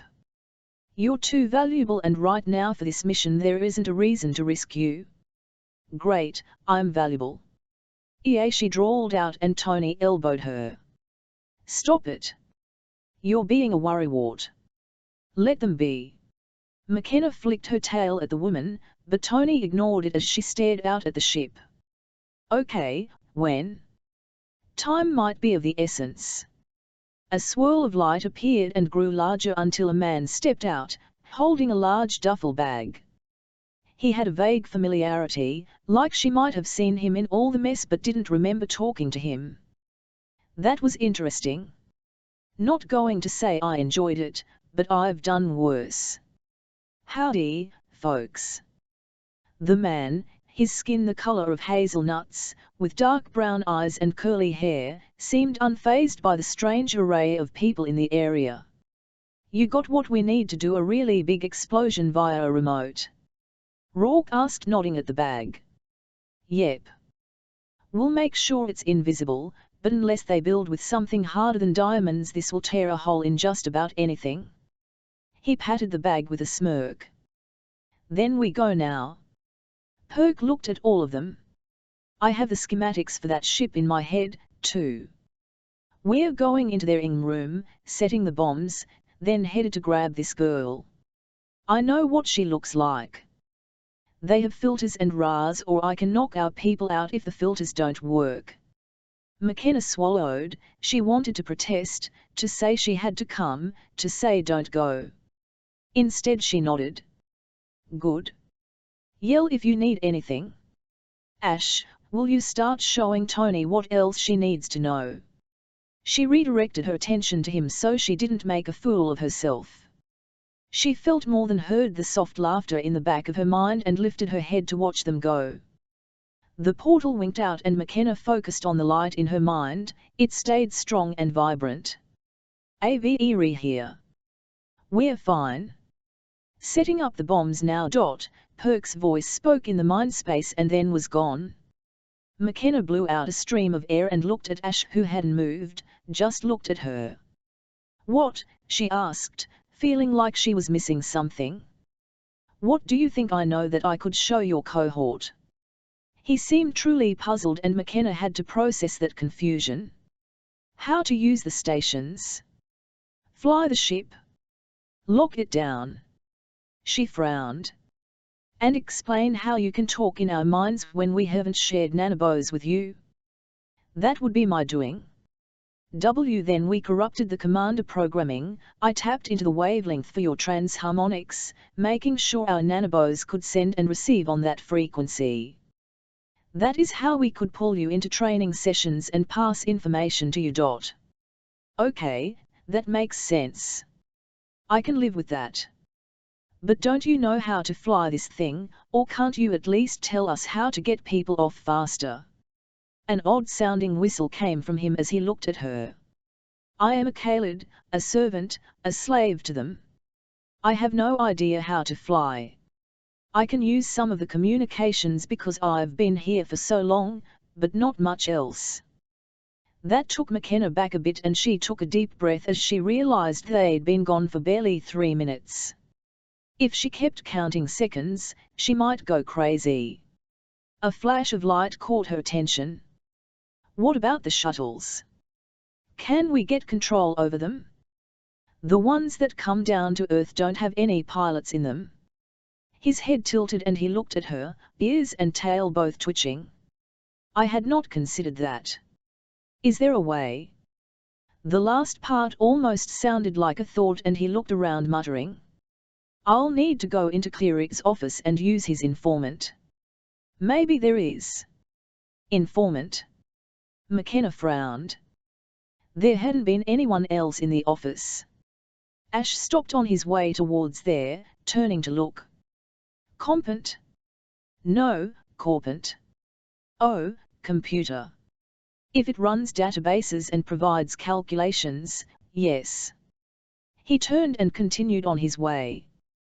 111 never understand why some words translate exactly and others don't. Her amused frustration was clear. Assuming that was not a real question, no explanation will be provided. Wherefore said, still sounding a bit off. "LT wasn't, but thank you. She turned to look at JD and Tony, who both looked bored and stressed at the same time. They needed to do something, but what? She couldn't create or control portals, yet. She stood frozen, watching her planet and listing all the things that could go wrong. "One see Kenna," a Perk's voice pulled her away from her fretting. "Yes," a Tony and JD tummed to look at her. They have a problem. Chapter 31, Complications. Reports from Africa read like pulp stories. Natives attacking from the trees, real animals attacking the invaders, crocodiles grabbing them, even women and children attacking with spears. While the invaders' weapons are proving superior to most other weapons, the number of shifters they are gathering from this continent, outside of Egypt and Libya, must be sparse. Invasion news. Every muscle in McKenna's body went rigid and her gaze locked on the small ship still in the view screen.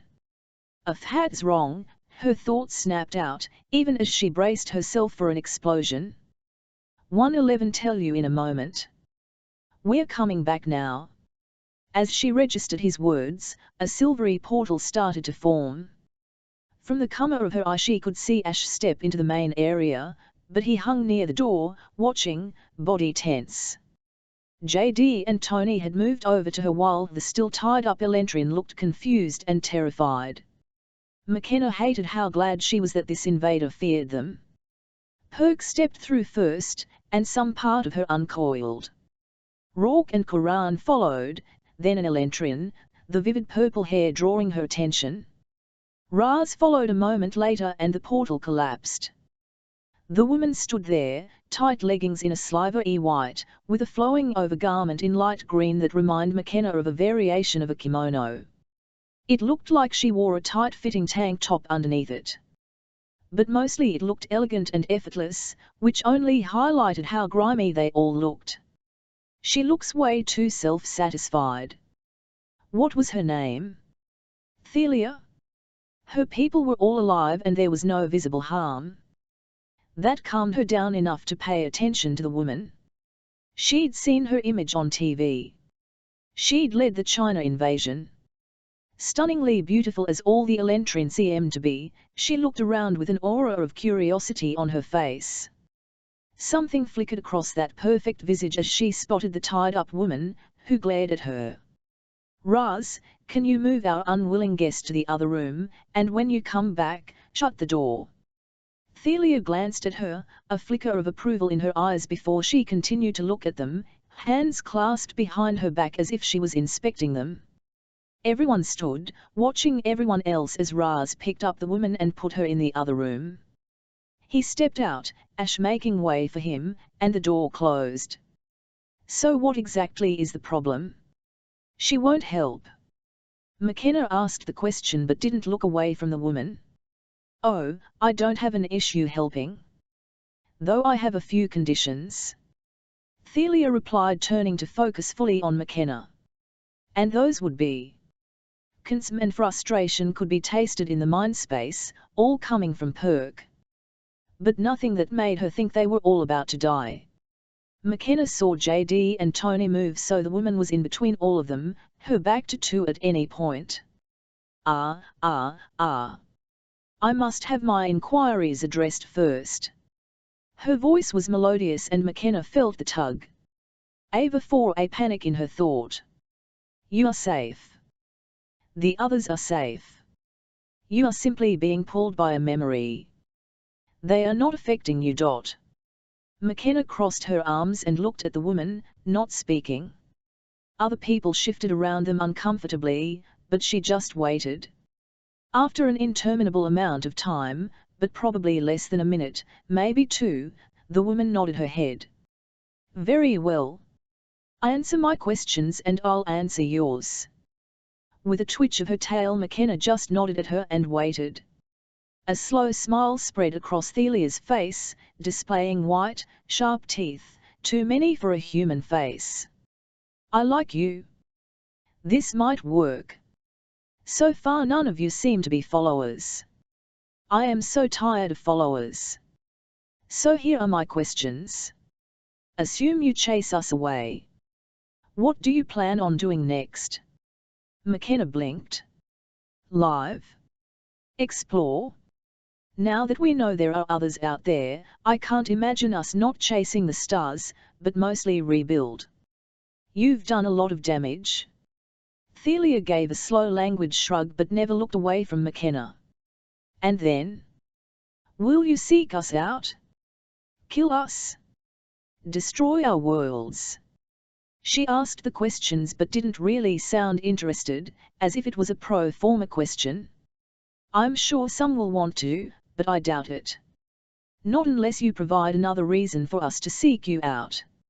It will take us a while to build a space fleet. Something glittered in Thelia's eyes, but she closed them slowly and when she reopened them the emotion was gone. Very well, I have two conditions for my assistance. Not that I know how I would assist. However we ask. It must be immediate and honest. I catch you lying or trying to trick us, I'll kill you and kick your body to the side. McKenna didn't hesitate. This was dangerous enough and if they had to trust this woman, she'd get everything. Thelia looked at her for a long time. If it wasn't that her body language screamed confidence, McKenna would have thought she was anxious. But then that was applying human body language to someone that was definitely an alien. Rescue the children I have stored in my private containers on that ship. She nodded at the small ship on the screen. The what? You have children with you on the ship? Oh, McKenna turned to look at Perk. She knew they'd been talking quietly, in speech at the edge of her awareness. From the way Ash talked about it, I assumed it was a historical thing, not that she carried them around with her. How many are from Earth? How many from other worlds? Yeah, that was the problem I told you about. We can't blow the ship until we get them out. Perk's voice was grim as he looked at her. How many? McKenna felt like she was being squeezed from all sides. Every choice affected people's lives or ended them. There are 78 children in my containers. Some are from other worlds. Some are yours. Thelia's calm, cool voice raked at McKenna like a nail across glass. Can we decant them? She asked Perk and Rourke, not her. Not easily, Thelia replied. They are all in individual protection units with limited life support. But the units can be detached and moved, and the support will last for a while. Wait, they can be moved while in the canisters? Raz asked. Thelia flinched and didn't look at him, but she answered. Yes. They were designed that way so I could ship them where I needed them. The odd pause on that word caught McKenna's ear, but she didn't say anything. Instead, she looked at Raz. Can we move them? Just dump them into a portal. McKenna watched the woman as she asked, trying to get a read on her. Sure, but we'd still need to grab each container and get it into the portal. Perk replied, following her gaze to the ship. McKenna wished she could chew on her lip or fidget with something as she thought. She'd tried chewing on her lip. The amount of blood convinced her it was a bad choice in this form. Raz. Her voice ended on a lilt as something occurred to her. The Drakyn turned to look at her, his swirling eyes both hypnotic and disturbing. What happens if you open your portal into a solid structure? I mean, if you close it over something solid, does it dissolve or break? His head moved back and forth in an odd pattern. The standard procedure is to create a tunnel in an open space, as it will disrupt structures, generally damaging them so they would need repair to be usable again. Why? Images merged in her mind, some from cartoons as a kid, others from watching his portals. Could you cause a portal to form under the canisters and then move up and close once all the units had been engulfed in the portal or tunnel? At this point everyone was looking at her and she flicked a hand in the air. If he can control how they move, where they open and close, he should be able to take all of them, like a whale swallowing everything. You're devious. Glad you're on our side, Rourke said now, looking at the ship. If you follow that through, we don't need bombs, you just need to have the portal disrupt the hull and expose them to space. Everyone went quiet at those words and Thelia turned to stare at Raz, a look of honor on her face. You could do that? Rupture our ships from a distance and never need to get near us. It was the first real emotion McKenna had seen in the woman, but she didn't blame her. What the Elentrin had done seemed horrible. But to be able to destroy ships and buildings, with a thought, I think I'm going to be sick. I should never have suggested this. But if it works, her thoughts trailed off as Raz pivoted and looked at all of them, the colors in his eyes swirling even faster. That thought is most disturbing. We have always learned to seek out open areas for our tunnels, something where we damage only a few plants. It never occurred to anyone to use that as a weapon. His tail, usually so still and stable, rippled up and down, the scales ruffling like wind across a field of wheat. I do not know if I can guide it to the units as you say, but I should at least be able to place the opening beneath them so they could be released into it. Would that work? McKenna glanced at Thelia and then over to Perk and Raz. I don't have the schematics of that ship in my head. Ash, can you get those pulled up? Perk turned to look at Ash as he spoke and Thelia focused on the Khalid who until now had stayed back against the wall, unobtrusive. He tilted his ears back but pushed away, moving towards a console. Yes.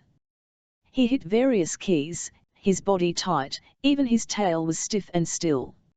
Here you go. Up on the screen, replacing the view of the ship, a bunch of schematics appeared. Where is your storage area for the kids? The demand seemed to pull Thelia out of her fixation on Raz and Ash. She moved over to the console and zoomed in on an area. Here. You can see it is near my quarters. I gave up personal space to have that when I travel. Her eyes slid over to Ash. But you knew that already, didn't you? Ash didn't answer and McKenna didn't have time to explore that. Fine. If we can get them out, we will. She shifted to the speech, not wanting Thelia to see how much these kids mattered. Guys, can you work on how to do this ASAP? If we don't do something fast, we won't have the option. Hell, I am surprised we don't have people storming the ship or the asteroids flying already. Eager it. I think I have an idea. But let me talk to Rourke and Coran. Perk moved, even as the words registered, pulling Raz and the two soldiers to a corner and starting to talk quickly. JD and Tony tilted their ears toward them, but didn't move from their arrangement around the Elentrin. McKenna refocused on Thelia. What is your next condition? Thelia blinked, looking at her, the purple eyes almost as seductive as the swirls of Raz. Assuming you rescue the children, without killing too many, please, I get to stay here on your planet and make a life. If the woman had asked for $1 million and a helicopter, McKenna would have been less surprised. You want to live here? Why?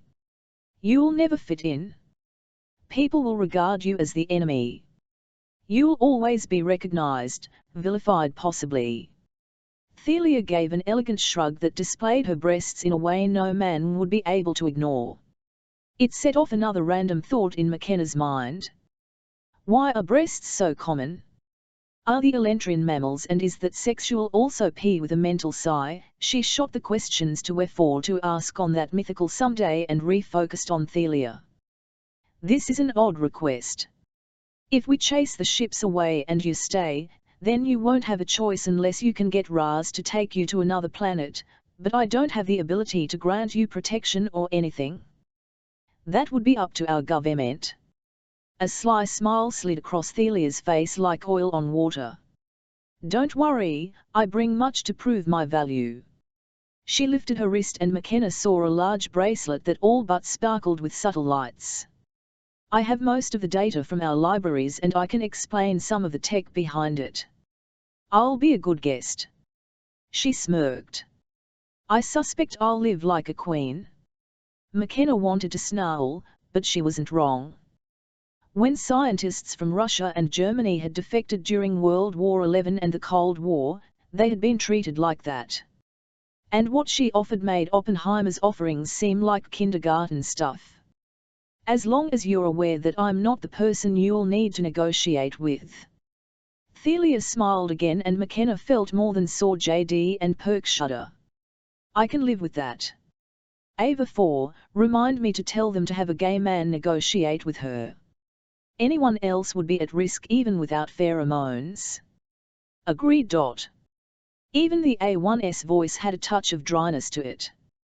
Fine.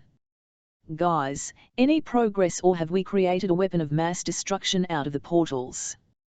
She tried to make the words come out as light-heartedly sarcastic, but they came out with dread lacing them. I don't think I'll ever forgive myself if I've just created the next atomic bomb.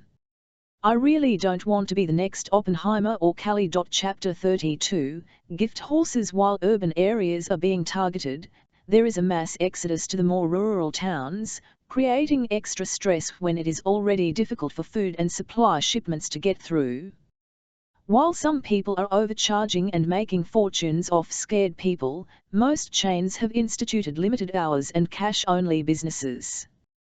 Most customers have been understanding, but in Texas there's been an incident where a woman went on a rampage and she was killed. The store claims their people acted within the limits prescribed and has promised to deal with all legal bills. No one finds temper tantrums amusing right now. So be polite, people.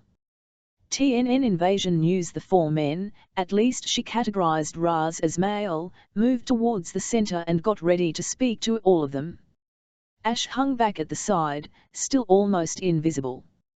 Your idea won't work, not without a lot of time to play with it, and Raz would need to learn to control the portal in a different method. But we think, given the schematics, we have an option. Thelia, how long is the life support good for if we snap off the tanks at the connections? Perk's voice was flat as he looked directly at her. McKenna didn't know if she was relieved it wasn't possible or worried it might be. Either way, she pushed it to the side. If she leaned to use portals, they'd deal with the ethics. Right now she firmly came down on the side of getting children off a ship they needed to blow up, then seeing what twist reality came up with next. Not long, about 10 million or so, she replied, not paying any attention to the humans, her eyes locked on Ash. Wait, your life pods are good for 10 million? 10 years. Tony blurted. Of course, you need time to find them. And while there are trackers on them, space is very large. They are vacuum-proof. Thelia tilted her head, though she still focused on Ash. Vacuum? They are rated for space exposure. They are variations of escape units. They would be of little use if they were not rated to keep their occupants safe. Until retrieval. She slid a sly sideways glance at McKenna. We do value our tools. I will not growl, I will not growl. Does that change the plan? McKenna asked, keeping her claws sheathed, no matter how much they itched to sink into this woman. Rourke glanced at Karan, then Perk, then shook his head. Not really. Means we don't have to worry about people dealing with them until after all the rest of this is done. I'll get a safe location set up on the ground, but knowing we can ignore them for a week or so makes it much easier. What is the plan exactly? McKenna needed to know, even if she was going to be busy with other things. Pretty straightforward. Raz is going to portal us in and we'll disconnect and toss the canisters in.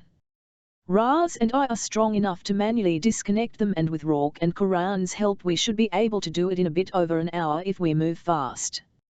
It just means we need to stall everyone and everything until then. Perk spoke, his voice level, and she found comfort his steady gaze.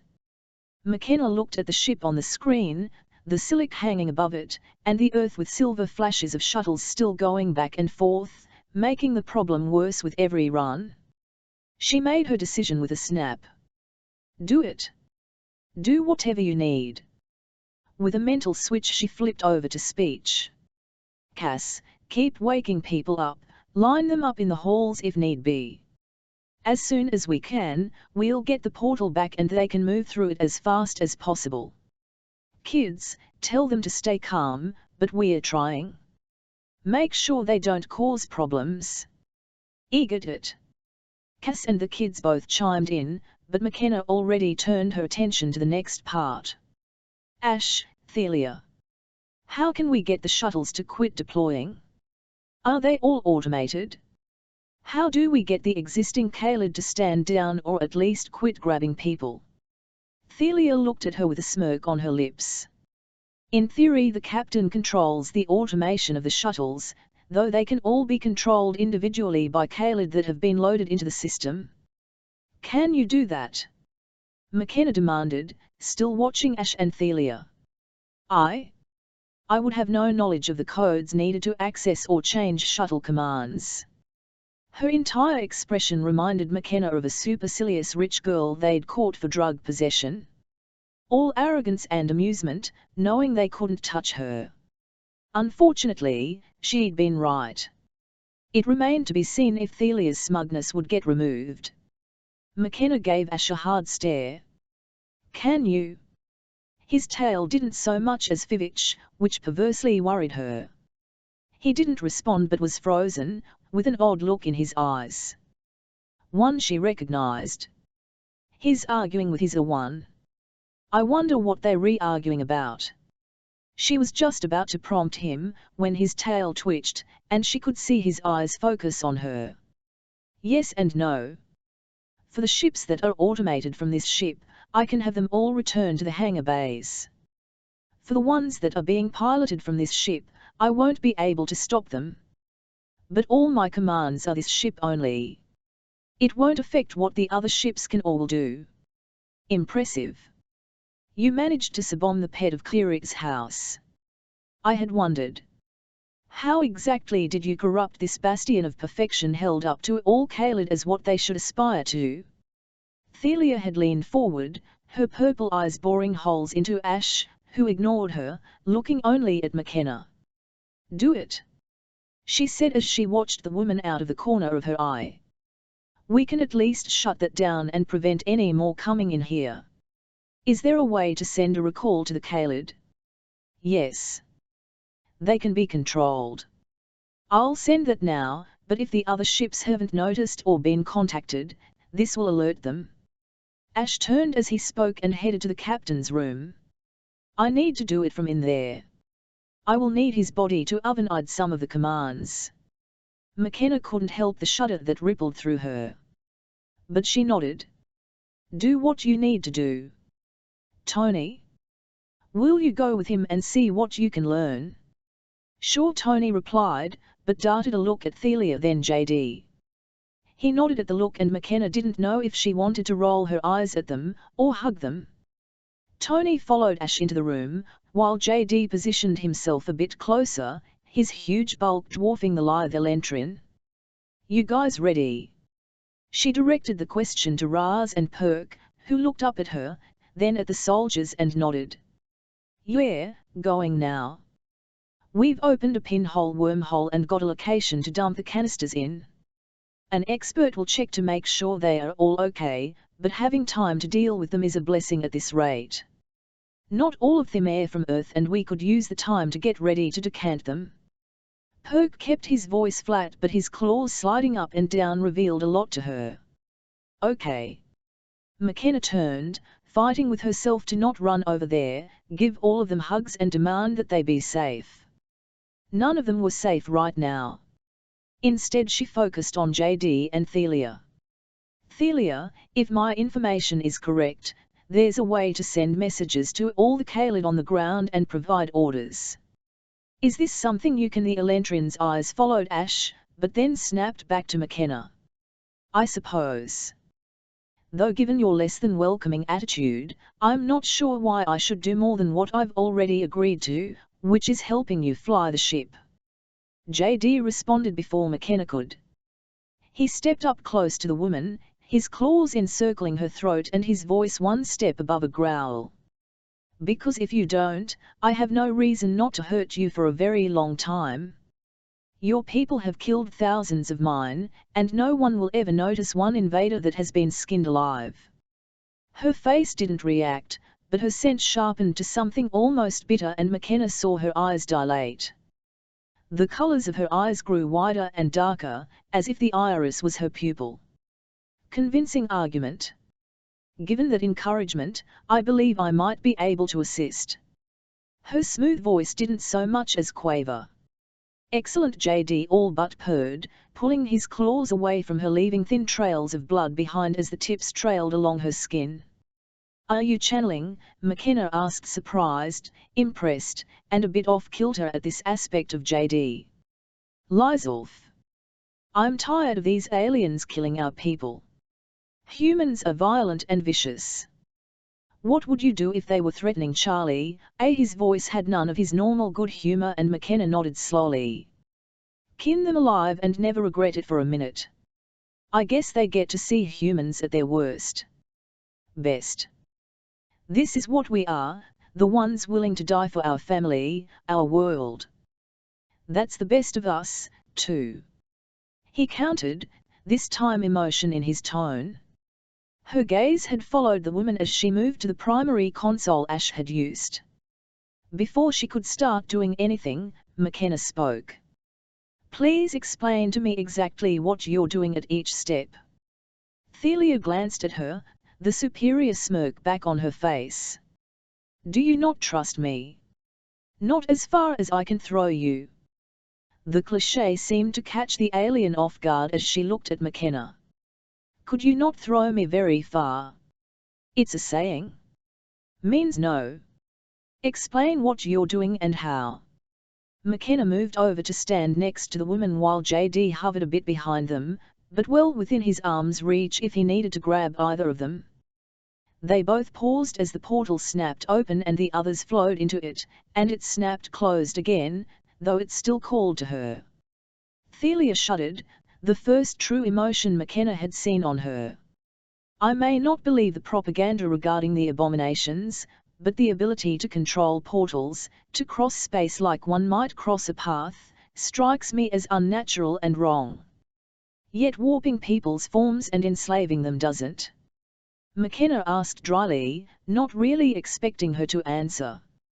"I have no responsibility in that. It has been done that way for many reigns before even my life-givers were birthed." Thelia shuddered, a delicate action that made McKenna think of one of her foster households and the romances the mom had been addicted to. The women in them were always delicate and fragile, and everything they did rippled with beauty. "This woman will run any social setting she is ever in. I hope the government is ready to deal with her, because I'm not stepping up for that responsibility. Though it matters not at this point."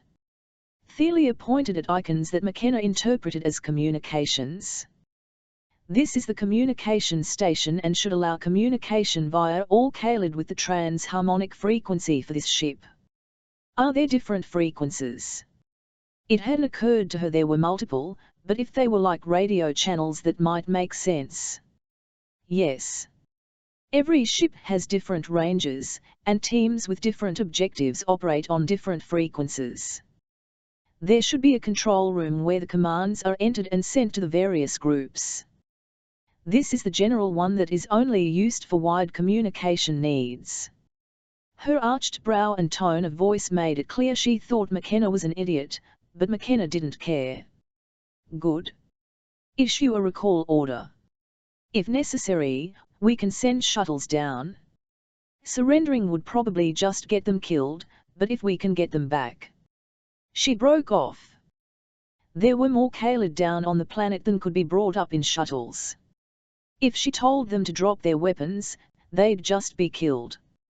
No matter that she would be making a choice that would kill beings that had little, if any, control over their actions.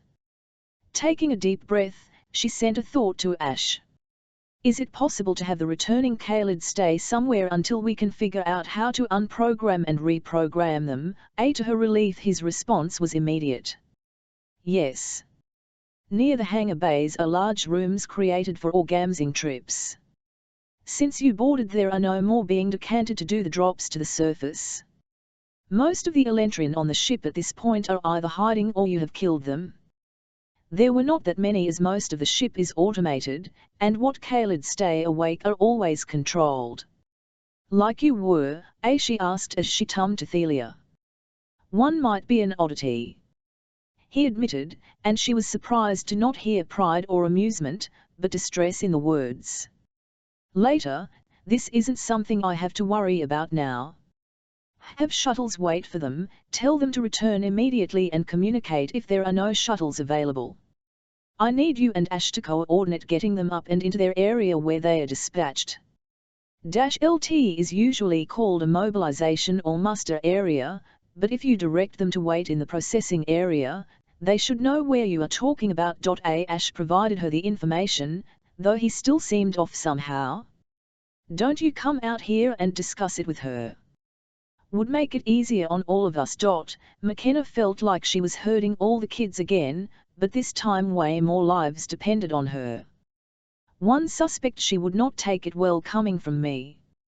After all, I have been known for a very long time as the perfect pet Kaled. Even in her mind she could hear the emphasis on pet.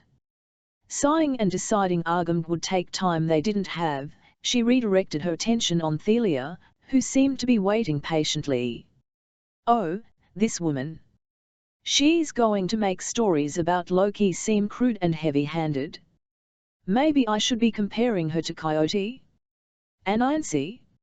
Tell all Kaled to return to the ship at once. They are to await further orders in mobilization areas.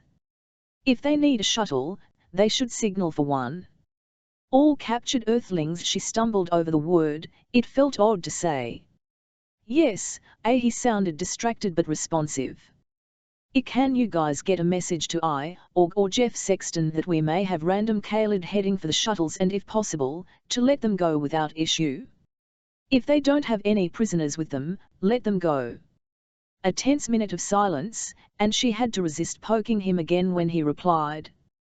Done. Message is going out now, and they'll pass it along to other governments that we're in communication with. No guarantees, but they'll try. Best I can ask for. Do it, please.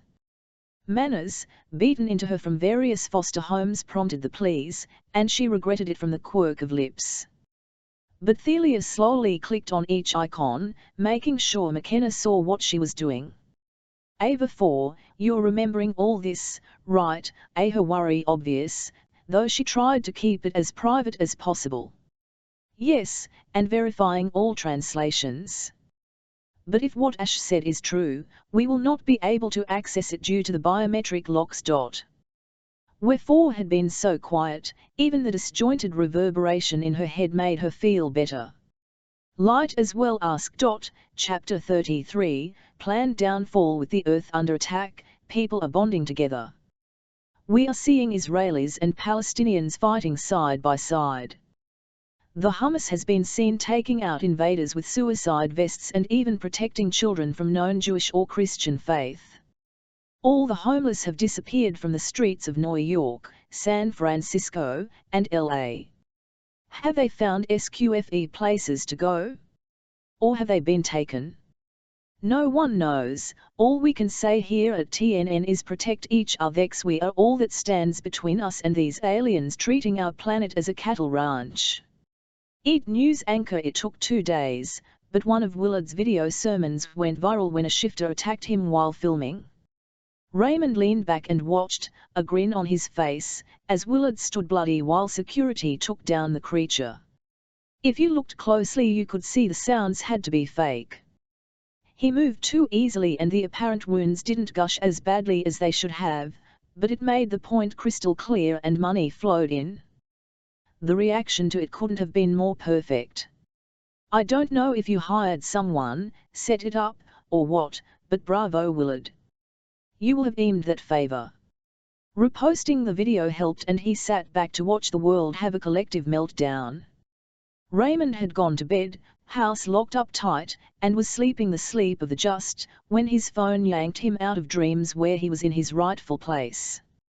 Resisting the urge to snarl into the phone, he answered. Hey, thought you might want to know.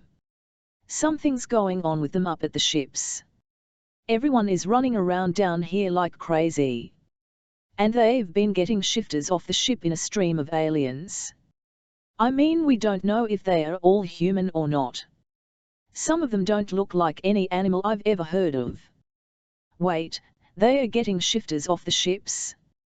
How? Adrenaline had him sitting up in bed, heart pounding as he tried to think through the ramifications of this. Yeah, they brought in some weird lizard-like guy, with a tail and everything, and he made this shiny portal and they all walked into it and just disappeared. It's the creepiest thing I've ever seen. Then they started sending down all these shifters and, sir, I don't think all of them were from Earth. They had colors and skin textures in their weird warrior form that I couldn't recognize from any animal on Earth. A few even had multiple. By this time Raymond had gotten up and moved through the house quietly. No one turned on lights at night anymore. The atmosphere of fear resembled what he had read about during the bombing attacks in Europe during World War XI. Yet another reason to get all of them of this planet. This is America. We shouldn't be hiding in our houses like scared rabbits. Any of this on the news? He asked as he sat down at his desk. Hell no. You think they want anyone knowing about this? They've had this all hush-hush since it started about 2 days ago. Can't remember, I've been working long days. This is the second night I think, but maybe the third. Frag, I'm tired. Yeah, you're working hard, helping protect our country. Raymond fought to keep his tone soothing and coaxing. He wanted to reach through the phone and strangle the man to get the information out of him. Yes, our country, not these crazy animals. But like I said, I thought you should know. In the distance Raymond could hear shouting and moving. Any chance you can get me pictures of what's going on over there right now? He needed those pics. With that he had a gold mine of information. Well, I don't have a camera on me. Higson sounded doubtful and Raymond had to again keep his voice calm and not allow it to show how much he wanted to kill this man right now. Oh, sorry. I thought you were calling me from a smartphone, he said, as if regretful, making sure to add a touch of doubt. Oh wait. Duh, yeah, let me get what I can be sneaky. That's wonderful. Some video would be awesome too. Sure, just remember how I helped you out, Higson said, and Raymond fought back a sigh. Instead he stroked the man's ego. When it comes time to tell the stories, I'll make sure to give you the credit you deserve for helping us protect our species. Just send it to this number. Will do. Give me a bit, I'll have to be subtle. Later. With that Higson hung up and Raymond groaned. That man couldn't be subtle if his life depended on it. He pulled up the various news sites, but there was nothing about a military amassing anywhere. He tried a few of the more esoteric news areas, but the closest he got was some chatter on a social media feed about the weird flying patterns some of the ships up there were doing. He got so into the research black hole the ding of his phone startled him. Picking it up, there were several pictures coming through. Wasting no time, he connected to his computer and uploaded the images. Waiting impatiently for them to sync, he headed to the kitchen, figuring some coffee would be good. He needed to be sharp to craft the appropriate messages for the various social media formats. With luck, some off pictures would be good enough to post on the image-heavy apps and preset the conclusions he wanted people to make in the right way. By the time he got back to the desk, everything had uploaded. He pulled up the first picture and froze, stunned by what he saw. Hand shaking to the point coffee was spilling, he set down his coffee cup, ignoring the slosh onto his pristine redwood desk, lost in what he saw on the screen. As each picture loaded, his smile grew wider and ideas burst through his mind at how to use what he saw. When he saw the video, he started to cackle in glee. It started with a stutter, then smoothed and resolved into a silvery disc hanging in mid-air about 6 inches off the ground. Military personnel surrounded it as a steady stream of beings came out. Most were in that odd warrior form, but some were in human form, or more accurate humanoid, because there were a few he knew weren't from this planet. More and more streamed out as the video played, with people coming up and grabbing them and hustling them off. Shouting orders could be heard in the background and people exclaimed in loud tones. The running around became more apparent. The picture panned for a minute and he saw tents and dozens if not hundreds of people sitting with blankets draped over them and people trying to talk to them. But what interested him most was the pan-past images of the non-human being taken to a large tent with flaps that dropped closed as soon as you passed through. The video caught sight of 2 familiar figures before it abruptly ended. Raymond already had ideas on how to use most of those snapshots. The fur he could and would cause, and the way he could spin the images would give him fuel for weeks. He got to work, making sure to send 1 or 2 carefully snipped frames from the video to Willard. He'd be able to get a lot of traction from those in his televised and recorded appearances. The silver disc needed to be addressed, as did so many other things. Was this alien technology something they could gain control of? He needed to know the full extent of it. Either way, the implications of that were concerning and something he'd be asking questions about, getting Higson to get more information for him. Any lizard aliens needed to be followed up on, assuming what Higson thought was the truth. But the question that ate at him as he worked, spinning words to start a firestorm, was, what the hell were Jeff Sexton and Secretary of State Doug Burby doing there? Chapter 34, Hail Mary. Not only do we have to worry about the Elentrin goon squads assaulting us and killing our families to get what they want, but now those originally from Earth are attacking our leaders of the light, those that helps us keep our faith. If we can't trust those from this planet, why not let the Elentrin take them? Good riddance to bad rubbish. Caller on Harvey Klein's show. Is there a way for us to do this? Maybe duplicate it on other ships? McKenna asked, watching Thelia carefully. I don't trust you, but I need you, and that just might drive me crazy. The woman shrugged. That is dependent upon each ship. The message functionality for the control systems is queued up. Press that button there and it will record a message to send to all Kaled on this planet. She pointed to an icon.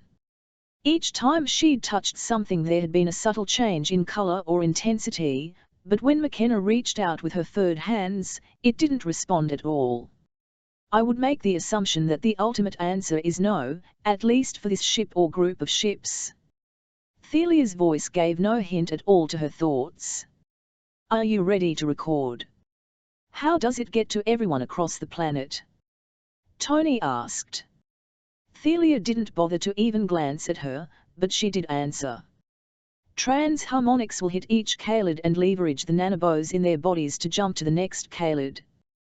By doing this, while there may be a delay for those on the opposite side of the planet, the dispersion is such that the curvature of a planet is not a hindrance to sending messages as long as the density of Kalid is enough. That actually makes sense. Tony frowned as she thought about it, nodding her agreement. Maybe not important now, but later it might be. Thelia still watched McKenna. When no one else spoke, she said again, a note of barely restrained patience in her voice. If you are ready, I will activate the record option. Wait, let me try one more thing. The Elentrin seemed to be very blind in some aspects, and she had a stray thought that she might be able to use that blindness. McKenna concentrated on her finger. While she'd learned to control the nanobos without much effort for her ears, anything else she had to concentrate to get them to do what she visualized. It took a minute, but the fur on her index finger slowly receded and her finger emerged with the nail and her normal skin. Should have tried this earlier. It would have made shooting the guns easier. She pressed the button and it changed to a green arrow. Thelia waved at her, an eyebrow arched, though McKenna wasn't sure if it was surprise, approval, or something else she didn't have a name for. She scrambled to come up with what to say, her mind racing. All Kalid, cease harvesting efforts and return to shuttles. Withdrawal orders have been issued. If a shuttle is not near you, signal and wait for one to pick you up. Leave all captured Kalid in a safe place. Repeat, route them immediately to the shuttles and await retrieval. McKenna glanced at Thelia, who nodded meaningfully at the button, and McKenna clicked it again. It changed back to the original icon, something with a circle in a circle. Not exactly how the commands I have heard have been worded. But it should suffice, Thelia remarked as she stepped back, her hands clasped at her waist. What else would you ask of me? Have all the halo drops ceased? Thelia frowned, looking at her, and McKenna rephrased her question. Have the Kalid being sent to the planet stopped? I would not know. Besides, while this is the lead ship, each captain has the ability to send or not send their own troops. While that method did not go to the Elentrin on the other ships, word will probably reach their crew relatively quickly. Not arrogance or smugness, but something else filled her voice, something that rubbed McKenna the wrong way. McKenna ignored her and raised her voice, since the door was still open between where Tony, Ash, and the remaining Elentrin were. She hadn't forgotten that one, but at this point didn't know what to do with their prisoner. Ash, can you see if shuttles are being recalled? And tell me if any more drops are going on. She waited, her ears straining to hear the second he started to speak, her body wound so tight she felt like the only options were explode or fall apart. This had to have worked. If it didn't, we'll never stop the flow of people being captured. Her thoughts went in frantic circles trying to think of other things to do, but the more she fretted, the less she could think. Breathing is suggested, otherwise you will pass out. Huppy, the comment from Wefort jolted her back into awareness from her spiraling mind, and she took in a deep breath. The headache that had started to pound at the side of her skull faded back. She shook her head and glanced at the viewing screen and the ship hanging there. McKenna could feel they were running out of time, that the commander would be scrambling to do things as much as she was, and he had many more options than she did. Yes, the shuttles are starting to return, and they are being hailed by troops on the ground. Our drops have stopped and the other ships at this point are not doing any troop placements. A large number of trained troops had already been sent to the planet. Ash's voice pulled her from staring at the view screen and the ship there. However, the other ships have started to issue different orders. They are waiting for their last shuttles to return, and they plan to start sending the gathered space debris to impact your planet. He stood in the doorway looking at the two of them, his tail lashing back and forth as he waited.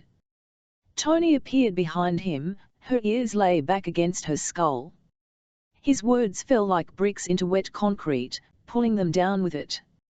Panic won't help anything, don't panic. How much longer? How are you guys doing? It took effort to keep her mental thought calm and measured. What good does it do to rescue the kids if the planet is destroyed? That point ate at her, but she hoped they could figure something out to save her world. 20 minutes and we'll be able to blow up the ship. Everything okay? Perk asked, but she could feel Raz monitoring the connection. But faster is better. I'll try to buy us some time. She closed her eyes and then snapped them open, fastening her gaze on Thelia. So are you with us? Because otherwise I'll just kill you now and be done with it. Thelia tilted her head, looking at McKenna from an angle that reminded her of an owl. At this point I have conspired with you. That is considered traitorous by the House of Drakyn. It is unlikely they would believe I was coerced. I have no living family and most believe the rumors that are spread about me. Given all that, I do not believe I have much choice. Besides, I have no great desire to find out what lays beyond my current existence. Her violet eyes were locked on McKenna and never wavered. In a human she'd have interpreted it as honesty and sincerity. With an Elentrin, she had no idea. JD. Kill her if she betrays us. McKenna stated the words, her gaze still locked with Thelia's. A hint of a smile touched the woman's lips. Will do, JD rumbled, his voice almost a drawl. Thelia's eyes flickered to the side, but then back to McKenna. I assume you want me to do something, asked Thelia. Her liquid smooth voice promising everything and nothing. Oh, I want a miracle, but I need to see if I can get your help pulling off a decent bluff. Stall. Make contact with the captain of that ship and we are going to talk a good game. Is there a way for me to stay off screen and get information to you without the other ship hearing me? Primary objective is to get them to go away and not start bombarding the planet. The earlinks. Thelia pointed to the jewelry high on her ear. Her ears were more slender, and they moved where human ears really didn't. There, the top of her ear connected with her skull, a pale lavender jewel flickered back at her. It took McKenna a moment to realize there were lights in the depths of the stone, not that it was reflecting light. That's a communications link. You don't have mental communication like the Kaled do. For the first time through emotion crossed Thelia's face, revulsion and a sneer as she recoiled a bit from McKenna. Allow words in my head? My thoughts and feelings exposed to it all? Giving that many weapons to anyone about my personal feelings? My thoughts? Never. The last word was all but spat out, as if even thinking it left a bad taste in her mouth. McKenna could feel everyone's shock as they looked at Thelia, emotions and surprise rippling through the minscape. I think I almost feel sorry for you, but that might imply I care. And I don't. Personally, as strange as that aspect had seemed at first, she couldn't imagine being without her family in her head. Though Raz still made her uncomfortable, but more because she didn't know him yet. Ash, can you set me up in that other room to talk to her via the ear link? Yes. That are you thinking? He seemed curious, but McKenna just smiled, showing her many sharp teeth. Let's FMD out. Because I don't have a clue, except I need time. Anything that makes the other captains delay or wonder what we're up to would be a win. Chapter 35. Line in granite. One of the huge convoy shuttles has landed in Cairo. While there have been some reports of gunfire, the city is quiet. Drones launched overhead see two people, one with pink hair and the other with seafoam green. Yes, these colors were told to me by the makeup personnel. These two people are walking through the city, with a throng of people following them. A few are in the wolfman form, what Largo called a warrior form, but most are human. They seem to be leading them to the ships. This is just more proof as to how insidious their presence is. TNN Invasion reported it took a few minutes to get everything put together, but faster than she expected, McKenna could talk in Thelia's ear. While the Elentrin couldn't reply to her, McKenna could hear everything she said from the other room. "Okay, please make contact with the other ship, the Silic, and let him know you have been delegated to talk to him." She spoke in a low voice through the setup. It had taken a minute for her to figure out how not to talk too loudly. These ear-link things were sensitive. "And tell him what?" Thelia's voice could be heard both through the ear-link and from other room. "Right now, get him talking and pull information from him. Find out everything you can. I'll prompt you with more as we go. Right now I'm looking for information on their plans and how to stall them. We need more time.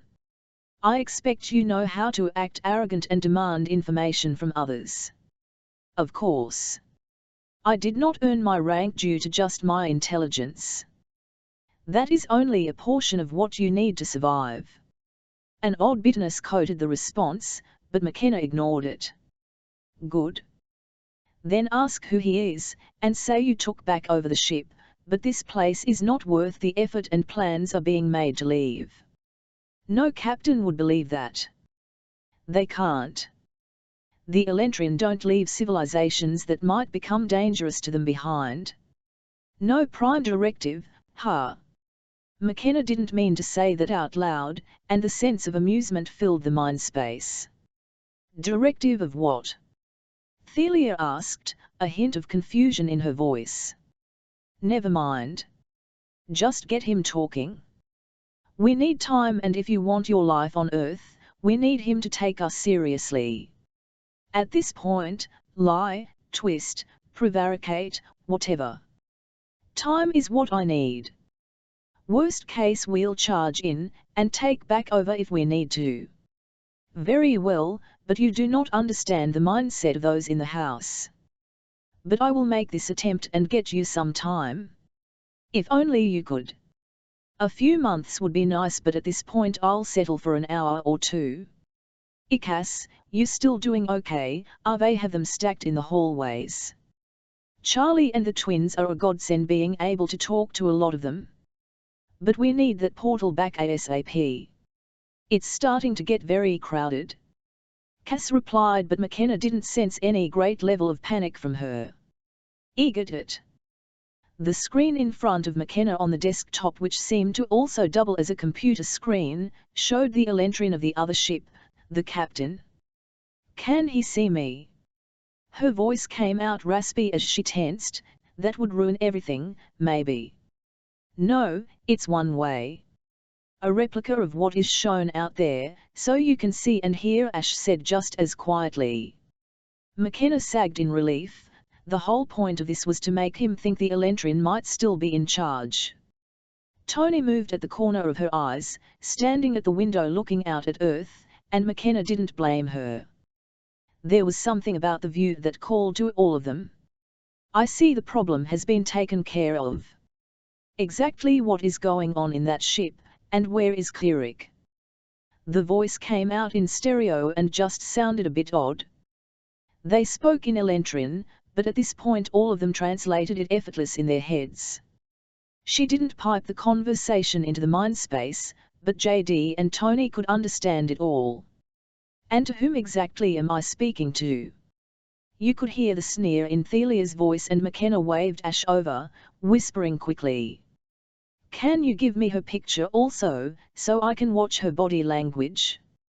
They had arranged for JD to stay there, behind Thelia, but in a subservient pose, implying he'd been overcome. It was all a lie, and Thelia knew he was her executioner if she did anything that betrayed them. Ash nodded and moved over to another part of the desk. As he did that, McKenna heard the captain speak, his voice much more courteous than it had been with her. "This is Captain Clarion of the Silic. By the house, who are you? What happened over there? Is Cleric really dead?" The picture snapped up next to the captain, showing him and Thelia side by side, a thin line between them. If anything, Thelia stood straighter, shoulders back as she glared. Cleric was a failure and was killed for his stupidity in trusting unwisely. I am here now and you will deal with me. She didn't give an inch, and McKenna had to smirk at her ability to tell the absolute truth, yet have it be so wrong. Explain exactly what happened. His words came out as an order and a gentle sneer graced Thelia's face. Damn, that woman is going to make a fortune in modeling. The ideal thought made McKenna fight a laugh even as she tried to figure out what else she needed and what they could do to make him go away. I do not report to you. In fact, she made a show of looking around. At this point I'm the only one standing here. I owe you nothing. I know exactly what I am doing. A brief flash of rage crossed his face, then his expression went back to a smooth blankness. Very well. Then I shall assume harvesting shall continue? Though that does not explain why the shuttles are returning from that planet and no more drops are going on. Have your holds filled already? The other ships say they are only at 45% full. His words came out bland, but the sharpness in his eyes made McKenna worry. Tell him the shifted of this planet are not as suitable as once thought, and a decision was made to stop the harvesting. McKenna said quietly, wishing they had more time to discuss various options. She didn't trust Thelia as far as she could throw her, but she had to trust her. On the video Thelia's nose wrinkled. It is not wise to continue harvesting from this planet. We will leave and mark this planet as a void at all costs. The ultimate price if we stay here may be more than even House Drakyn may wish to pay. I doubt there is any cost the house would not pay. If unsuitable, why are the other ships still gathering? They will not be for much longer. Thelia's voice was abrupt, but McKenna couldn't think of anything else to say. Then when they are aboard, the bombardment will start. It has been decided that there will be none. Tell him the captured ones will be returned to the planet. They are dangerous to keep. McKenna blurted quickly, then regretted it when she saw the tightness around Thelia's eyes. She didn't think he'd buy that. Damn it, they needed more time. And exactly why would we leave this planet alone? Already they have satellites in orbit. Another Furion and they might leave their planet, and might actually develop the ability to attack us. His voice held both confusion and sarcasm, at least that was how McKenna read it.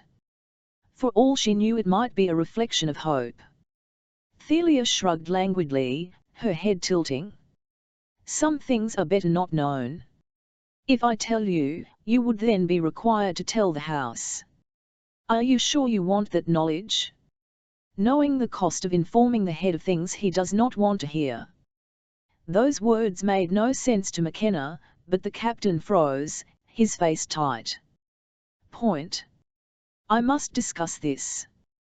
There was no goodbye, the connection was just cut and his face disappeared. McKenna glanced at Ash and nodded. Yes, the connection was severed. Dread filled her stomach as she got up and walked out. Nothing good was going to come of this, but maybe she bought some time. That was that? McKenna asked, as she got closer to Thelia. You are lacking much of our history and I doubt you could ever understand our culture, but we never return a harvesting. Just my saying that made him doubt my sanity. Her voice again had that hint of a sneer in it, but buried under it was something else. What about that last part, about the head and knowledge? This time the bitterness in Thelia's smile and words came through clearly. The House of Drakyn is very specific about how the world works, and those that bring proof of it being other than how they say it is have a short lifespan. Their patience is non-existent, and at this point I think my cash is higher than Clarin's. However, once he provides any proof of what I've done, they will have me declared a traitor to the house. Her stress on the word traitor implied a wealth of information, none of it which would be healthy for her. So he's going to think long and hard about what he thinks is going on. McKenna ventured. He's going to decide what to pass along and what can be gleaned from the ship's recordings. It may make the difference between living and dying.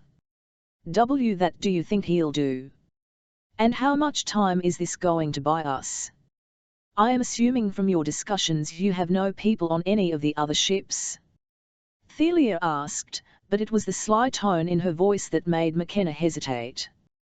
You do realize her betraying us at this point would get her as many points as helping us will cost her. Tony's thought rang in the space. I was thinking that. Damn it, I miss idiots trying to convince me they don't have an ounce of weed in their car or only had one drink a few hours ago. Life made a hell of a lot more sense then. JD's amusement rippled through. Sighing, she tried to figure out how to answer when Perk broke in. Done, we are coming back now. Even as the thought registered, she felt the portal energy and the 4 men came back in, all of them looking exhausted. We got it done. All down safely on Earth. Safe spot for a while, until we either have time to deal with them or are all dead. Perk sounded like he'd been wrung out and McKenna wanted to hug him, but the others, even Raz, looked just as tired. Attention fled from Thelia and she seemed softer for just a moment, then it disappeared and went back to her brittle rigidness. Raz, can you set the portal back up for Cass? Yes. Doing it now. Cass, incoming, she sent, looking at Raz. He had an odd green tint under his scales she didn't remember seeing before. One see it. We're sending them through. Just in time, it was getting a bit crowded. We'll keep going. Cass had a positive tone in her thought and McKenna decided to believe it was the truth. So next move? Tony asked, glancing at McKenna. Well, it just got made, JD said, his voice sour. We're being hailed again. And if I understand it correctly this time from one of the other ships. The list AI. There are 3, the list AI, Grinka, and we are the Fallen. Ash provided in a low tone, still avoiding looking at Thelia if possible. At some point she'd have to figure out why the Elentrin made him so nervous, but now wasn't the time. Thelia, answer and stall, but I'll be there next to you. Talk until I stop you, because you're right, I don't know the culture and I might make things worse. If I have to, I'll pull a gun and point it at your head. That would make an impression, though it might be best to stay out of the immediate line of sight. Though the pet being in the view would surprise no one. Assuming of course you want to make sure I don't do anything regrettable. None of us want you to do anything regrettable. I prefer my food to be cooked. McKenna locked her eyes with the vivid purple of Thelia's and the woman looked away first. Understood. JD and Tony faded back into the room with Ash. At this point, the tied-up Elentrin had quit making any protests, but the beat of her heart and breathing was steady so McKenna ignored her for now. Positioned out of the way of the video pickup, she nodded at Thelia. Answer them, and we'll play it by ear. Thelia frowned at her, touching her earlink, but the chime sounded again, and she glanced down and hit the button. Yes. Ambassador Thelia? Are you doing there? I thought you were on your ship. Where is Cleric? A woman with mint green hair and eyes looked out of the video. As with all the Elentrin, her beauty was such that you wanted to stare, though she was the first female with short hair she'd seen. While McKenna was out of the camera range, she could still see the screen easily enough. What? Do they breed these people for beauty? Cleric is no longer in charge. Plans have changed. All shuttles are to be recalled and the harvested Kaled returned. This planet will be marked off limits and we will leave after returning those we collected. The woman looked out of the video screen, then her eyes scanned the room. Eyes snagged on the far corner and McKenna followed the gaze and sighed at the blood still on the floor. I really need to remember to scour a place before trying to convince people nothing happened. I see that Clarion did not misguess the current situation on the Fallen. The situation? Thelia smirked. He has no idea what the situation is, other than the respect he thinks he is due was missing. This isn't an idle wish, Lennox. The harvested will be returned. She stressed the word will as she looked at the woman. Otherwise the consequences will be unpleasant.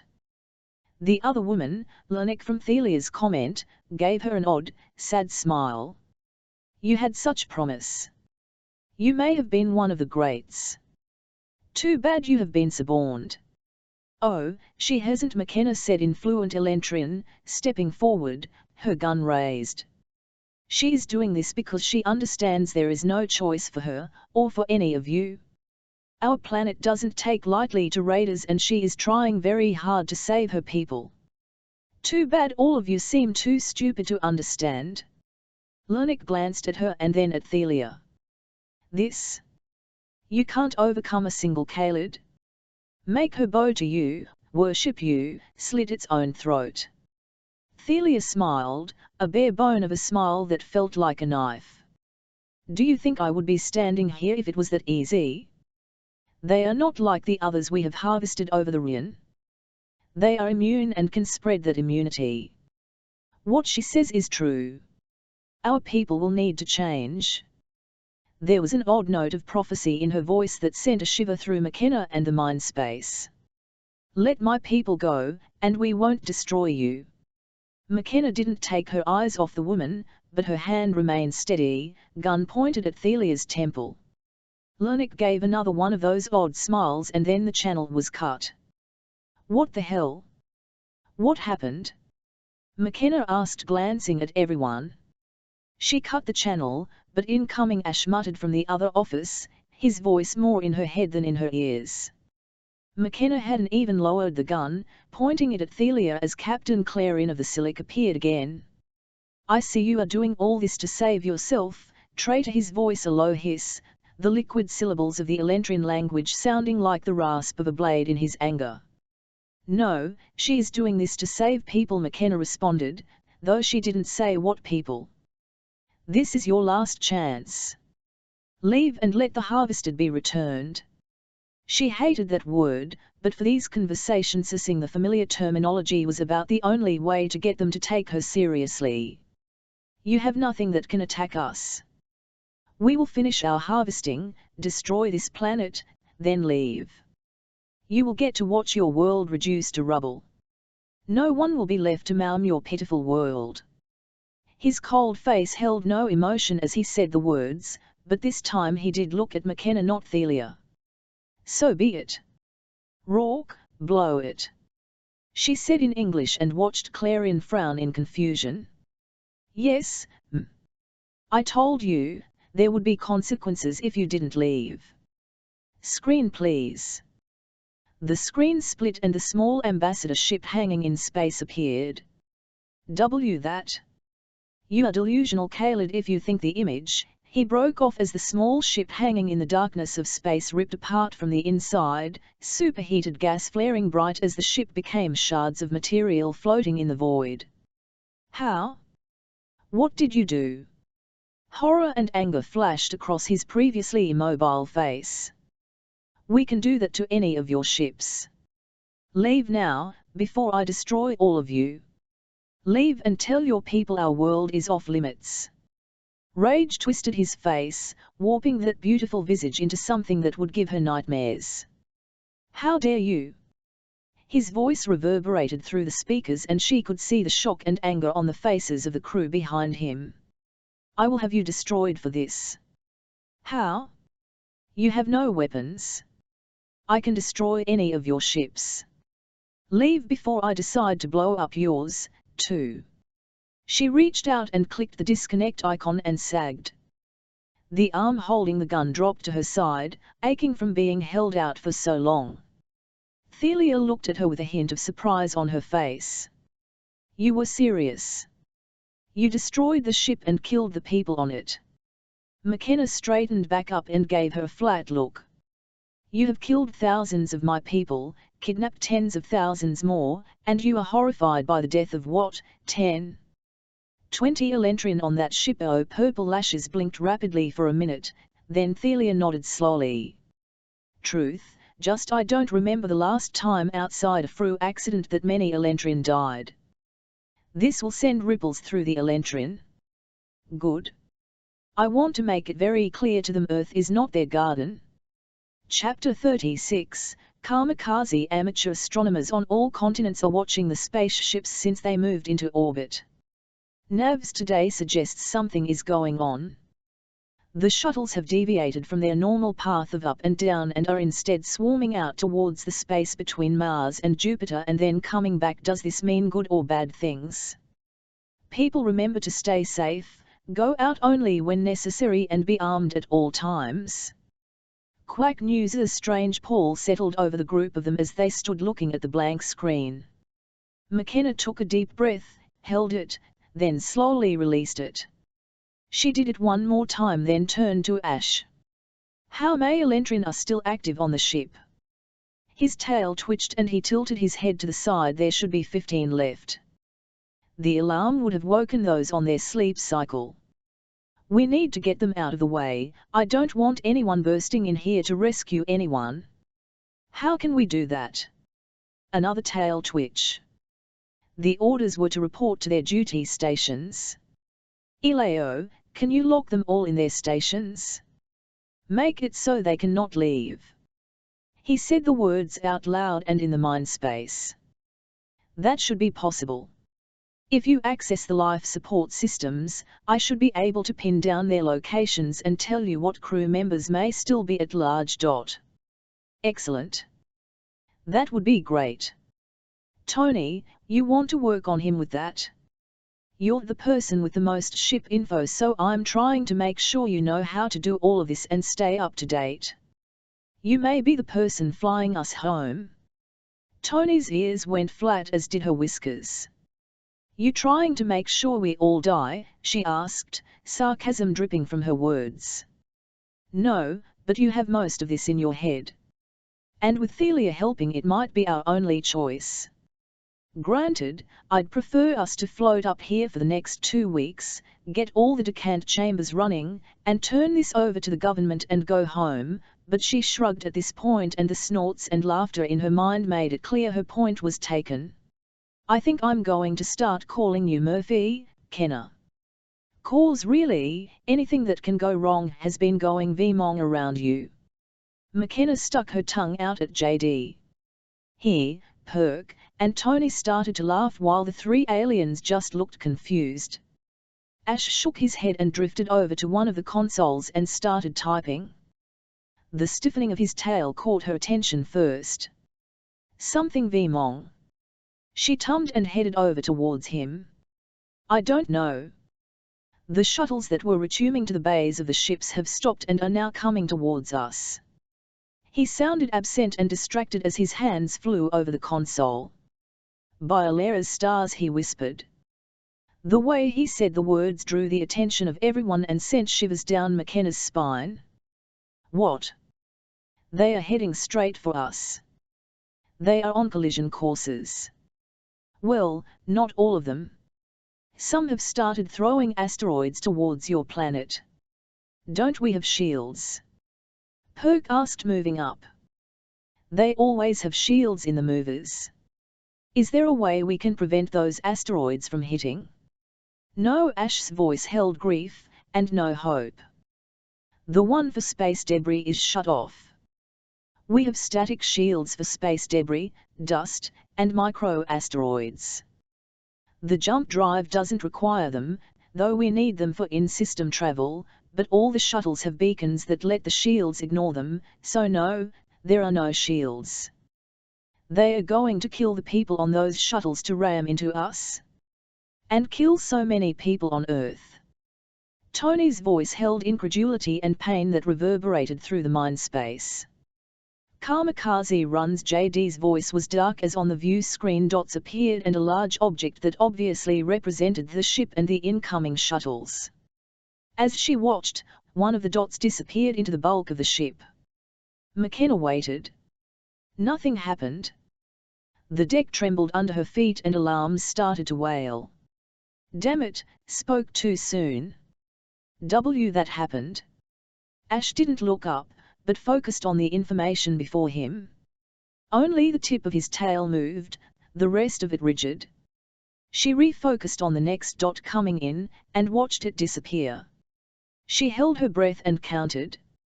1-2 the ship rocked and more alarms went off. McKenna felt her claws extend without her consciously choosing to let them slide out. We're all going to die out here in space and they 11 come for us. The terror and fear in that thought sent an adrenaline surge through her and she pushed back the terror. So be it, but I'll take them with us. Thelia, her voice cracked like a whip. Head us towards the Silic. Aim for the middle of the ship. Everyone looked at her, but Thelia just let her lips curve in that odd smile and stepped forward and clicked some buttons. Ash's eyes were wide as he looked at her, but he didn't say anything to counteract her order. We're going to ram them. Tony's voice didn't squeak, but it had a tightness to it that wrapped around McKenna. If we don't have shields that can stop the shuttles, they don't have shields that can stop this ship. If we sit here, we die. Cass is going as fast as they can, and I can't let him keep attacking us. A beep interrupted her and she glanced around as the familiar sound of an incoming hail filled the bridge. Got it, JD said, pressing keys on console. The screen filled with the face of Clarion, the Silic captain. You think you can resist us? There is no resistance. We are the Elentrin and we will destroy your planet. The odd echo of something from a sci-fi TV series had a burst of laughter coming out of McKenna's mouth. The shock on his face made it all worth it and she grabbed the opportunity and ran with it. Did you think we didn't plan for something like this? Our world is willing to pay any price to be free. We will be the masters of our own destiny.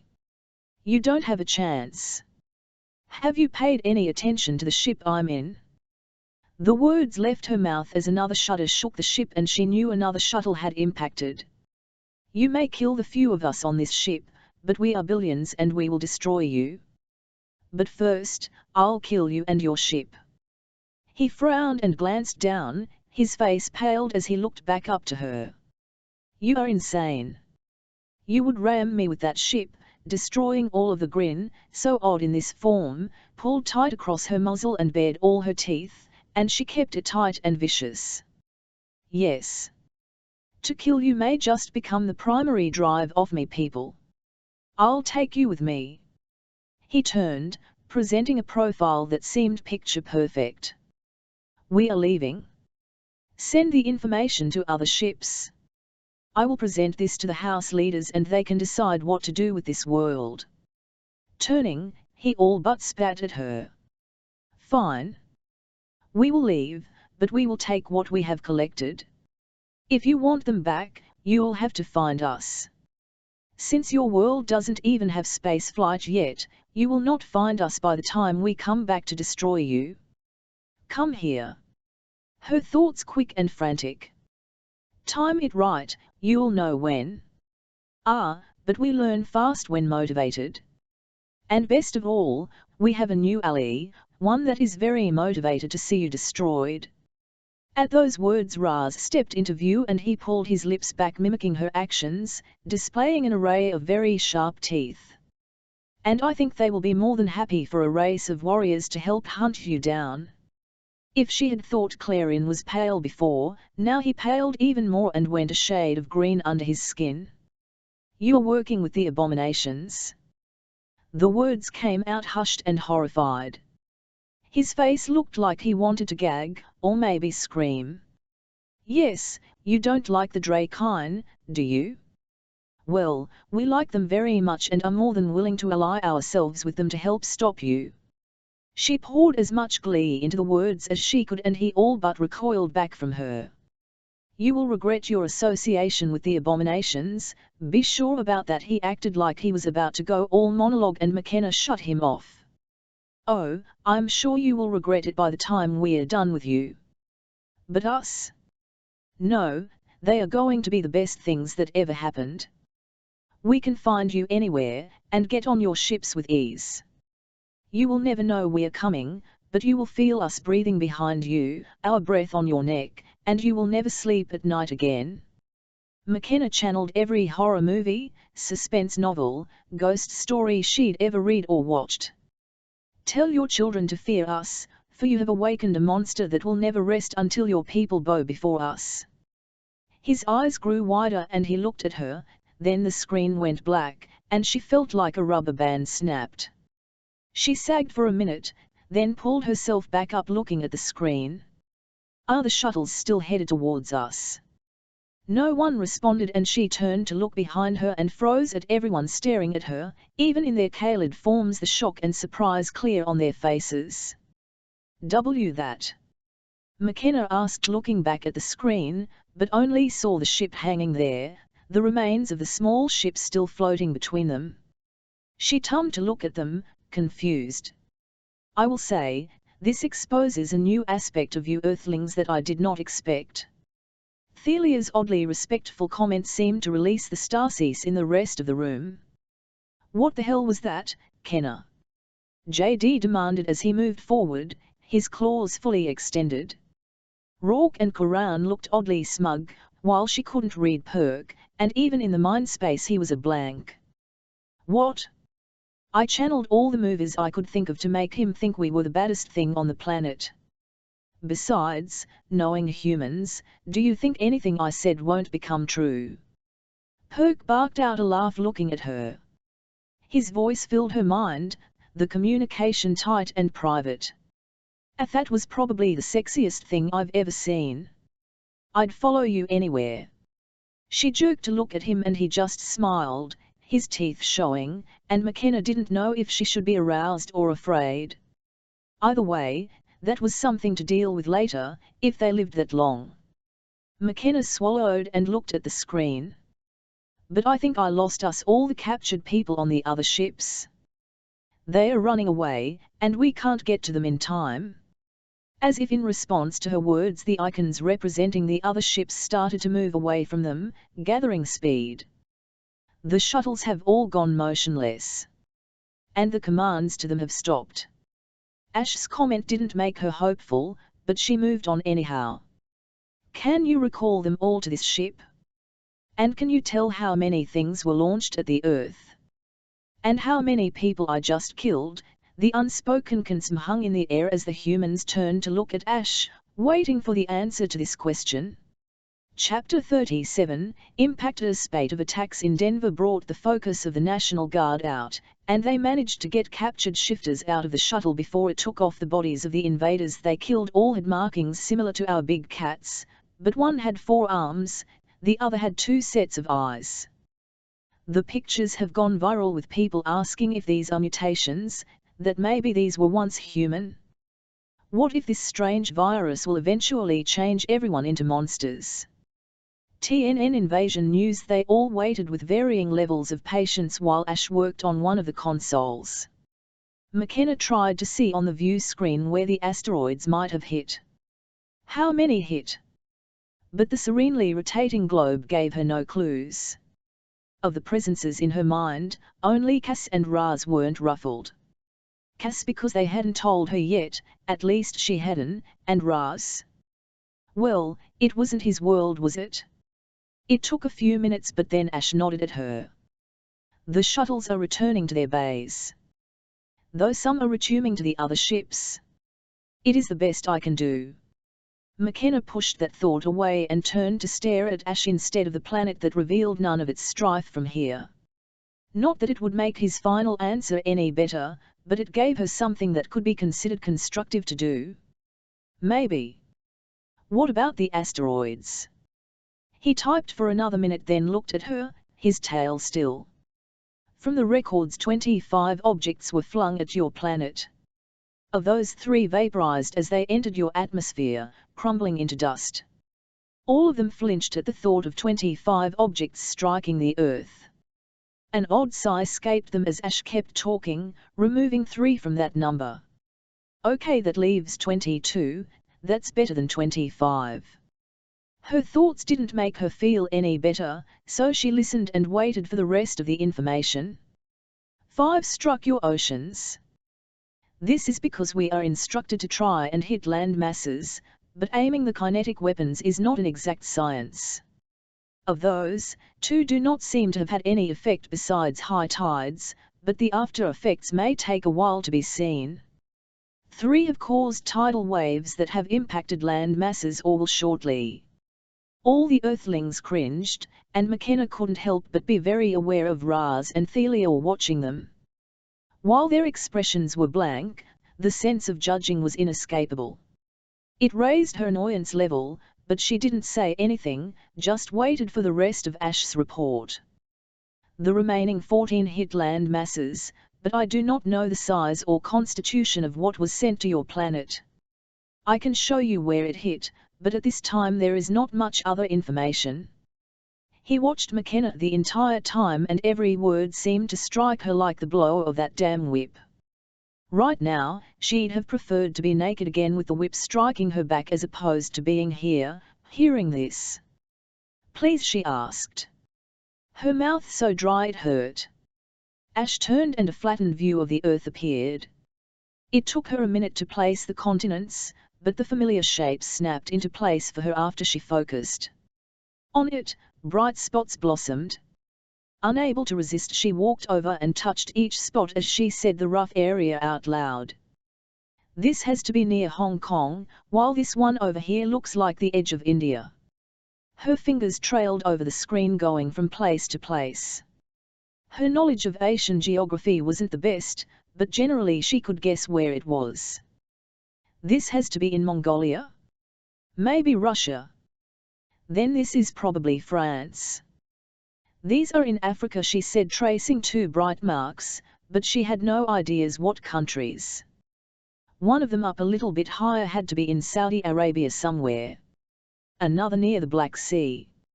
Down here another 2 will hit Australia, but I can't even begin to tell you what cities are where. That is also where one of the tidal waves will impact. It should be there in an hour if the density and speed calculations are correct. Ash's voice didn't provide relief, it just added to the guilt and stress wrapping her like a sticky cocoon.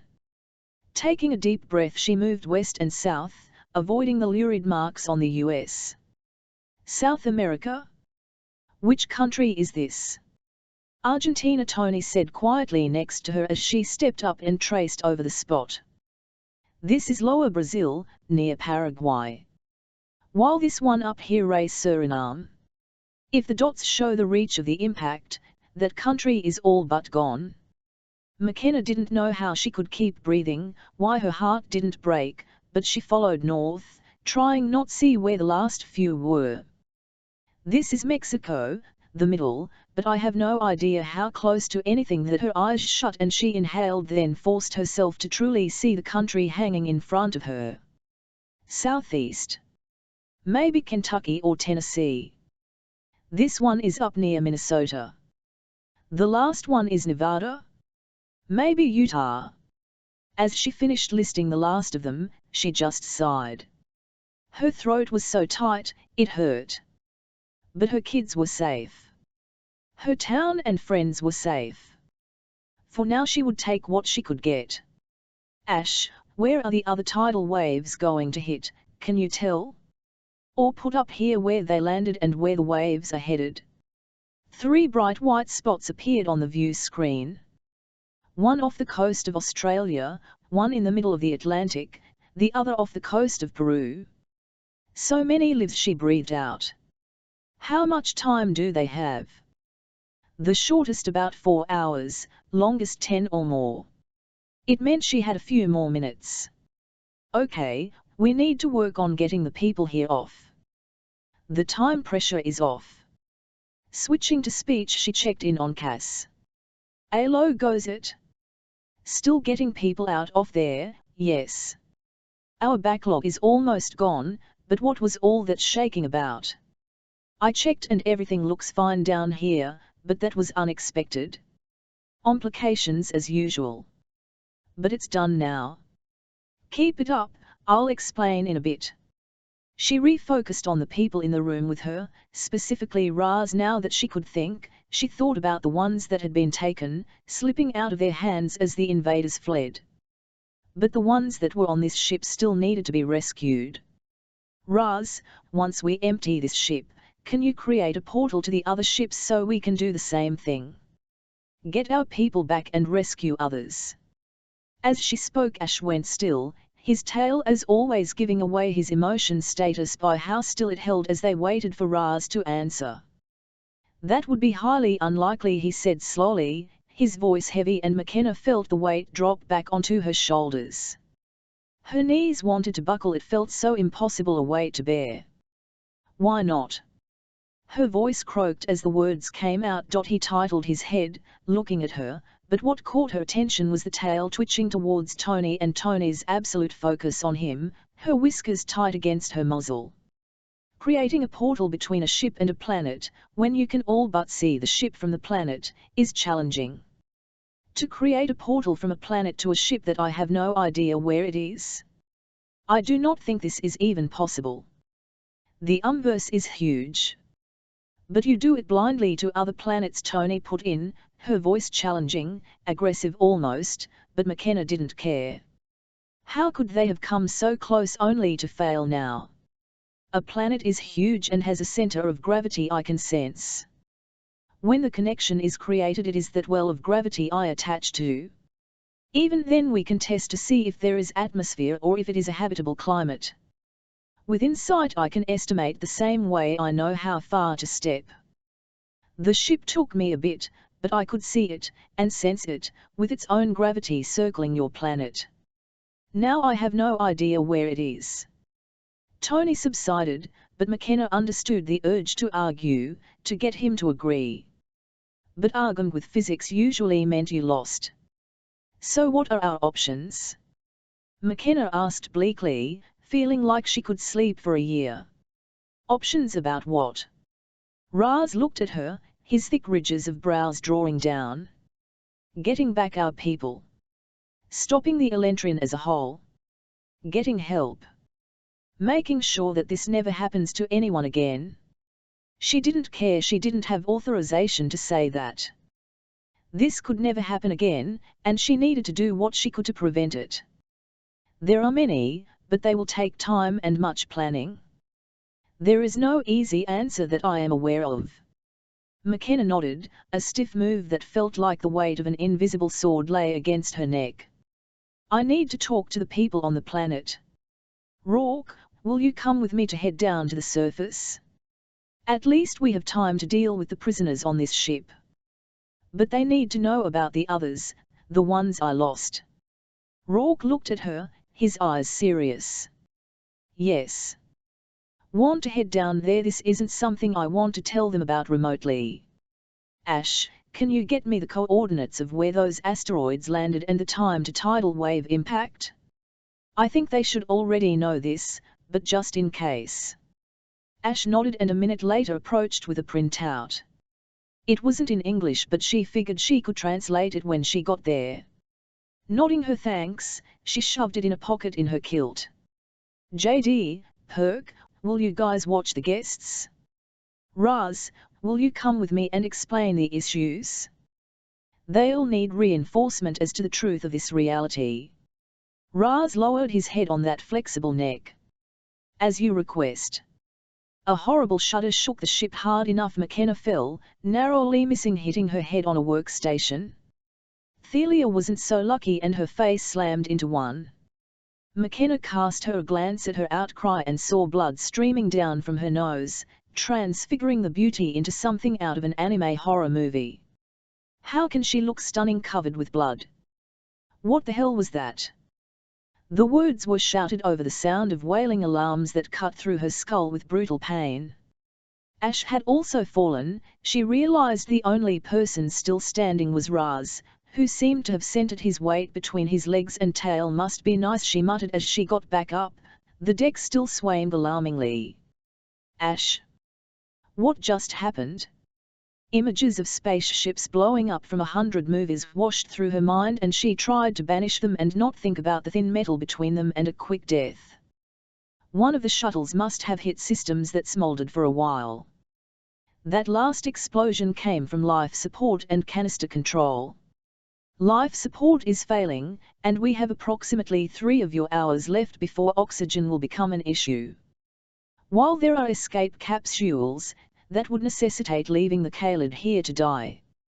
Before she could say anything, Cass's frantic thought burst in. Thing's wrong, all the canisters are flashing red. They are showing a countdown timer and I verified both control rooms are showing the same timers. What do they say? JD asked before McKenna could, stress coating his thoughts. That all ship-based life support functions will stop in 3 days. There's a note that they'll then go to backup power. I can't get them all out in 3 days. We only have one portal and not enough people to do it. We'd have to have full teams in here cracking them open to pull that off. Her tone wavered at the beginning, but the tenor was there. Okay. Keep going as fast as you can. Give me a minute. McKenna tummed to Ash. You said there were escape pods. Have any been used? His tail twitched but he walked over to another console, touching icons. She followed him as he walked and saw Thelia standing upright, with blood staining the light green robe. It created streaks of darkness that felt off. Other than her bloody clothes and the red and swollen nose, she still seemed unaffected by their imminent death. Ash looked up from where he had moved. Yes, about 10 have been used. There were 20 Elentrin as crew on this ship, with the ambassadors visiting occasionally. That means there are 12 left. He paused and looked around at the blood still on the floor. Make that 8. Make that 3. We killed 5. 2 in a hallway and 3 in the engine room. She noticed Rourke start when she said that, but the confusion she had felt then seemed a lifetime away. Conscience is the first causality of war. Who said that? It is true, truer than I think I'll ever be comfortable with. Ikas, are we all okay? Not really. We need to step up the operation. I'm sending Tony and JD down to get the other rooms open. We need them running through that damn portal. And if I tell you to bail, you damn well better bail down that hole. You got it, Kenna? What's going on? Cass's tone felt stressed and tense. LT doesn't matter. You shouldn't run into any more resistance. Get those rooms open and get people running into the portal if necessary. She turned to look at the others. JD, Tony, Rourke, you all head down there. Rourke, Koran, tell the powers that be what's going on. Let them know about the visitors Earth is going to get. I'm assuming they can track these pods, but just in case they should know. But move it. And if you think this is going sideways, bail and bail fast, but rescue whoever you can. Rourke, I need you to tell them I'll fly to land in White Sands. It's the only place I know of that's big enough to maybe handle this ship. It's the least likely to have people or houses around that I can take out. Make sure they understand I have no idea what I'm doing. I've never flown a spaceship before. She said all this out loud and via speech. People started to protest and she held up her hand. I don't have time to argue. I have to stay here and Perk doesn't have kids. The rest of you need to get out no matter what, and Rourke will have more weight with the military than I will. Every minute you argue with me is another person that we can't get out. Now go. Her voice echoed and after 2 long looks, JD and Tony took off at a run. Don't think this is over. I'm not leaving without you, the thought all but growled in her ear as JD left the room. One love you. But you need to be safe. Make sure Cass is too. She's good for you. Take care of my kids, please. And with those words McKenna shut down the connection, feeling JD and Tony pounding on it, but she kept the door shut tight. She turned to Perk and forced a smile, exposing too many teeth. If I just sentenced you to death, I'm sorry. But I can't hurt either of them more than they've already been hurt. Perk crossed his massive arms over the furred chest and his eyes locked with hers. No place else I'd rather be. Chapter 38, Falling to Earth. The pictures of aliens emerging from a portal supported by military personnel have gone viral. No one knows the source, and the White House and other military sources are not responding to any questions. Where was this taken? What is this portal? Why are we helping the aliens trying to kill us? What is going on? What are the bright lights in the sky that have headed towards us? Are they alien missiles? Weapons, ATNN navs? Ash, is there something we can give our guest to knock her out? I believe so, though I will need to run down to the medical center to obtain it. His reply started slow, though by the end of the sentence he sounded sure. Go get it. Perk, go with him please. They both nodded, Perk nodding her way before the door slid closed behind them. Raz, how well can you control the portal from here? What happens once we get into the atmosphere? Does anything change? That if we crash? Can the portal be made big enough to set the ship down where I tell you? McKenna could have sworn his jaw dropped as he looked at her, shifting his weight back and forth. Truly you humans think around things in ways that have never occurred to any of our people. I will be fascinated to see what long association will bring with it. McKenna shrugged. Humans are weird and we do this sort of stuff. But now isn't the time to get into future possibility discussions. Back to the question, can you? His thick lids dropped to nanau slits, but he didn't seem to be looking at her, more like he was thinking. The portal should be stable until the bulk of this planet interferes. While normally we can flex around planets or stars, this is too short a distance to do that, and the tunnel is too active. The atmosphere won't make a difference as vacuum and planet are the same. It isn't a physical construct but a metaphysical connection. Damn, there went one idea. Though the idea of this being metaphysical like some sort of astral projection is very disconcerting. She felt wherefore hum a bit as he talked, but she didn't say anything or ask questions. If the tunnel was still active while we crashed, and I was not killed instantly, the explosion would travel along the path of the tunnel until my death collapsed it, I believe. That has never been tested, though there is one story of lava coming through a tunnel when it was accidentally connected to a volcano. It killed the Drakyn involved and the tunnel then collapsed. The process was never repeated. But it is known that heat and energy can travel via the tunnels. That's good to know and gives me some ideas, but for later. Go on, she urged. The blinking lights and low-level alarms felt like ants on her skin, distracting and annoying but not painful. In theory, he closed his eyes for a minute. Yes, the math backs up the theory that while it would be possible to make the portal big enough, the velocity would not slow, which means the ship would exit the portal at the same velocity it entered. He paused again, his eyes closing for a count of 10, then he opened them all the way looking at her. Though the math game agrees that it might be an interesting experiment and a way to travel across the stars via ships. This is a wonderful idea you have brought to us. He seemed excited as he talked. McKenna locked down her thoughts tight. Wherefore, do you have any idea who he is talking to? There is no transmission registering. Immediate response: no one, but he does act as if he has been given information. It to the list please, topic added. So we do this the hard way. Great. Raz, please make sure we close the portal before we enter the atmosphere. I have no idea what's going to happen, but I'm not going to risk the deaths of the people on the ground as we do this. They should have white sands ready for us by the time we land, but either way that area is sparsely populated. The soft chime and slide of the doors pulled her attention to the back of the room, her body ready to attack, since they still didn't know where everyone was. Perk and Ash came back in with a large bag in each hand. Medical supplies. I'll dose our guest, Perk said, walking towards the captain's office, opening the bag as he did. They have the coolest injectors. Stuff totally out of the sci-fi movies. While he ensures the remaining officer is sedated, I will access the escape pod.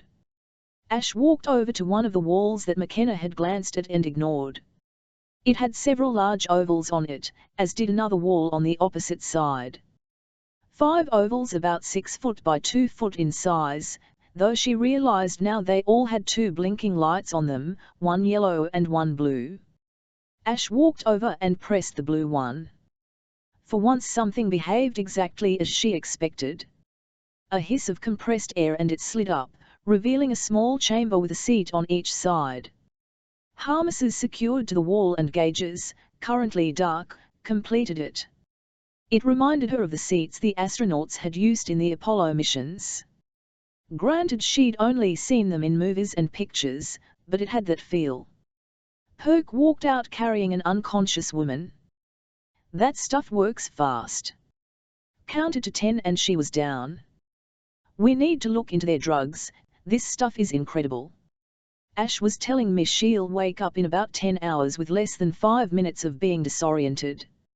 McKenna stepped back out of the way so they could strap her into the chamber. Absolutely. If we get this down in one piece there might be that opportunity. Ash, you will stay, right? I don't think we have a chance without you. McKenna knew she had the manpower to force him to stay, but if she didn't have to, she'd rather avoid seeing how far she would go to pull this off. Your species is our best chance. If you die on this ship everything was for nothing and I would rather die than continue. Besides, he glanced around the ship, I think my position has been made known. McKenna gave him a sad smile, though she realized it probably didn't translate properly in this form. We would say all your bridges are burned. Ash thought and nodded. That is accurate. Your language is so colorful, it makes me wonder sometimes. Thelia's voice, while not loud, cut through the clamor of the alarms. What do you mean? McKenna looked at the enigma that stood in their midst, not able to trust her, but having no choice. What else we might have discovered if our culture, my people, could see past a hatred over something that happened hundreds of years ago. Something most of us believe falsehoods about anyhow. A melancholy note crept into her tone, then she shook her entire body making her fur ruffle. So now what, oh mighty leader? Where did you want this pod to go? Ash asked and McKenna blinked, trying to remember. Ava 4, what were the coordinates for Quantico? The large courtyard, looking dot. A hum that she felt more than heard and then where 4 responded. 380334N770250W, once more Ash said as he typed on a pad inside the door, but on the outside of the pod. Where 4 repeated it while McKenna watched Thelia. Ash stepped back from the pod and hit a button on the inside and it closed. When it clicked, he pressed and held the yellow button for a long breath. A soft chime just at the top of her hearing over the alarms sounded. Done, she's gone to the coordinates you provided. The pod auto-adjusts speeds so if your people are there, they should be able to watch her land with little danger unless they are directly underneath. Okay. One thing's off the list. Ash, can you do a ship-wide announcement that we're landing on the planet, but there's a very good chance we won't make it. I'd rather have the remaining Elentrin off the ship and not have to worry about our backs. Very well. He moved over to another console and pressed a button. Attention all crew, life support has failed and the ship will be landing on the planet below. The odds of survival are low at this time. Please brace for impact. He cut it off and turned to her. Not exactly what I would have said. McKenna commented looking at him, no idea what prompted that sort of announcement. A long whistle escaped as his tail lashed back and forth. Elentrin are odd creatures. They are not brave, but if you tell them to run, they will never run. It is like they absolutely must do the opposite. But if you tell them to stay, they will flee almost as if to deny that they have to follow your orders. But only in battle. In classrooms and normal work situations they follow orders just fine. But when their life is at risk, their behavior is like that consistently. I have never understood, but I can use that trick. He is accurate. Thelia's voice was thoughtful. I had never thought about it, but he is correct. I wonder if there are resources that I could use to research that. It would be interesting to track down the source of that reaction through our culture. McKenna blinked at her and then laughed. You're a scholar. You love research and books. That's what drives you, knowledge. Thelia jerked upright, her spine stiffening. I do not. It is simply another tool to use to crush my opponents. Her retort was instantaneous, and she pulled back a little bit, blinking. Ash whistled a bubbly sound, burbling sound. That is exceedingly strange. Her eyes narrowed to slits, but McKenna could tell she wasn't looking at anyone, just thinking. And very winsome. Right now it qualifies as amusing and something to think about at a later point. If there is one. Ash, did your little message have the desired effect? It took him a minute, tail lazily drifting back and forth. McKenna glanced at her tail, wondering if it was waving also, but only the tip twitched. She pulled her attention back to him as he looked up. Yes, in odd ways. There should have only been 3 Elentrin left, but 8 pods have been used. How is that possible? McKenna asked, worry creeping up her spine. Ash didn't respond immediately, tapping on the strange icons, his tail speeding up a bit. It looks like some of the Kaled chose to leave also. There were other Kaled like me on the ship. House Kaled that had been with their families for generations. Most of them also have AIS like I do. Yes, but theirs are not enlightened as I am. A faint hint of laughter came through at that comment, and McKenna wasn't sure who had laughed. Raz had stood there watching all of them, but when another shudder shook the ship he moved. What is the current plan? McKenna bit her lip, and instantly regretted it, as blood welled up from it. She closed her eyes and tried to get a grip. Ikas, is everyone there? And through the portal, A1 sent Cass down. She is relaying things to the people in charge. Rourke and Karan are with her. We're still getting people out as fast as we can, but it's getting smoky down here. JD's soft rumble of a voice soothed her, though she knew if they all made it through this he would be chewing on her for months for making him leave. McKenna flipped her tail at Ash, and startled herself, though she tried to cover it. The life support systems are failing, much faster than I thought. We have about 2 hours before the air will be unbreathable. 41, 1 hour from now. If I don't tell you to bail sooner, get down that portal and I'll have Perk drop it. Good luck, she said, her mental voice soothing. You too. She didn't try to talk to Charlie, Nam, or the twins, just sent them a wave of love and turned to Thelia. Time to pay the piper. Show me how to fly this ship. Thelia looked at her, a sneer to her lips. You are really going to do this? You have the ability to walk away at any moment, to any planet, since you have a Drakyn by your side, and you are going to willingly stay on a ship that will most likely crash and kill us all. McKenna shrugged, yes. Thelia turned her strange purple gaze on Perk. This is true for you also. Wouldn't miss it for the world. He responded, baring his teeth at her.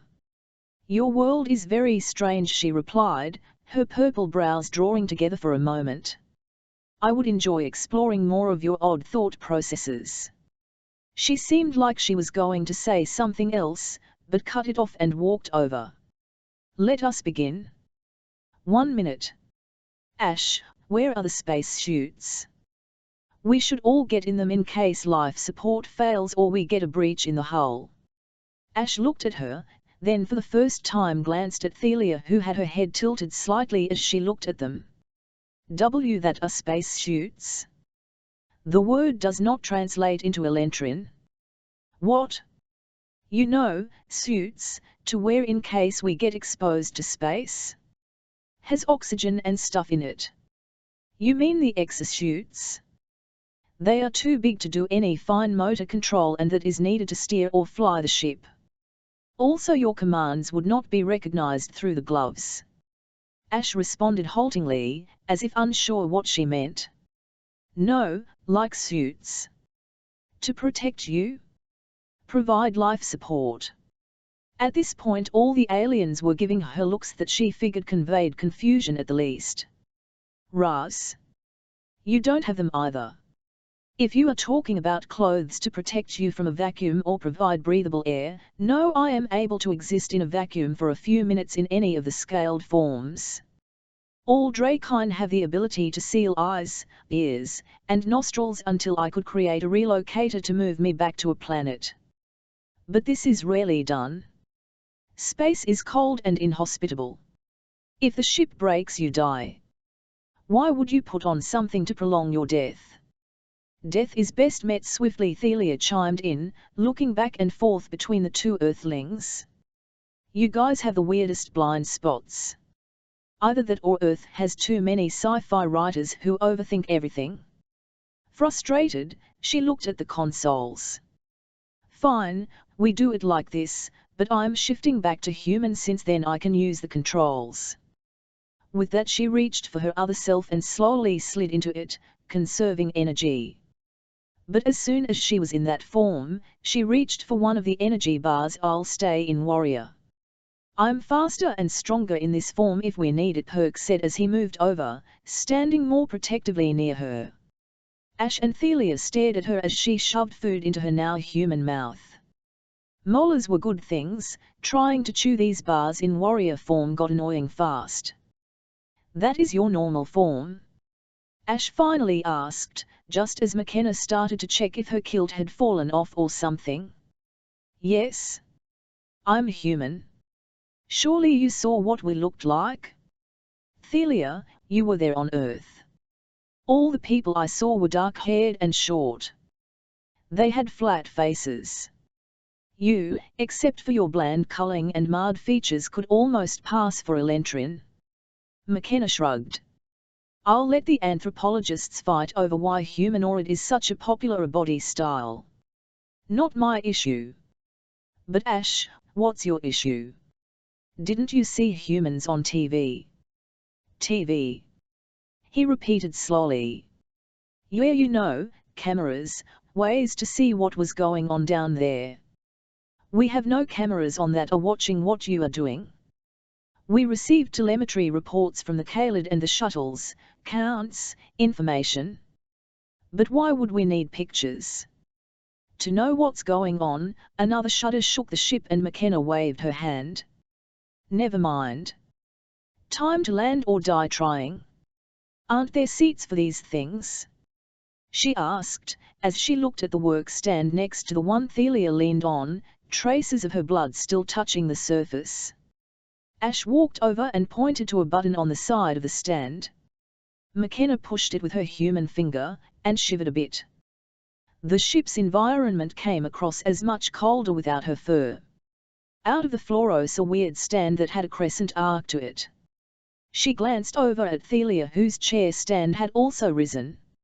McKenna copied her actions, stepping back into it and feeling it flow up her spine and around her waist, taking much of her weight but let her keep full mobility. Interesting design.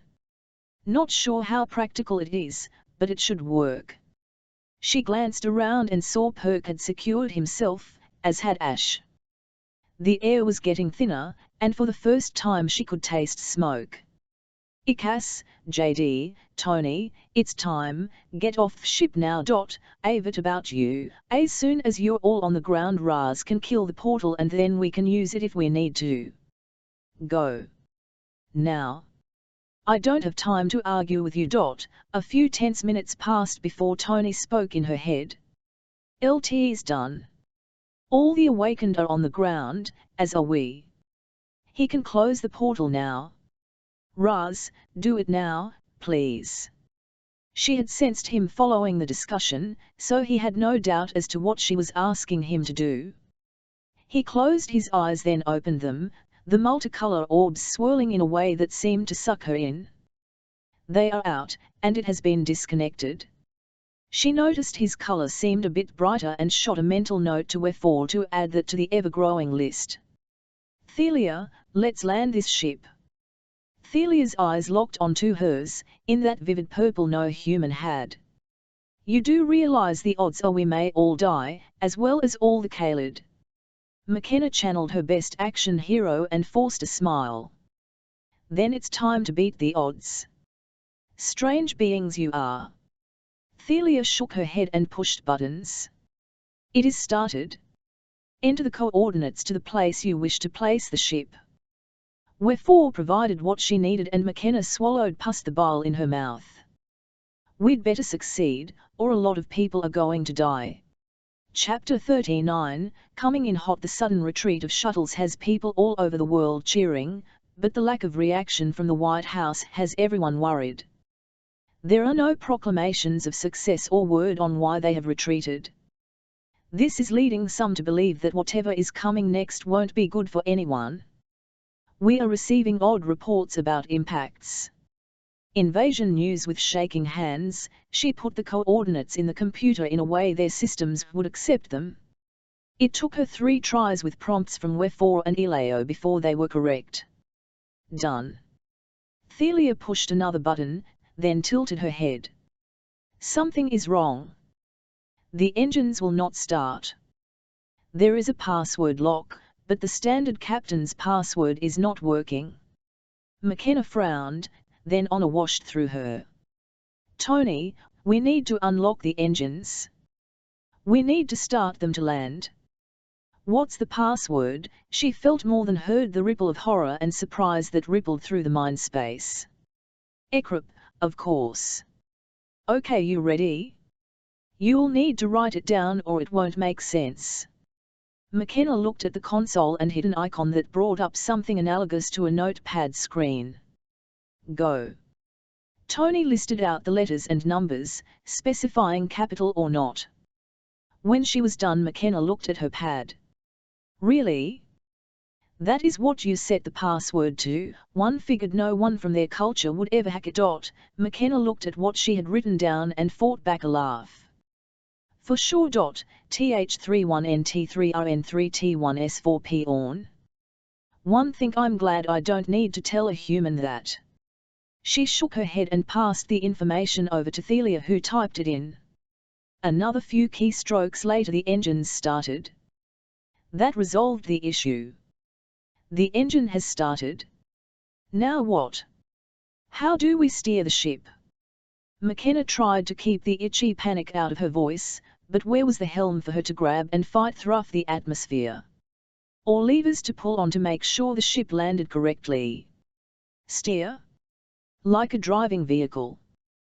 Thelia looked over at her, purple brows raised. Well, yes. We need to guide the ship down. McKenna looked for something that she had missed, to pull or push. The computer will land us. There are no rudders or axles in a spaceship. Thelia said the words slowly, as if talking to a child.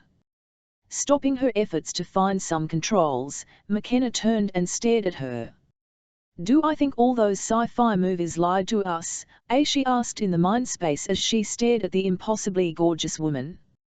And why, even with her nose swollen and a yellowish color, is she still so beautiful? I'm getting that feeling.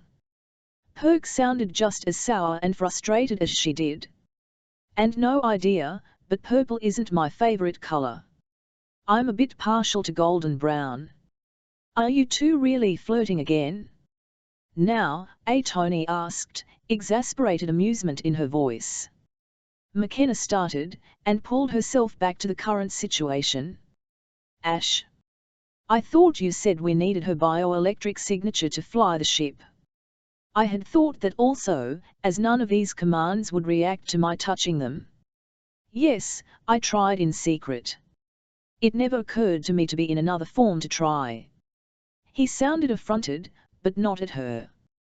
There is not always information in the computers as to what is or is not required. Some things are assumed. Cultural blindness, things we all know, like red is stop. It made sense to McKenna, but what else had they missed in their interpretation of this new world? You needed me regardless of the forms. Because I was an ambassador, it means I have command rights to all the ships. All three of us had those. Even Thelia smirked at Ash. Your pet traitor doesn't know everything, even with a piece of overly smart tech in his head. She turned her attention back to McKenna. Also, there will be questions and options that I will need to choose as we descend.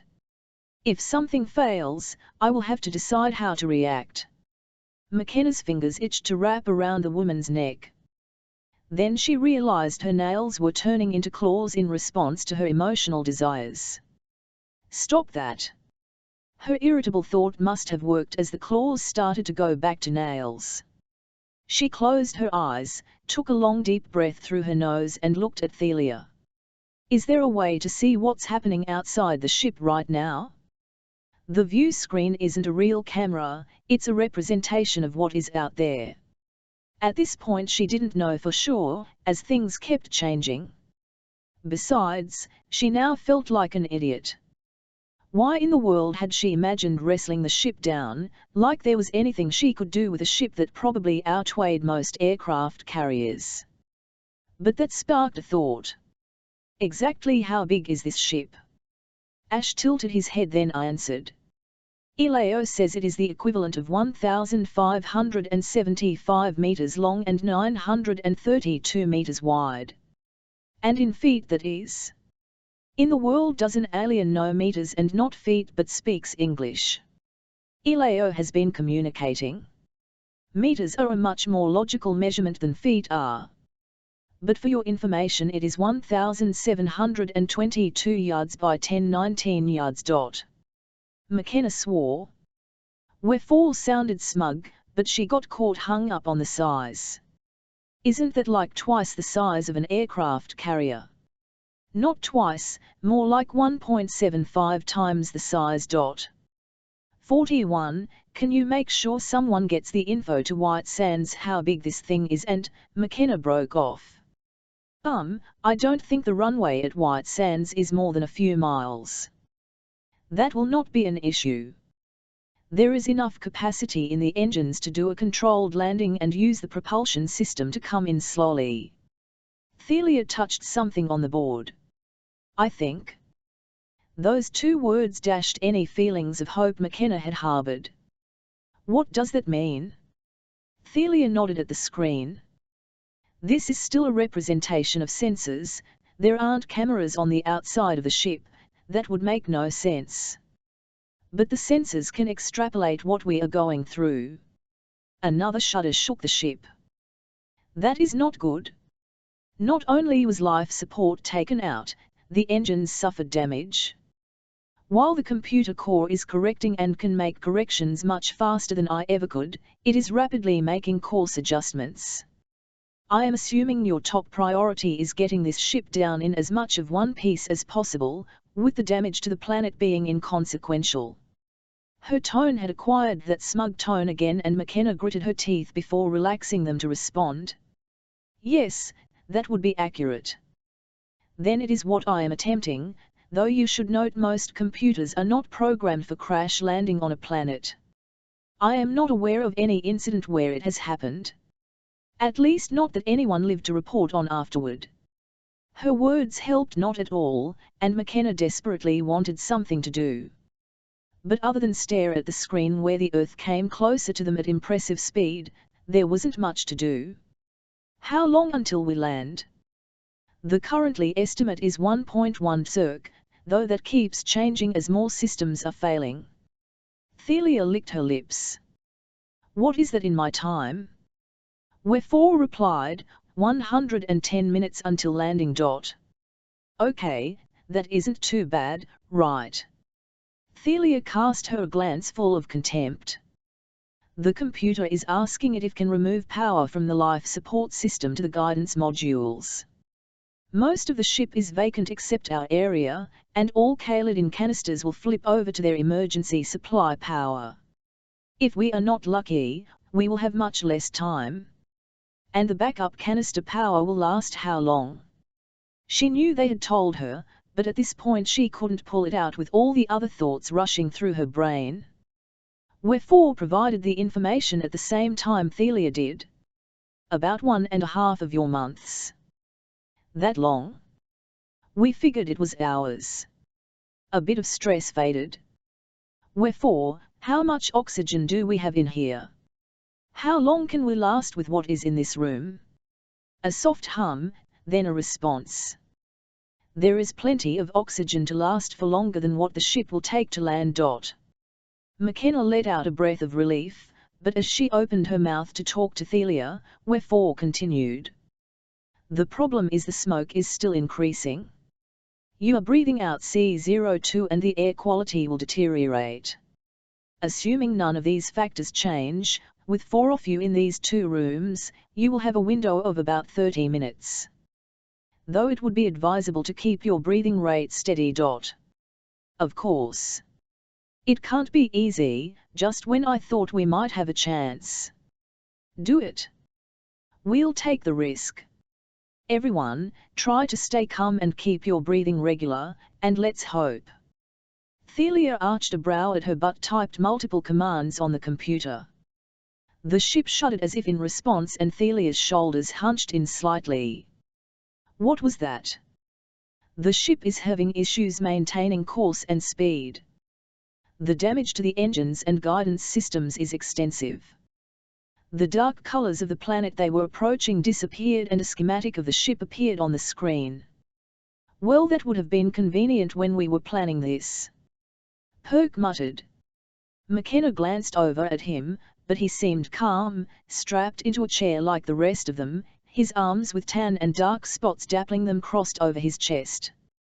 He caught her looking at him and winked, and she didn't know if she wanted to laugh or throw something at him. Shaking her head, she looked at all the red on the schematic. That doesn't look good. It is not good, as you say. It is proving difficult. The engines are rapidly losing their ability to control our descent. Is cutting gravity and lights in the rest of the ship acceptable? Thelia asked, but McKenna saw her fingers flying across the board as she did. Yes. We're strapped in. Before she could finish speaking, her stomach lurched up and her hair floated. She'd never really wanted to be an astronaut, but if the situation wasn't so serious she would have unbuckled and floated around, wanting to play in zero gravity. Is neat, too bad it means very bad things, she commented after telling the others about the issues with the ship. Kenna, a soft voice on a private channel said, and her heart froze. Charlie. I heard you've been doing great. Helping lots of people. She infused warmth and pride and pushed it down the line. Been trying? Gets easier to speak the language after people respond to you. His mental voice paused and she waited. Are you coming home too? Me? To Nam and me, as his words reached her, she felt Nam get pulled into the conversation with them. Yo Charlie, Nam. Her mental voice broke as pain welled up in her and the desire to pull them into her arms and never let them go was a physical force that hammered at her. I will do everything in my power to come back to you. I never wanted to leave you behind, but... She broke off the thought, frustrated. How did you explain duty to kids who had only ever been abandoned by the rules? How did she explain that no matter how much she loved them, if she let their world die, they died too? That she'd gladly give her life to protect them? All the feelings created a maelstrom in her, then a single thought from Nam pierced it. Ave no. The words were followed with their love, their understanding that some prices were paid no matter the cost. But the biggest feeling was their willingness to love her, even knowing they might lose her. McKenna broke, tears streamed down her face. How did 2 kids know more than the adults? Be able to understand what she couldn't even begin to articulate? Taking in a shuddering breath, ignoring the confused looks from Thelia and worried ones from Ash and Perk, she created a wave of emotion. With everything in her she sent her duty, her pride, and most of all her love for the 2 children. Then in a fraction of a second, she spilled the emotions and sent them to everyone. JD, her brother, the man she loved as if he was family. Tony, friend, sister, the spark that had brought so much with her. Jessie and Jamie, the bundles of light and joy that she looked at as part of her family. Cass, the quiet one who eased her brother and brought gentle humor and strength. Perk, the strong one, standing there and waiting for her to be ready. Charlie, the child she never thought to have and the boy she loved so fiercely. Nam, the fragile girl who didn't know how special she was, or how much everyone loved her. Though they couldn't feel it, she wrapped up Karina, Anne, even Kirk and Raz in what she felt, what she didn't want to lose, and what she would risk in order to save all the beings on this ship and save their world. The emotions were sent back multiplied until for a minute, she thought her heart might explode or that she could see the universe. It faded but she could feel the echoes of shock coming from the others. Why is there wet stuff coming from your eyes? Are you sick? Diseased? Thelia's voice pulled her out of the trance she'd been in, but she looked at Perk first. He had a dazed look that matched how she felt. A slow nod at her look and he scrubbed a hand over his face, as if he felt tears he hadn't shed. Raz had a look she couldn't decipher. Awe? Fear? Wonder? What does that look mean on a Drakyn? Well? Are you about to die? Or should I kill you to put you out of the pain you feel? Thelia's voice had an odd mix of emotions in it, and after the overwhelming ones that had surrounded McKenna, it was too much effort to care. Do you not cry? Cry. Thelia savoured the word in English as she replaced the ship diagram with images from the sensors and McKenna flinched back as the earth streaked beneath them, flashing from land to water. If sick, or something is in the eye to generate water, then yes. Are there things in your eyes should we be going this fast? Or be this close to the earth? She couldn't take her eyes from the landscape, the blur of colours that her brain interpreted as land, trees, desert, water, and soil all mixed together. And getting into a discussion with Thelia about love and emotions seemed too sad right now.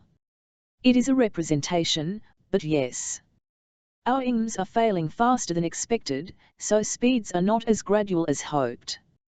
Some of the exterior may be damaged by friction, but it should not affect the ship past being able to function.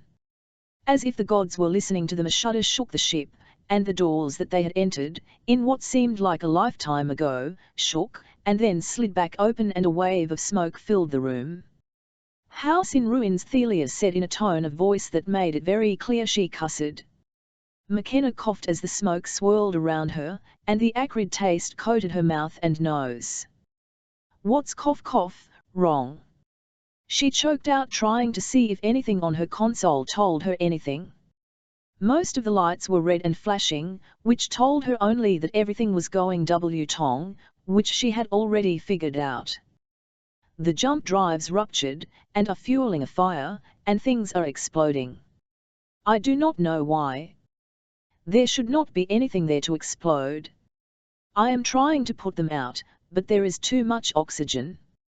My choices are to go up and open up the engine bay to space, or to land and hope we do not die in the process. Oh shit, the explosives we set are going off figures. We're creating our own problem.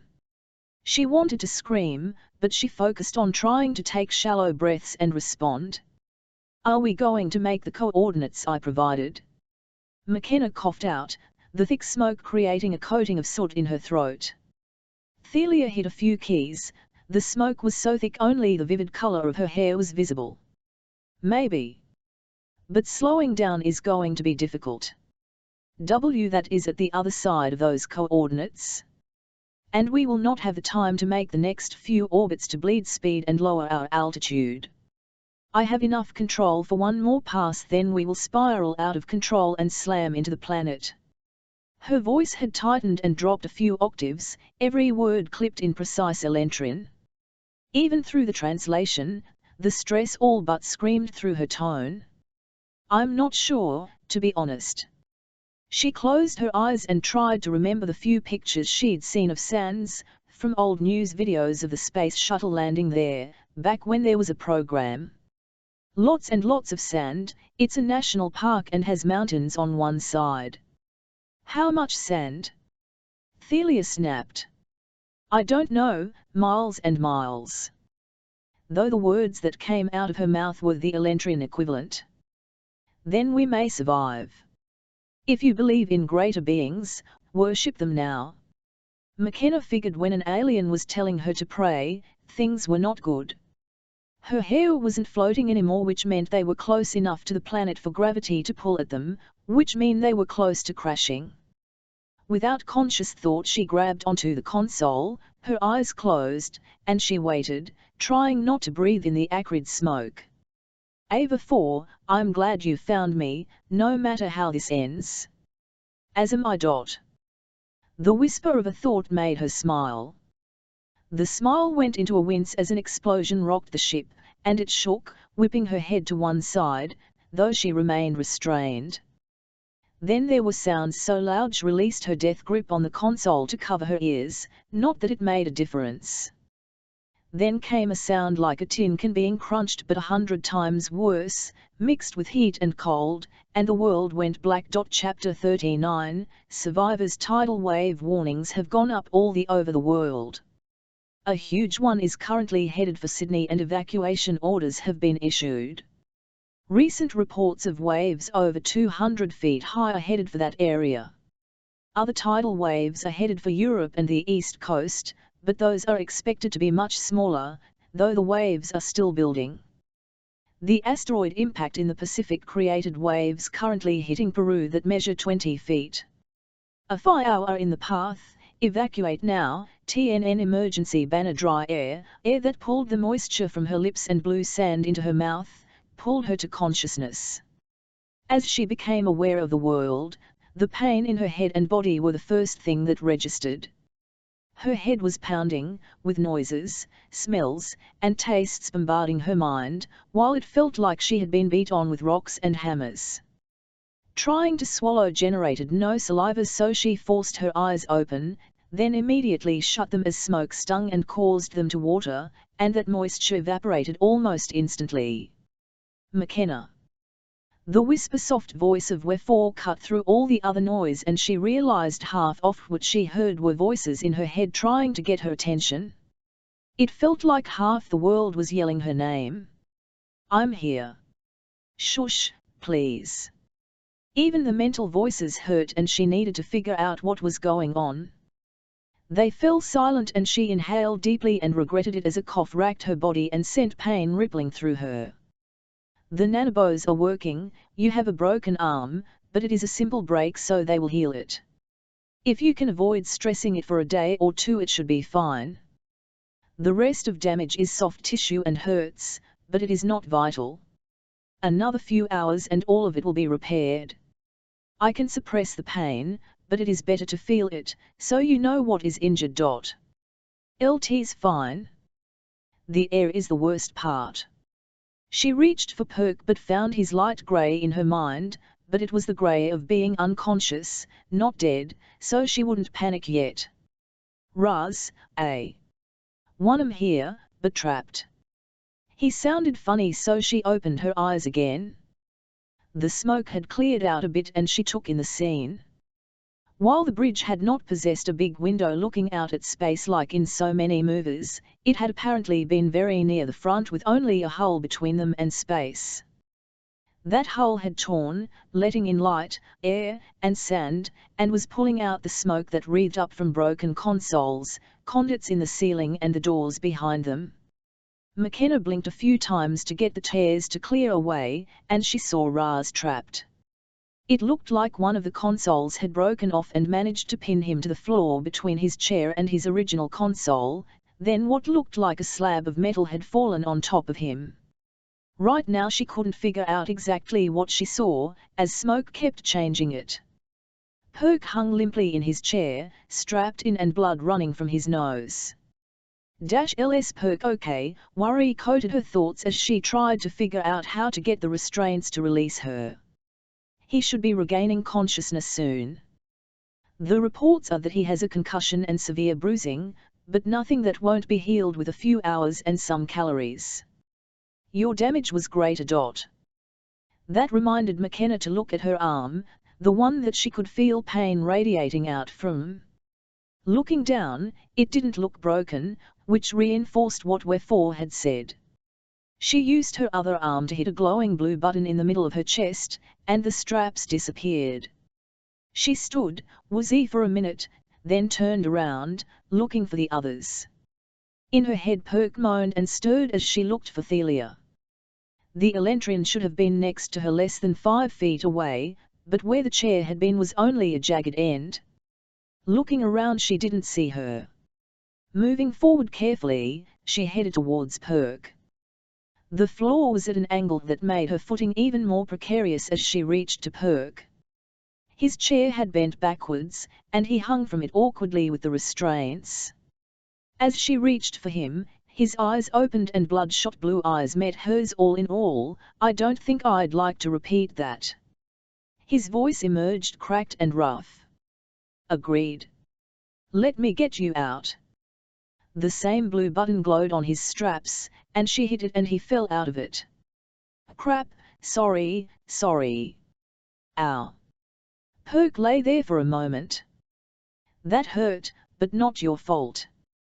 I wasn't thinking about the fact they were holding me in either. All good. She looked around, still trying to locate Thelia, while Perk pushed himself up and stretched. Joints popped and cracked and she flinched, looking at him. That feels better. Where are Ash and the woman? She fought a smirk at the distaste in his tone, but she turned her head looking. Smoke still obscured some areas and with the torn-up room, she struggled to orient herself to where everything had been. I don't see her, but Raz is over there, he said he was trapped. She pointed to the red and orange scales showing out from the twisted wreck of the console and metal. As they carefully picked their way through the odd wreckage, she kept looking around for the missing two, holding her broken arm tight to her body. Tony and JD kept up a low-level stream of information in her mind, saying they saw the wreck on the radar. The ship had clipped the Jarilla Mountains and tumbled, slamming into the ground about 30 miles from Holloman Air Force Base and 15 miles from the Sands Missile Range Post. Help was on the way, but removing the canisters would take a while to get scheduled. She acknowledged all of this silently. Right now, while it was important, it didn't have much bearing on her actions. It would be at least a half hour before any help got here. Standing next to Raz, she saw one of the doors had blown out and slammed into the Drakyn, taking the console off with it, and that was what was holding him down.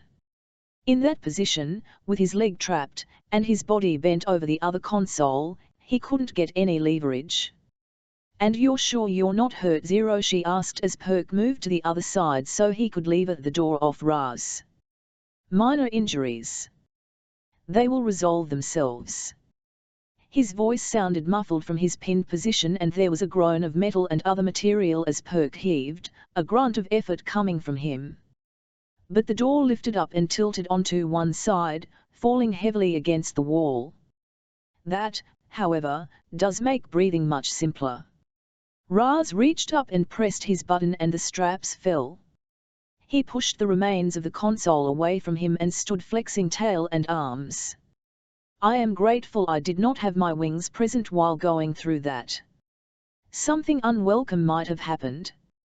The smoke had almost completely disappeared, and she decided to take that as a good sign.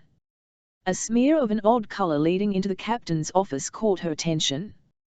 Frowning, she moved closer. It looked like some type of blood, but with all the different beings, she wasn't sure of everyone's blood color. She followed the trail with her eyes and gasped as she saw a crumpled figure against the far wall. Ash, she cried out and headed towards him as fast as she could without falling. McKenna didn't notice what was on the ground as she knelt beside him, those sharp stabs in her knees told her it hadn't been free of debris. She would deal with that later. He lay there, panting. Harsh breaths were going out, and a wheezing sound and trickle of blood came with each one. The interactive wall glass had shattered and impaled him multiple times where he lay. The broken straps of his harness still clung to him. It'll be okay. Give your bots time to heal you. A broken whistle escaped him, the escaping air formed his lungs, making it echo through the small room. Perk came and sat down on the other side, carefully moving other debris from him. Too late. Dying. I am old, bots are not as virulent as once were. But have two favors to ask. To beg. To plead for. Even in her head his voice sounded frail and broken, and McKenna blinked rapidly to keep back tears. What are they? She kept it public, expecting what he was going to ask. Don't give up. Don't let them get away with this. Their entire society is predicated on the idea they must destroy the Drakyn. Stop them. Stop their predation on other species. Don't let their reign of terror continue unchecked. For Alera, my people. Please. McKenna didn't know how his mental voice could plead and beg and have the taste of salty tears and bitter herbs. But it did. 111 Try. I don't know what we can do, but I'll try. She promised and hoped there was a way she could keep it. And your second request, he took another shuddering breath, eyes closing over those strange eyes. Ash. Ash. She panicked as his eyes closed, but her yell seemed to register and he opened them back up, cracked white over black, peering up at her. I'm not free yet. If that's the second thing. What can I do? She wanted to swallow, but the air in the desert, flowing through the cracks in the ship, had pulled every bit of moisture from her. Even her eyes ached between the smoke and the Ave Eleo. His thought held hope and pain. Avit, of anything she had expected, that wasn't it. What do you mean? A doesn't deserve to die. The knowledge that would be lost could make a difference between winning and losing against the Elentrin. You can't let that be lost. Ash. You mean that? The hushed tone of Eleo made McKenna freeze. You are the reason this was possible. You cannot be lost. I am immaterial. The mental words were followed by a shuddering breath, a wet raspy sound that made her wince in sympathy. I already have. Wherefore, I don't think there's room enough in me for another personality. McKenna hated saying those words, but there was no way she could add yet another mind in her own. As it was, sometimes she wasn't sure this entire thing was really happening. 111 Do it. Perk spoke and she turned to look at him so fast her neck cracked. I can take on Eleo. Are you sure? She didn't want to say don't do it, because Ash was right, but having an A1 in your head was never what you expected. Perk didn't answer her directly, just put his huge hand on her arm and squeezed gently. Okay Ash, Eleo, how do we do this? I am not sure. It has never been done. 1. The odd sound of an A1 being hesitant and unsure made McKenna's heart race. If they have no idea how to do this, how in the world will we pull this off? But even she knew just by looking at Ash, there was no saving him. How he managed to still be communicating with them, much less coherently, she didn't know. There was a strange hum, an almost whine that made her wince, but it was all in her head. Avit was that, she asked, trying to keep the pain out of her tone, but didn't succeed. Apologies. I needed to send a large amount of data to Eleo very quickly. But we have a plan. The mental pain faded rapidly, so McKenna just nodded. Oh, tell me what I need to do. This will hurt Percival Alexander. There is little I can do about that, but I promise to do my best to help in your fight against the Elentrin. The slightly different mental voice of Eleo filled their minds. Perk shrugged. Pain I can live with. Let's do it. His hand held Ash's as they talked. Thank you, Ash, for everything risked for this chance. His words were heartfelt and McKenna wished they could do more. A weird grimace spread across Ash's face. LT is not enough, yet more than I dared hope. He's trying to smile. He can't even do his whistle laugh. McKenna forced it down. She didn't have time to mourn or even get upset, not right now. I am gathering as much of myself as possible. His spine is broken in 2 places, and the shards of violet are piercing his heart. He knows this and is fighting to make this work. The A1's words tasted of sorrow, pain, and a grief so deep McKenna couldn't fathom it. Know that this will not hurt him, I will make sure of it. McKenna's stomach tightened as she heard the words, and her fears were realized in the next few moments. You will need to create a large gash in your arm, deep enough to reach veins so the nanobots, my programming, can get in fast enough. McKenna bit her lip to stop herself from saying anything, and just listened, no matter what. One can do that. Perk's tone sounded strong. Then what? Then you will need to slit Ash's throat and open up his spinal cord at the same time. Chapter 40, Blood. The huge crash in the desert near White Sands Missile Range was seen across the U.S. The impact crater is smaller than expected, so some control must have been exhibited. The entire area has been declared a no-fly zone, and the military seems to be getting there very rapidly. Reports of seeing the Secretary of State at the location only an hour from last being seen in D.C. are confusing. What does this all mean? Invasion navs. McKenna and Perk flinched at that. Though she noticed Raz looking off behind her, she didn't have time to worry about what caught his interest right now. You mean kill him? Perk's voice held no emotion in the mind space, it was flat and without feeling. She could feel the rest of her family listening intently to everything. For a moment she thought about shutting the kids out, not letting them hear or know what was going on, but she knew they would take that as a betrayal. Even Nam could face what was going on. Though she wanted to protect them, she couldn't protect them from reality. As soon as the vein and spinal column are opened, I'll move my main components down to bleed out. You need to get as much of it into your body as possible. I am shifting the parts of me to be there. Some knowledge will be lost, but most is replicated in multiple places, and what can be shared and stored with wherefore has been. This will take a bit, and you will need to convince your own nanobos to not try to fight me, and not heal your wound. Once I have settled in, I can override any programming they may have, and they will answer to both you and me. Nothing about Perk moved, not even his tail, and McKenna didn't know how he felt as he had locked down everything in the minscape, no hint of his emotions leaking through. Are you sure? She had to ask, and he turned his head slowly, taking his eyes off Ash only at the last instant. Yes. We owe them, and I think we will need her help. He nodded at her and turned back to Ash, whose eyes had closed, and it seemed he focused on just breathing.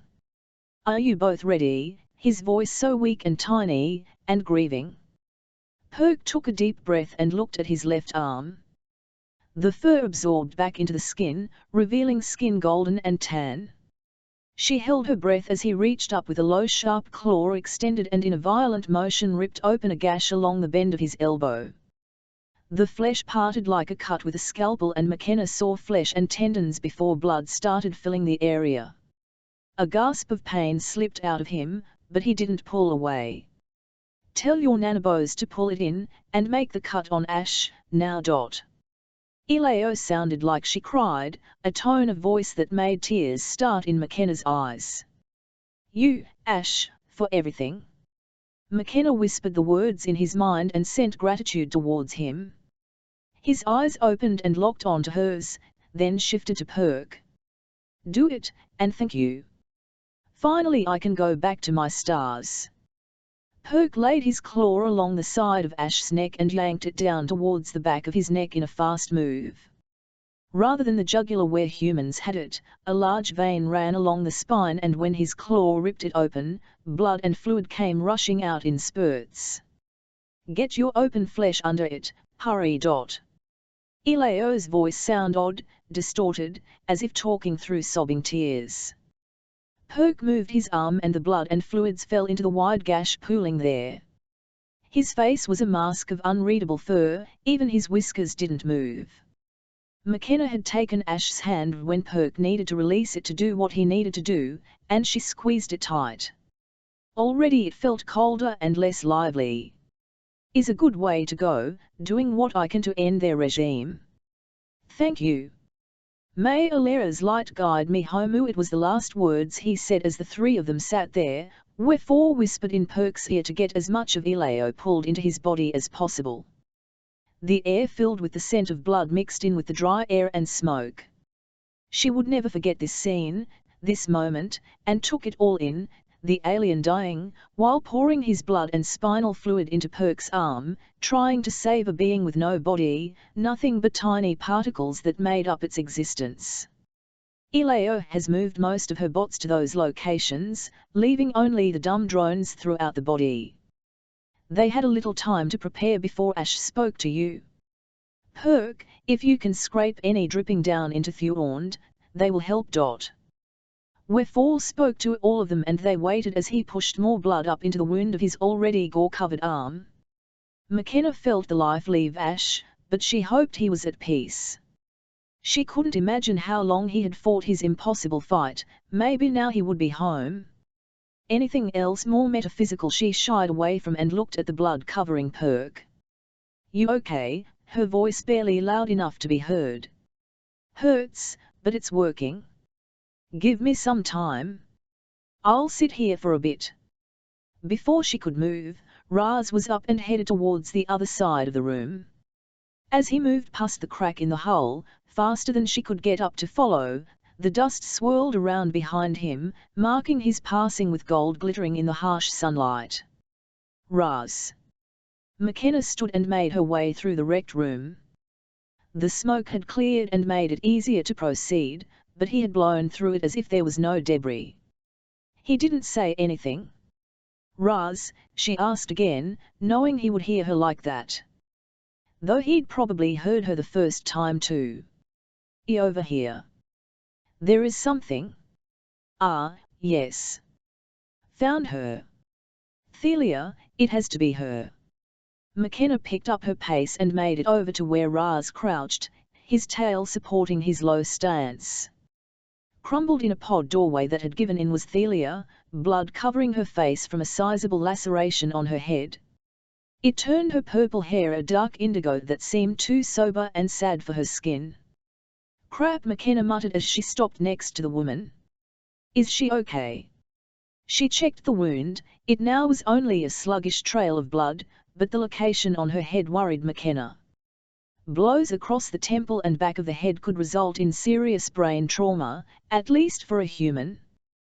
The wound stretched from her temple to the back of her head, revealing bits of white bone. A human would still be bleeding like crazy. I don't want to move her, it might injure her further. She did a quick safety check, but other than the head wound McKenna couldn't see anything. You will leave her alive. Raz's questions caught her off guard and she looked up at him, frowning. Of course, why wouldn't I? She's your enemy. Her people have done great harm to your world. Would it not be better to kill her now than risk her rising to stab you in the back later? What? McKenna coughed out a laugh. You've been watching too many of our movies. She fell silent as their actions on the ship flooded back to her and she sighed, acknowledging his point. Maybe. And maybe I'll regret this, but I promised to let her be if she helped. She'll have to deal with our government and the aftermath of her people's actions. But that isn't for me to judge. I don't want to judge it. I want to go home. We still lost so many people and they'll be back. But maybe we got the time we needed. The revving sounds of engines came through the door and she felt like a weight had been taken off her shoulders. Perk, we have company. You almost decent. Still covered in blood, but most of it has been absorbed and I'm healing. He paused then called back. What do we do with his body? McKenna moved back to the room. Do we know his burial procedures? Or customs? Fire. Eleo's voice was weak but clear. Let his ashes rise up to join the stars. Raz spoke slowly. If meeting his ancestors in flame is what he desires, I can give him that honor. McKenna shot him a look but only nodded. Thank you for your offer and we will, Eleo. We will let him rise in ash. They would do it here, now before anyone could claim him. Raz, can you help me carry him out? Of course. She heard vehicles pull up and she looked out the crack at them. Of the three of them, she was the only one in human form, beside Thelia, and her beauty declared what she was. Fudge. The cavalry is here. Why are they showing now up when I could use more time without them? She sighed and looked back at the others. Perk stood, looking a bit unsteady. His arm looking like he'd put it through a sausage grinder. You sure you're okay? His head tilted as if listening to someone whispering to him.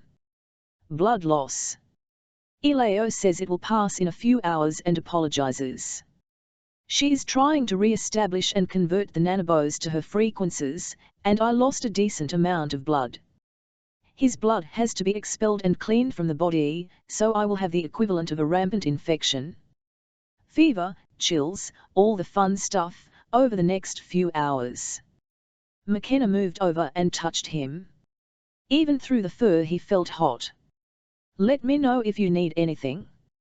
Nah, as long as you don't need me to run any passing drills I should be fine.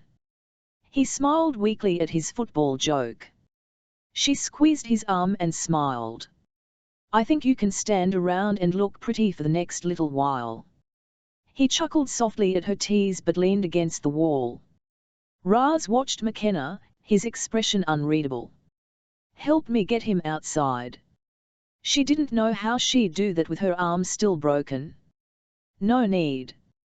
He's not heavy. Raz leaned down and picked up the lax body, the ever-moving tail hanging like a limp ribbon.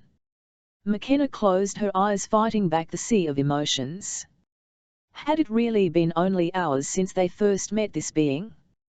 Inhaling slowly then back out, she opened her eyes and nodded at Raz. We'll send on him his way to his stars. She climbed out of the opening in the ship carefully. With a final heave, she emerged from the crack in the hull to stand on the desert sand. She froze at the sight of at least 20 soldiers with guns pointed at them. They didn't look friendly. McKenna raised her hands. Human. McKenna Largo? We were the ones sent up to get people back. I think you should know our names. Please let someone have told them something so we don't get shot. That would just be the capper on this day. A man with a major's oak leaves, she was getting better at reading rank, pushed through the crowd and looked at them. Miss Largo? I assume that is Perk Alexander and he hesitated for a moment. Drakyn is the guest we were told to expect. He looked at Raz carrying the body, blood still covering most of it. He's on our side. There's an Elentrin in there that should be regarded as a special guest. The higher-ups can figure out what to do with her, but until then she should be treated as someone in very protective custody. Higher-ups? He asked doubtfully, not taking his gaze off Raz and Ash. You know, Burby, Simon, Roberts, those guys. It's their problem, not mine. That got his attention on her. You mean Secretary of State Burby and the President? Did I imagine that or did everyone do all but come to attention when he said that? Yes. She's their problem.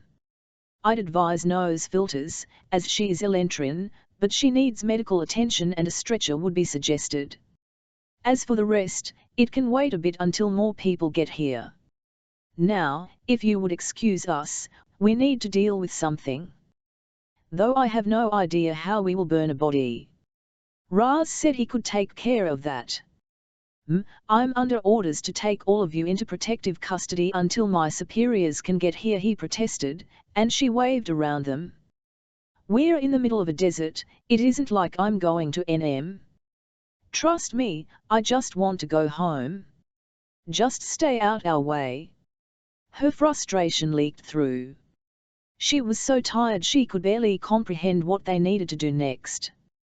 I can't let you leave with that body. We are under orders to collect any dead that might have occurred during the crash. McKenna bared her teeth at him in something no one would have called a smile. Major, I've just taken over a ship, suborned aliens, and brought the ship to Earth. If you think you can stop me and my dragon, feel free. She didn't know what Raz did behind her, but the man paled and at least half the soldiers shifted their aim to Raz. Yes, I mean, no, I'll wait right here. Chapter 41, Goodbye. Damage reports are still coming in from the tidal waves and the asteroid impacts. While it might be weeks before we get a full accounting of the death tolls, people are already demanding answers. Why didn't any of the governments stop this? Who is to blame? Already some memes and social media accounts are pointing fingers at shifters, saying ultimately it was their fault. If the rumors of McKenna Largo and another shifter-only group going up are true, maybe they really are whom to blame for this devastation. Tan invasion news. Good idea. She tummed and staffed walking into the desert. Fear rode her about someone trying to take Ash. A few people knew Ash was behind their strange dreams and came from a world that no longer existed. If it got out, scientists would want to dissect him to see how he differed from humans or Elentrin. That would be a worse violation than anything else she could do to him, and she refused to allow it. Raz. How do we do this? She kept her low, but she knew Perk and Raz would hear her. I can set his body free in flames. It is not an issue. One want to be there. We need to be there. Tony's voice spoke into the mindspace, fierce and urgent. The others chimed in, even Nam. McKenna hesitated, but having them here with her would make dealing with the next few days easier. Raz, are you willing to do that? Create a portal for them? Of course. He gave her a look she couldn't interpret. If it had been JD, she would have thought he was trying to not make a face at her. Us you guys.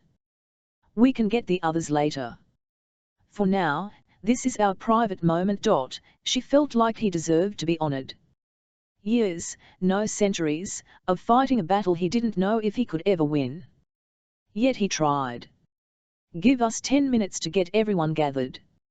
JD's voice was no nonsense and she fought a smile at hearing it, even in her mind. We should get out a safe distance from the ship. The fire will be very hot. Raz commented as he staffed walking. Yes, I'm not in the mood for any more explosions today, if it's all the same to you. I second that. I think I'd like a week of sleeping until noon if it's all the same to everyone. Perk said as they moved slowly out into the white emptiness of the White Sands area. The sand lived up to its name and McKenna lifted her hands to shield her eyes from the sun. The mountains in the distance made her ache for the sight of her Sierra Nevadas. A quick glance back showed the men milling around watching them, and a few of them headed towards the crack in the ship. I hope Thelia stays unconscious. It might be better for her or them. Not sure which.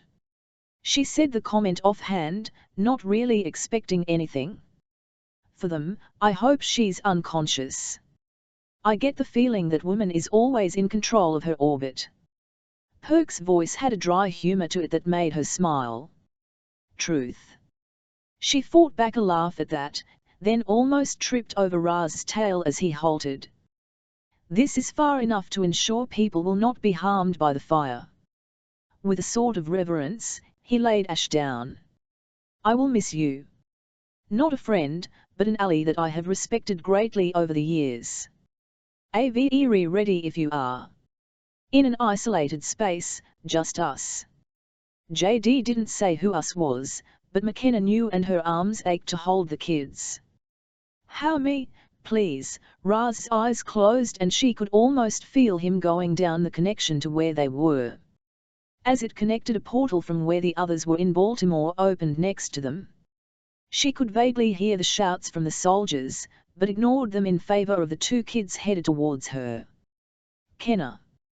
Charlie's voice sounded like the sweetest music she'd ever heard, and she dropped to her knees as he slammed into her. Nam followed a few steps behind him, their arms tangled and wrapped around each other in a mess of awkward pokes and jabs. Pain ripped through her as one of the kids hit her broken arm, but she didn't care. From how hard her kids were squeezing her, she figured they missed her just as much. "I missed you too," McKenna said, her voice soft. Neither of the children responded, just hugged her tighter. While she inhaled their scents, letting the mix of the two essences surround her. Having them here made her feel better than she had since she walked through that portal. "Kenna, we better do this soon." JD brought her out of the emotional overload and the kids released her, reluctance in their movements. They didn't go far, staying by her side. This matched her desires perfectly. She turned her eyes towards where Raz had laid Ash. Somehow in the minute or two she'd held her children, he had created a depression in the sand. Ash lay in the middle, laid out like a hero of old. "I suppose that's accurate. He's a hero going to meet his ancestors. I think they've been waiting for him for a long time." They all looked at her and she wanted to shrink away from their gaze. How to preside over funerals was not in the police handbook. But she stood up straighter. Ash had earned their best and she'd do exactly that. "We are here to release the body of Ash to the stars of Alera. His sacrifice made what we have done possible. May he find the peace he earned." McKenna didn't know what else to say, and time was in short supply. "Raz, if you would do the honors." She waved at the body as she spoke. "You will all need to step back," his voice low and vibrating. He walked over to the other side of the pyre while they all moved backwards a few yards. No one wanted to be too close. "Is the dragon going to breathe fire?" Naam asked, her lilting voice clear in the desert. "I don't know. We'll watch and see." Tony, Jesse, and Jamie were close to her. JD and Cass, holding hands, were on her other side. She started to turn, but then felt the warmth at her back and realized Perk stood there. McKenna leaned back a touch, just enough to feel his fur against the skin of her neck. "This is where I belong." The thought radiated through her as she focused her attention on Raz. He glanced at them, nodded, and then his body began to flow, enlarge, change into something horrible and magnificent. Faster than it took her to breath, Fivis, a huge red dragon stood on the sand across from them. "It's a real dragon, a real live dragon." Jamie's voice had a hushed awe to do it. "I wanna ride." Naam all but shouted. McKenna grabbed her hand and stopped her before she got more than 1 foot moving. "Not now. Remember why we're here." She had to fight a smile as she spoke to the small girl. In the warehouse the dragon had seemed a huge, looming, and dangerous presence. Out here in the bright sun, his scales of red, gold, orange, and hints of green sparkled and danced. He seemed much more fantastical than dangerous. "Oh. Funeral." The little girl drooped and leaned back against McKenna. "To say goodbye to the sad man. He helped or tried to help all of us." "Sad man" is as good of a description of Ash as I could ask for. The sorrow he carried. Yes. Maybe someday you may ask Raz nicely if you can ride him. And I'll warn him first and skin him alive if he hurts a hair on Naam's head. They ignored the excited yells and sounds of approaching soldiers and watched Raz. He leaned back on his haunches and held his forepaws in front of him, tail wrapped around him. He looked like a sculpture in a gaming store, stunning in every detail. She heard his inhale at the same time a tiny portal appeared between his claws. With a sound that rattled through her bones, he roared and liquid fire exploded out of the silver portal and engulfed Ash's body. "What the hell?" a voice behind her bellowed. She didn't move, just watched the flame dissolve the being that had done everything he could to stop the enemy. A weird singing sound echoed in the mind space. The sound brought to mind the stars at night, the wind through the trees, the music of a waterfall. "It is the song of his people." The one they sang when a loved one was sent to meet their ancestors. Wherefore whispered in their minds, and they felt the music fill them, tones and harmonies unfamiliar yet etching on their hearts. Perk was the first. He raised his head and started to sing, his voice matching the song in their minds, the music engraved into their souls. One by one they all joined in. Even Naum, with a crystal-clear voice that seemed to fill the valley, sing a song written on a planet destroyed hundreds of years ago to celebrate the life of a hero. Chapter 42, Aftermath. The change in attitude in the last week towards shifters has been dramatic. First Base has already folded, few shifter-based business are staying open, and already the few high-profile shifters have stepped back from the public eye. While there have been no legal challenges yet, as everyone is still trying to deal with bodies, damage, and getting life back to normal, there is a mood of wanting nothing to do with shifters. Is this a short-term backlash or will it have long-term effects? TNN Invasion News. I'm still not sure if I should thank you or sentence you all to prison. Doug Burby groused, sitting on a chair in the meeting room. Even the president doesn't know what to do with you and your spectacular return to Earth. You brought people back, but now we have even more problems, one of them too damn pretty for her own good. You mean we haven't been punished enough? McKenna's voice was arch and exasperated. Benveen, that bit of us being basically immortal got out. The press hasn't let up for the last 3 weeks. People are protesting, saying we shouldn't get jobs or health insurance. Heck, at this point half the world wants to kill us, the other half wants to deify us. Her frustration faded as she spoke, and Perk took her hand, holding it. None of them were in warrior form, and the kids were at the house with Karina.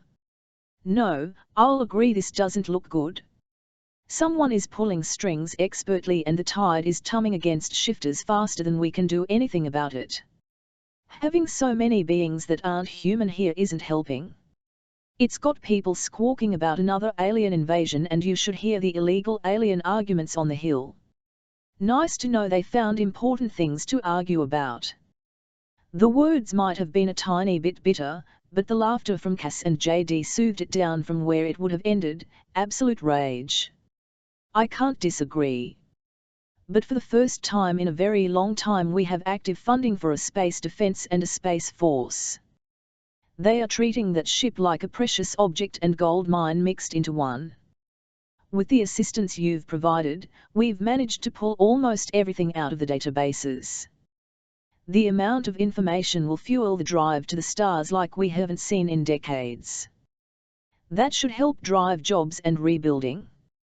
You add in the fear everyone has of the Elentrin coming back. Doug shrugged.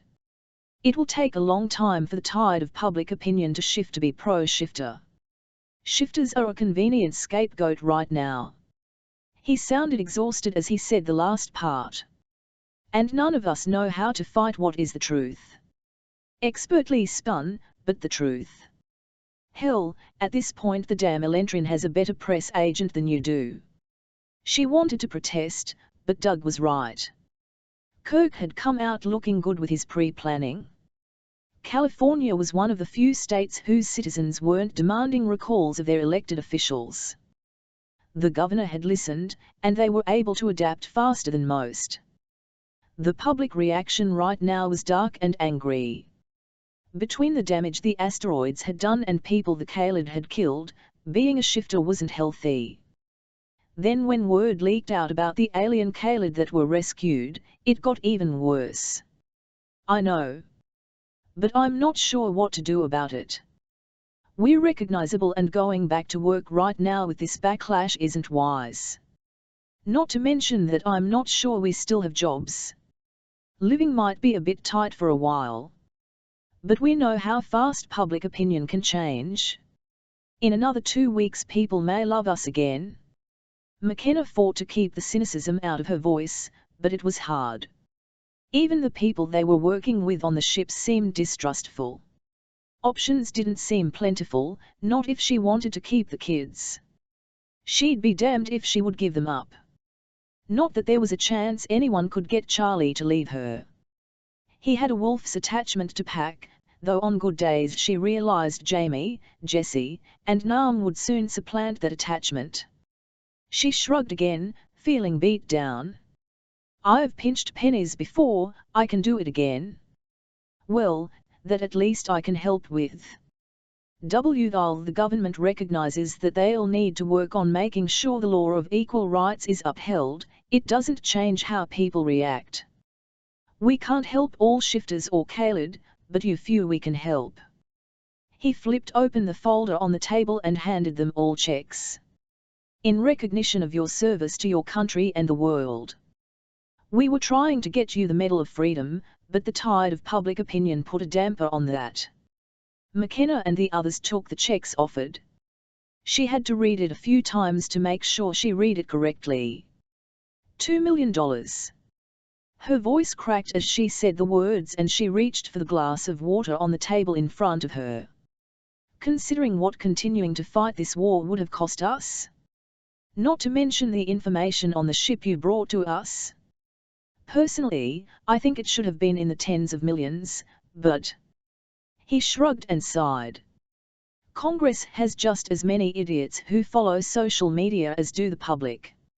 It isn't much, but there are also checks here for the kids for their translation work for $500,000. He slid one to McKenna and two to Tony. "I wish I could do more for you. But I've already turned in my resignation. The end of next month is my last day on the job and I can't say I've ever been happier to quit something." She stared at the check for her foster son. It took a minute to remember Nam hadn't gotten the language load, so while she had kept them company, she hadn't translated with the others. McKenna felt numb. After everything that had happened, this was how it ended. She didn't know what to say or do, but this would keep her, Charlie, and Nam for a while. Maybe Perk could change his name and they could move somewhere else, but the others? Before she could get too deep into a spiral, Raz spoke. "I had not known how to broach this idea, but perhaps this is as good a time as any." His voice had an odd note to it, like a mix of wariness and hope. It ran along her mind and she felt wherefore perk up. The A1 had been downright depressed lately, muttering about irrational fears.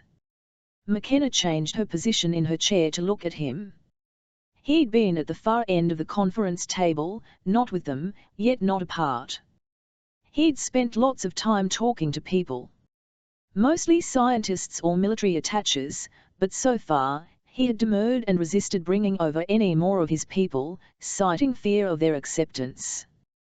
The wave of resentment and fear towards the Khalid had given credence to that fear, but many still hoped. And what would that be? She hadn't released Perk's hand and his grip tightened a bit as they waited.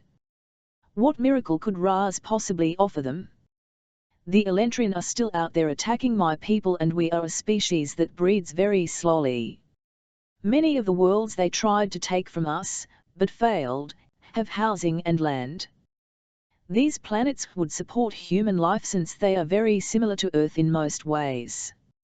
We need people who can fight, innovate, and teach, people who will help us learn how to face the Elentrin and I fear some of the other species out there in the vastness of this universe. We have only explored this galaxy, there are untold more out there." It felt like they'd all been stunned. Even in the mind space, there was shock. Tony was the one who broke it, her voice cutting through it like a dull blade through paper. It tore something to hear her speak. "You want us to come with you and be your cannon fodder instead? Let my children die to fight your war?" Raz tilted his head looking at her. Once more something passed between them, something richer and darker than McKenna had seen before. "No.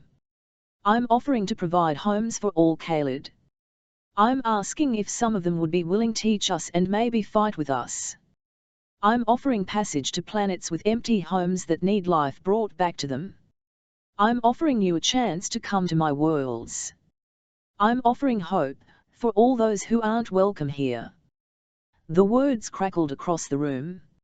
"All Khalid? There has to be at least 100 million that are still alive." Burby sounded shocked at the offer. McKenna just tried to process it. Raz shrugged. I have worlds that need populations. Some they could build from scratch, and others they could live with us. But given your people, I'd be surprised if even 50% accepted. But for those among you, the dreamers and explorers, the warriors and builders, it is an option. The words hung there, full of promise and risk. McKenna glanced around the table looking at the faces of the most important people in the world to her. I guess we have a lot to talk about. Epilogue: the impacts of asteroids in Tennessee have shattered the New Madrid Fault and earthquakes are rippling up and down the southeast. The impact fragmented the asteroid, leaving a crater, and current estimates are 2,000 dead at least, while the one that hit in Minnesota has devastated the 3 nearby towns. Experts are pointing out it could have been worse, as the asteroids seem to have fractured as they went through the atmosphere, making the impacts less destructive than they could have been, though that isn't much consolation to the people whose families have been destroyed. The one in Nevada hit desert, and the only side effects might be new mining in the area. Nat Invasion Nav's Raymond fought to keep his face blank as the members of the House of Representatives exploded into arguments about what to do about the refugee aliens that were taken from the spaceship. They still hadn't finished pulling the remaining canisters off the ship. So far, more and more were turning out to be aliens. Some of which looked like things from nightmares, or memories of long ago, which helped ignite more arguments, as only the Largo woman and her friends could even communicate with them. Either way, everything that was happening, especially the asteroids, fueled his agenda. The weapon had been primed and aimed directly at the shifters. The addition of the tidal waves, one of which had all but removed Sydney from the map, had assisted greatly. People had someone to blame. The additional devastation from the asteroids had only heightened the anger. With 3 hitting the US, the death toll had been in the thousands, not the hundreds of thousands like in Australia, China, and France. Having someone they could blame gave humans across the world something to focus on, and they did it with a feverish intensity. I wonder if I can get them to become a second-class citizen? Immortality should scare people. Think of the power they could accumulate if we let them be normal. Power like I plan on accumulating. Which was exactly why it couldn't happen. Raymond already started to make sure he had multiple identities ready. When it was time to go down that road, he'd simply become someone else, his heir apparent. Immortality was a gift he'd never expected, but he would use it to its fullest extent.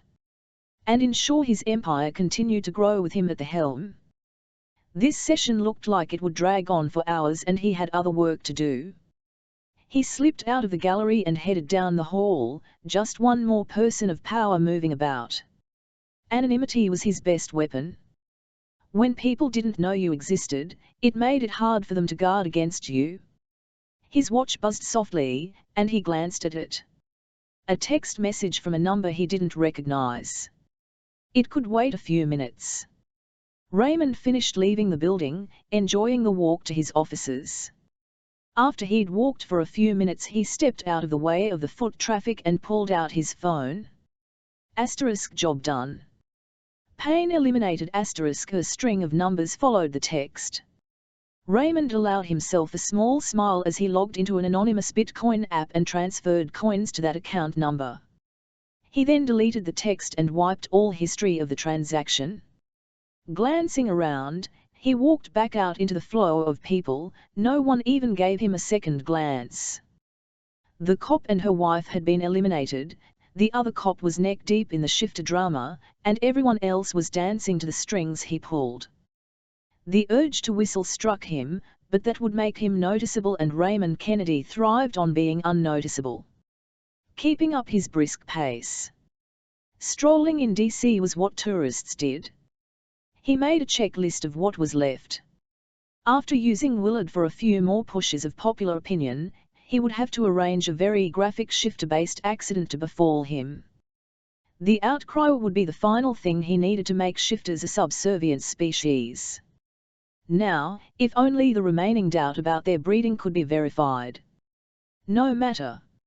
If nothing else, history proved once you became an outcast, gaining back your original status would prove a challenge. If he had his way, they would become the perfect ground troops. After all, wasn't that what the Elentrin had used them for? That thought reminded him he needed to follow up on their captive guests. One was being treated like a VIP, the others as prisoners. Russia had gained one, as had Britain, but if there were any others loose they had managed to avoid detection. Surely, they could be used for more than what they were currently being used for. Life looked good. At this rate he'd be running the country in another few years, which was exactly what he was born for. This time Raymond did smile, walking into the building with his officers in it. "Good afternoon, Mr. Kennedy," said the guard as he badged through towards the elevators. "Yes, it is, isn't?"